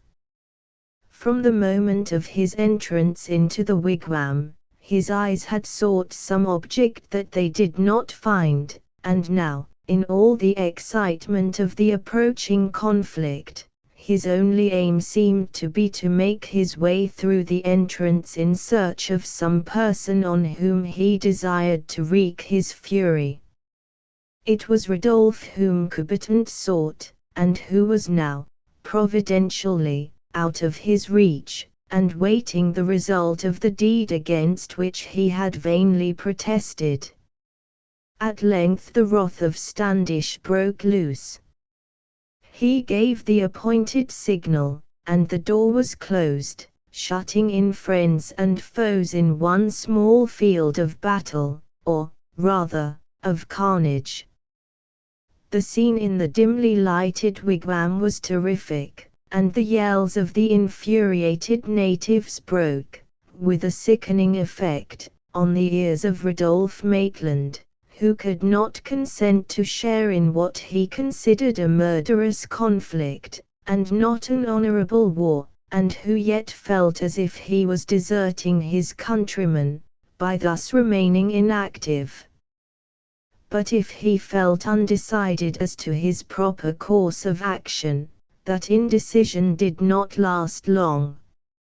In a few moments the door of the wigwam was violently burst open, and the combatants rushed out, struggling and bleeding, from the den of slaughter. All the white men came forth, for, though many of them were wounded, not one had fallen. But 3 of the Indians lay dead and dying on the floor of the hut, one of them being the mangled body of Watawaymat, who was slain by Standish with his own knife, that very knife which the savage had sharpened for the purpose of plunging it into the heart of the white chief. Where was Rodolphe now? In the midst of the fray, fighting desperately and successfully. The moment he saw the battle raging in open field, and beheld the blood flowing from the wounds of his countrymen, he forgot all else except that his strong right arm wielded a trusty blade, and its skillful stroke soon brought another of the red warriors to the ground, and chased away those who sought to secure their wounded comrade. The Indians saw that they were overmatched, and that nothing but flight could save the remainder of their party. They therefore uttered their wild war cry once more, and commenced a rapid retreat down the hill, pausing several times to send back a volley of arrows on their victorious foes, which, however, fell harmless to the earth, though more than one was aimed at Rodolphe, by the strong and skillful hand of Coubertin. But rest was not to be afforded to the little conquering band. While they were securing the wounded Indian, and binding up their own wounds, they discovered a movement in the body of savages on the other side of the plain, and truly surmised that they were preparing to attack them in greater numbers. Standish instantly gave orders that the Indian whom Rodolphe had brought to the ground should be hung to a neighboring tree, which was as instantly executed, and he re-entered the tent, to make sure that no life remained in those three who lay on its bloody floor. All were dead, and Standish, approaching the body of the chieftain Watawamat, raised his good broadsword, and at one blow severed the head from the trunk. Then seizing the gory head by the long scalp lock, he carried it forth as a trophy, and desired one of his men to secure it, and carry it back to New Plymouth. No time remained for further parley. A band of Indians were approaching across the plain, and Standish disdained to fly, even before such superior numbers. Every musket and pistol was hastily loaded, and the undaunted party marched down the hill to meet the coming foe. They met, and in spite of the furious onset of the savages, they were again made to feel that their undisciplined hordes were no match for the well-aimed firearms of the white men, and had no power to break the order of their steady ranks. Once more they fled, leaving another of their number dead on the field, and they returned no more to the charge. During all this affair, Hobermeck had remained a quiet spectator of the combat, and of the defeat of his countrymen, and now he approached the English captain, and complacently praised his bravery and military prowess, and he remained as devoted as ever to his Christian friends. The triumphant soldiers returned to New Plymouth, and were received with joyful exultation by the governor and the inhabitants, who felt deeply grateful for the deliverance that had been accorded to them, and the safety of the brave men who had fought in their defense. All the little band had been preserved from serious personal injury, but Rodolphe Maitland had also been preserved from blood guiltiness, and that was more to him than life and safety, and to his Christian and devoted wife also. The head of Watawamat was brought to New Plymouth, and the dreadful trophy was conspicuously placed over the entrance to the fortress, as a warning to the natives against any future conspiracies for the destruction of the white men.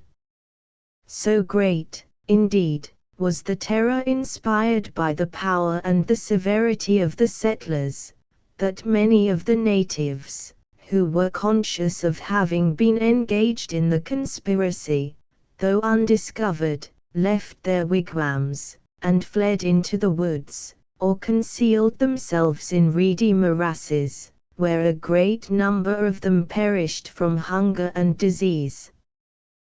The settlers were much distressed at this result of their proceedings, which, at the same time, they considered to have been perfectly justified by the necessity of self-preservation. But when their venerated Pastor Robinson, to whom they had, ever since their emigration, looked for guidance and sympathy, heard of these sad events, he expressed the deepest sorrow, and begged them never again to be led away by the fiery temper of their leader, adding these touching and impressive words: "How happy a thing had it been, if you had converted some before you had killed any." Chapter 15. A change came o'er the spirit of my dream. The boy was sprung to manhood, to the wilds of distant climes he made himself a home. And his soul drank their beauties, he was girt with strange and dusky aspects, he was not himself like what he had been, on the sea, and on the shore, he was a wanderer. Byron.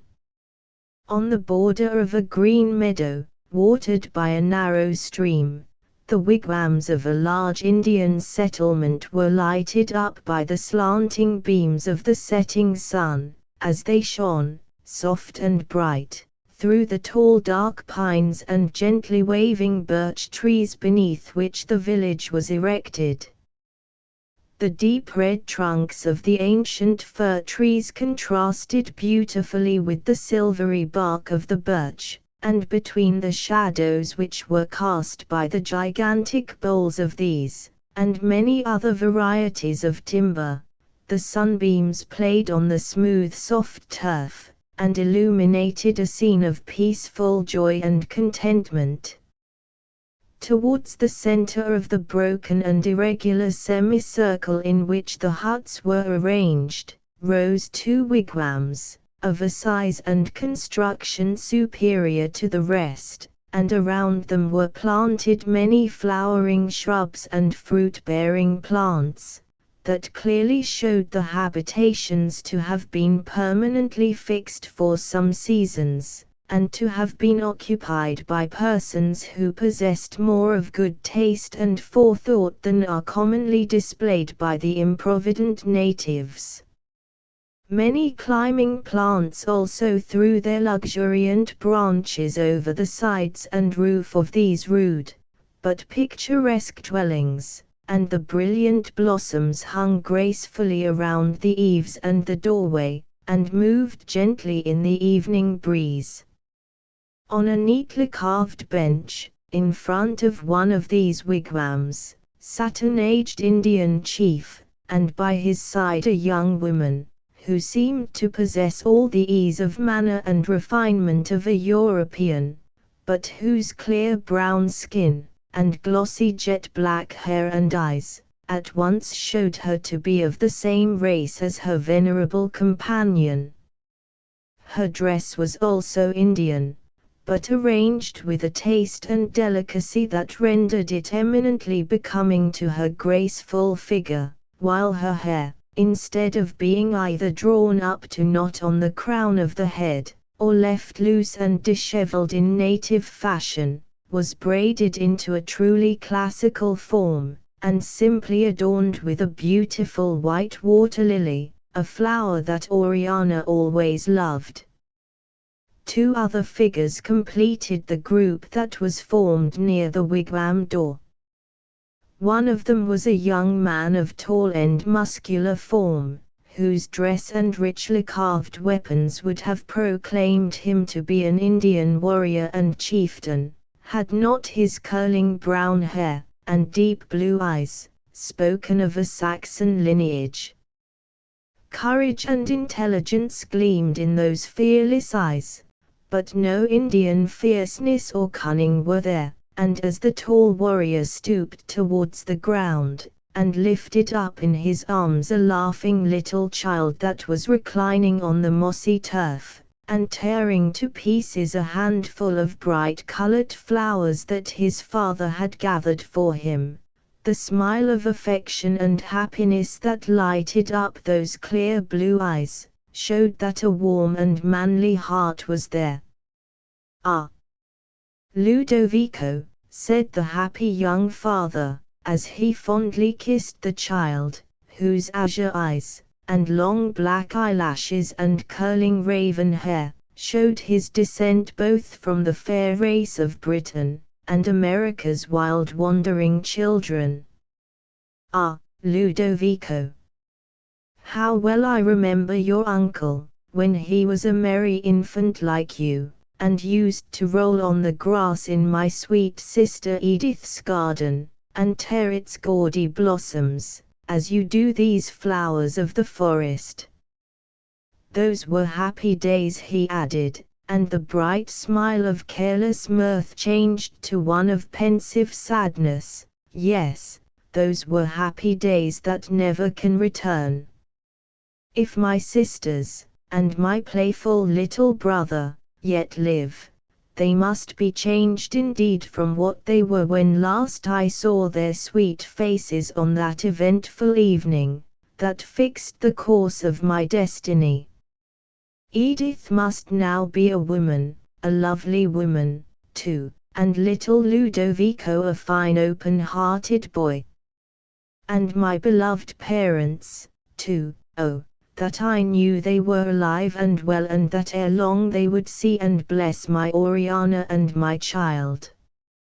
And Heinrich seated himself by the side of his young Indian wife, and gazed in the face of his laughing boy, with an expression at once so sad and sweet, that the child became silent and thoughtful too, and, dropping the flowers that filled his little hands, he gently clasped them as if in prayer, and looked long and searchingly into his father's eyes. "There, now you look exactly as my brother used to do when he knelt at my mother's knee, and she taught him to lisp his evening prayer," exclaimed Heinrich, and his eyes glistened with emotion, as home, and all its loved associations, rushed into his mind. Oriana saw his sadness, and felt, as she often had done before on similar occasions, a pang of painful regret, and even of jealousy, towards those much-loved relatives whom her husband still so deeply regretted. She laid her hand on his, and raising her large expressive eyes to his now melancholy countenance, she gently said, "Does Heinrich still grieve that the red men stole him away from the home of his childhood, and brought him to dwell among the forests? Is not Oriana better to him than a sister, and are not the smiles of his own Ludovico sweeter to his heart than even those of his little brother used to be? And is not my father his father also? Oh Heinrich, my own Heinrich," she added, while she leaned her head on his shoulder, and tears burst from her eyes, and chased each other down her clear olive cheeks, to which deep emotion now gave a richer glow. "Tell me, do you wish to be set free from all the ties that bind you to our race, and return to your own people, to dwell again with them, and, perhaps, to lift the tomahawk, and ease the spear against those who have loved you, and cherished you so fondly? Often have you told me that your Indian wife and child are dearer to you than all that you have left behind you at New Plymouth. But tell it to me again. Let me hear you say again that you are happy here, and will never desert us, for when I see that sorrowful look in your dear eyes, and remember all you have lost, and still are losing, to live in a wilderness with wild and savage men, my heart misgives me, and I feel that you were never made for such a life, and that your love is far too precious to be given forever to an Indian girl." The smile returned to Heinrich's eyes, as he listened to this fond appeal, and he almost reproached himself for ever suffering regret for the blessings he had lost to arise in his mind, when those he still possessed were so many and so great.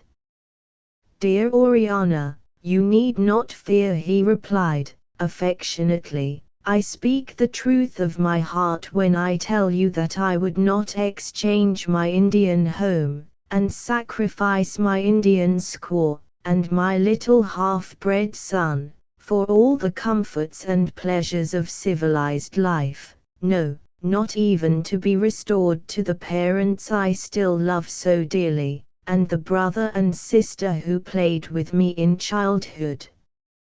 But still I yearn to look upon their faces again, and to hear once more their words of love. I well know how they have all mourned for me, and I know how, even after so many years have passed, they would rejoice at finding me again.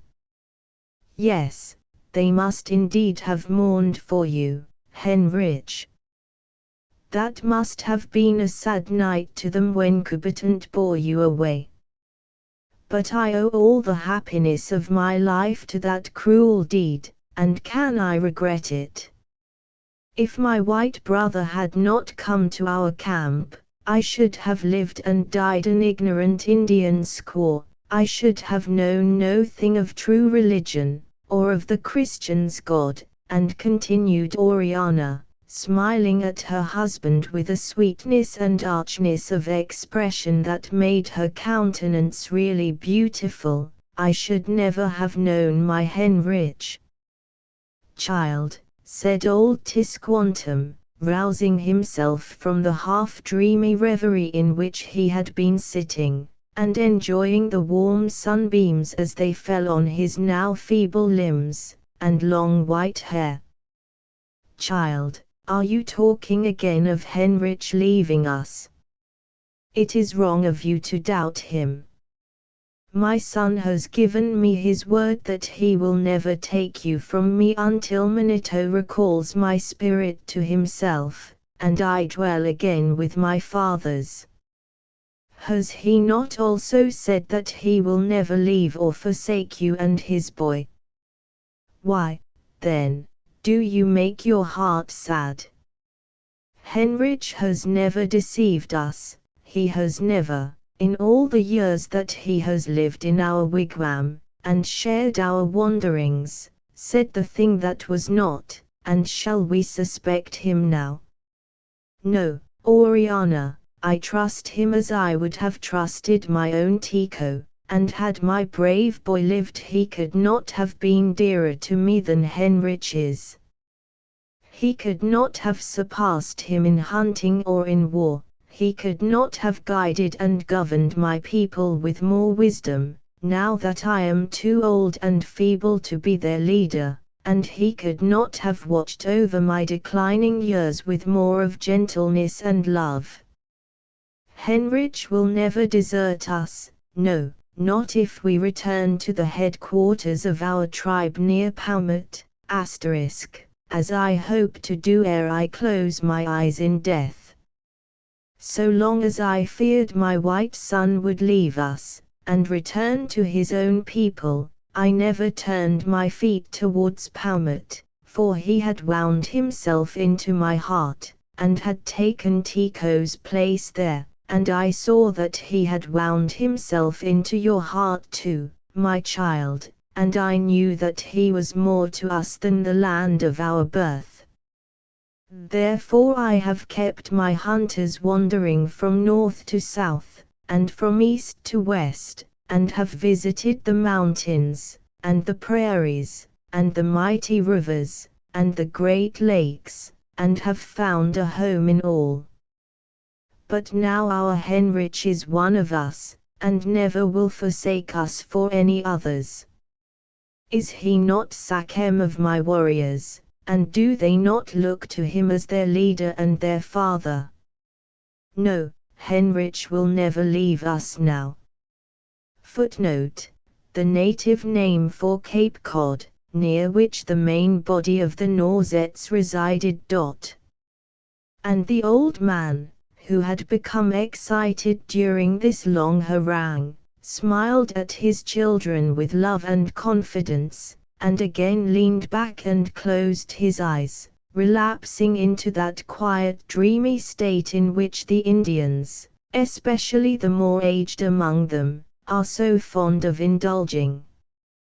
Tisquantum was now a very old man, and the great changes and vicissitudes of climate and mode of life, and the severe bodily exertions in warfare and hunting, to which he had been all his life exposed, made him appear more advanced in years than he actually was.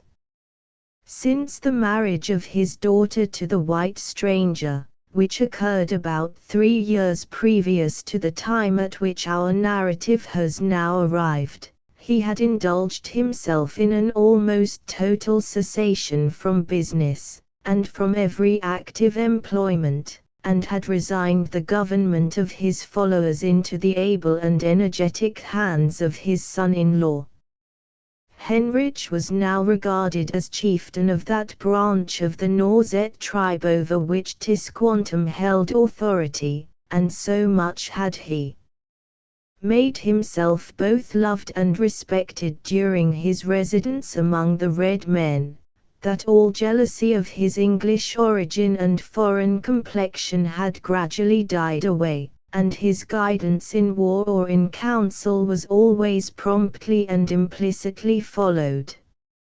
And Henrich was happy, very happy, in his wild and wandering life.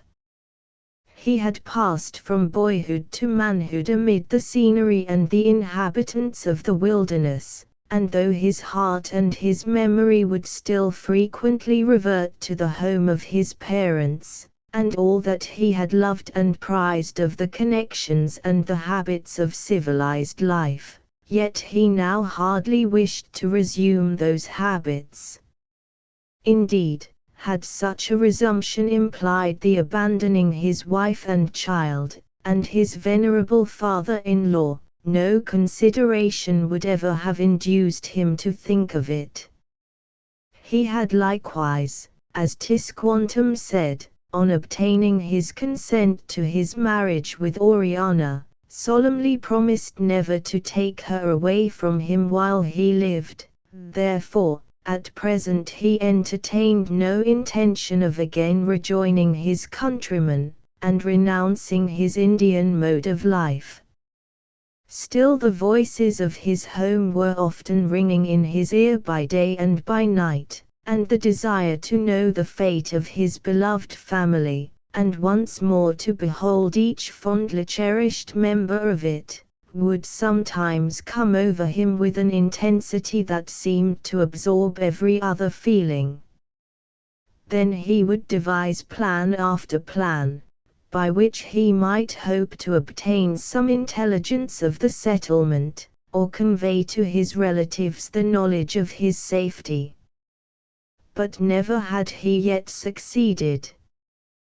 Tisquantum had taken watchful care, for several years, to prevent any such communication being effected, and it was, as we have seen, mainly with this object that he had absented himself from the rest of his tribe, and his own former place of abode.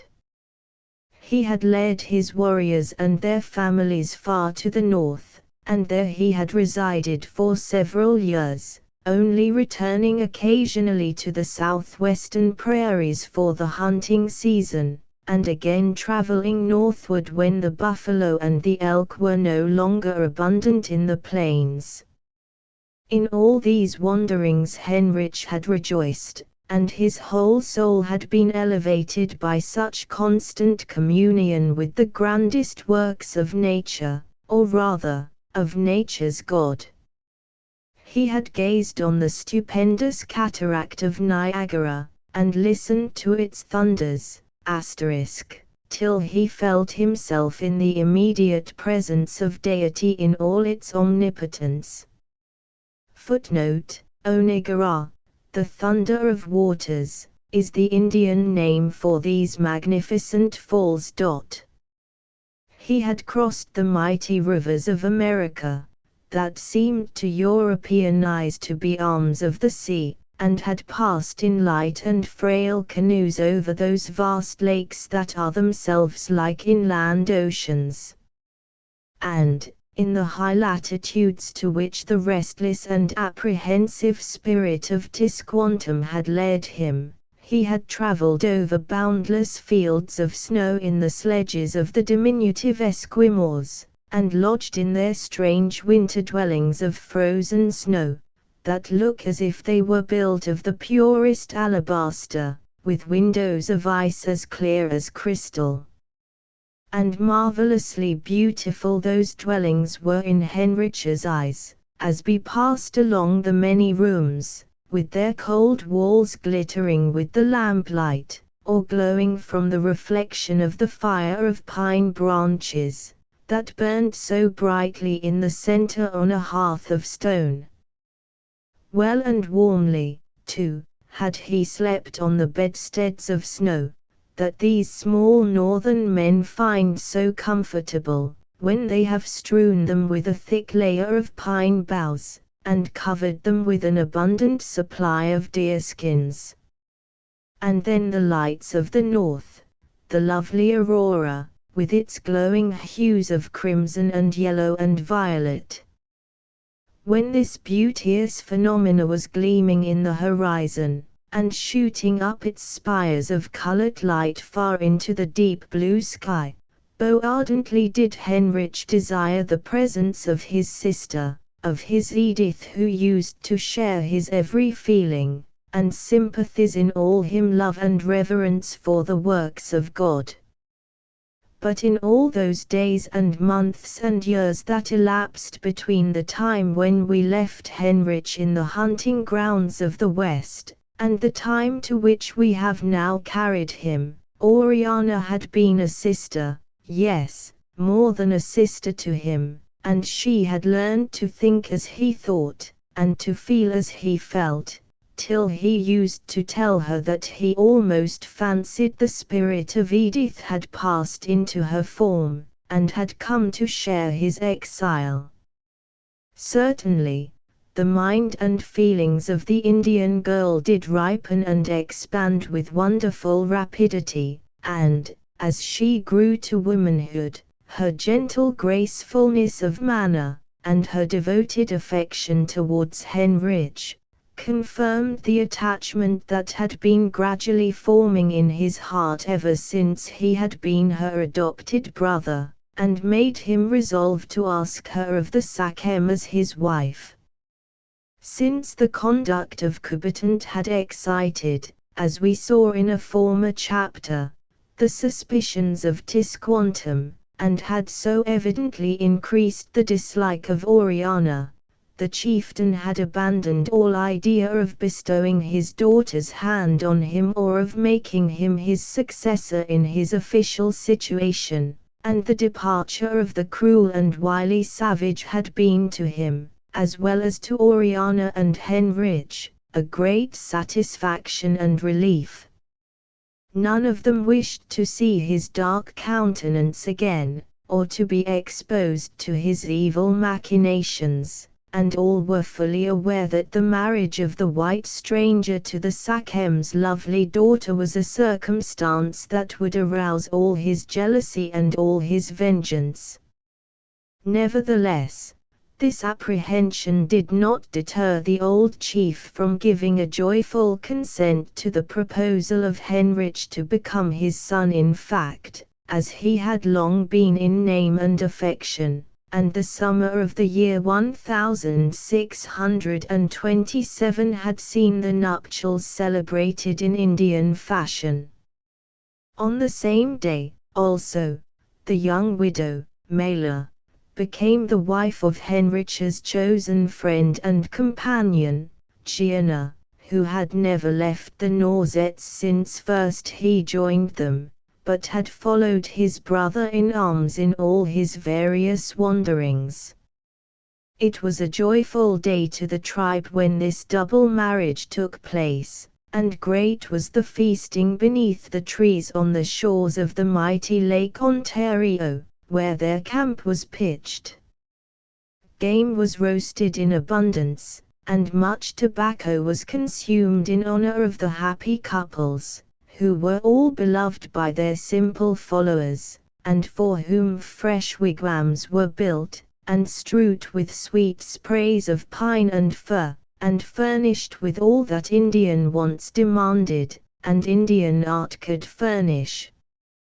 With some difficulty, Heinrich prevailed on the Sachem to permit his daughter to forego the native custom of cutting off her hair on the day of her marriage, and wearing an uncouth headdress until it grew again. But at length he was successful, on the plea that Oriana, being a Christian, and about to unite herself to a Christian also, could not be bound to observe the superstitious and barbarous ceremonies of her race.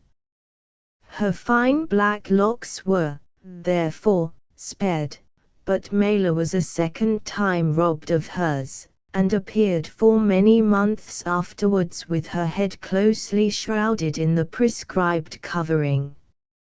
Much did Heinrich wish that he and his bride could have received the blessing of a minister of the gospel, as a sacred sanction of their union. But this could not be, and he endeavored to supply the deficiency, and to give a holy and Christian character to what he felt to be the most solemn act of his life, by uniting in earnest prayer with Oriana, Mela, and Gianna, that the blessing of God might rest upon them all, and enable them to fulfill their new and relative duties faithfully and affectionately and as unto the Lord. 3 years had elapsed since that day, and no event had occurred to interrupt the domestic happiness of those young couples, or to disturb the perfect friendship and unanimity that reigned between them. They were a little Christian community, small indeed, but faithful and sincere, and likely to increase in time, for little Lincoyer was carefully instructed in the blessed doctrines which his mother and his stepfather had received, and when Heinrich's own son was born, he baptized him in the name of the Holy Trinity, and gave him the Christian name of his own loved brother Ludovico, and earnestly he asked a blessing on his child, and prayed that he might be enabled to bring him up a Christian. Not in name only, but in deed and in truth. Chapter 16. Wrath is cruel, and anger is outrageous, but who is able to stand before envy? Open rebuke is better than secret love. Faithful are the wounds of a friend, but the kisses of an enemy are deceitful. Proof. Xy, 4:6 Tisquantum still sat dozing on his favorite seat before his dwelling, and Heinrich and Oriana remained beside him, silently watching the peaceful slumbers of their venerable parent, and the playful sports of their child, who was again roiling on the soft green turf at their feet, and busily engaged in decking the shaggy head and neck of a magnificent dog with the gay flowers that were scattered around him. It was Rodolphe, the faithful Rodolphe, who had once saved Heinrich's life from the treacherous designs of Coubertin, and who had often since proved his guard and his watchful protector in many seasons of peril and difficulty. His devotion to his master was as strong as ever, and his strength and swiftness were still unabated, whether in the flood or the field. But years had somewhat subdued the former restless activity of his spirits, and, now that he had dwelt so long in a settled home, his manners had become so domestic, that he seemed to think his chief duty consisted in amusing the little Ludovico, and carrying him about on his broad shaggy shoulders, where he looked like the infant Hercules mounted on his lion. They were, indeed, a picturesque pair, and no wonder that the young parents of the beautiful child smiled as they watched him wreathing his little hands in the long curling mane of the good-tempered animal, and laying his soft rosy cheek on his back. Such was the group that occupied the small cultivated spot in front of the chief lodges of the village, and thus happy and tranquil might they have remained, until the fading light had warned Oriana that it was time to lay her child to rest in his mossy bed, and to prepare the usual meal for her husband and her father. But they were interrupted by the approach of Gianna and Mela, accompanied by the young Lincoya, and also by a stranger, whose form seemed familiar to them, but whose features the shadow of the overhanging trees prevented them at first from recognizing. But, as the party approached, a chill struck into the heart of Oriana, and she instinctively clung closer to her husband's arm, as if she felt that some danger threatened him, while the open, manly brow of Heinrich contracted for an instant, and was crossed by a look of doubt and suspicion that was seldom seen to darken it, and could not rest there long. In a moment that cloud had passed away, and he rose to greet the stranger with a frank and dignified courtesy, that showed he felt suspicion and distrust to be unworthy of him. Rodolphe, also, seemed to be affected by the same kind of unpleasant sensations that were felt by his more intellectual, but not more sagacious fellow creatures. No sooner did the stranger advance beyond the shadow of trees, and thus afford the dog a full view of his very peculiar and striking countenance, than he uttered a low deep growl of anger, and, slowly rising from the ground, placed himself between his little charge and the supposed enemy, on whom he kept his keen eye immovably fixed, while his strong white teeth were displayed in a very formidable row. Coubertin, for it could be no other than he, saw clearly the impression that his appearance had excited on the assembled party of his old acquaintances, but he was an adept in dissimulation, and he entirely concealed his feelings under the garb of pleasure at this reunion after so long a separation. The candid disposition of Heinrich rendered him liable to be deceived by these false professions of his former rival, and he readily believed that Coubertin had, during his absence of so many years, forgotten and laid aside all those feelings of envy and jealousy that once appeared to fill his breast, and to actuate him to deeds of enmity towards the white stranger, whose father had slain his chosen friend and companion. But was it so? Had the cruel and wily savage indeed become the friend of him who had, he deemed, supplanted him, not only in the favor of his chief, but also in the good graces of his intended bride, and who was now, as he had learned from Gianna, the husband of Oriana, and the virtual sachem of Tisquantum's subject warriors? No, jealousy is cruel as the grave, the coals thereof are coals of fire, which hath a most vehement flame, and in the soul of Coubertin there dwelt no gentle principles of mercy and forgiveness to quench this fiery flame. He was a heathen, and, in his eyes, revenge was a virtue, and the gratification of it a deep joy, and in the hope of attaining this joy, he was willing to endure years of difficulty and disappointment, and to forego all that he knew of home and of comfort. Therefore had he left the tribe of his adoption, and the friends of his choice, and dwelt for so many winters and summers among the Narragansetts, until he had acquired influence in their councils, and won for himself rank in their tribe. And all this rank and influence he had, as we have seen, exerted to procure the destruction of the white men, because one of their number had caused the death of his friend, and he had vowed to be revenged on the race.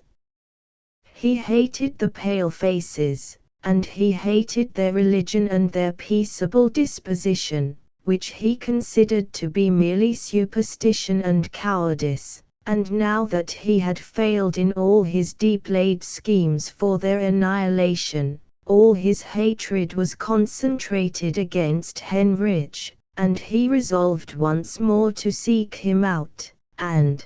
by again uniting himself to the band of Norzetts under Tisquantum, to find an opportunity of ridding himself of one who seemed born to cross his path, and blight his prospects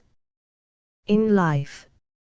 Until Coubertin had traced his old associates through many forests, and over many plains, and had, at length, found the place of their present abode, he knew not that all his former hopes of becoming the Sachem's son-in-law, and succeeding to his dignity, were already blasted by the marriage of Oriana to Heinrich, and the association of the latter in the cares and the honors of the chieftainship.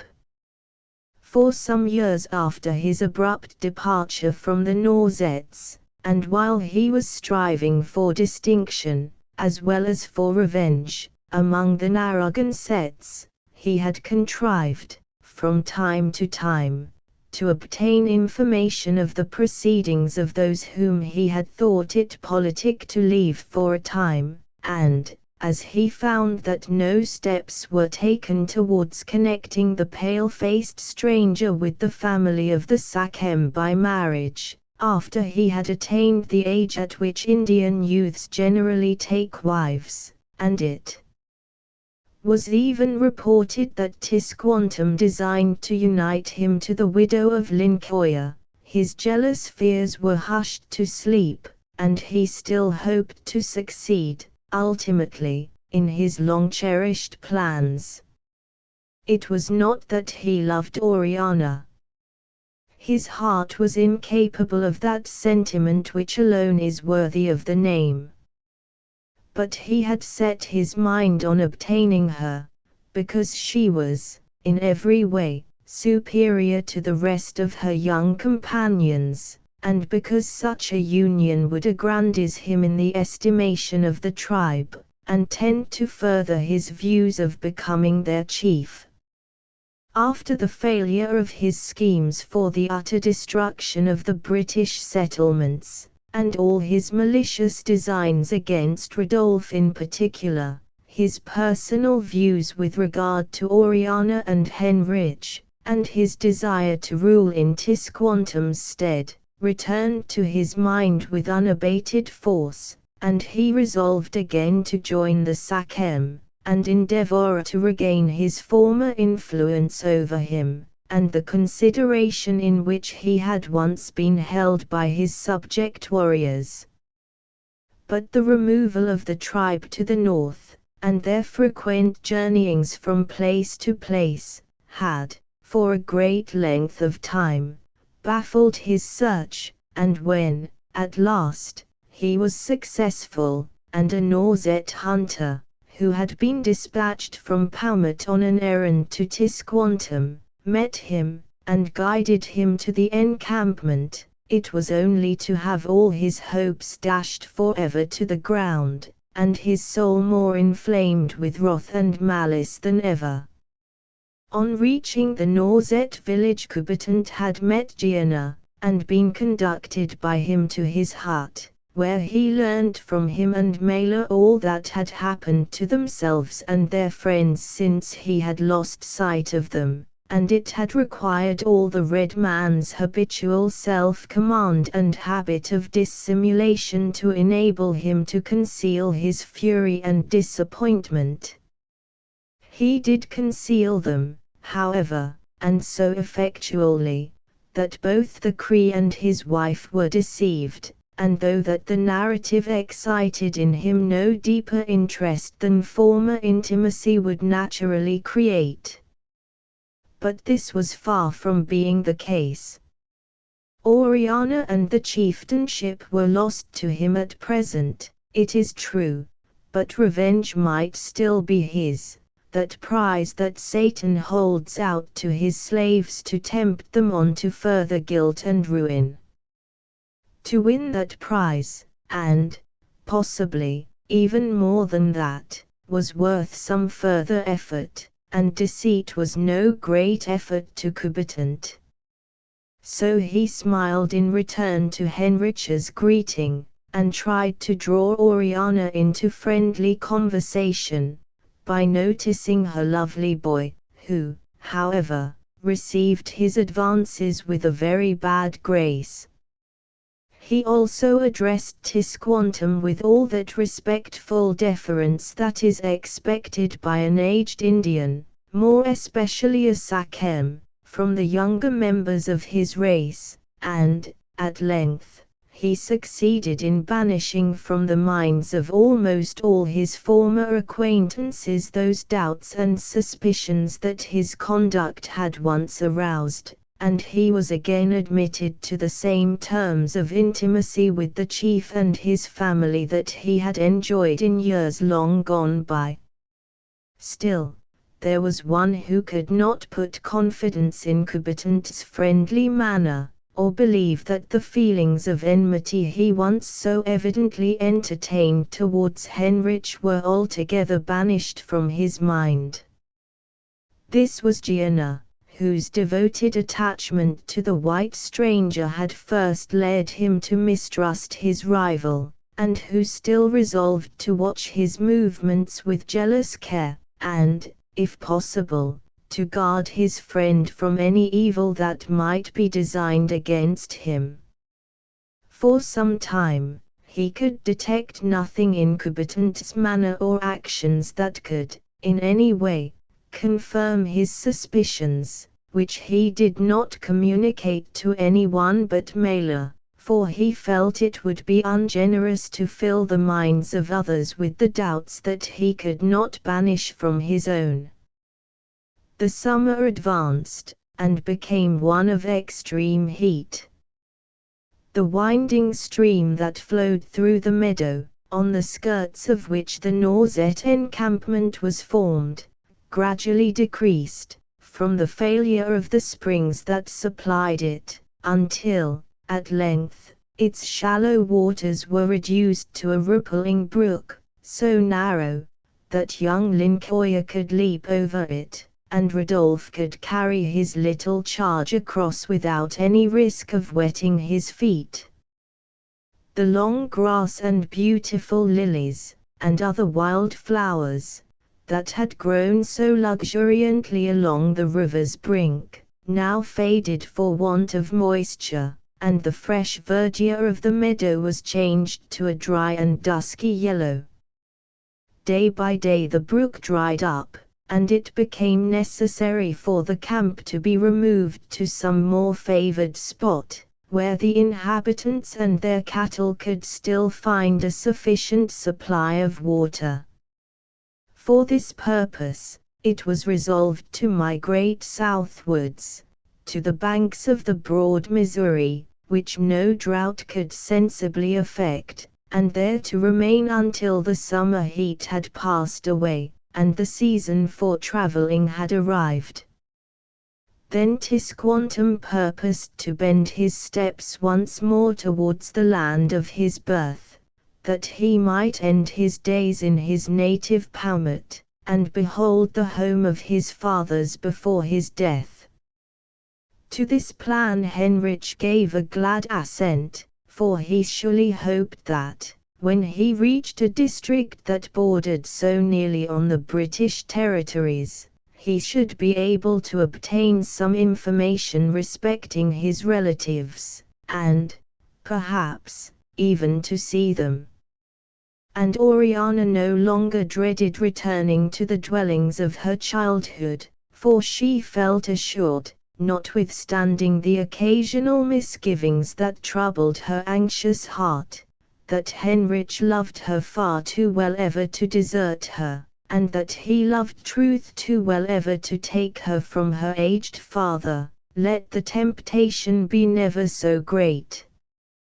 All, therefore, looked forward with satisfaction to the autumn, when the long journey towards the east was to commence, but they well knew that its accomplishment would occupy several seasons, for the movement of so large a party, of every age and sex, and the transport of all their baggage across a district of many hundreds of miles in extent, must, necessarily, be extremely slow, and interrupted by many pauses for rest, as well as by the heat or the inclemency of the weather. Coubertin also expressed his pleasure at the proposed change, which would afford occupation and excitement to his restless spirit, and which, likewise, promised him better opportunities for carrying out his ultimate schemes than he could hope for in his present tranquil mode of life. His constant attention to Tisquantum, and his assiduous care to consult his every wish and desire, had won upon the old man's feelings, and he again regarded him rather as the proved friend of his lost Tycho, than as the suspected foe of his adopted son Heinrich. He frequently employed him in executing any affairs in which he still took an active interest, and he soon came to be looked upon by the tribe as a sort of coadjutor to their white sachem, and the confidential friend of the old chieftain. This was just what Coubertin desired, and he lost no opportunity of strengthening his influence over the Norzet warriors, and making his presence agreeable and necessary to Tisquantum. The time appointed for the breaking up of the encampment drew near, and both Heinrich and Oriana felt much regret at the prospect of leaving the peaceful home where they had spent so many happy days, and where their little Ludovico had been born. Their comfortable and substantial lodge, shaded with the plants that decorated it so profusely and so gaily, had been the most permanent dwelling that they had ever known since their childhood, and though they hoped eventually to enjoy a still more settled home, they could not look on this work of their own labor and taste without affection, or leave it forever without sorrow. In order to lessen the fatigue of Tisquantum, it was arranged, at the suggestion of Coubertin, that he should precede the old sachem, and his immediate family and attendants, to the place of their intended encampment, and should select a suitable situation on the banks of the Missouri, where he and the Nanset warriors could fell timber, and prepare temporary huts for their reception. This part of the country was familiar to him, as he had traveled through it, and dwelt among its plains and its woods in the days of his wandering youth, and he gave Heinrich minute directions as to the route he must take, in order to follow him to the river, which, he said, lay about 3 days' journey to the southward. To the south of the present encampment arose a considerable eminence, that was thickly wooded to the summit on the side that overlooked the Norzet village, and partially sheltered it from the heat of the summer sun. On the other side it was broken into steep precipices, and its banks were scantily clothed with shrubs and grass, which the unusual drought had now rendered dry and withered. A winding and narrow path round the foot of this hill was the only road that led immediately into the plain below, and by this path Coubertin proposed to conduct the tribe, in order to avoid a long detour to the west, where a more easy road would have been found. He described it to Heinrich, who had often been to the summit of the range of hills that overlooked it in pursuit of game, but who was ignorant of the proposed route into the Missouri district, and, after some conversation on the subject, he proposed that the young Sakhem should accompany him the following morning to the brow of the mountain, from whence he could point out to him the road he must take through the broken and undulating ground that lay at the bottom of the hill, and the exact direction he must follow, after he reached the wide and trackless prairie that intervened between that range and the hills that bordered the Missouri. At break of day the march of the tribe was to commence, but as several of the Norsettes were acquainted with the intricate path round the base of the hills, it was not necessary for Coubertin to lead them that part of their journey in person. He therefore proposed, after pointing out to Henrich all the necessary landmarks which could be so well observed from the summit, to find his own way down the steep side of the rugged precipice, and rejoin the party in the plain. This plan was agreed to, and Coubertin invited Oriana to accompany her husband, that she also might see and admire the extensive view that was visible from the heights, and observe the track that her countrymen would follow through the valley beneath. Oriana readily acceded to this proposal, not only because she loved to go by Henrich's side wherever she could be his companion, but also because, in spite of the present friendly terms to which Coubertin was admitted by her father and Henrich, she never felt quite easy when the latter was alone with the dark-browed warrior. The morning was clear and bright, and before the sun had risen far above the horizon, and ere the sultry heat of the day had commenced, Coubertin came to Henrich's lodge, and summoned him and his wife to their early walk up the mountain. With light and active steps they took their way through the wood, and Rodolphe followed close behind them, not now bounding and harking with joy, but at a measured pace, and with his keen bright eye ever fixed on Coubertin. In passing through the scattered village of huts, the dwelling of Gianna lay near the path. Coubertin ceased to speak as he and his companions approached it, and Oriana thought he quickened his pace, and glanced anxiously at the dwelling, as if desirous to pass it unobserved by its inmates. If such was his wish, he was, however, disappointed, for, just as the party were leaving it behind them, they heard the short sharp bark of Rodolphe at the wigwam door, and immediately afterwards the answering voice of Gianna. "Rodolphe, my old fellow, is it you?" exclaimed the Cree, as he came forth from his hut, and looked anxiously at his friends, who now, to Coubertin's inward vexation, stood to greet him. "Where are you off to so early?" he inquired of Henrich, "and why is Coubertin not leading our warriors on their way?" "We are but going to the brow of the hill," replied Henrich, "that Coubertin may point out to me the path by which we are to follow him. He will then join his party in the plain, and I will quickly return to accompany you on our projected hunting scheme. We must add to our stock of provisions before we commence our journey." "I will ascend the hill with you," said Gianna, and Coubertin saw that he took a spear in his hand from the door of the wigwam. Forcing a smile, he observed, as if carelessly, "It is needless, my friend. Henrich's eye is so good that he will readily understand all the directions that I shall give him.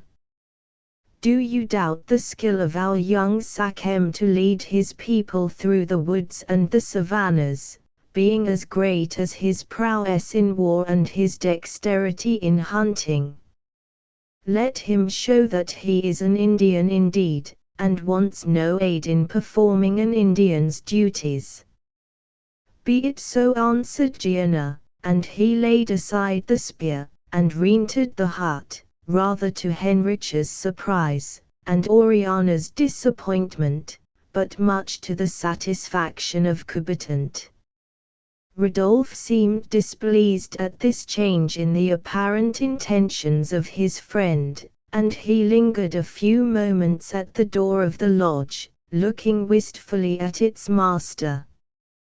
But Gianna bade him go, and a call from Henrich soon brought him again to his former position, and his watchful observation of every movement of Coubertin.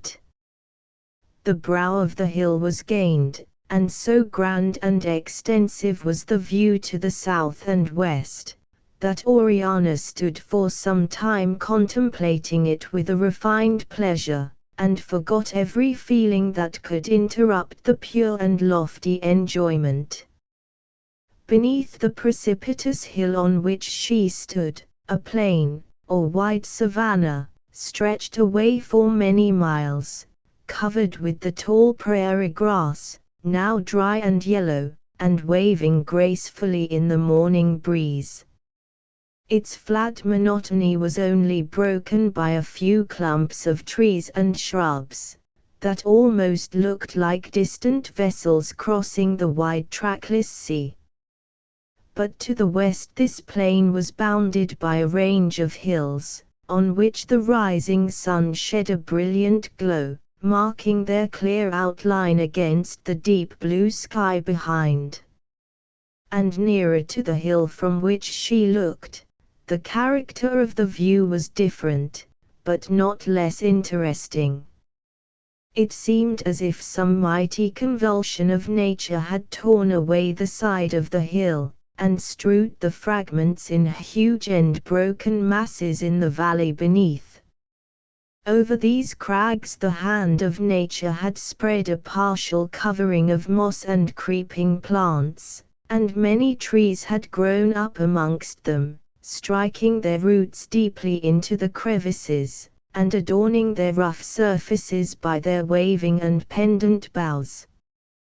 Through the rock-strewn valley, a narrow and intricate path had been worn by the feet of the wandering natives, and by the constant migrations of the herds of wild animals that inhabited the prairie, in search of water or of fresher herbage during the parching heat of an Indian summer. Along this difficult path the Norzet warriors and their families were now slowly winding their way, many of them on horseback, followed by their squaws and their children on foot, and others, less barbarous, leading the steeds on which the women and infants were placed on the summit of a pile of baggage, and carrying their own bows and quivers, and long and slender spears. It was a picturesque scene, and the low chanting song of the distant Indians, to which their march kept time, sounded sweetly, though mournfully, as it rose on the breeze to the elevated position occupied by Oriana and her two companions. The latter seemed fully occupied, the one in pointing out, and the other in observing the route of the travelers. But the eye of Henrich was not unobservant of the beauties of the prospect, and that of Coubertin was restlessly roving to and fro with quick and furtive glances, that seemed to indicate some secret purpose, and to be watching for the moment to effect it.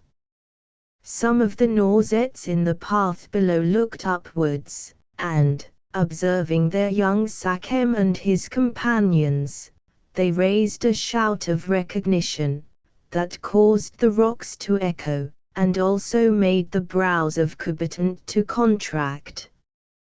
He saw that he must delay his purpose until the travelers were out of sight, and this chafed his spirit, but he controlled it, and proposed to Henrich and Oriana to seat themselves on the verge of the precipice, and watch the course of the travelers, while he went to reconnoiter the steep path by which he designed to join them. They did so, and the hushes that grew to the edge of the steep declivity shaded the spot, and hid them from the retreating form of Coubertin.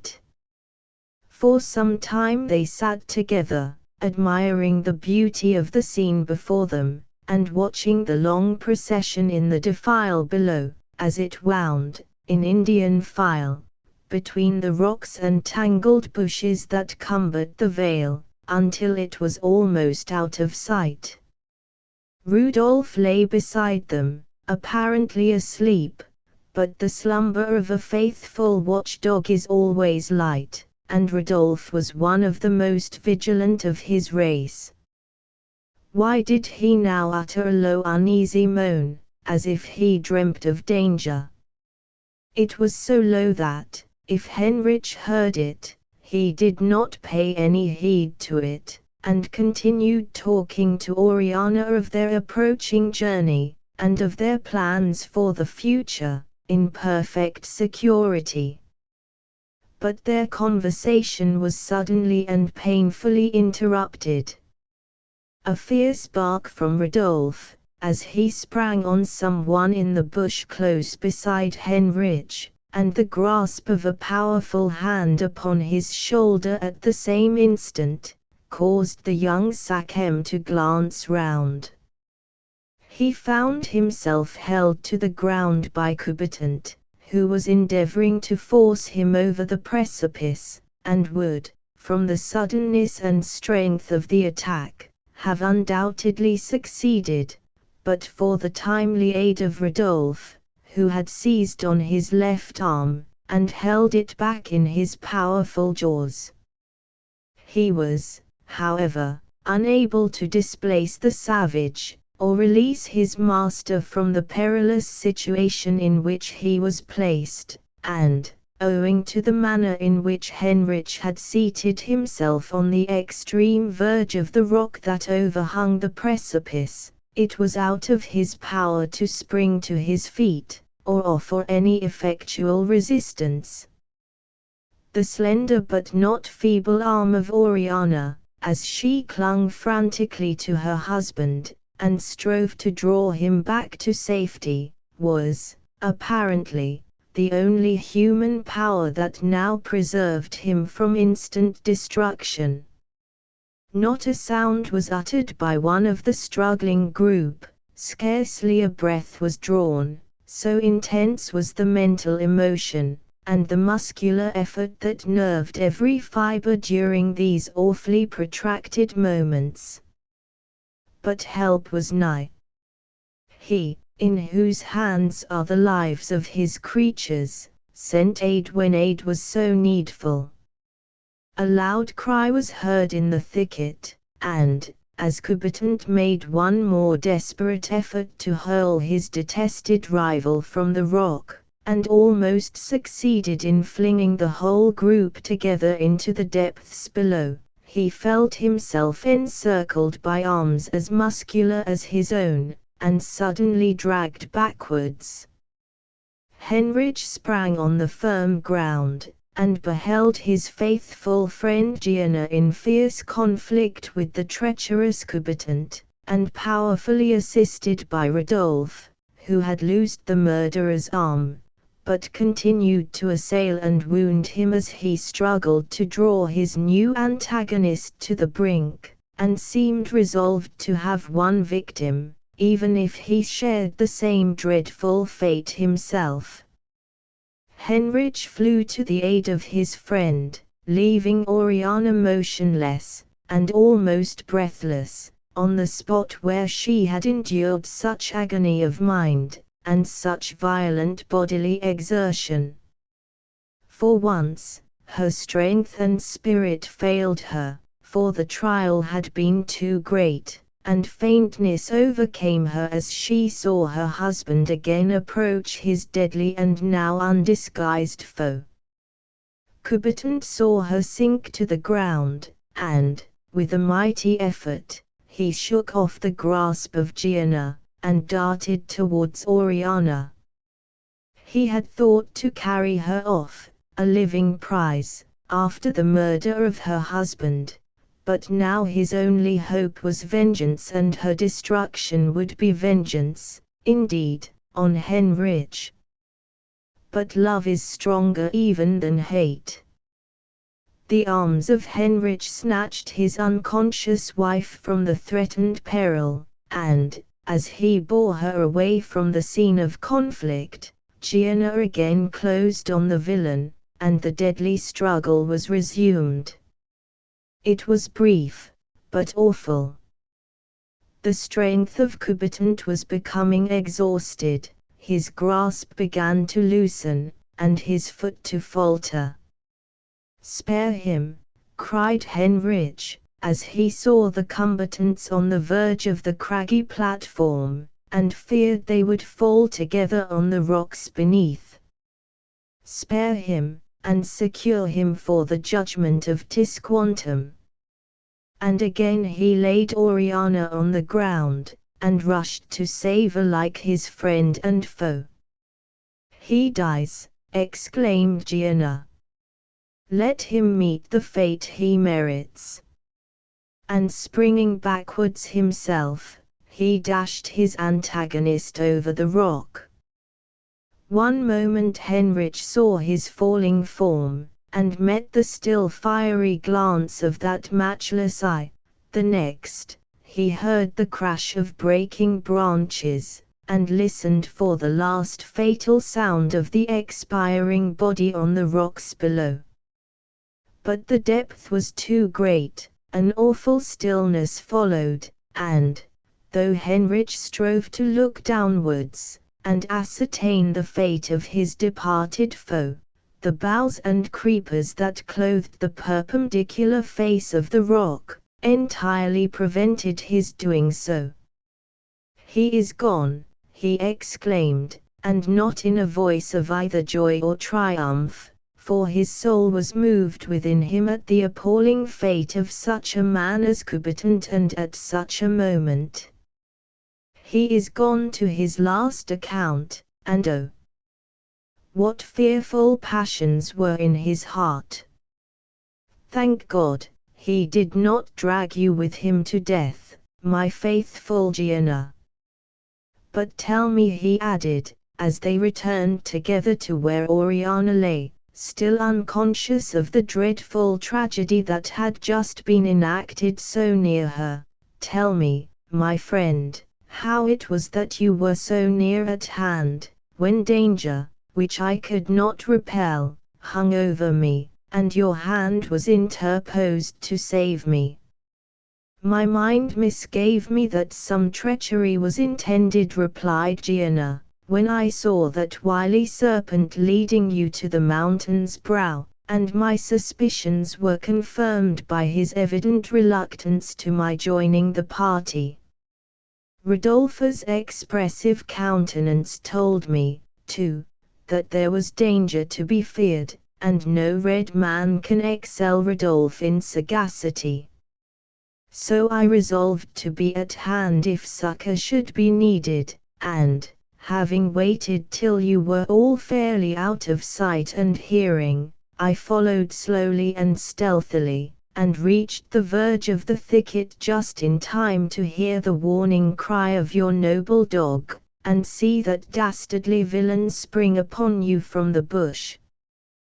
The rest you know, and now you will believe me, when I own my conviction that your destruction has been his object since the time I joined your camp, and that, to accomplish it, and obtain possession of Oriana, he returned to Tisquantum's tribe, and has worn the mask of friendship for so many months. My soul is relieved of a burden by his death, and forgive me, Heinrich, if I own that I glory in having executed on him the vengeance he deserved, and having devoted him to the fate he designed for you." Heinrich could not regret the death, however dreadful, of one who seemed to have been so bent on the destruction of his happiness and his life, but the thought of all the guilt that lay on Kubitant's soul, unrepented of and unatoned, saddened and solemnized his spirit, and he only replied to Gianna's exulting words by a kindly pressure of his friend's hand, as they approached Oriana. Her senses bad returned, and, with them, a painful sense of danger and of dread, and she looked anxiously, and almost wildly, around her, as Heinrich knelt beside her, and gently raised her from the ground. "Where is he?" she exclaimed. "Where is that fearful form, and those eyes of unearthly fire that glared on me just now? You are safe, my Heinrich," she added, and, as she looked up in his face, tears of joy and gratitude burst from her large expressive eyes, and relieved her bursting heart. "You are safe, my Heinrich, and oh that dark form of dread and evil might never, never, cross my path again." "Fear not," Oriana replied Gianna, "he never more will darken your way through life.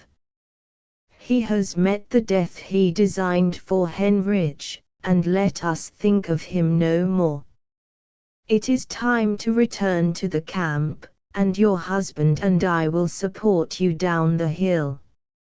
"I am well, quite well, now," cried Oriana, and she rose from the ground, and clung to Heinrich's arm, as if to assure herself of his presence and safety. "I could walk through the world thus supported, and thus guarded, too," she added, as she stroked the head of the joyous Rodolphe, who now bounded round her and Heinrich with all his wonted spirit. "I owe much to my two trusty friends, but for their care and watchfulness, what would now have been my dreadful fate? Let us leave this spot, so beautiful, but now so full of fearful images." Chapter 17. Hither and thither, hither and thither. Madly they fly. Whither, oh, whither? Whither, oh, whither? 'Tis but to die. Fire is behind them, fire is around them, black is the sky. Horror pursues them, anguish has found them, destruction is nigh. And where is refuge?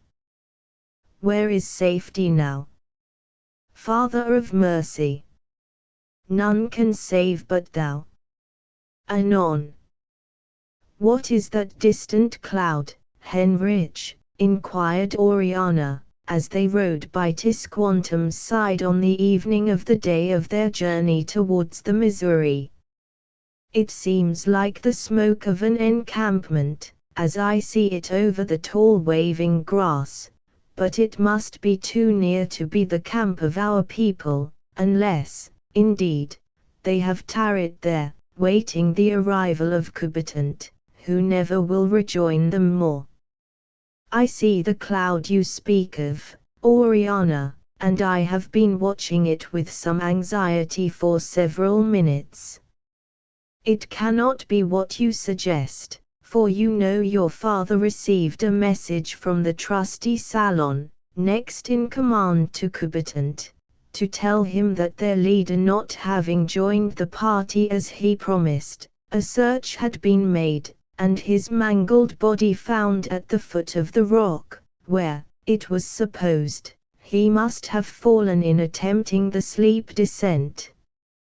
Salon's messenger further stated that, having buried the corpse where it lay, he had led the people on, and should pursue the path pointed out by Kubitant, and hasten to prepare the necessary huts for our reception. I dispatched the messenger again with further directions to Salon, and ere this, no doubt, the encampment is formed on the shores of the great river to which we are journeying.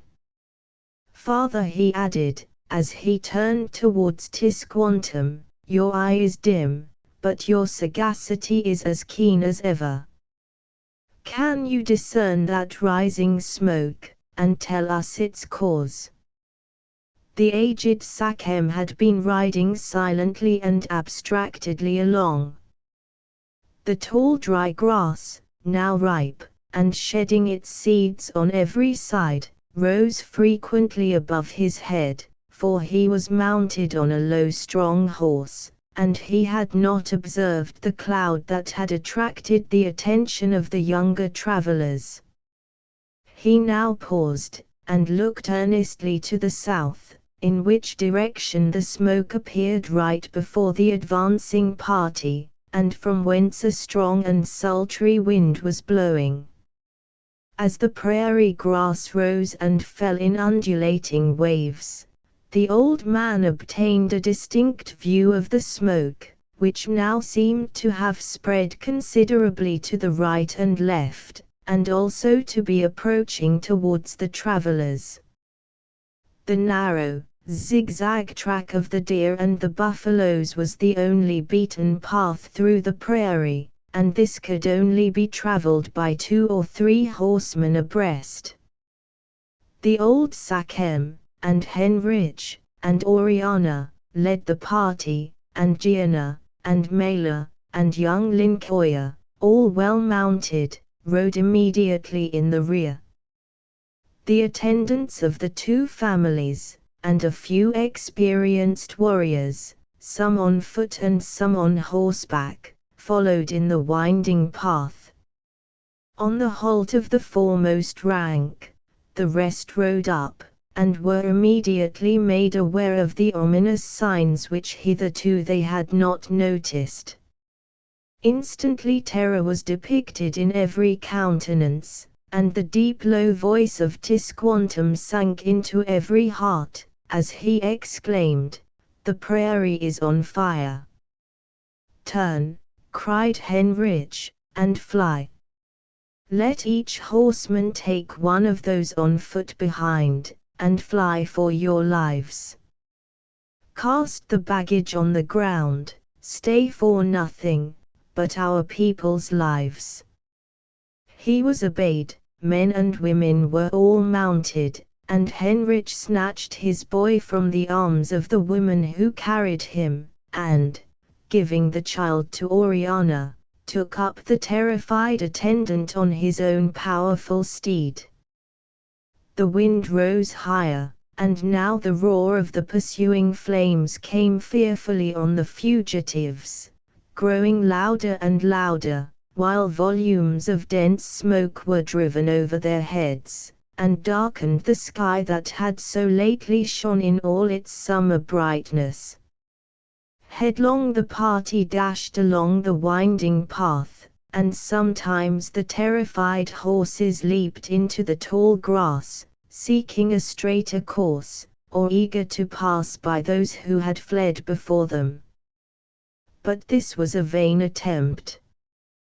The wild pea vines, and other creeping plants that stretched among the grass, offered such impediments to rapid flight, as forced them again into the path. And now the wild inhabitants of the broad savanna came rushing on, and joined the furious flight, adding difficulty and confusion to the horror of the scene. Buffaloes, elks, and antelopes tore madly through the grass, jostling the horses and their riders, and leaving them far in the rear. The screaming eagle rode high above among the clouds of smoke, and many smaller birds fell suffocated to the ground, while all the insect tribe took wing, and everything that had life strove to escape the dread pursuer. It was a desperate race. The strength of the fugitives began to fail, and no refuge, no hope, seemed near. Alas! To some the race was lost. The blinding effect of the dense smoke that filled the atmosphere, the suffocating smell of the burning mass of vegetable matter, and the lurid glare of the red flames that came on so rapidly, overpowered alike the horses and their riders, while the roaring of the fire, which sounded like a mighty rushing cataract, and the oppressive heat, seemed to confuse the senses, and destroy the vital powers of the more feeble and ill-mounted of the fugitives. Several of the horses fell, and their devoted riders sank to the ground, unable any longer to sustain the effort for life, and Heinrich had the agony of passing by the wretched victims, and leaving them to their fate, for he knew that he had no power to save them. Many miles were traversed, and still the unbroken level of the prairie spread out before them, and still the roaring and destructive flames came borne on the mighty winds behind them. A few scattered trees were the only objects that broke the monotony of the plains, and the hills, at the foot of which they had traveled that morning, and where alone they could look for safety, were still at a great distance. At length, the aged Tisquantum's powers of endurance began to give way. The reins almost fell from his hands, and, in trembling accents, he declared his total inability to proceed any further.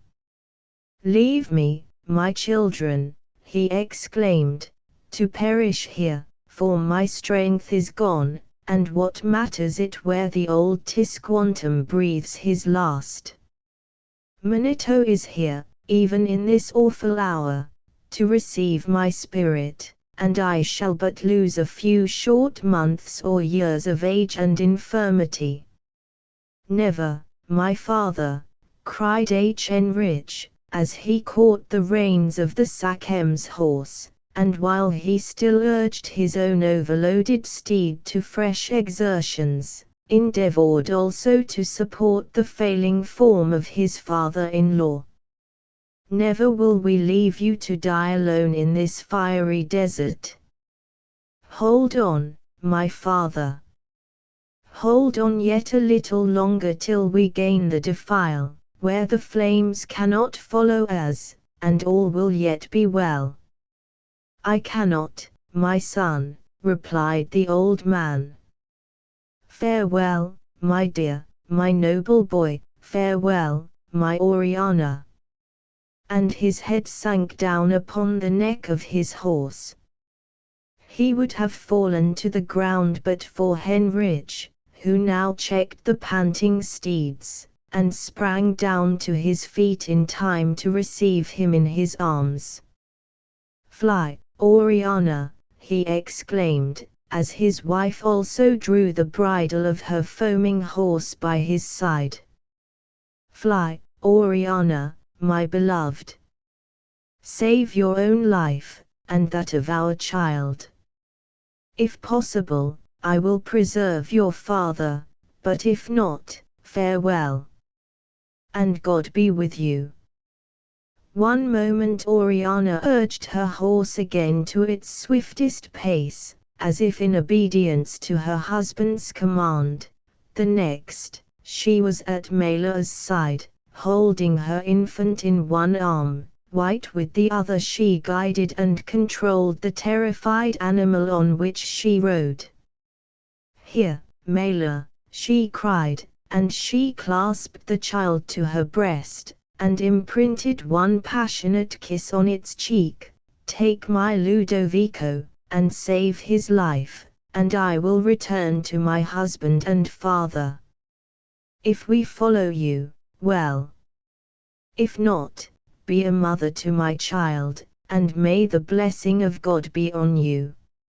She almost flung the infant into the extended arms of Mela, and then, having with difficulty turned her horse, and forced him to retrace his steps, she again rejoined those with whom she was resolved to live or die. One glance of affectionate reproach she met from her Heinrich's eyes, but he did not speak. With the assistance of Ludovico's nurse, who rode behind him, he had just lifted Tisquantum to his own saddle, and was preparing to mount himself, and endeavor to support the unconscious old man, and again commence the race for life or death. But it seemed a hopeless attempt, so utterly helpless was the Sachem, and so unable to retain his seat. Quick as thought, Oriana unbound her long twisted girdle of many colors, and, flinging it to Heinrich, desired him to bind the failing form of her father to his own. He did so, and the nurse having mounted behind Oriana, again the now furious steeds started forward. All these actions had taken less time to perform than they have to relate, but yet the pursuing flames had gained much way, and the flight became more desperate, and more hazardous.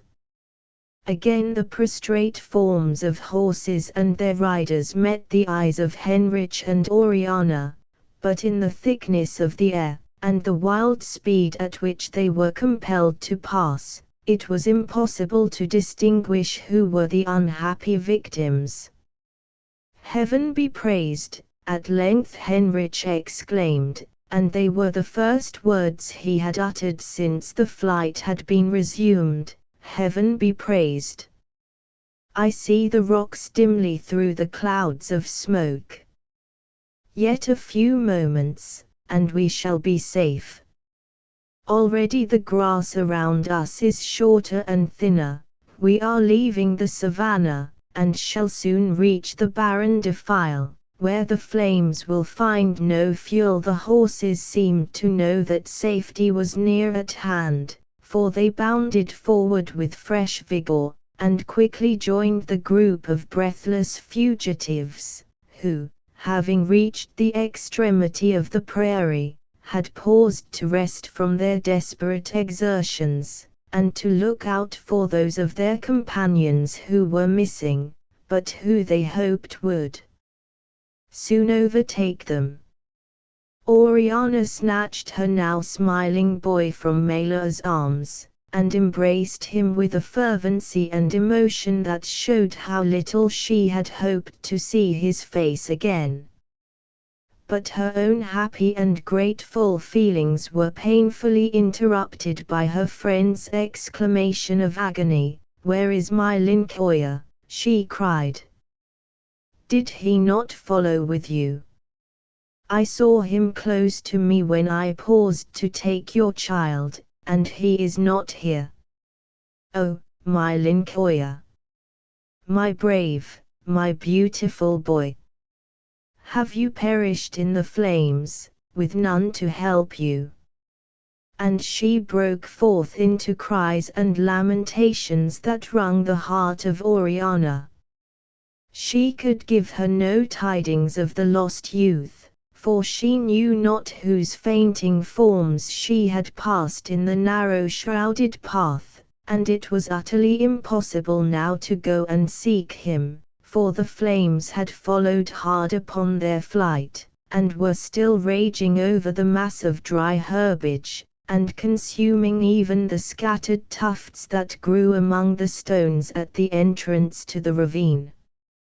So intense was the heat of the glowing surface, even after the blaze had died away, that it would not be practicable to pass over it for many hours, and the party, who had reached a place of safety, were compelled to make arrangements for passing the night where they were, not only that they might be ready to seek the remains of their lost friends the next morning,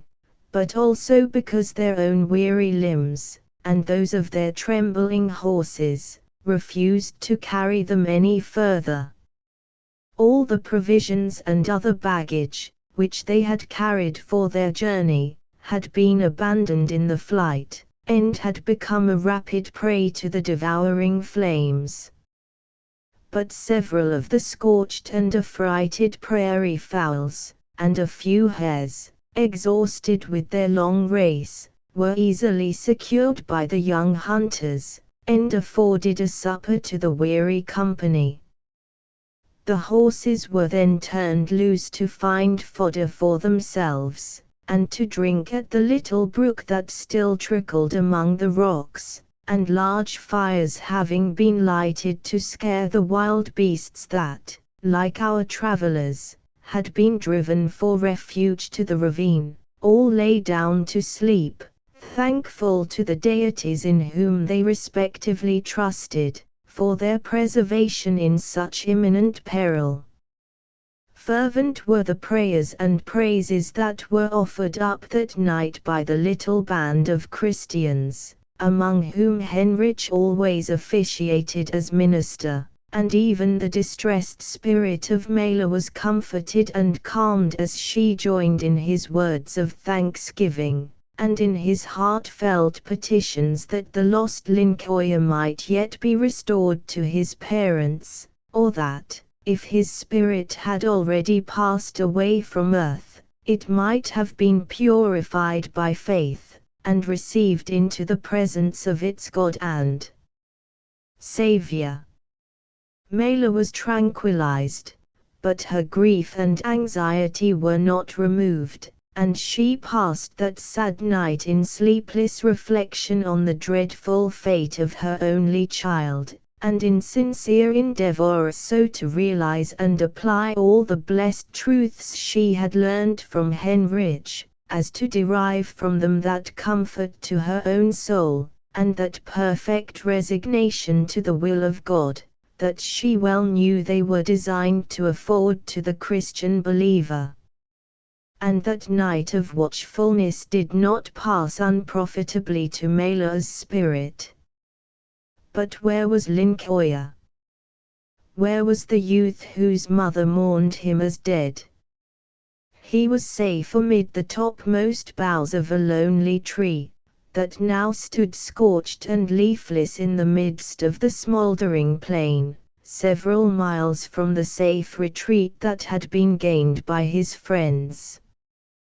The horse on which he rode that day, though fleet and active, was young, and uninured to long-continued and violent exertion, and, at length, its foot getting entangled in some creeping plant that had grown across the pathway, it had fallen violently to the ground, and thrown its young rider among the prairie grass, where he lay, stunned, and unable to rise, until all his companions had passed by.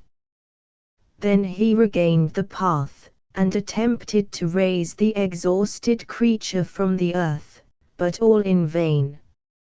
Its trembling limbs were unable to support it, and Lincoya saw that he could no longer look to his favorite steed for the safety of his own life, and must abandon it to perish in the flames.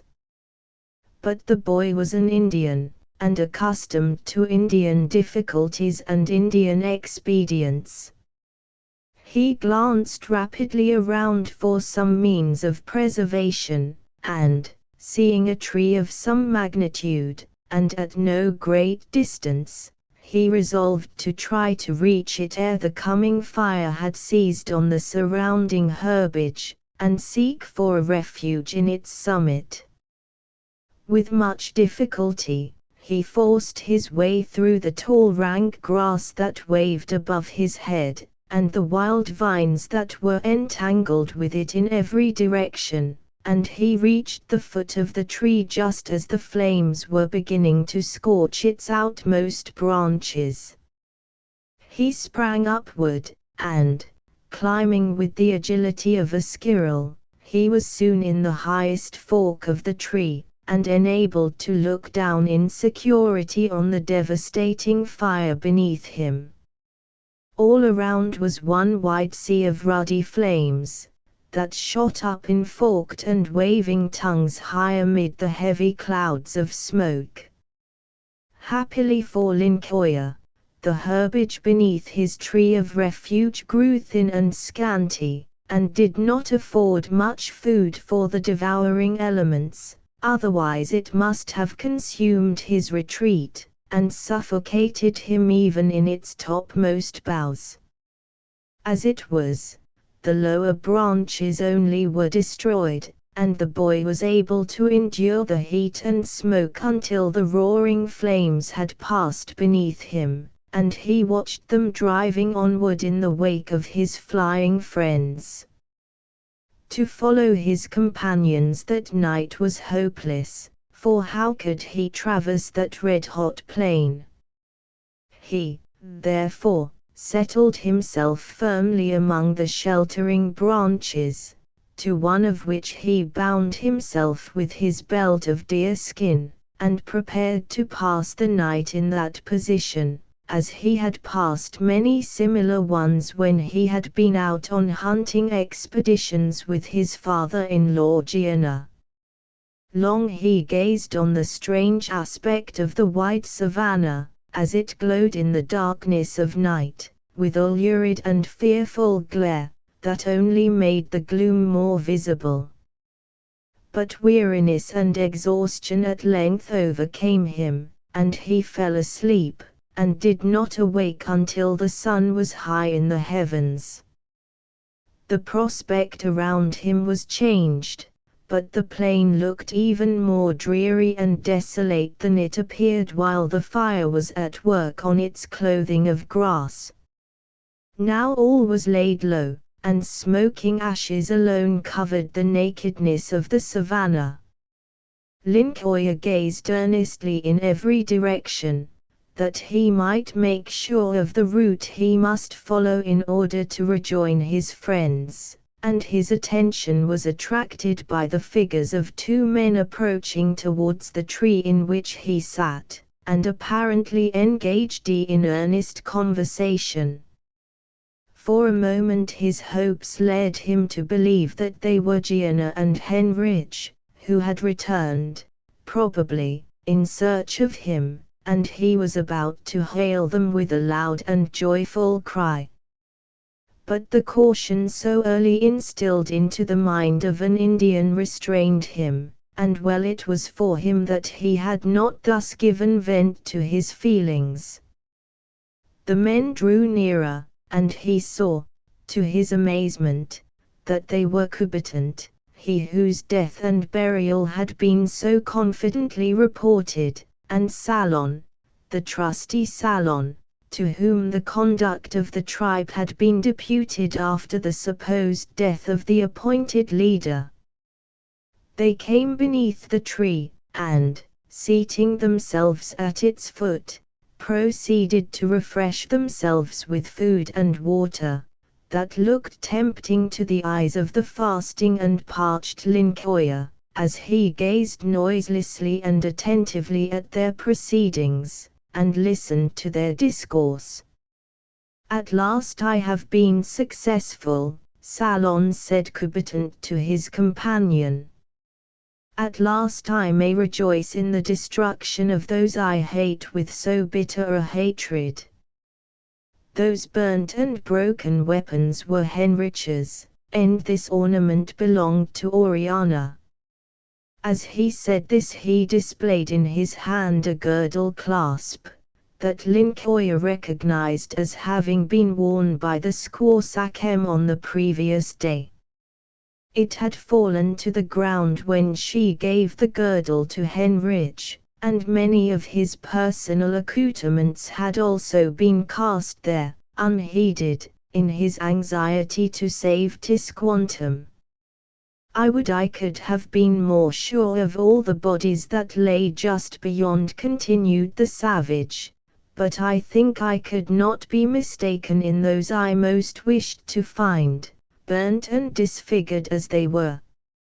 And the horses, too, were surely those they rode, for I knew the fragments of Tisquantum's trappings, and recognized the form of Lincoya's pony. Yes, they are all destroyed, I know it, and I exult in it. Now, who shall prevent my being Sachem of the tribe, and leading my warriors to the destruction of the detested white invaders of our land?"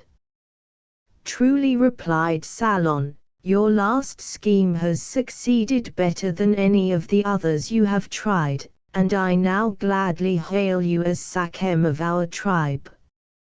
I have made sure of the fidelity of many of our bravest warriors, and when those who would have taken the white man's part, and followed him in obedience to Tisquantum's wishes, find that he is dead, they will readily take you for their leader, as the bravest of our tribe, and the most determined foe of the pale-faces.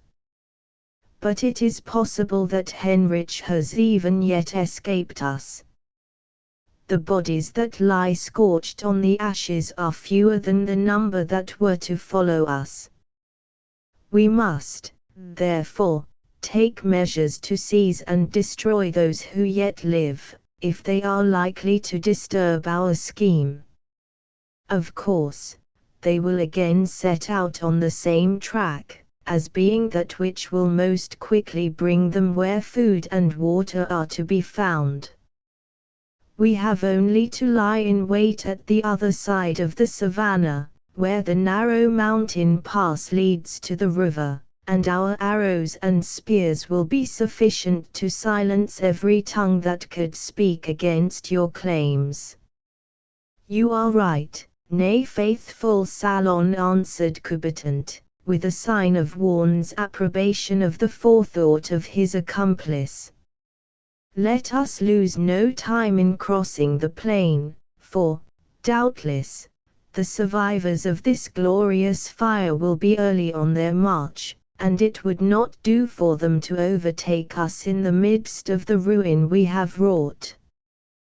We will set all inquiries to rest, and then we will report to our tribe that the dreadful conflagration has deprived them of both their chiefs, and that it rests with themselves to choose another.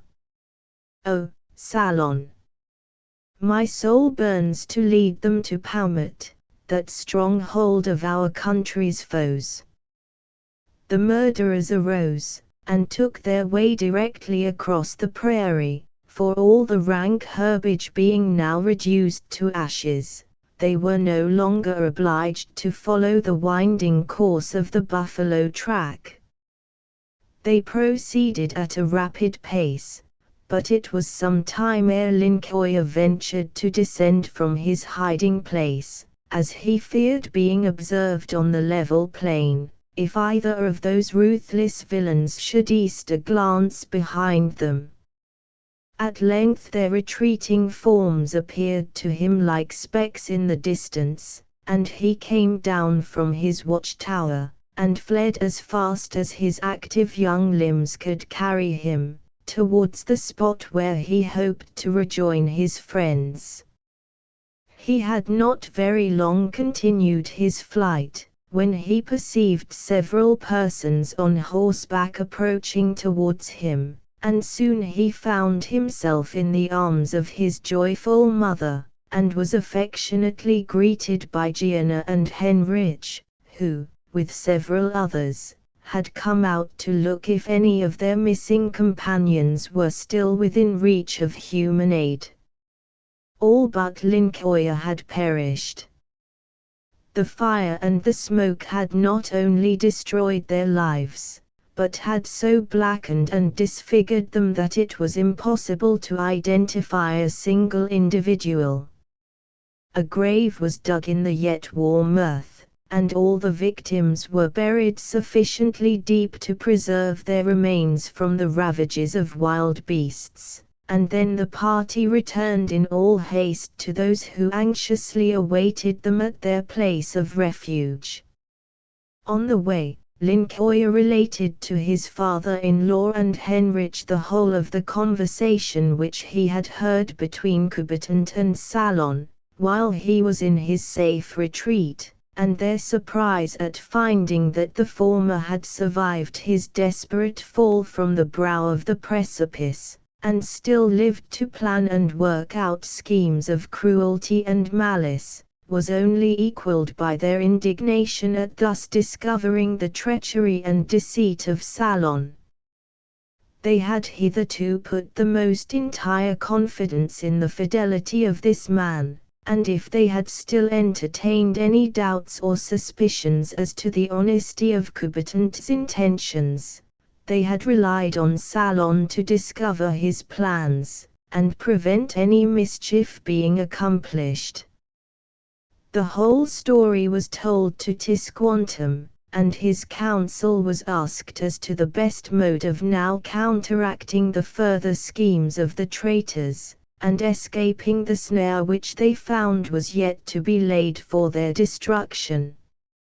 It would be impossible for them to reach the camp on the banks of the Missouri, by the path which Coubertin had pointed out, without passing through the defile where the villain and his confederate now proposed to lie in wait for them, and where, in spite of their superior numbers, many of their party would probably be wounded by the arrows and darts of their hidden foes, without having any opportunity of defending themselves. That route was therefore abandoned. But the old Sachem remembered having traversed this part of the continent many years ago, and he knew of a track to the west, by which the mountains that skirted the course of the Missouri might be avoided, and the rivers reached at a considerable distance above the place at which the encampment was appointed to be formed. This road was, indeed, much longer than that across the prairie, and would occupy several days to traverse, so that it was doubtful whether Coubertin would wait so long in his lurking place, or whether he would conclude that the chiefs were dead, and return to take the command of the tribe. Nevertheless, no other course was open, and, with as little delay as possible, the journey was commenced. A scanty supply of food was obtained by the bows and arrows of the hunters, and water was occasionally met with in the small rivulets that flowed from the hills, and wandered on until they eventually lost themselves in the broad Missouri. Inured to privations and to toilsome journeys, the Indian party heeded them not, but cheerfully proceeded on their way until, at length, they beheld the wigwams of their tribe standing on a green meadow near the river's side. They hastened on, and were received with joyful acclamations by the inhabitants, who had almost despaired of ever seeing them again. The conflagration of the prairie was known to them, but almost all of them were ignorant of the true cause of the awful calamity, and attributed it entirely to accident. Nor were any suspicions aroused in their minds by the conduct of Coubertin and Salon, who had pretended the greatest alarm and anxiety for the fate of the chiefs and their party, and had set out as soon as it was possible to traverse the savannah, in the hope, as they declared, of rendering assistance to any of the Sachem's company who might have survived the catastrophe. Much to the relief of all the party, they found that neither Coubertin nor his accomplice had yet returned to the camp, and their prolonged absence was becoming a source of uneasiness to the rest of the tribe, who were preparing to send out a party of men to search for them, the very day that Henrich led his detachment into the village. It was agreed by the Sachems and Gianna that they would not communicate to the rest of their people all they had discovered of the treachery of Coubertin and Salon, as they knew not yet how many of the warriors might have been induced to join in the conspiracy, and connive at their crimes. They, therefore, accounted for having traveled by so circuitous a route, on the plea of their inability to cross the prairie without any supply of either provisions or water, and they commanded the party who were about to search for Coubertin and Salon to set out immediately, and to use every possible exertion to find them, and bring them in safety to the camp. They could have told their messengers exactly where the villains were to be found, but that would have betrayed a greater knowledge of their movements than it would have been prudent to disclose, and they only directed the men to shout aloud every now and then, as they traversed the mountain passes, that the lost travelers might know of their approach, and also to carry with them a supply of food sufficient to last several days. The messengers departed, and then Gianna set himself to work, with all an Indian's sagacity, to find out the extent to which the conspiracy had been carried among the warriors of the tribe. He succeeded in convicting 4 men of the design to elevate Kubertant to the chieftainship, and of a knowledge and participation in his last desperate scheme for the destruction of the Sakhem and all his family. Summary justice was, therefore, executed on the culprits, who scorned to deny their crimes when once they were charged with them, and submitted to the sentence of their chief with a fortitude that almost seemed to expiate their offense.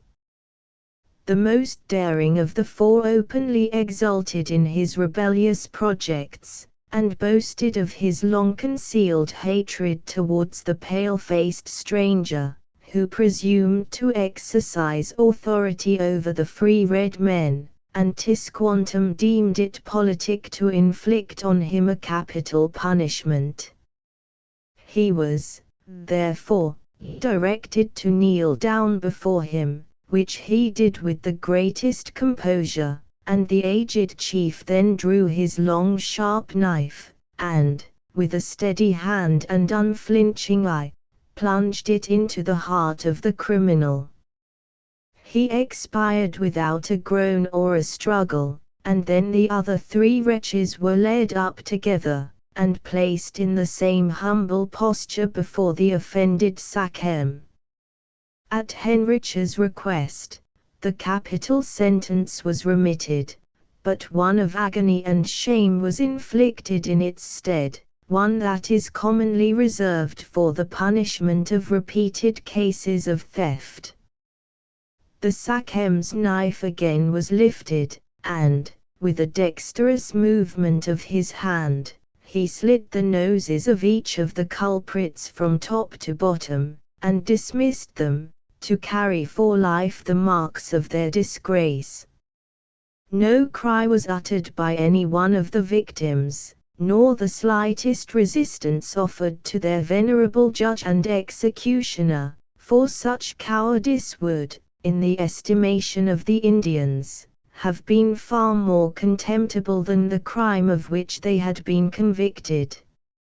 Silently they withdrew, nor did they, even by the expression of their countenances, seem to question the justice of their chastisement.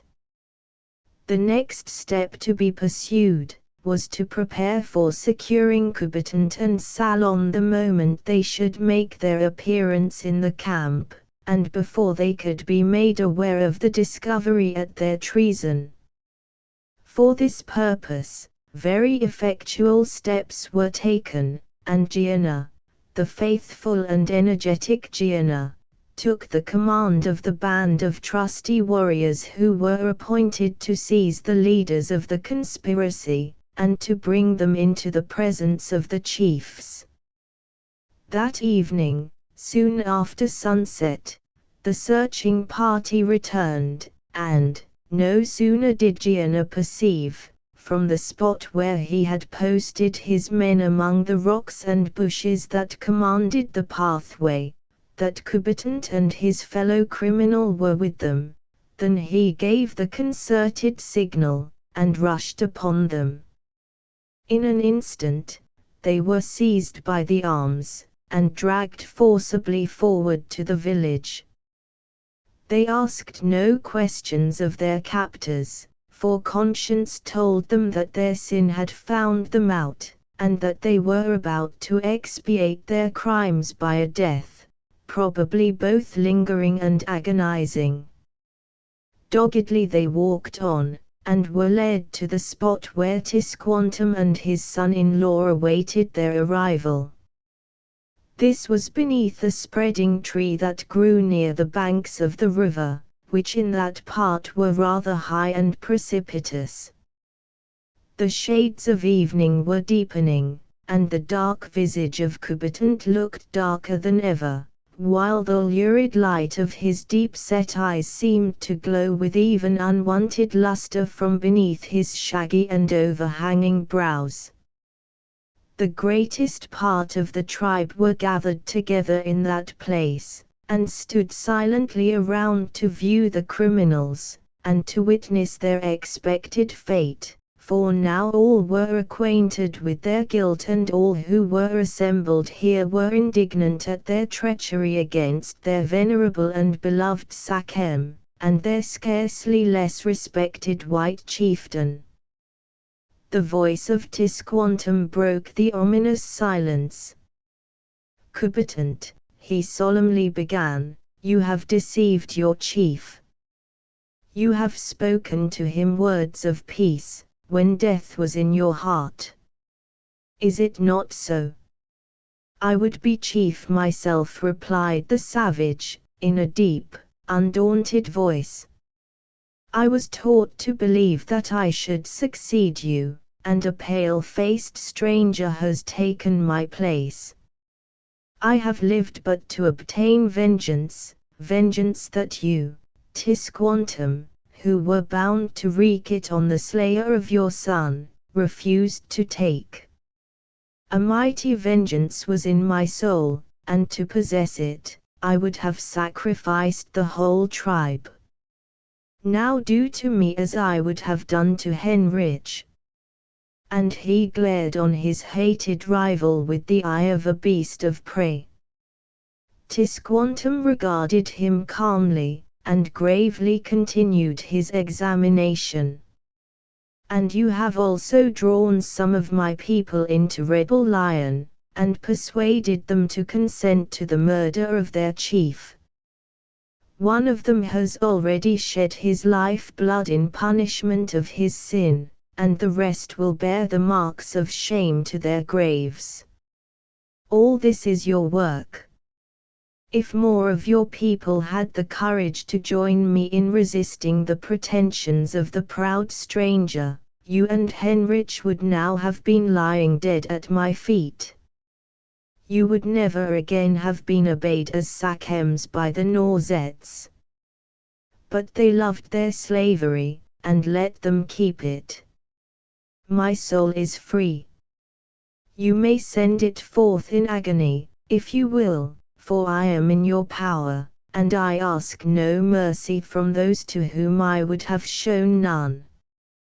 Do your worst. Coubertin's heart is strong, and I shall soon be with the spirits of my fathers, where no white men can enter." The wrath of Tisquantum was stirred by the taunts and the bold defiance of his prisoner, and he resolved to execute on him a sentence that should strike terror into any others of the tribe who might have harbored thoughts of rebellion. "The death that you intended should be my portion, and that of all my family, shall be your own," he exclaimed. "The torments of fire shall put a stop to your boasting. My children," he added, turning to the warriors who stood around him, "I call on you to do justice on this villain. Form a pile of wood here on the river's brink, and when his body is consumed, his ashes shall he cast on the stream, and go to tell, in other lands, how Tisquantum punishes treachery." A smile of scorn curled the lip of Coubertin, but he spoke not, and no quivering feature betrayed any inward fear of the approaching agony. "Hear me yet," Coubertin resumed the old chieftain, and, as he spoke, the The strokes of his warriors' hatchets among the neighboring trees fell on the victim's ear, but did not seem to move him. "Hear me yet, and answer me.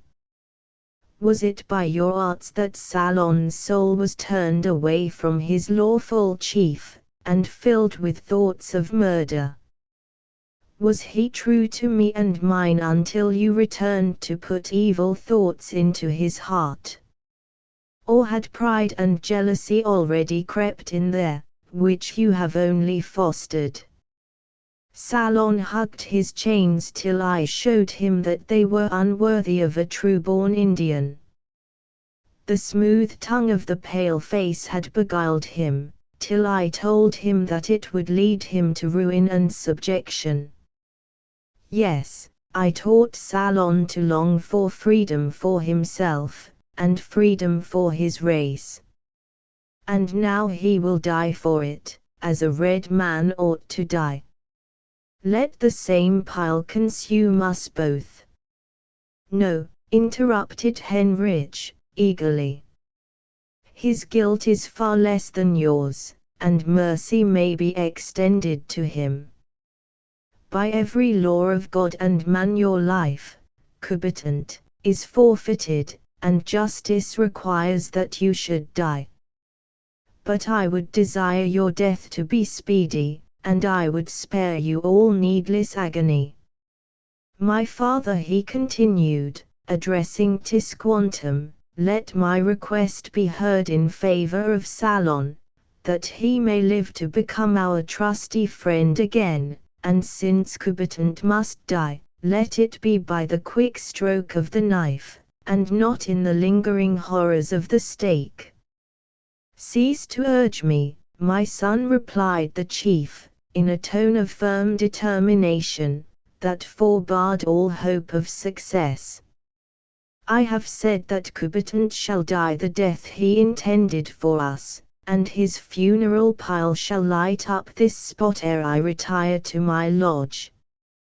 Salon, also, shall die, but, as he was deceived by the greater villain, he shall die a warrior's death." The Sachem rose from his seat, and took a spear that leaned against the trunk of the tree beside him. "Now meet the stroke like a man," he cried, and gathering his somewhat failing strength, he bore with all his force against the naked breast of Salon.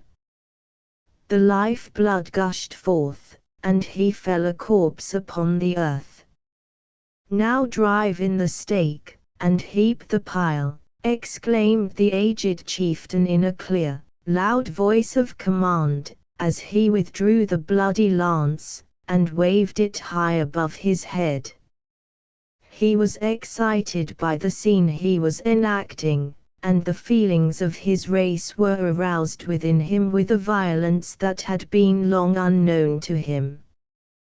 He felt the joy that savage natures feel in revenging themselves on their foes, and he forgot the influence that Heinrich's example and precepts of forbearance had so long exerted over his conduct, though they had not yet succeeded in changing his heart. "Heap the pile high," he cried, "and let the flames bring back the light of day, and show me the death struggles of him who would have slain me, and all I love on earth. Drag the wretch forward, and bind him strongly. The searching flames may yet have power to conquer his calm indifference." The lighted brand was ready, and the victim was led to the foot of the pile. A rope was passed around his arms, and the noose was about to be drawn tight, when, quick as lightning, the devoted victim saw that there was yet one chance for life. The river was rolling beneath his feet. Could he but reach it? His arms were snatched from those who held them with a sudden violence, for which they were unprepared, and, with one desperate bound, the prisoner gained the steep bank of the broad dark stream. Another moment, and a heavy plash was heard in the waters. Darkness was gathering around the scene, and those who looked into the river could distinguish no human form on its surface. "Fire the pile!" cried Tisquantum, and the flames burst up from the dry crackling wood, and threw a broad sheet of light on the dark stream below.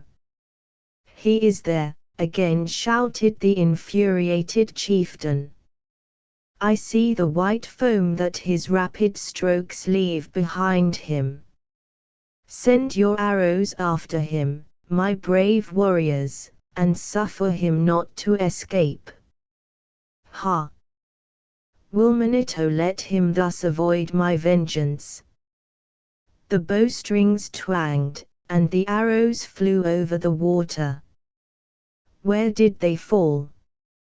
Not on Kubitant's struggling form, for he had heard the Sakem's command, and had dived deeply beneath the surface of the water, and changed his course down the stream. When he rose again, it was in a part of the river that the flames did not illuminate, and those who sought his life saw him no more. "Surely he was wounded, and has sunk, never to rise again," exclaimed Henrich. "His doom has followed him." "Manito be praised," cried Tisquantum, "but I would I had seen him writhing in those flames." And he turned and left the spot. Kubitant gained the western shore of the river, and he smiled a strange and ominous smile, as he looked across the waters, and saw the forms of his enemies by the light of that fire which had been intended to consume his quivering flesh, and dismiss from earth his undaunted and cruel spirit. "I will have vengeance yet," Ha muttered, and then he turned his steps towards the south, and paused not until he had travelled many miles down the river, when he lay down on its margin, and slept as soundly as if no guilt lay on his soul. Chapter 18. Out of small beginnings great things have arisen, and as one small candle may light 1,000, so the light here kindled doth shone on many. Governor Bradford's Journal. Once more we must leave our Indian friends, and return to New Plymouth, and to comparatively civilized life, with all its cares and anxieties, from so many of which the wild tenants of the woods are free. Cares and anxieties had, indeed, continued to be the portion of the Pilgrim Fathers and their families, though mingled with many blessings. Their numbers had considerably increased during the years that elapsed since last we took a view of their condition, and their town bad assumed a much more comfortable and imposing appearance.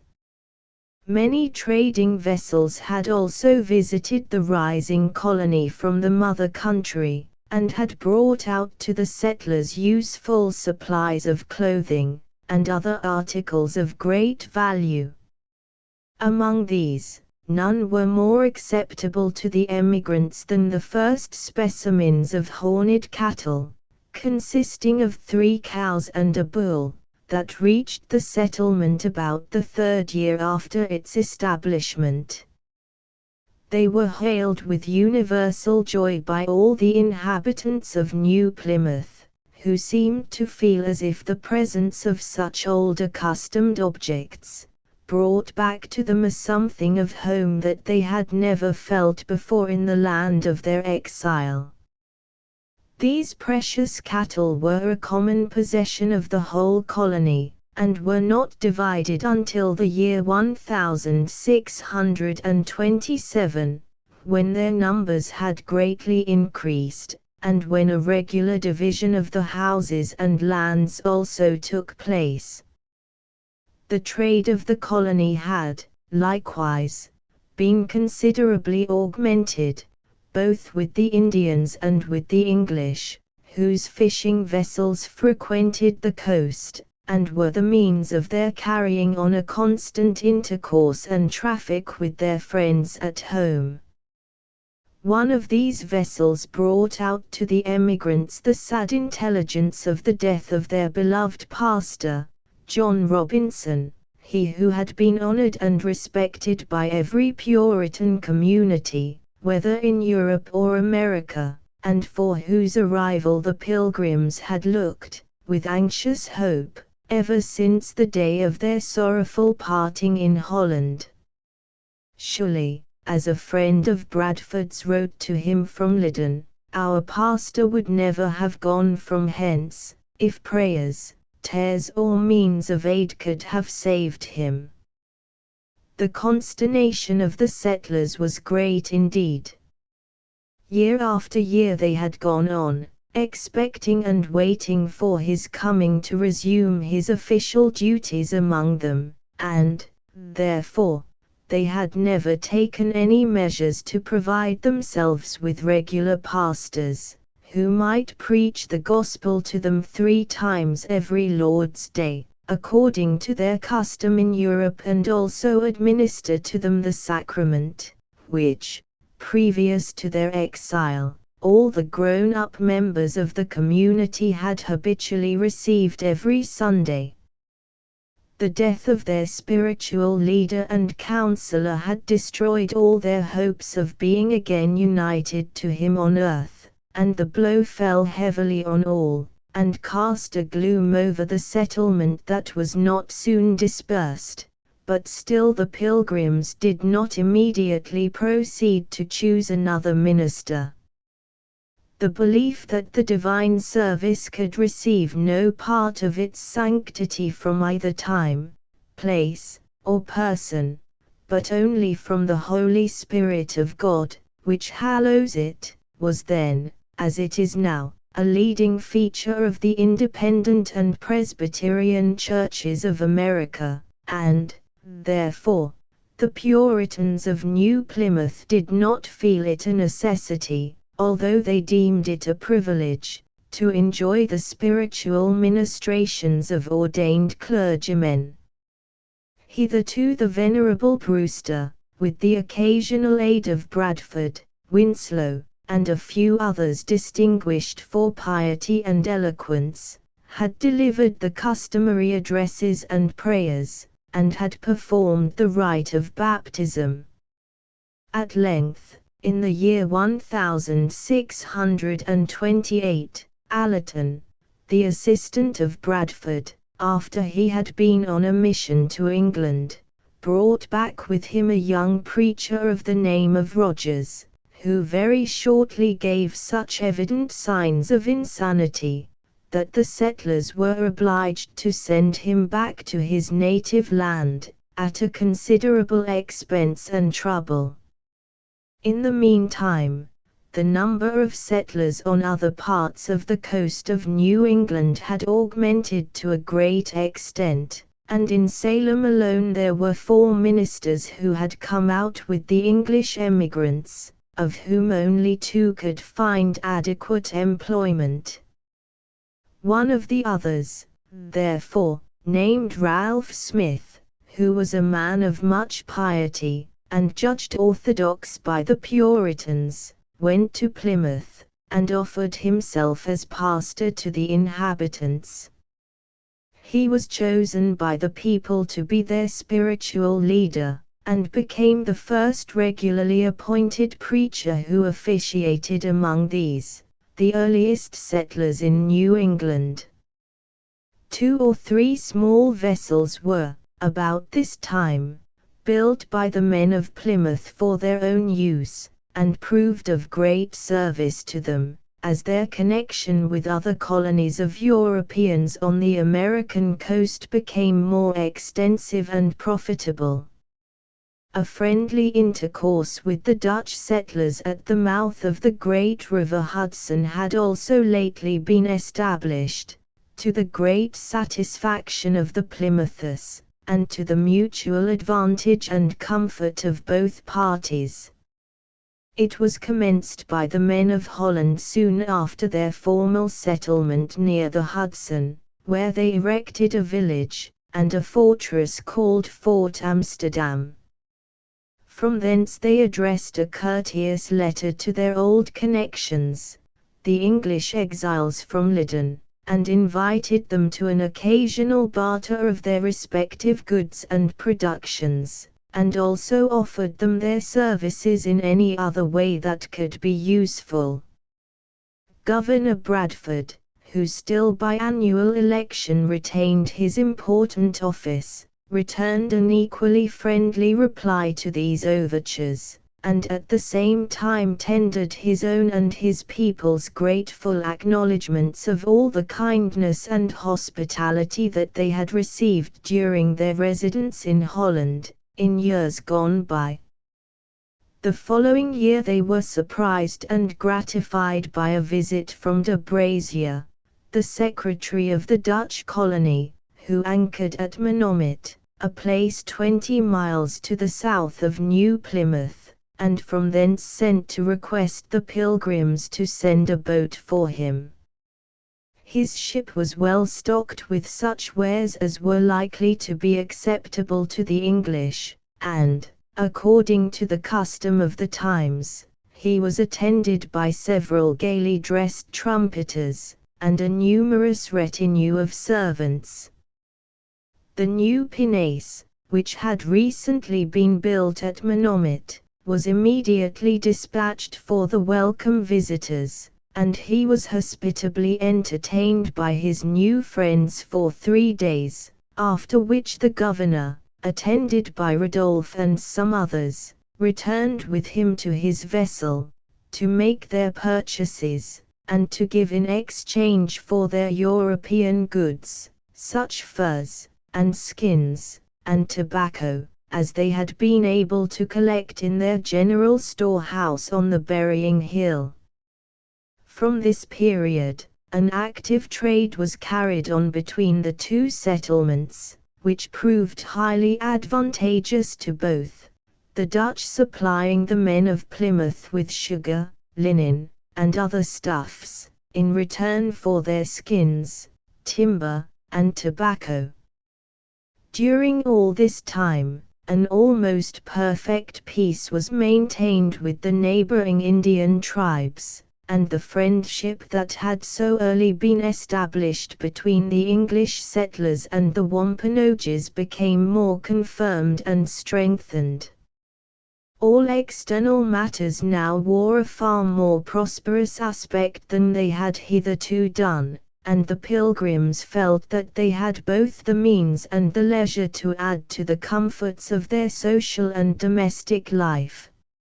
Some years previously, a small portion of land had been assigned to each family for its own particular use, but the possession of this land had not been made hereditary, and although the fact of its being appropriated to one household had considerably increased the zeal and industry of the cultivators, yet they still desired that feeling of inalienable property which so greatly adds to the value of every possession.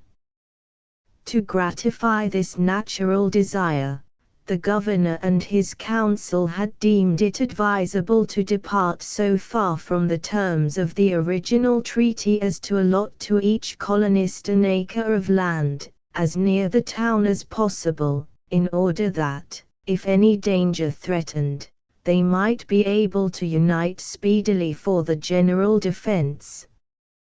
This arrangement gave much satisfaction to the settlers, but in the year 1627 they were placed in a still more comfortable and independent position. They were, by their charter, lords of all the neighboring land for a circle of more than 100 miles. That portion of their territory, therefore, which was most contiguous to the town, was divided into portions of 20 acres, 5 long on the side next the coast, and 4 broad, and to each citizen one of these portions was assigned, with the liberty of purchasing another for his wife, and also one for every child who resided with him. To every 6 of these pieces were allotted a cow, 2 goats, and a few pigs, so that each settler became possessed of a little farm of his own, and a small herd of cattle to stock it with, and peace and plenty at length seemed to smile on the hardy and long-enduring settlers. Meanwhile, the colony of Massachusetts, which had been founded in the year 1624, increased rapidly. It was first planted at Nantasket, a deserted village of the Indians, at the entrance of the Bay of Massachusetts, where the Plymouth settlers had previously erected a few houses, for the convenience of carrying on their trade with the neighboring tribes.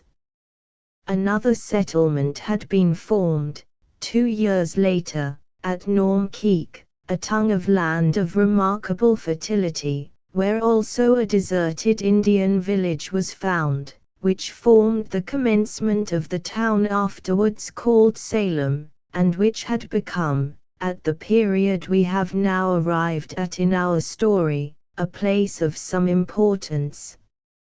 It was founded by a man of much zeal and enthusiasm, of the name of Endicott, who was one of the original possessors of the patent granted to several gentlemen of Dorsetshire, for the land in Massachusetts Bay, extending from the Merrimack to the Charles River, from north to south, but stretching to an indefinite distance westward, even over the unexplored regions between the boisterous Atlantic and the Silent Sea, as the Pacific has been very aptly and beautifully designated.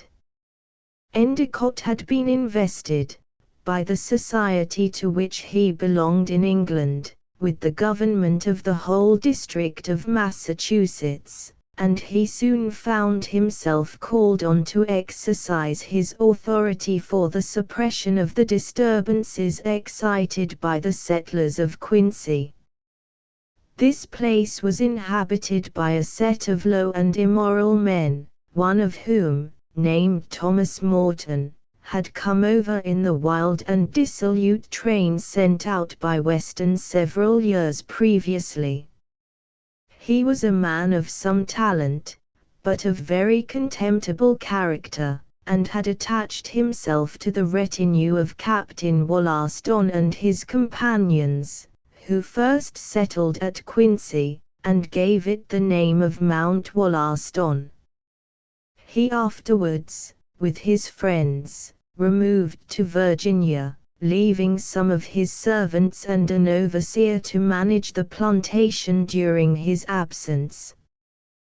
But, no sooner was Morton relieved of the presence of those who had hitherto kept him in some restraint, than he roused the servants to a complete mutiny, which ended in their driving the overseer from the plantation, and indulging in every kind of excess. They even had the boldness and the dishonesty to sell the land which had been left in their charge by the lawful possessors, to the Indians, and to obtain fresh estates, which they claimed as their own. And, having thus established a sort